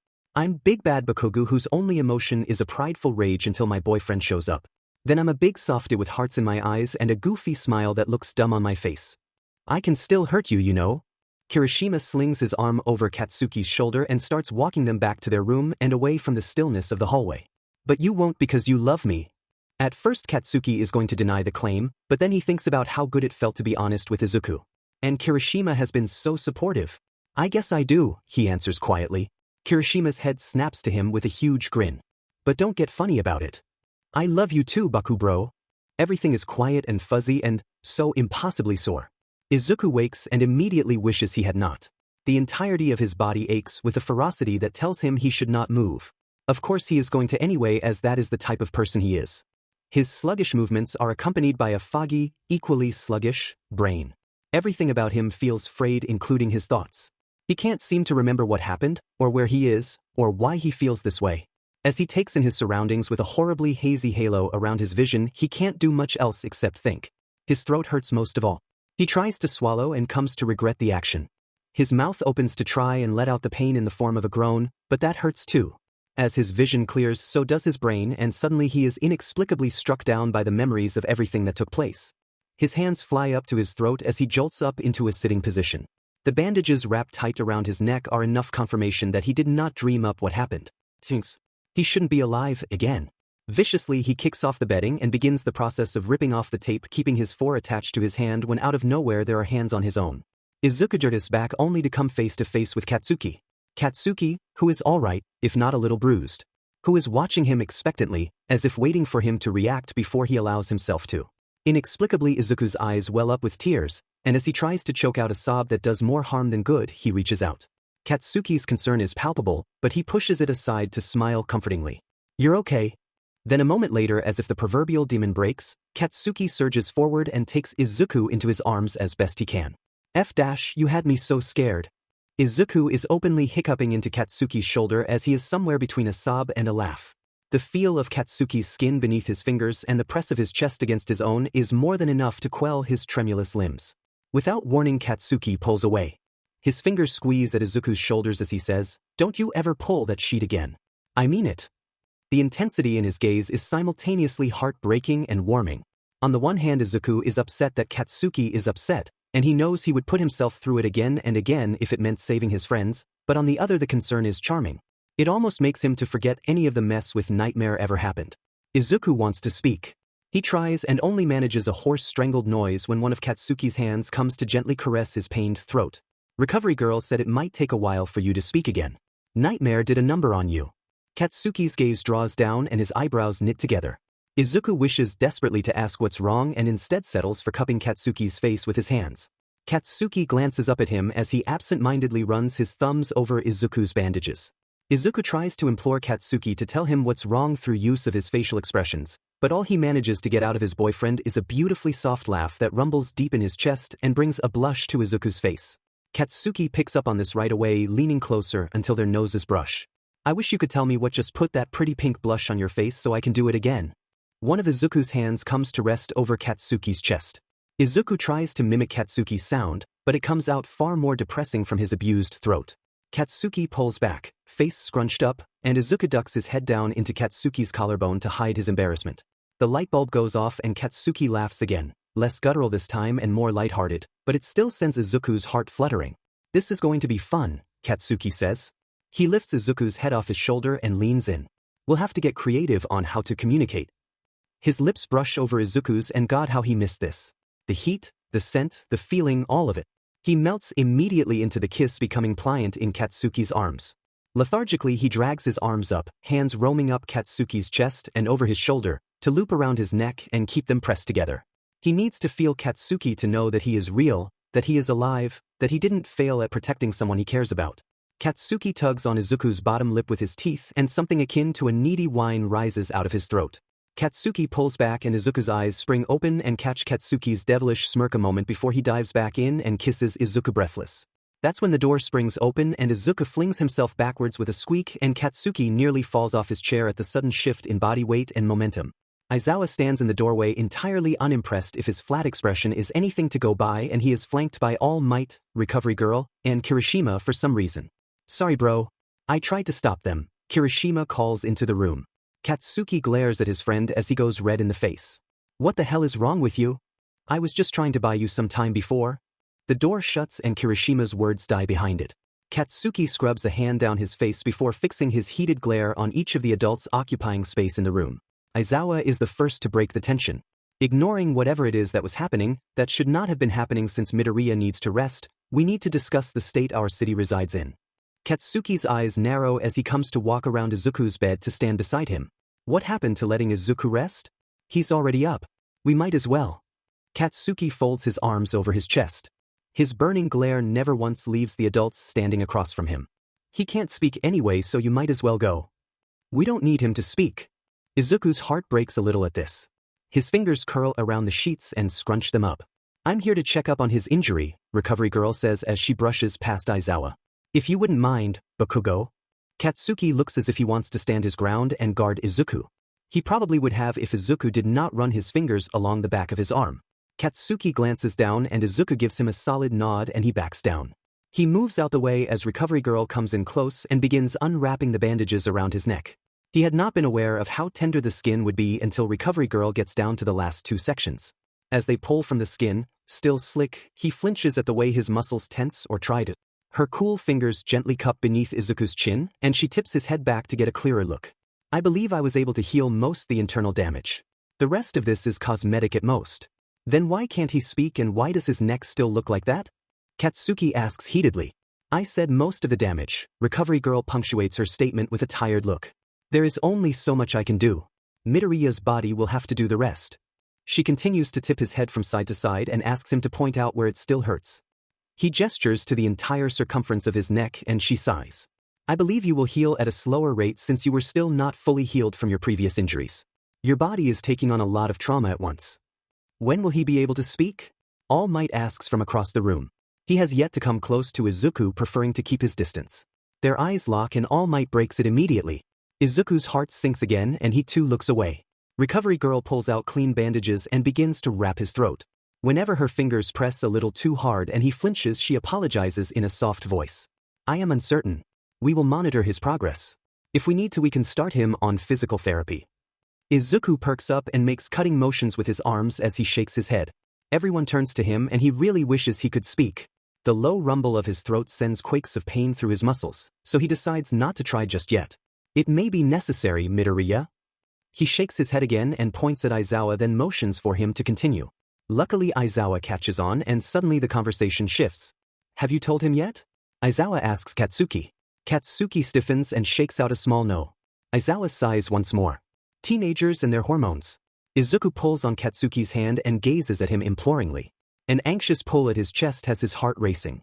When Katsuki makes no move to start explaining anything, Aizawa does it. Nightmare has taken over the city. Most of the city is in a quirk-induced coma with only a small portion still awake. Izuku's heart stutters in his chest and he suddenly finds it quite difficult to breathe. Katsuki squeezes his hand, which has gone lax. UA is one of the only safe locations left in the city, with the others being monitored closely by pros in rotations. The city has become a bit of a war ground as every villain has crawled out of their holes and taken it upon themselves to capitalize on this development. We have all hands on deck at the moment, All Might adds dismally. Any student with a provisional license and experience has been sent out to try and quell the uprising and rescue as many people as possible. We are housing many refugees at the sports festival stadium, Recovery Girl says. And I should be getting back to check on them. With that she shuffles out of the room. Izuku isn't sure how to process all of this. He can't quite seem to wrap his mind around the scale of all that is going on. And then a harsh panic overtakes him. Mom, he manages to squeeze out. The word is garbled, barely comprehensible, but Katsuki somehow understands him. These dipshits wouldn't allow any of us to check on our families, Katsuki snarls pointedly. But I'll be headed out soon with a few others to find out. Glasses is compiling a list of locations for us now. Izuku's panic increases again and he shakes his head furiously. His hands close around Katsuki's arms and his nails bite into the flesh there. Katsuki bends down, dropping so that he and Izuku are level, and tries to appease his anxiety by running his thumbs over the only part of Izuku's arms that he can reach.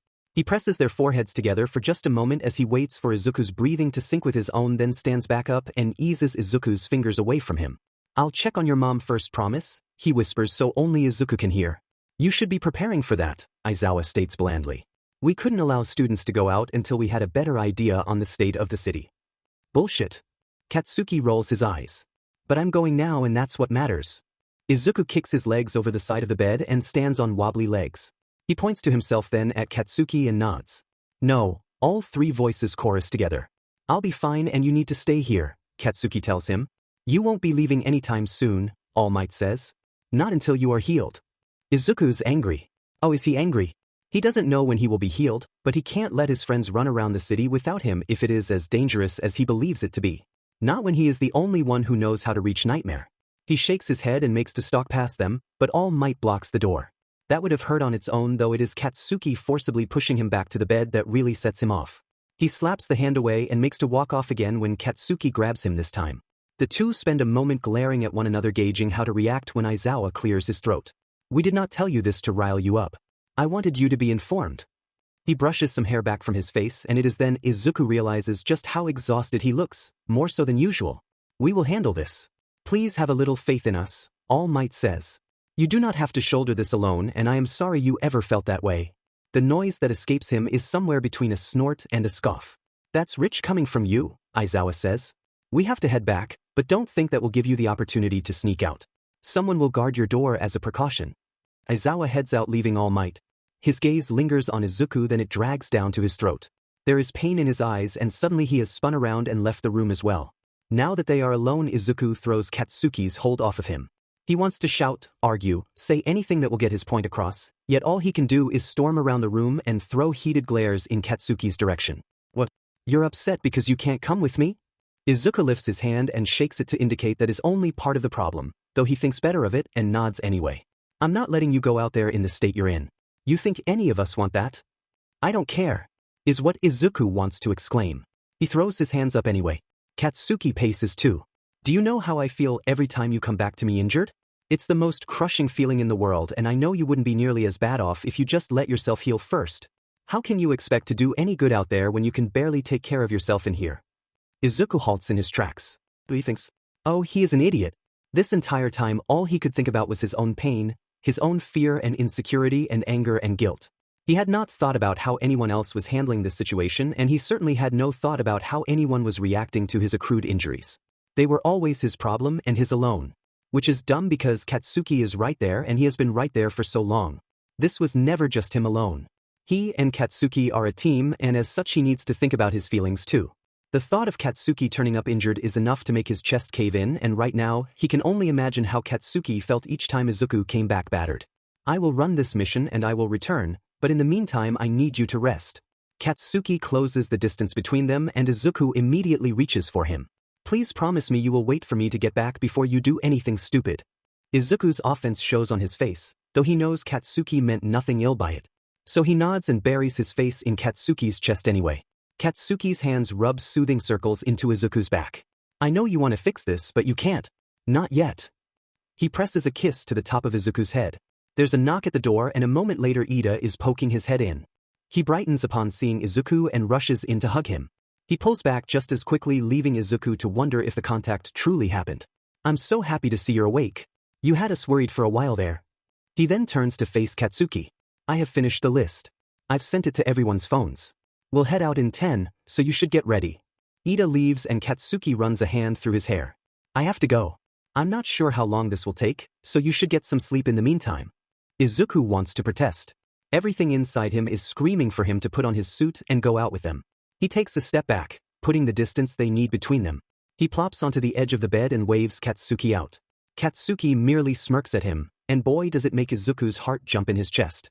Katsuki closes the distance Izuku opened and places both hands down on the bed on either side of Izuku, caging him there. "Where's my goodbye kiss?" Izuku immediately cups Katsuki's face in his hands and presses their lips together tenderly. Katsuki leans into it, deepening it for a few short seconds before he pulls back. Izuku's heart hammers in his chest, and he is slightly embarrassed by how out of breath he is. Katsuki gives him one final chaste peck. "I love you." Izuku's heart crumbles as he is reminded of how much he yearns to say those words back. He tries. His throat protests. His heart aches, surging towards Katsuki as he heads for the door. Izuku can't leave it at that, so he leaps towards the door, spins Katsuki around, and kisses him in a way that he hopes convey the full intent of his love. God, he hopes Katsuki can feel what he's feeling. When he pulls away, he's the one smirking this time once he sees how red Katsuki is with his blown-out pupils. "Wow," he whispers. "Holy hell, Izuku." Izuku's shoulders shake with unheard laughter. He winks, then spins Katsuki around and smacks his butt literally out the door. Katsuki yelps, then covers his mouth. "You little sheet," he grins back. Izuku waves him off and shuts the door before Katsuki can do or say anything else that will derail his attention. Being alone is rough. He doesn't want to think about the mission his friends are going on. He doesn't want to think about the state the city is in, his fault. He doesn't want to think about his mother, and he doesn't want to think about Nightmare. He postpones all thought and decides to do what Katsuki and Recovery Girl suggested. He sleeps. It's about all he can do for the moment. The city is quiet, eerily so, and it sets Katsuki's nerves on edge. Kirishima walks by his side, uncharacteristically weighty.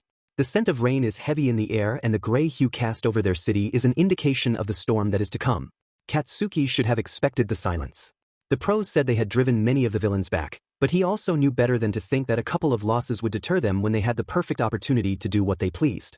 He almost expected Nightmare to swoop down on him as soon as he stepped foot outside of UA.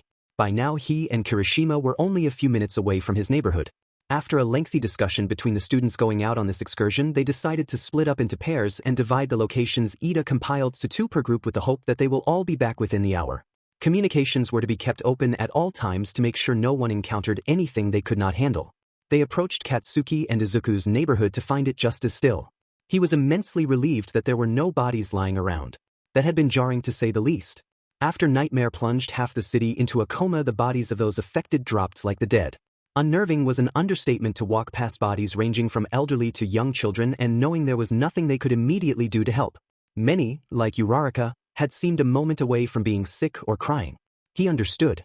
There was nothing remotely okay with the state of the city, and dragging bodies out of the streets had not helped settle the anxiety twisting in his gut. Think they were hit by Nightmare's attack? Kirishima asks, breaking the silence. Seems that way, Katsuki replies. He glances around him again, checking to make sure there aren't bodies in need of being moved. I don't like it out here, he rumbles. It's like we're in an apocalypse movie. We might as well be. Katsuki heads down the road that leads to his house, deciding to check there first. He isn't surprised to find the door locked and takes the key out from his back pocket. He clicks the key in and the sound of it turning in the lock is as loud as can be. The door creaks open and Katsuki pokes his head inside only to be met by something hard smashing into the front of his face. He stumbles back into Kirishima, who activates his quirk and switches them around so he is in front ready to take on the next hit. Katsuki holds his throbbing, now bleeding, nose and glares at the door. Katsuki? Is that you? What the F was that for? Katsuki shouts as his eyes make contact with his mother. Her expression transitions quickly from confusion to anger at his tone. She slings the baseball bat over her shoulder and opens the door, revealing Katsuki's father and Izuku's mother. Don't yell at me. I was defending the house from possible attack. Who would have the key except for me? Katsuki continues to shout, though his voice is garbled by his busted nose. Blood streams through his fingers clasped tight around the swelling flesh. You can never be too careful. They're ushered inside a moment later so that Inko can take a look at his nose. Kirishima calls into Ida that they have found who they were looking for and hears that so far they are the only group to come across people who are awake. A moment later, Ajui's voice breaks through and recounts that she and Ishido have discovered some more civilians who are awake and are going to begin transporting them to the stadium. Katsuki is unceremoniously shoved onto a stool as Inko comes in with a first aid kit. She sets to work in examining his nose, which seems like a waste of time. I can just go to Recovery Girl and have her fix it, he tells her. Inko ignores him as she cleans up the blood. I used to be pretty good at this. Izuku was a clumsy child. Katsuki stiffens. He doesn't want the past to be brought up. Not now. Not alone with Inko. Is he all right? Her hand trembles. He's sleeping right now. He wanted to come and check on you, but we made him rest. You can see him as soon as we get you to UA. There are tears in her eyes which she tries to hide by dipping her head low. Thank you. Katsuki is about to ask her for what when Kirishima makes a strange noise in the back of his throat. We have company, he says and points out the window. Katsuki leans over to see out the front window to find a group of regular-looking thugs headed their way. Don't tell me you're scared of them, Katsuki scoffs. Absolutely not. That would be unmanly, Kirishima fires back. But if they're here, that may mean others are nearby. It won't be safe to move your family. Must have been your shouting that alerted them, Mitsuki says coldly. We were doing perfectly fine before you showed up with that hot-headed mouth firing off as always. I wouldn't have shouted if you hadn't hit me in the face. Kirishima looks about as nervous as Katsuki's father and Inko do. I can go out and take care of them while you get patched up. Katsuki pushes off the stool and cracks his knuckles. And let you have all the fun?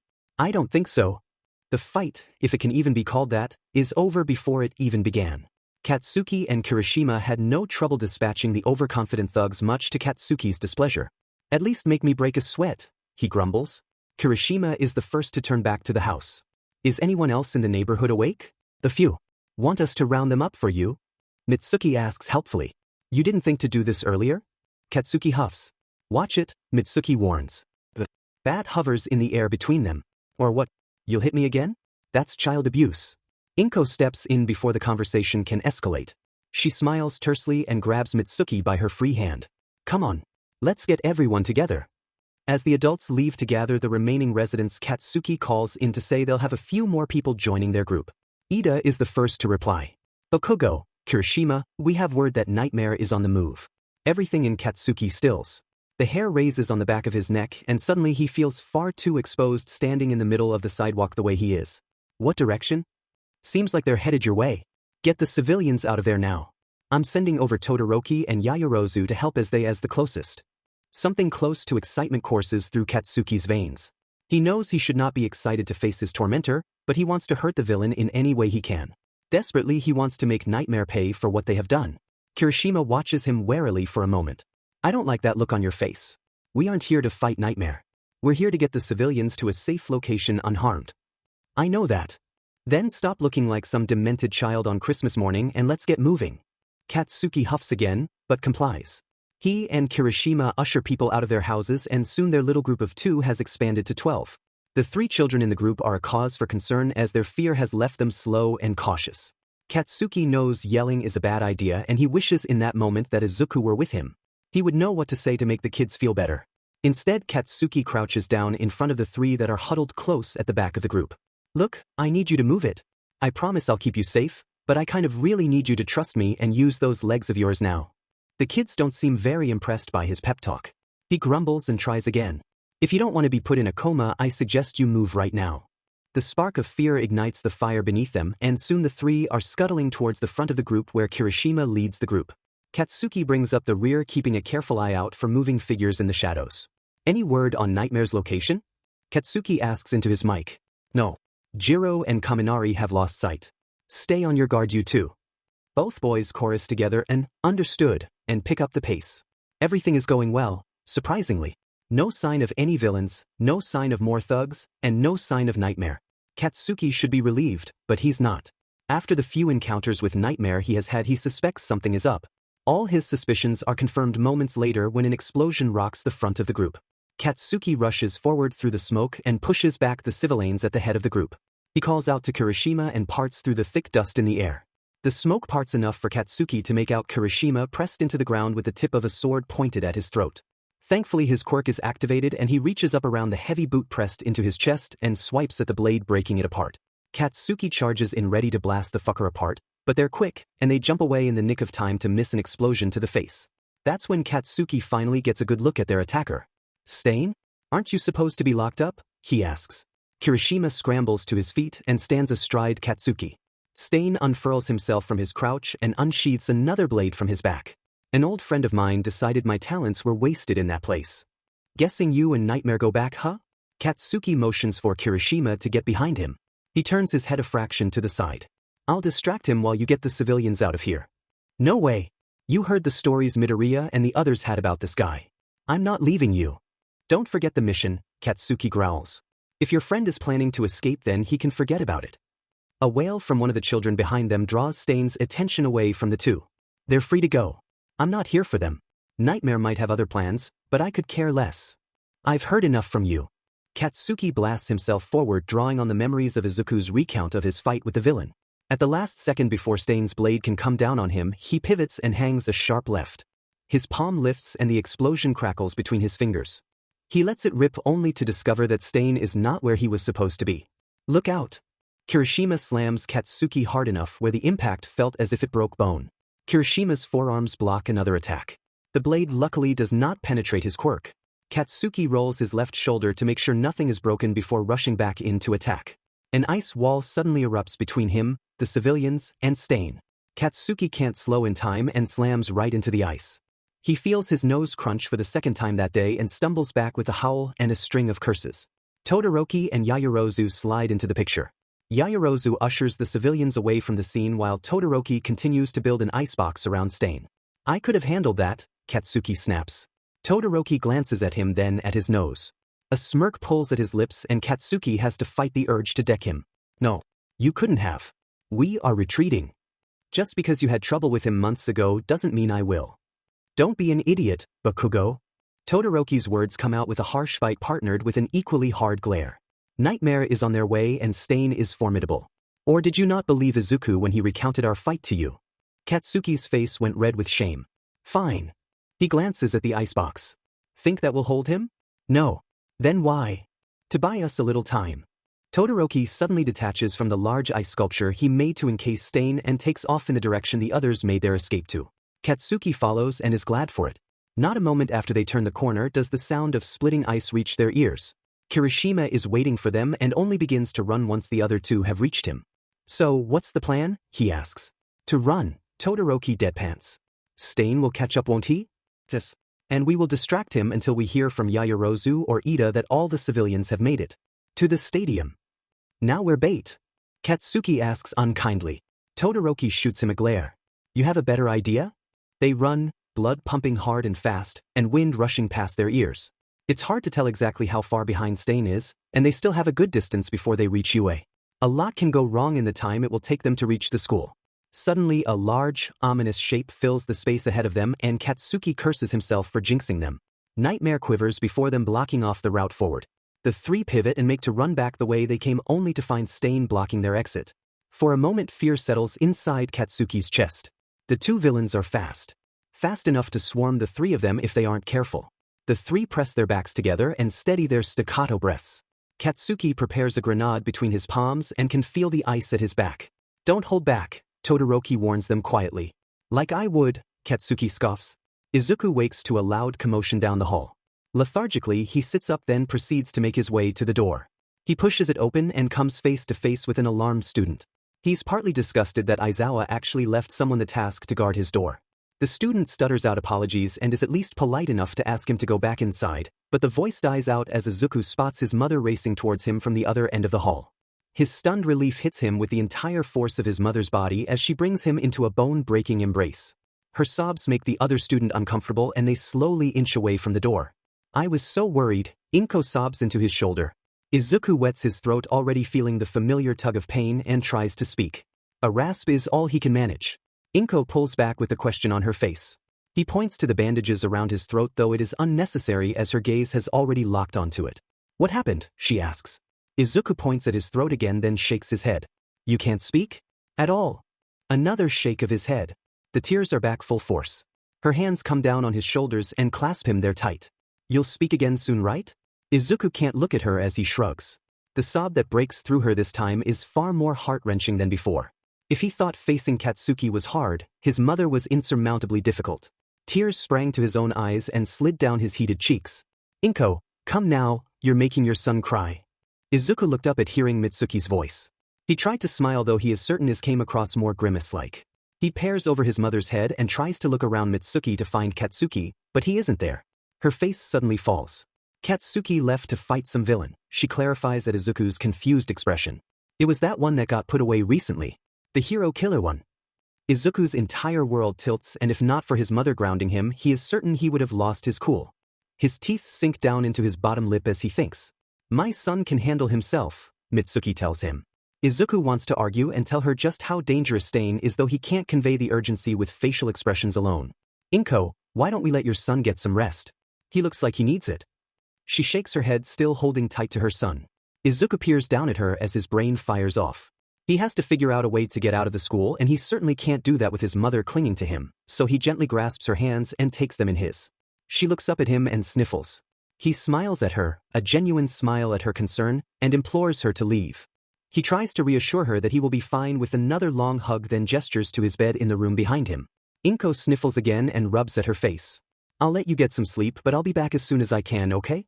Izuku smiles at her and waves her off as she and Mitsuki head back down the hall the way they came. He waits until they are out of sight before he heads back into his room. He changes out of his clothes and peels on his scuffed-up undersuit before he realizes the rest of his hero uniform is missing. Peeking his head out the door, he is grateful for his mother's theatrical display as it scared off whoever was on guard detail. He pads down the hallway and heads to the one person he knows can help with any hero uniform issues. He doesn't even knock on the door before it swings open. Mei is surprised for only a moment before eagerness takes over. I knew you'd be back, she grins. Bet they took your hero uniform from you, huh? Izuku confirms with a nod. Well, you're in luck, my friend, because I happen to have it. I even fixed your cracked knee pads. Izuku beams at her. Mei drags him inside by the front of his shirt. Let's get this party started before someone figures out you're missing, yeah? The enthusiastic nods of his head make Mei laugh. She helps him into his upgraded suit, explaining how she reinforced the joints and his mask and how she has tried a new material for the boots to keep them lightweight but still sturdy enough for all his needs. He wishes he could thank her, but she waves him off. I can't go with you. I'm to stay here and repair any damages that come in. I'm not complaining though. The pros will have to take notice of me now that I'm fixing all their gear. She pauses to look over her workbench with a mischievous grin. And if I add a couple of upgrades, they'll be begging me for more. Izuku tries to laugh and the sound comes out rather pathetic. Mei simply pats him on the shoulder, then nudges him out of the room with the promise that he come back in one piece. He grins at her with all the confidence in the world now that he knows how to fight Nightmare. But first he has to find Katsuki and get him away from Stain. Katsuki is FING said. And he's tense, more so than he has ever been before. Nightmare has spent that last few minutes of their battle, if it can even be called that, taunting him and targeting Katsuki specifically, while Kirishima and Todoroki try their hand at subduing Stain. There's nothing worse than having an enemy he literally cannot touch. All he wants to do is wring the BSTRD's neck. Even his explosions seem to have little effect. Nightmare just sort of pulses momentarily whenever an explosion actually connects with their apparatus, then goes right back to alternating between lashing out and teasing. It doesn't help that whenever Katsuki tries to help the others out with Stain, Nightmare billows out to stop him. Are you not having fun with me? Nightmare taunts after another unsuccessful attempt at aiding Kirishima, who has taken on quite a few hits from Stain. Katsuki begins to worry that sooner or later Stain is going to chip through Kirishima's quirk and actually draw blood. Your friends are in good hands. I'd like to get your opinion on something. Well, that's FNG news to him. And what would that be? Katsuki asks. Despite not making a dent in Nightmare's ever-expanding presence, he refuses to let up on his attacks on the off chance that he glimmers some sort of weakness. Do you think Izuku will be alive much longer? A flare of anger bursts inside him, and he uses that to fuel an especially powerful explosion that rockets through the front entrance of the building behind Nightmare. Why wouldn't he be? Nightmare's chuckle is dark and grating, entirely unpleasant, and it only further enrages Katsuki. He bursts through Nightmare again and grasps at anything he can, only to come up empty as they slip through his fingers. You believe he will survive all the strain his body has undergone? Nightmare lashes out like a whip and it catches Katsuki off guard. A thin trickle of blood succeeds the sizable slice going down his arm. Katsuki can't even respond to Nightmare's question as he suddenly hears a panicked shout of his name. He turns, and just in time to catch sight of Stain leaping for him. He blasts himself away and narrowly misses Stain's attack. A mini crater forms where Stain lands, but there is no time to marvel at the fact that a hit like that could very well have broken bone, because Stain is one to move again, and if he's fast. Katsuki has difficulty dodging Stain's blade. Honestly, he's having difficulty keeping track of it in the first place. He's backpedaling in swift successions, trying to weave and vary his steps to keep Stain from recognizing a pattern. He's focusing so heavily on Stain that he fails to notice the dark tendrils loop over his shoulders until he's being held in place by them. His heart rate picks up, beating erratically as the blade lunges towards him. A wall of spiked ice sweeps across his front and Stain's blade crashes against it before it can meet Katsuki's chest. He exhales, heart still hammering against his ribcage. Kirishima dives in to swat Nightmare away. The hold on Katsuki is released and he drops to his knees just as Stain's blade sails overhead. He rolls, then uses an explosion to blast himself out of Stain's immediate reach. It was a mistake. Nightmare corralled Kirishima into position and Katsuki doesn't notice in time. The two of them collide painfully, and Stain capitalizes on the brief moment the two are stunned by the impact. Todoroki shouts something incoherent and tries to use a jet of flames to keep Stain back. Kirishima attempts to slide around so that he is in Stain's direct path instead. Katsuki can't move because Nightmare is in his head again. For a brief, foolish moment, before he can make much sense of what's real, he sees Izuku strung up and bleeding like some sick ornamentation. The blade slides across the edge of his throat and is brought back to Stain before Katsuki can even blink. The apparition disappears as Nightmare's omnipresent laughter invades his ears. Katsuki can't move. He can't FING move. Goddamn it. Stain pulls his tongue away from the blade with a grin. 1 down. 2 to go. Stain lunges in for him, and luckily Kirishima is there to block the attack. He breaks off and goes on the offensive with Stain forcing him back and away from Katsuki's stationary form. Fdesh, fdesh, fdesh, fdesh. Katsuki fumes at his carelessness. Of course it was a trick. Izuku is back at the school. He's safe. And Nightmare has been with them for a good half hour at this point. There was no way for them to get to UA, find Izuku, and bring him there. Now that I have you to myself, Nightmare croons from somewhere behind him. I thought I'd tell you that the boy is running on borrowed time. Flames come up around his side and Nightmare is thrown back. A moment later Nightmare swoops down upon Todoroki, disorienting him in the mass of darkness. When Nightmare retracts, Katsuki is shocked to find Todoroki standing stock still. A line of blood runs down his arm and Stain's tongue is hanging obscenely out his mouth. Kirishima watches in horror, fists quaking with fury, as he wonders how the hell Stain was able to get away from him. Katsuki finds his helplessness infuriating as he watches Kirishima struggle to take on the two villains at once. Nightmare is toying with them and Katsuki hates that it took him this long to realize it. If Nightmare and Stain could take them out so easily, then why were they both dragging this fight out? Katsuki wants to scream at Kirishima once he notices a very peculiar shift in his appearance. He wants to tell him to run away, that it isn't worth it to use Unbreakable, but it's too late. Kirishima pushes Stain back, assaulting him furiously and managing to stagger him. A well-placed strike to the head has Stain laid out.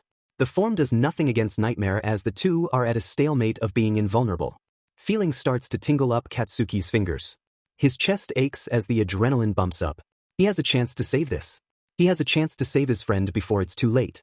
The feeling returns just as Kirishima's unbreakable form dissipates. Katsuki feels like a caged animal about to burst forth. He needs more time. Stain twitches. He needs more time. Kirishima stumbles back. He needs more time. Nightmare undulates and has the audacity to cackle. He needs more time. Stain is up and Kirishima can't see him at the angle he's at. He needs more effing time. Stain lunges. Kirishima is exposed. Katsuki gets the feeling in his legs.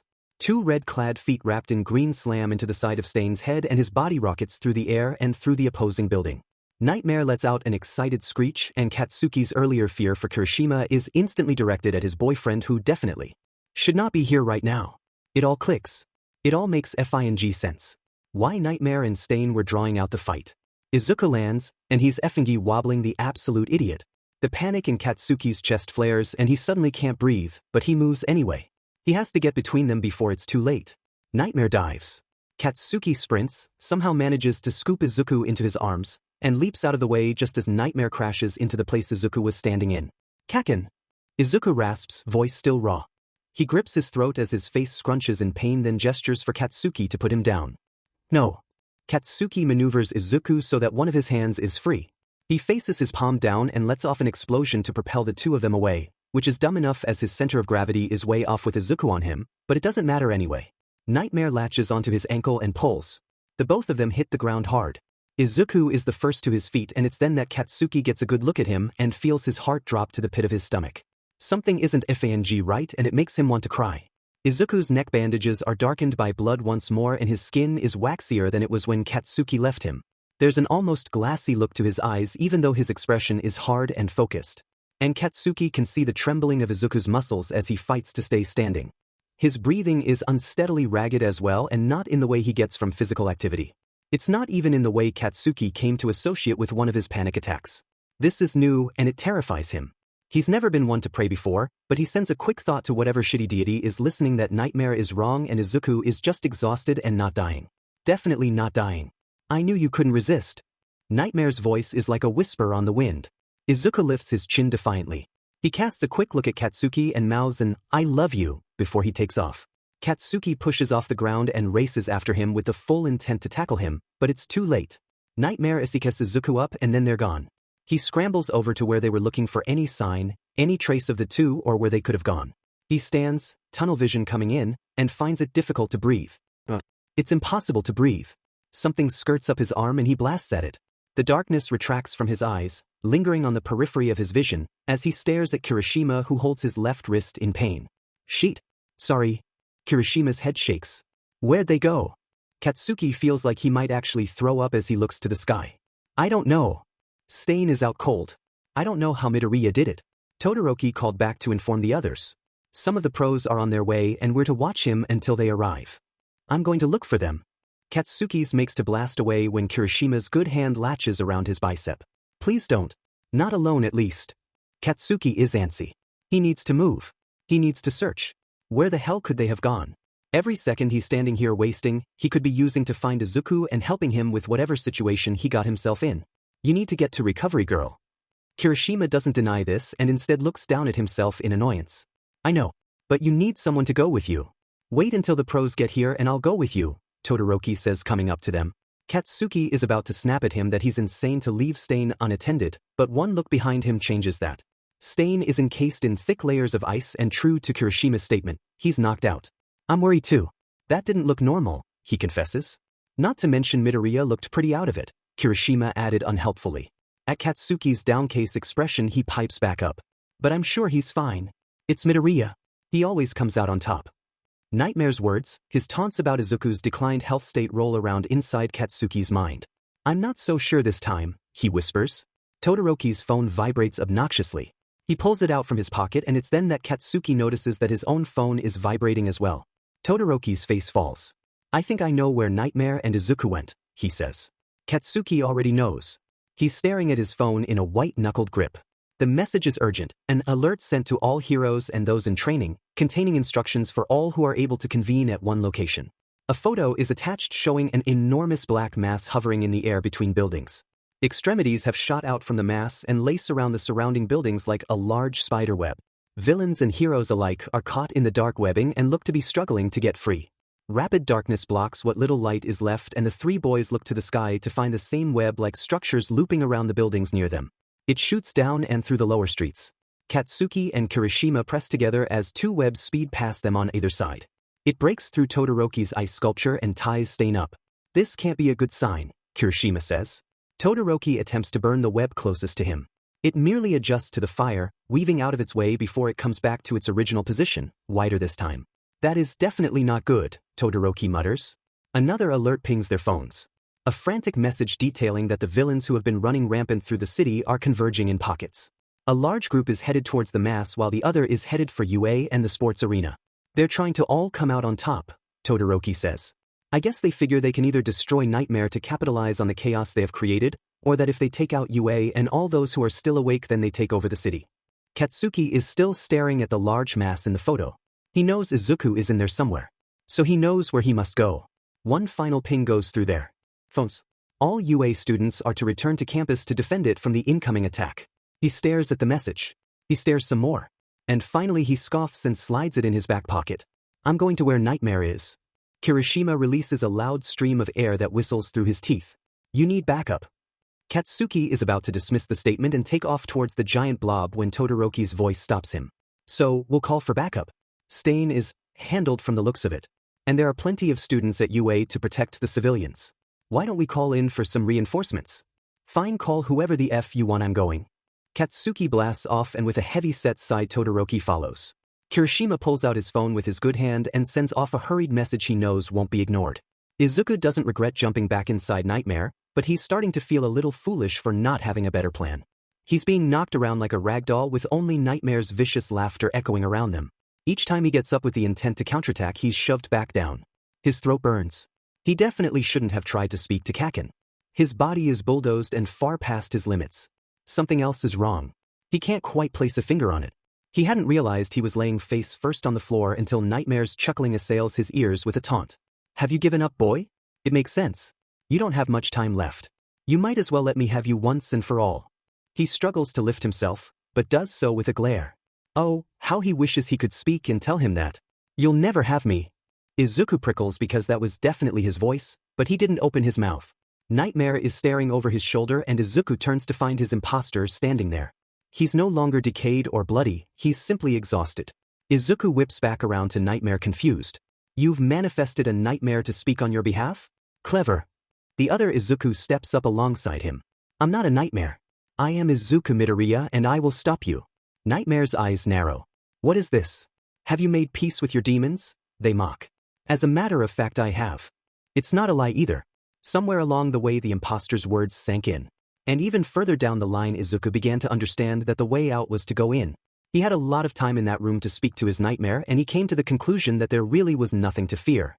At least not in the way Nightmare wanted. The two Izukus spare each other a glance and a smile. For once looking at his imposter isn't terrifying, it is comforting. Nightmare's disgust reads across their face. That's impossible. No one escapes my nightmares. I didn't escape. I accepted that part of me for what it is. Accepted? Nightmare scoffs. Don't make me laugh. I think you should accept what you are and accept that you will be beaten. We don't have to make this another fight. An unsettling grin in such stark contrast to the body Nightmare now wears sends a shiver down Izuku's spine. You will not win this fight regardless. That's why I'm asking you to surrender yourself to me now so at least you will die with dignity. I'm not giving up. Neither am I. Nightmare lashes at Izuku, drawing on his quirk to assault him on all sides. Izuku leaps forward on shaky knees. Nightmare expects this and shoots out another attack headed in a straight line for him. Izuku is proud to say that he foresaw this action and firmly plants his feet to the ground, then shoots straight up. Before Nightmare can strike him while he is airborne, Izuku shoots downward and kicks the back of Nightmare's head. Nightmare smashes into the floor where Izuku then lands on their back and burrows his iron-clad boots into the bone there. A sudden wooziness overcomes Izuku and he sways off kilter. It's enough for Nightmare to wrap their quirk around their hands, forming large dark claws, and tear Izuku off. The claws fling Izuku into the distance, then race after him to cut him down. The breath is knocked from Izuku's lungs and for a moment his vision goes completely blank. By the time he comes to, he feels Nightmare on him, and when his eyesight returns he's greeted by the sight of a victoriously menacing grin that is far too close to his own face. Izuku tries to kick back, but not only is he in no shape to fight, Nightmare has him caged with their body, both physical and corporeal. The smoke slithers up Izuku's body while Nightmare's physical hands come up his chest, then come to gently rest against his throat. Nightmare applies pressure to the wound and Izuku is desperate to buck him off. You were never going to escape me, Nightmare purrs. And now you'll become part of me. Don't worry, I'll use the power I gain from you to reform this world. That way no one will ever feel like us ever again. Hey, a-hole. Both their heads turn in the direction the shout came from. Izuku could cry, he's so relieved to see Katsuki mostly unharmed. The smirk he gives Izuku disappears as soon as his gaze travels back to Nightmare, where it becomes murderous. A tingle shoots through Izuku. That look is piercing and unlike any he's seen before. It's neither his usual hot-headed glare nor his somewhat gleeful rampaging expression. This one is far more deliberately dangerous. And it speaks volumes. Get the F off of my boyfriend. Katsuki is quick, and Nightmare, still too preoccupied with touching Izuku, does not move in time.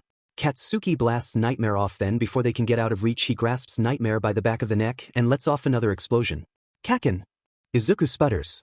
Katsuki drags his eyes away from Nightmare's prone form for a second to squint at his boyfriend. The hell? You can talk now? Only in here I can. Nightmare stirs and Katsuki cracks his knuckles in response. I've been waiting a long time for this. His assault is relentless. All his unbridled rage is released by pounding every part of Nightmare that Katsuki can get his hands on.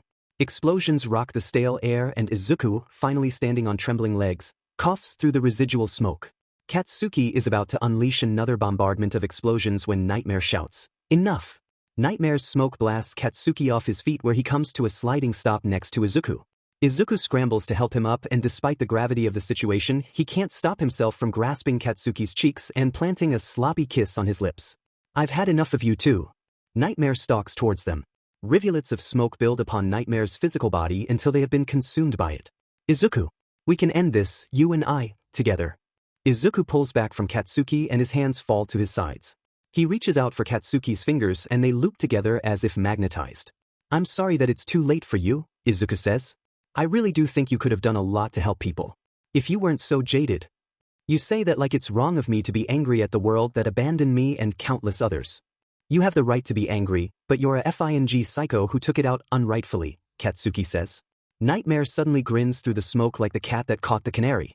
I still win, Izuku. Do you feel that inside you? It's death coming to claim you for good. Izuku chomps down on his bottom lip because he does feel it. He's been vibrating under the stress of keeping himself upright.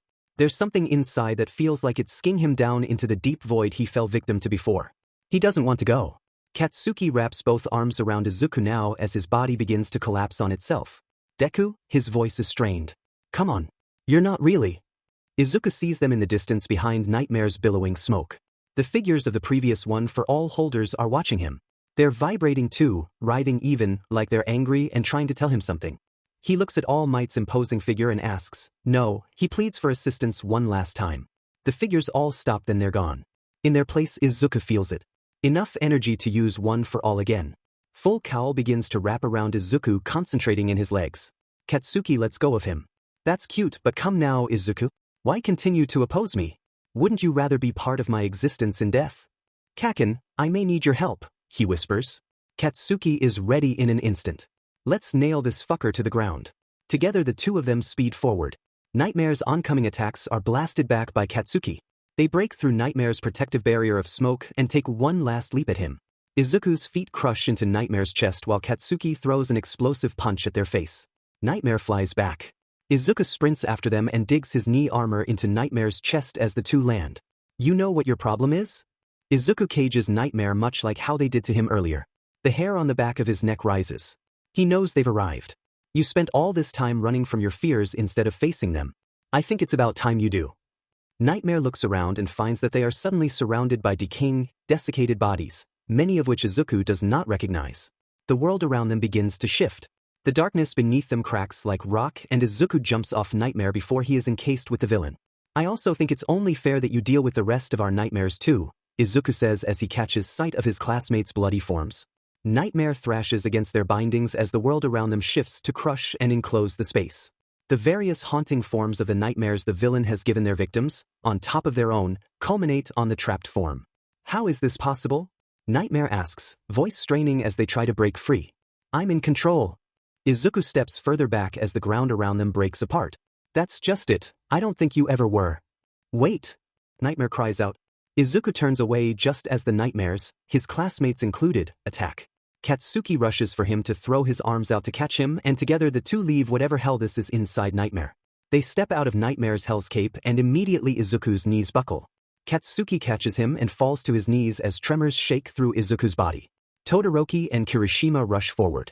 They're still fighting in the area. Izuku sees some of his friends racing around. Golden hair like sunlight catches his eye. Mirio glances over and speeds in their direction. Mirio comes to a stop in front of them. What happened? I don't know, Katsuki admits. He runs a thumb across Izuku's cheek. Izuku, come on. Nightmare was lying about you dying. Weren't they? Izuku shrugs. He doesn't know if he wants to believe even though his body is telling him it's true.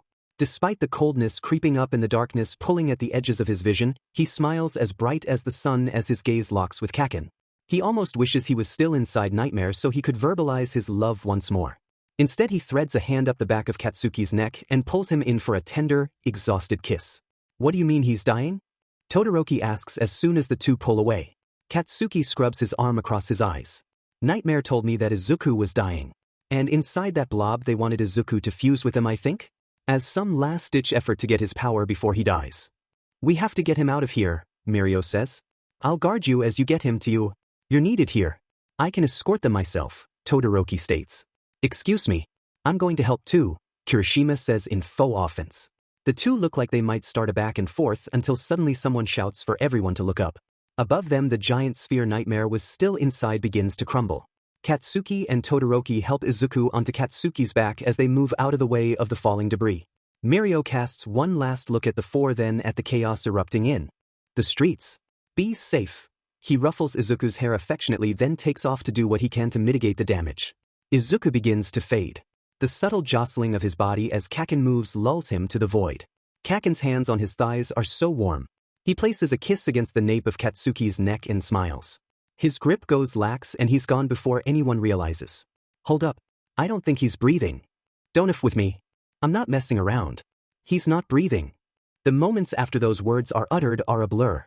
Katsuki can't tell if his heart stopped or dropped into his stomach. He can't tell if it is from the running or the fear that his breath is stuck between his ribs. He runs despite the fearsome ache. The race back to the school and subsequently Recovery Girl are some of the most terrifying moments in Katsuki's life to date, and he has dealt with some pretty horrifying shit. Everything continues to happen so fast. Even as he recalls it now, there was no way to discern how much time had passed. They finally reach the school. Izuku is pulled from his grasp, and he is locked out of the room. Katsuki finds himself sitting in the hallway, legs kicked out haphazardly in front of him, with Kirishima next to him and Todoroki pacing. What an awful night that had been. The memory alone makes him uncomfortable. The following days are a stream of moments that bleed into one another. Katsuki tries to keep busy with relief efforts, damage control, and tracking down any remaining villains foolish enough to be out, but his thoughts always drift back to a dark place he isn't used to. If he isn't out working then he's back at UA hovering around Izuku's room, though even that is getting difficult. He especially can't deal with Inko's bouncing transition between zombie and hysterical as she sits by Izuku's bed holding his far too cold hands. It was a miracle they even got Izuku to breathe again.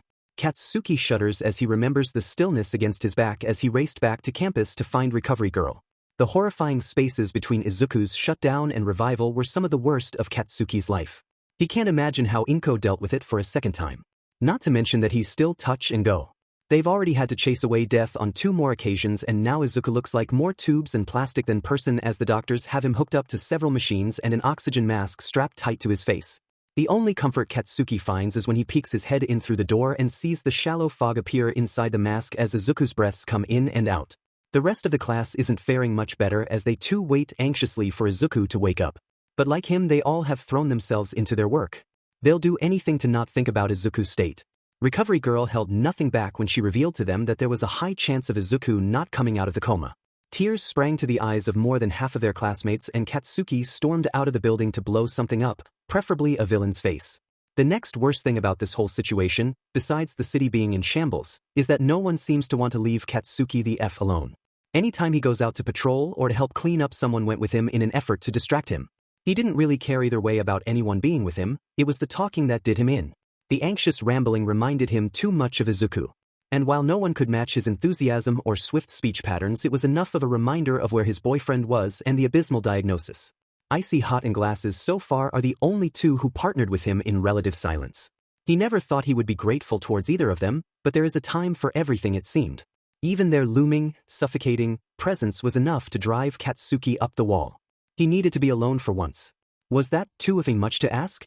As Katsuki sinks to the ground just on the outskirts of campus, he allows himself a moment to breathe. His chest heaves under the weight of his sigh, and he leans forward, dropping his head into his folded arms. Kirishima had been the one to chase everyone off that tried to go out with him that day. Katsuki makes a mental reminder to cook something special for his friend. So, when he hears footsteps crunching closer behind him, he is ready to explode.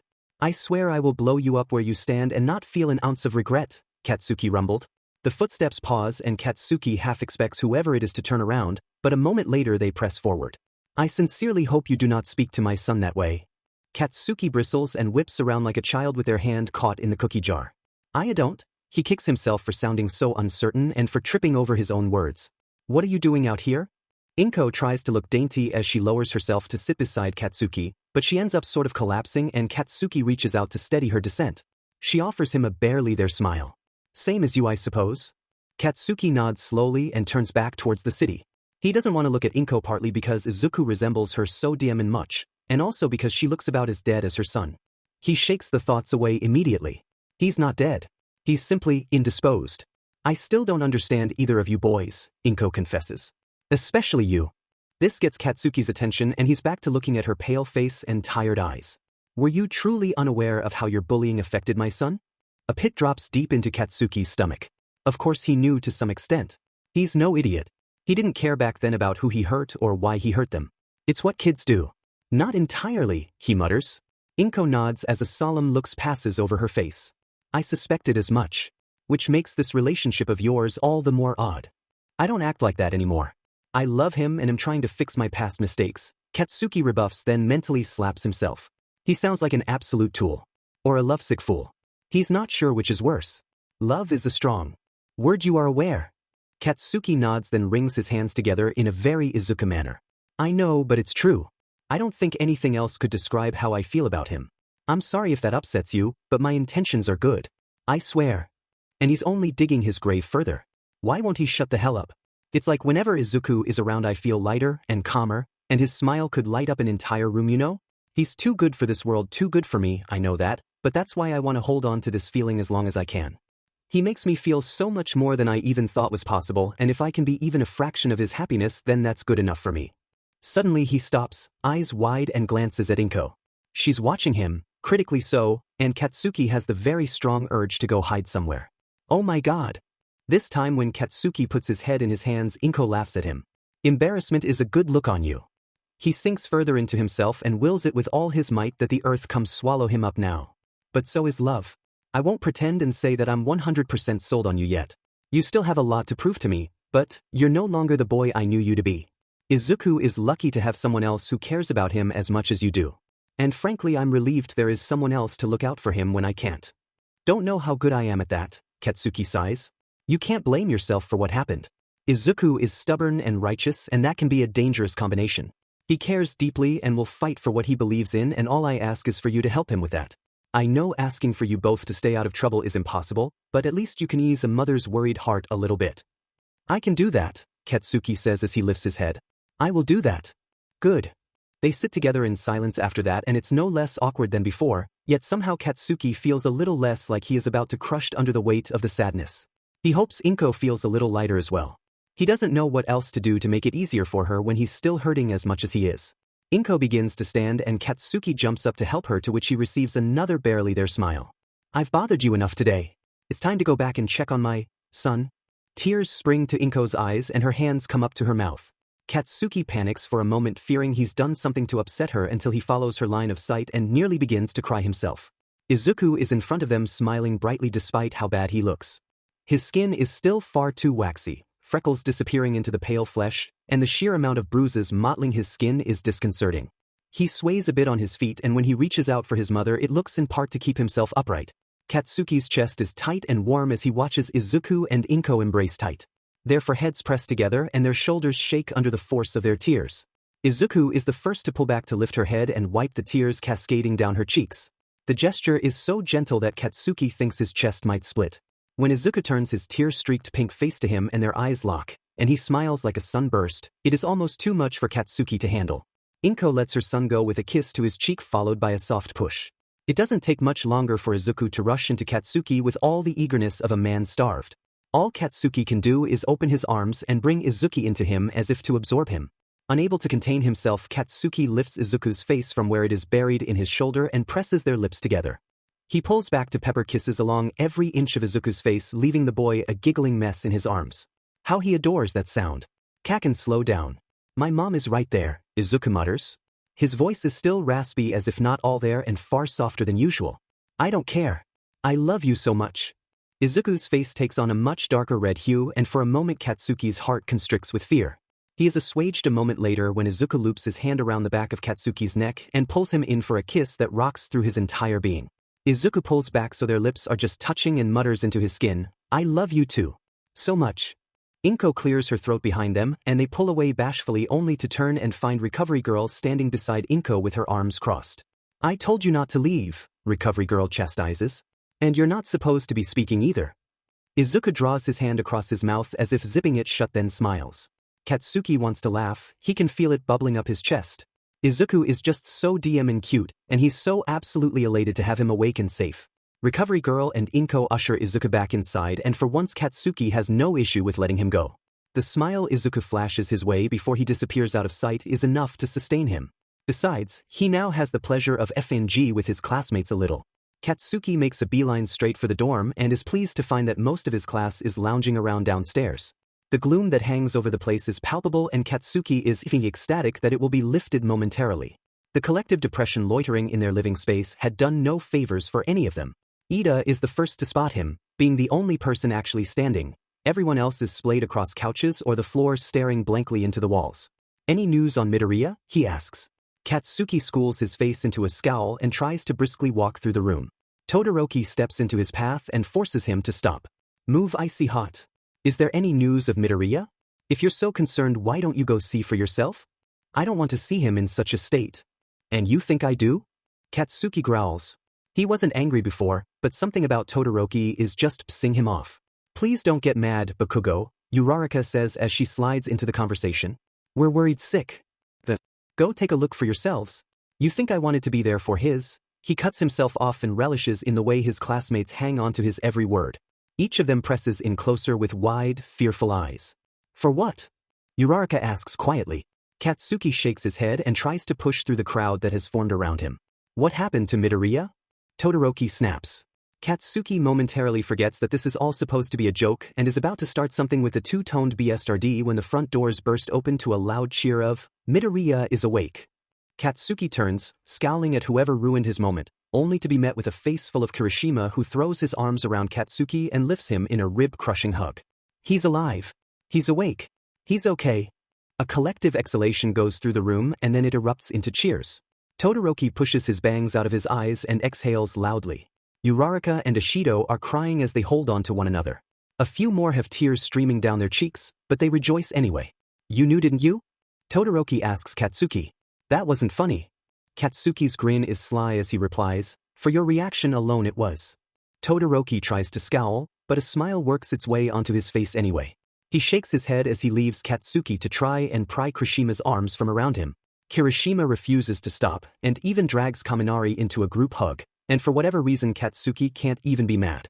And if Kirishima makes a comment about how they're all crying, Katsuki doesn't deny it. He's too happy. He's far too FNG happy. Izuku finds his recovery is as slow as the city's, but they both manage to rise to the challenge. Things go back to normal in a decent amount of time. The city is rebuilt, mostly in record time. All remaining villains that weren't smart enough to cut their losses and run back into hiding have been caught. The residents of the city who had been comatose thanks to Nightmare's quirk are all finally awake. Those still experiencing nightmares and hallucinations are obligated to go to therapy, and Izuku is no exception.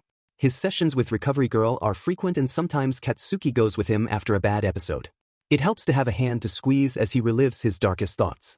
If there's one thing Izuku has learned from all of this, it's about honesty. His recovery goes much quicker as soon as he confesses all his heartache and opens up about what is troubling him. He holds nothing back and Recovery Girl thanks him every day for it as she is now better equipped to aid him. And he's proud of himself because now that he's being honest with her and his friends and Kaken, he is finally being honest with himself. And that includes his nightmare version that still clings to the threads in his head that tie him to nightmare. His other self shows up from time to time, though his taunts are lackluster and his jeers don't hit as hard as they used to. In fact, it almost seems like they have come to an understanding. And the more Izuku learns to accept this side of him, the more he seems to heal and the less his imposter self appears. Each day is a fight, but it becomes easier and Izuku will never take that for granted again. He never thought he'd be able to breathe easier, without the constant panic or fear, yet here he is, happier than ever, grateful for his third chance. He'll take every chance he can get and keep forging on. So when he finds himself, Katsuki, Aizawa, and All Might standing in Tartarus with only a door separating them from Nightmare's air-tight holding cell, he realizes he is no longer afraid. He thought he might be, and he was surprised that the teachers agreed to let him see Nightmare to begin with, but now that he is here he is eager to get whatever closure he can. Katsuki squeezes his hand and together the two walk inside. They're barely a step inside before Nightmare's smoke surges towards the glass they are kept behind and spreads out until there is nothing left of the holding cell to see. Midoriya, you've come to visit me. How's the throat? Still healing but better, he says. His throat still burns whenever he speaks for long PRDS of time, so he tries to keep what he says to a minimum. How's Tartarus treating you? Nightmare glides across the glass. Izuku can see what looks like a hand sliding back and forth as they move. This isn't ideal. But I make the most of it. You sound awfully calm about all of this, Katsuki says. What else can I be? Anger leads to failure, Nightmare replies. Besides, I am happy Midoriya is here. A shiver goes down Izuku's spine and for a moment he feels the phantom touches of Nightmare's smoke. Katsuki grounds him with another squeeze of his hand. I wanted to make the world a better place, Nightmare whispers. I see now that, maybe I was too strict. Maybe I could have done things differently. They sound so broken in that moment that Izuku can't help it as his heart bleeds for the villain. I wish I had met you sooner Midoriya. This whole time I thought I was teaching you, but you have taught me a great deal in return. Izuku's lips press into a hard, thin line. What you did to me was wrong, but I can't deny that I have grown tremendously from this experience. I'm glad to hear that, and for it is worth I truly never did mean to kill you. The smoke parts in that way it does where Izuku can tell Nightmare is smirking. You'll make a great hero someday, and hey, if you ever want to visit me again I won't be opposed to it. Nightmare's laugh switches from melodic to sinister in a second flat. Or perhaps I'll be the one to see you. Nightmare lunges forward, hitting the container right by Izuku's face. He jumps at the unexpected attack then relaxes as he realizes Nightmare has nowhere to go and no way to touch him. They can't hold me forever, Midoriya. I'll see you around. Izuku and Katsuki are rushed out of the room as guards swarm in. Izuku has no idea what they intend to do with Nightmare except make a few empty threats, but he can't help the chill that races through him at Nightmare's parting words. Neither of them bring it up. They mention all that was said during their debrief, but it isn't until the two boys are back in Katsuki's room sitting on his bed that they feel free enough to discuss how they feel. Nightmare isn't lying, Izuku whispers. They truly believe they will escape, and I can see it happening. I can too, Katsuki answers honestly. All it takes is one slip up, one little hole and Nightmare is out. Izuku stares at his scarred hands, trembling minutely. I don't want to fight them again, but I will if I have to. Katsuki slides his palms over Izuku's to open his fists. He then threads their fingers together. You won't ever have to go through that alone again. He presses a chaste kiss to Izuku's nose. Besides, if you try to, I will personally see to it that you get an explosion to the face to lay you out until you're thinking rationally again. Izuku gurgles out a laugh, still strained by his healing vocal cords, but beautiful nonetheless. You're such a romantic, he teases. You bring out that side of me, Katsuki teases right back. Izuku is caught by Katsuki's gaze, heated and loving all in one, and his chest grows tight and his hands tremble. Katsuki steadies him with one firm pulse, and then the two come together in a beautiful moment that makes Izuku's heart burst and melt all in one. Izuku is on top, leaning over Katsuki, unwilling to let their mouths part for more than a moment, as the two find themselves tangled together, uncertain of where one body starts and the other ends. He's hot, impossibly so, but it feels so good and so right to be here and present with the person he loves more than anyone else. Their shirts are off before Izuku has a chance to realize that's what happened. Their pants follow. And soon they've reversed their positions, and Izuku is the one being pressed into the bed in a way that is so different from anything he has ever experienced before. They're so close. They're so incredibly close. Izuku clutches Katsuki by the shoulders and whispers, "I love you," in the most tender way.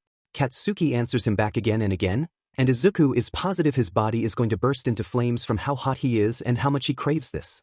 Everything feels great, near perfect, even with the bumps and the laughs along the way, until the door bursts open and Izuku squeaks and flings himself under the covers.